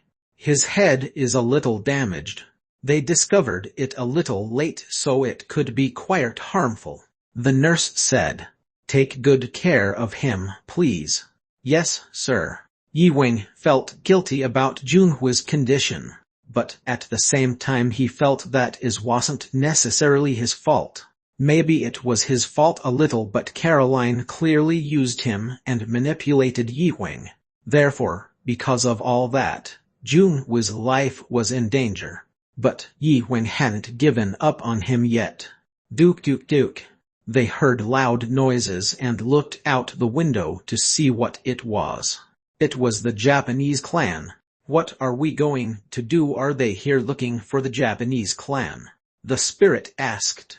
It is the Japanese clan, Yi-Wing said while thinking. Caroline wasn't responsible for any trouble this time. He knew that it was the Japanese clan. In Pyongyang, the Japanese clan attacked them with a spell, but they were able to track them down. However, Yi-Wing did postpone finishing that and went to Bikusen. He was thinking that he could just take out the Japanese clan easily, but that was very out of his range. The Japanese clan were very powerful together. Compared to any other clan, they were 10 times stronger and smarter. Obviously, they were soldiers picked very carefully based on their skills and put them all together to form the most powerful clan there was. But after a long period of time in Japan, their development was a bit low. There were thousands of Japanese clan soldiers. Yi-Wing wasn't sure they would be able to escape it. We're going to have to postpone this. We have to save the colleagues of Justin Point. Yi-Wing changed his mind. Junwoo could make it through and live. We wasn't sure how much longer he could live in that condition, but he came to the decision to put them first. When Junwoo woke up, his plan could be completed and he would be able to go back to Justin Point and relax. Really, that's a big decision, the spirit said in a serious tone. Why? Yi-Wing asked the spirit. Just be careful, the spirit answered. A few moments later, the helicopter landed. Dozens of people were waiting while the helicopter made its landing. What are they doing? They went just simply crowding around a safe spot of the landing area. They were in charge of helping the helicopter land safely. Mr. H. Wang was the first to get out of the plane after it made its landing. The workers who helped the plane land politely greeted him. Welcome back. However, Mr. H. Wang didn't react to their welcome at all. Actually, he was rather cold towards them and only looked around barely paying them any attention. In 20 minutes we'll be having a meeting in the conference room. Everyone must be present. Yes, sir. As usual, the workers replied to Mr. H. Wang politely. But Mr. H. Wang still barely made any eye contact with them at all. I'll be there with Junwoo. All right. Mr. H. Wang nodded. Yi-Wing then went off to visit Junwoo in his hospital room. He was feeling unbelievably anxious. But just then Junwoo then suddenly woke up, grabbing onto Yi-Wing's forearm. Yi-Wing, you're awake, Yi-Wing said in surprise. Junwoo still looked very unwell and tired. Yi-Wing felt sad seeing him in such a terrible condition. Yi-Wing, let's talk after you get out of this hospital. Okay. Junwoo replied to Yi-Wing's suggestion. However, he couldn't let go of Yi-Wing's arm. He was actually holding onto it even tighter. After a simple checkup, Junwoo was able to move out of an emergency hospital room into a normal hospital room. There weren't any serious internal wounds, so if treatment went smoothly, Junwoo finally seemed to be getting back to his normal self. He was finally able to talk to him like normal. There were 894 people who safely took shelter during the attack of Justin Point. Most of them were Korean soldiers, but they did their best to protect Justin Point till the end. The belated evacuation blocked off the Oaks from the safety shelter, but nothing was stopping them.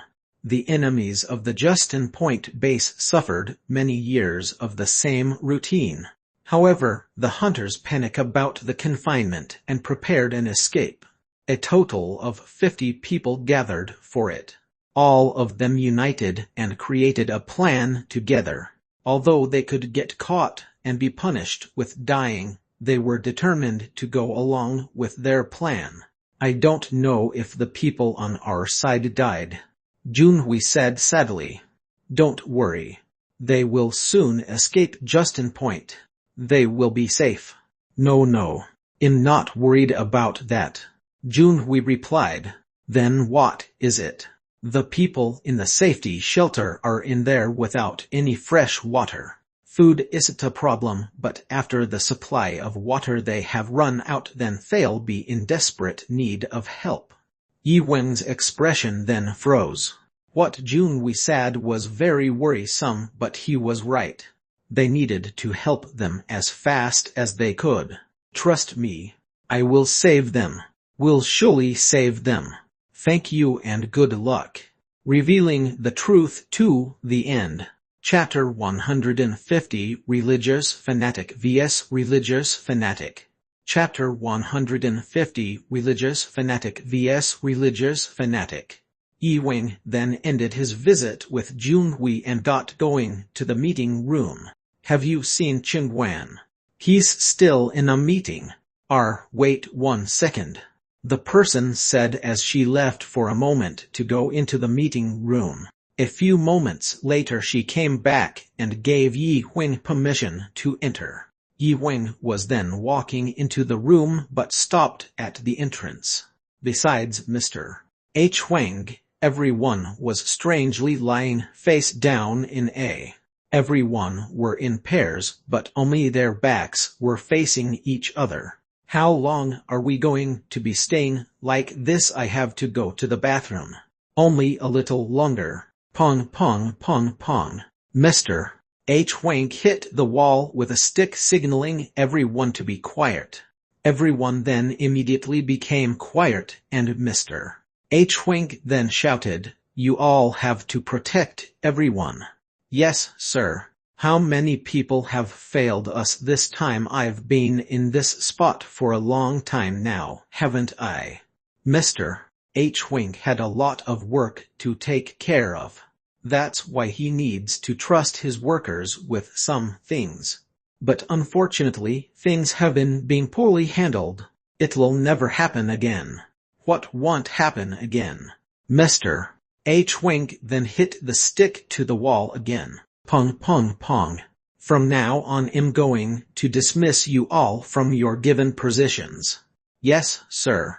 I'll also be assigning you all to special training soon. Yes, sir. Whew. I've gotten so much softer these days. Things would have been much different if I was still the same as before. Mr. H. Wank said, and the workers' faces were dripping in sweat. Although he was a bit softer than before, he was still scary. Their mistakes with the information caused lots of damage to the team, so he had to make some changes. This kind of behavior just can't keep happening. You can all leave now. His workers immediately stood up and politely bowed to him before leaving. Yes, sir. As they were leaving, Mr. H. Wank put his hand on one of their shoulders and said, "Chan." Yes, sir. He then spoke to one of the workers that used to be his usual assistant but was demoted. Mr. H. Wank told him a secret. Chan's expression changed. Do you know why you've been demoted? I think so. Become my best investigator. Yes, sir. All the workers left and door of the conference room then closed. Mr. H. Wank took a deep breath and sat the stick down on the floor. Take a seat. Okay. We're in a hopeless state right now. No, we're not. Yi Huing replied.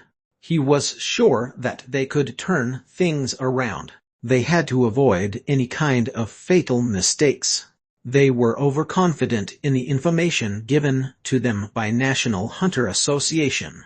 Obviously, they were going to up their game after finding out how powerful Yi Wing was, so they had to be careful of him getting killed.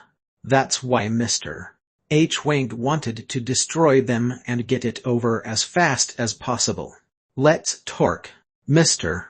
H. Wang said to Yi Wang. After being a charge for almost half of his life, Mr. H. Wang had tons of experience, so he was able to come up with a greatly effective plan. But Mr. H. Wang was always happy to speak with Yi Wang and hear his thoughts.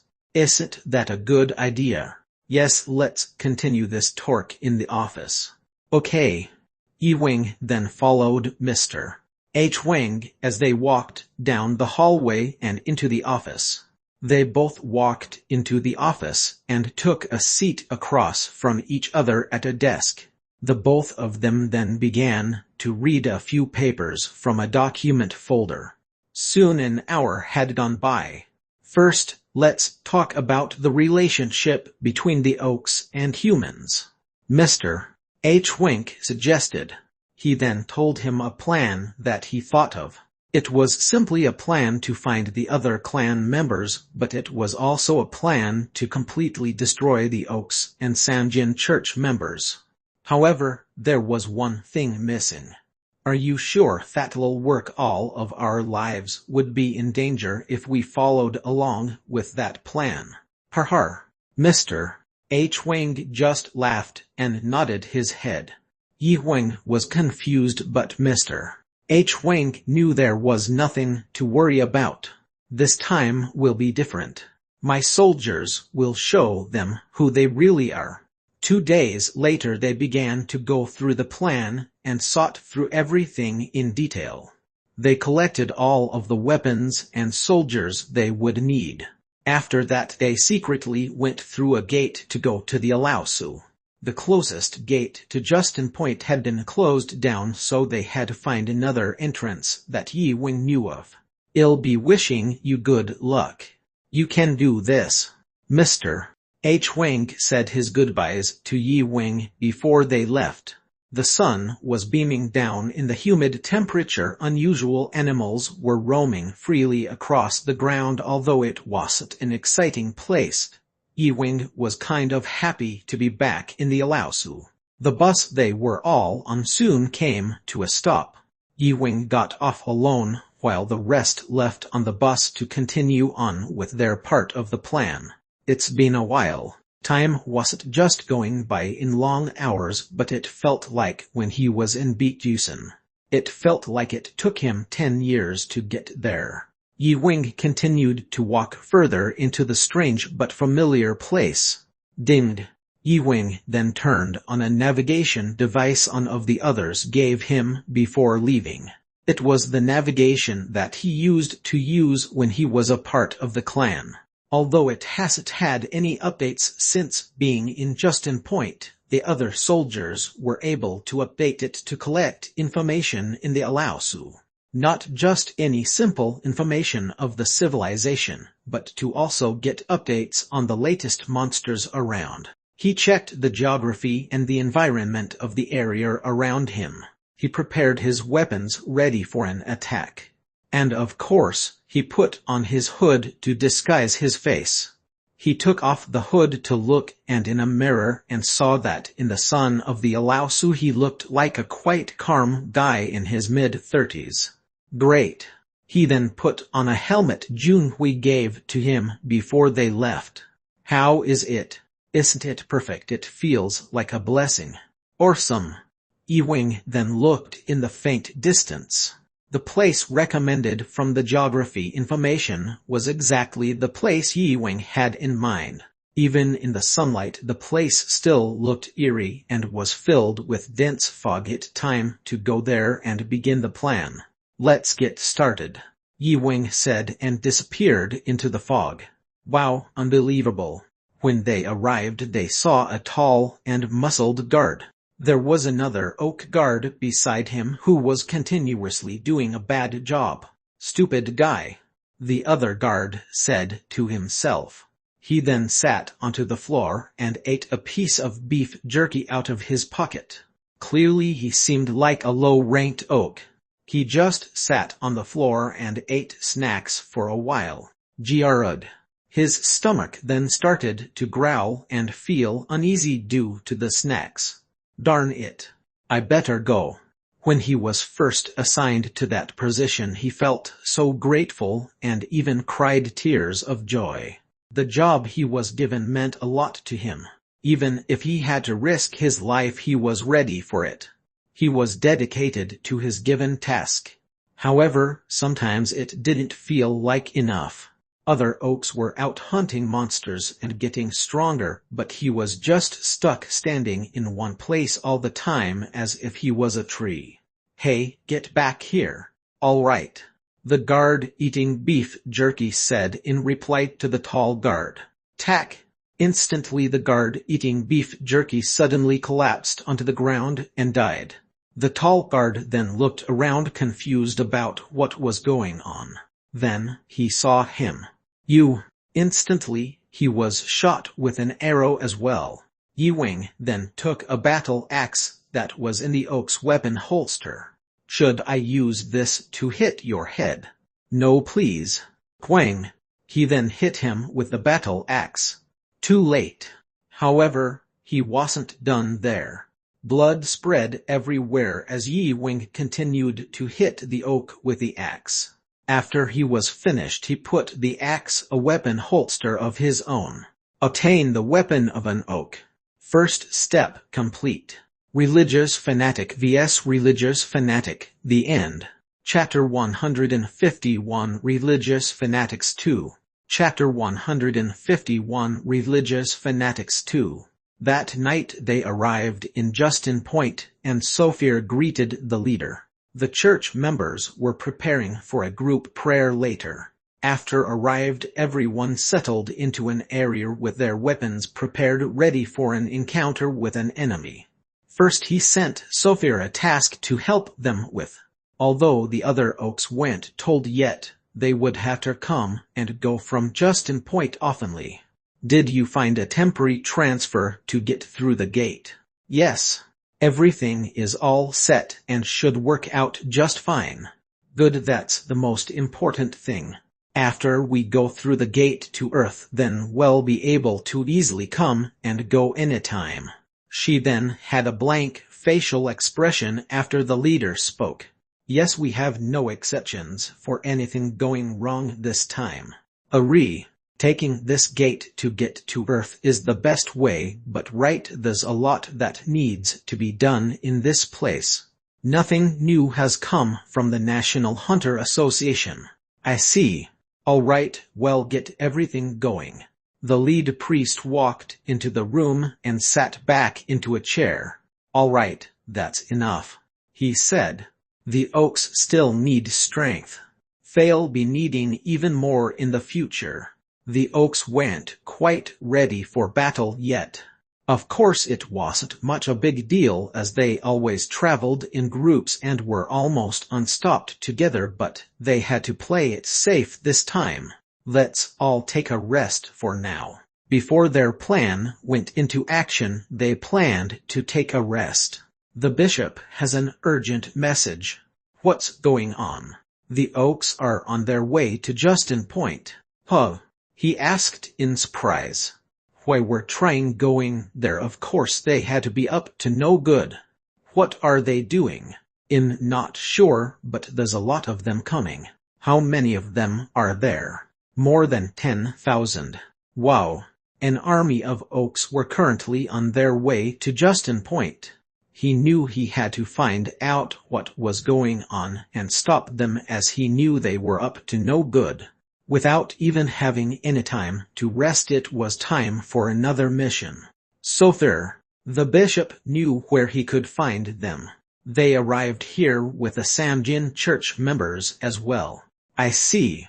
Do you know their exact location? They're 10 meters in the southwest direction past the secret observation tower. Why? He anxiously asked to himself. I'll prepare to handle them. Okay. He then quickly calmed down to think through a plan.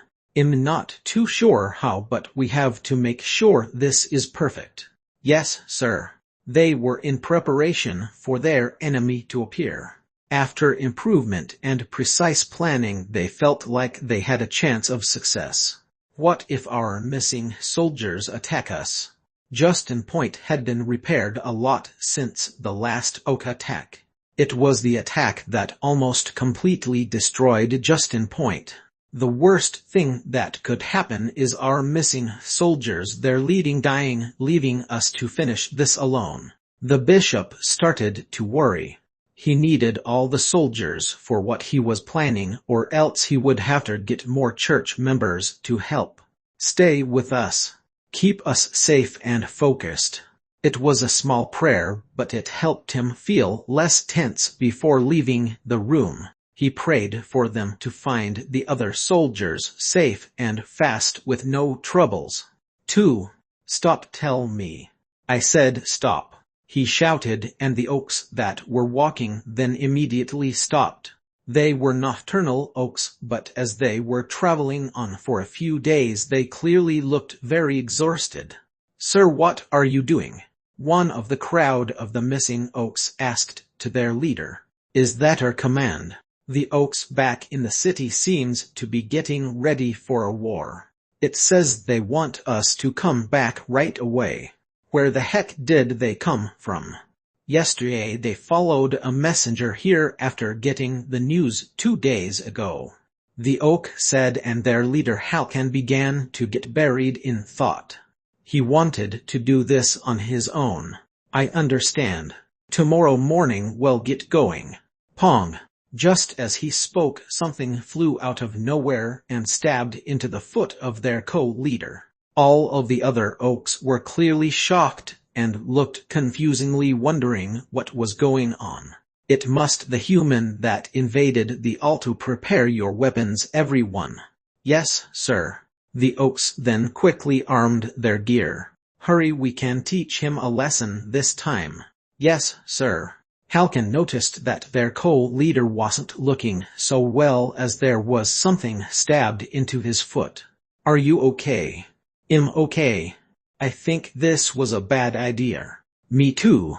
Halkan wanted to lead a large force of soldiers to Justin Point for a fight, but he didn't think they would have to fight the enemy so soon. Although he did regret his thought process before the mission, he felt more angry than regretful. Well, maybe anger was an overstatement.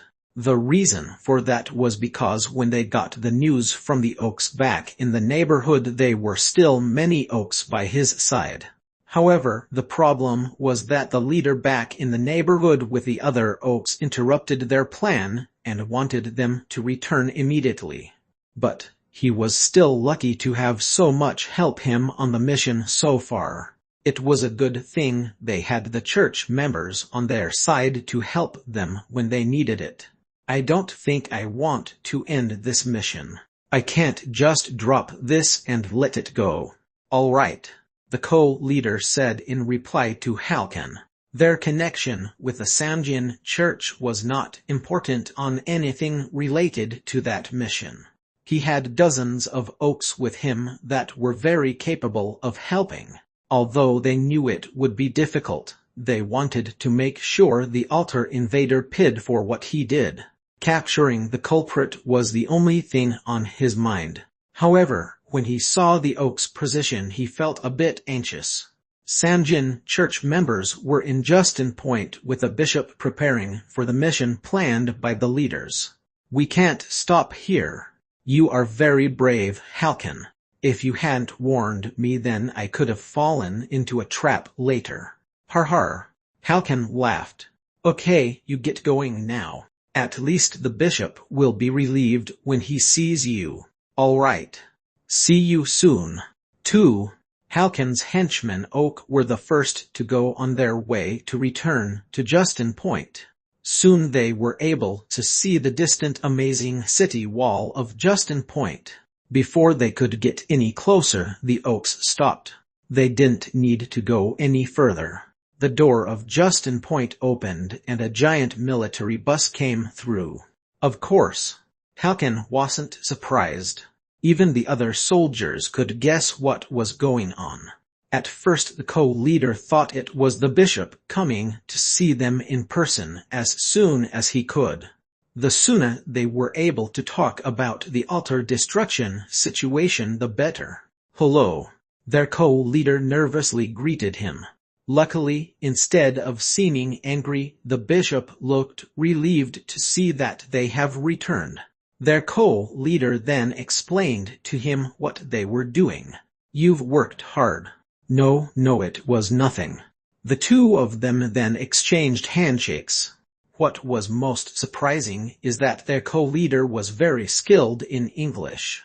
Oaks had a difficult time learning English. That's why it was so impressive. That's why he was ranked very high on the team. "Welcome back." "Thank you." Kyuki then got onto the military bus with the bishop. Inside the bus was decorated very luxurious and fancy. The two of them spent a few hours talking on the bus. And that's what happened. That was a setup. The bishop shouted as she quickly stood up from his seat. "I know. I thought that we should go and show them a lesson ourselves. But I'm sorry. I guess we should've thought it through better. It's okay. I can see that Halkan's in a very tough position right now. He may really want to get back at the culprit, but he's going to need a better approach for the sake of all of us. This incident is a big deal. But it's not Halkan who's responsible," the bishop said. He knew that the Oaks had to have thoroughly planned something like that. He thought that Halkan couldn't have thought of something like that on his own. Right. But Halkan was really bothered about this and wanted to do something about it. I see," the bishop replied. Even he knew how Halkan can be sometimes. But the Oaks couldn't escape their stereotype and show a new side to them no matter what. Although he was scared for Halkan, he admired him. "There's actually a reason to why I wanted to speak with you so soon." The bishop talked to Kyuki about the situation that was currently going on. Kyuki's face then turned solid. "Wow, I know. It's so sudden. But just as you said, it wouldn't be difficult for anyone to come between the Oaks and the church members and turn us against each other. We have to think this through perfectly to protect ourselves." Agreed. After talking for a few hours, they came to a solution for their problems. Although they couldn't really wrap their head around someone who could put them against each other, they knew they still had to be careful. "I think that we just need to keep a close eye on the Samjin church members. Religious fanatics to the end." Chapter 152, The Slayer. Chapter 152, The Slayer. The bishop told Kyuki everything about the situation they were currently dealing with. What they needed to do was team up together and cooperate to make it through. The church members could team up together and come up with an agreement to destroy the enemy. "Well, there's a few things I need to ask you." "Okay. Do you know who is responsible for what happened?" "We're 99.9 sure it was Jin Yiwing," the bishop answered, and Kyuki then had an angry look on his face. "He did this. Are our soldiers strong enough to handle this?" "Yes, but possibly when they get to Earth their skills will improve even more." The gate to the neighborhood they were in almost reached to career. "Just as you said, sir, if they attack us again, then we have a plan prepared. There's nothing we have to fear." That's what they would want. Besides, we have more information on them than they have on us. The bishop then replied, "We just have to we stick together with the church members." He simply answered. That was it. With that they were able to achieve anything they wanted. "First, I decided we should briefly meet with them. I'll convince Halkan to join us," Kyuki said with a slight laugh. The bishop nodded his head in agreement. Kyuki was Halkan's henchman, and he was the ruler of Justin Point. Their enemies were clearly trying to create conflict between them, but they weren't going to let that happen. All they had to was get through the crucial situation they were facing. I have a good idea. Really, what is it? The bishop said. He knew that Kyuki was a genius. He was the smartest amongst all the oaks. I can ask Kalkan to form a research group for this situation. He can gather his best henchmen of church members and oaks to do it. But he's going to need some more information on what happened. Everything should go just fine. Okay, let's get started. I'll get more evidence and information from our side. I can expect to be able to get 4 or 5 oaks to join us. Also, after we reconcile and end this conflict, we'll be ready to go. We have to keep an eye out wherever you go for anything suspicious going on. After that, we can sweep out those at Samjin Church and the Oaks will completely rule this town. Great. He had everything planned perfectly for their success. However, there was something that the two of them completely overlooked. Ewing and those helping him were not lacking in anything. This way everyone will be safe. The bishop added. What was that? What? They suddenly heard a strange sound. That sound was. It was the last sound the two of them ever heard. Whoosh pong. Oof. The two of them clenched their chest. They couldn't believe what just happened to them. It was very unexpected. They didn't even have any type of armor for protection. They couldn't even move a muscle. It felt as if some kind of unheard of energy were restraining them. Tack tack. Both of their heads then hit onto the table. Looks like they should have planned more carefully. Two of them then carefully looked out of the military bus window at the two guys who were just attacked. Someone's out there. There hasn't been any warning on this. They quickly went over all of the information. How do we find out more on this situation? The bishop asked, painfully holding onto his head. I'm not sure. How about the old slow-moving oak doing? I could recognize that guy instantly. Who knows? Wow, there's almost no information on the oaks. 1 second, I'll try taking a closer look. He then carefully examined the 2 oaks they capture. He examined their muscles and armor. There's no traces of them using any special weapon, and there are no wounds left on them. It seems that they have a head injury, though. Looks like they had a dagger as their backup weapon. Alright, let's begin. After drawing middle ground, the scene had begun.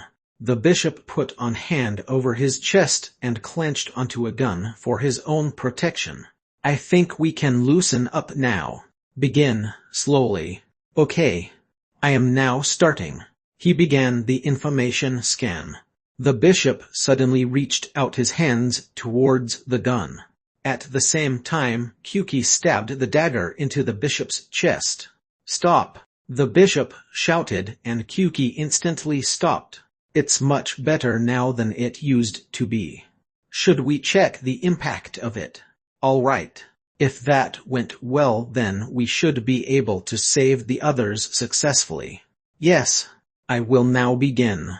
Shortly after he began, there was a loud scream along with a gunshot coming from inside the military bus they were operating in. The oaks outside the bus heard all the noise and quickly went rushing inside. They entered and saw a human and an oak that Kyuki was testing on. After seeing what was going on, the oaks got angry and ran towards the humans in the bus. However, an alarm rang and crowds of people began to pour out of Justin Point. Kyuki then realized what was going on and how dangerous it was and immediately started to escape. 2. Click click. Sofer then brought a few escorts and got onto the bus. After everyone was on the bus, she looked at the bishop and the oak that were at the table that their heads were hit onto. What happened here? she casually asked her. Their secretary then replied, "Well, about an hour ago they were doing a report on a test." "A report?" "Yeah, recently Halkan went out onto the outskirts of Justin Point and—" The secretary went on in detail, talking about what Sophia already knew. "But was it a surprise attack on the Oaks at first?" "That seems so," the secretary replied. Sophia then glanced over at the two of them. "Gross. There's blood all over them. Is the bishop really so sure about the Oaks' innocence? This could be the consequences of their actions. This is a cult after all, right?" "Yes, of course," the secretary agreed. "I don't know. If the bishop were to die, then I would get to be the ruler of Justin Point." "Yes," the secretary replied. He wanted Sophia to be the ruler of Justin Point more than anything. "Let's first get rid of the terrible smell coming from them. Later we'll have to take them somewhere to rest." "Okay. We can't reveal the Oaks' true colors. They can do all the training in the preparing in Justin Point that they want, but when I enter this place I'm in charge." It was the first time that Sophia's angel-like face made an unpleasant expression. It was as if she had an intense craving for blood and power. "I will take over Justin Point. I can plan a surprise attack and start a battle against the Oaks," Sophia declared. She glanced over at the bishop with a cold gaze and mumbled, "The gods won't be able to save you this time. You'll be useless after I'm done with you." The bishop and his Oaks only cause chaos to the church members. "We'll find proof of it."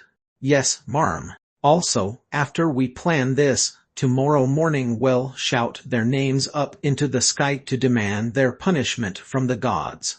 3. My ear is itchy. What if someone is trying to talk to me?" the spirit said as she sat on the floor, and Yi Wing covered her ears as he prepared to pierce them. She couldn't hear anything. Yi Wing then noticed the feather come close to her head. It's dirty. Just wipe it off." All right, I'm getting it. It's a feather." Yi Wing cleaned the feather and then swung his arm to use it to pierce the spirit's ears. "That feels better." "Oh."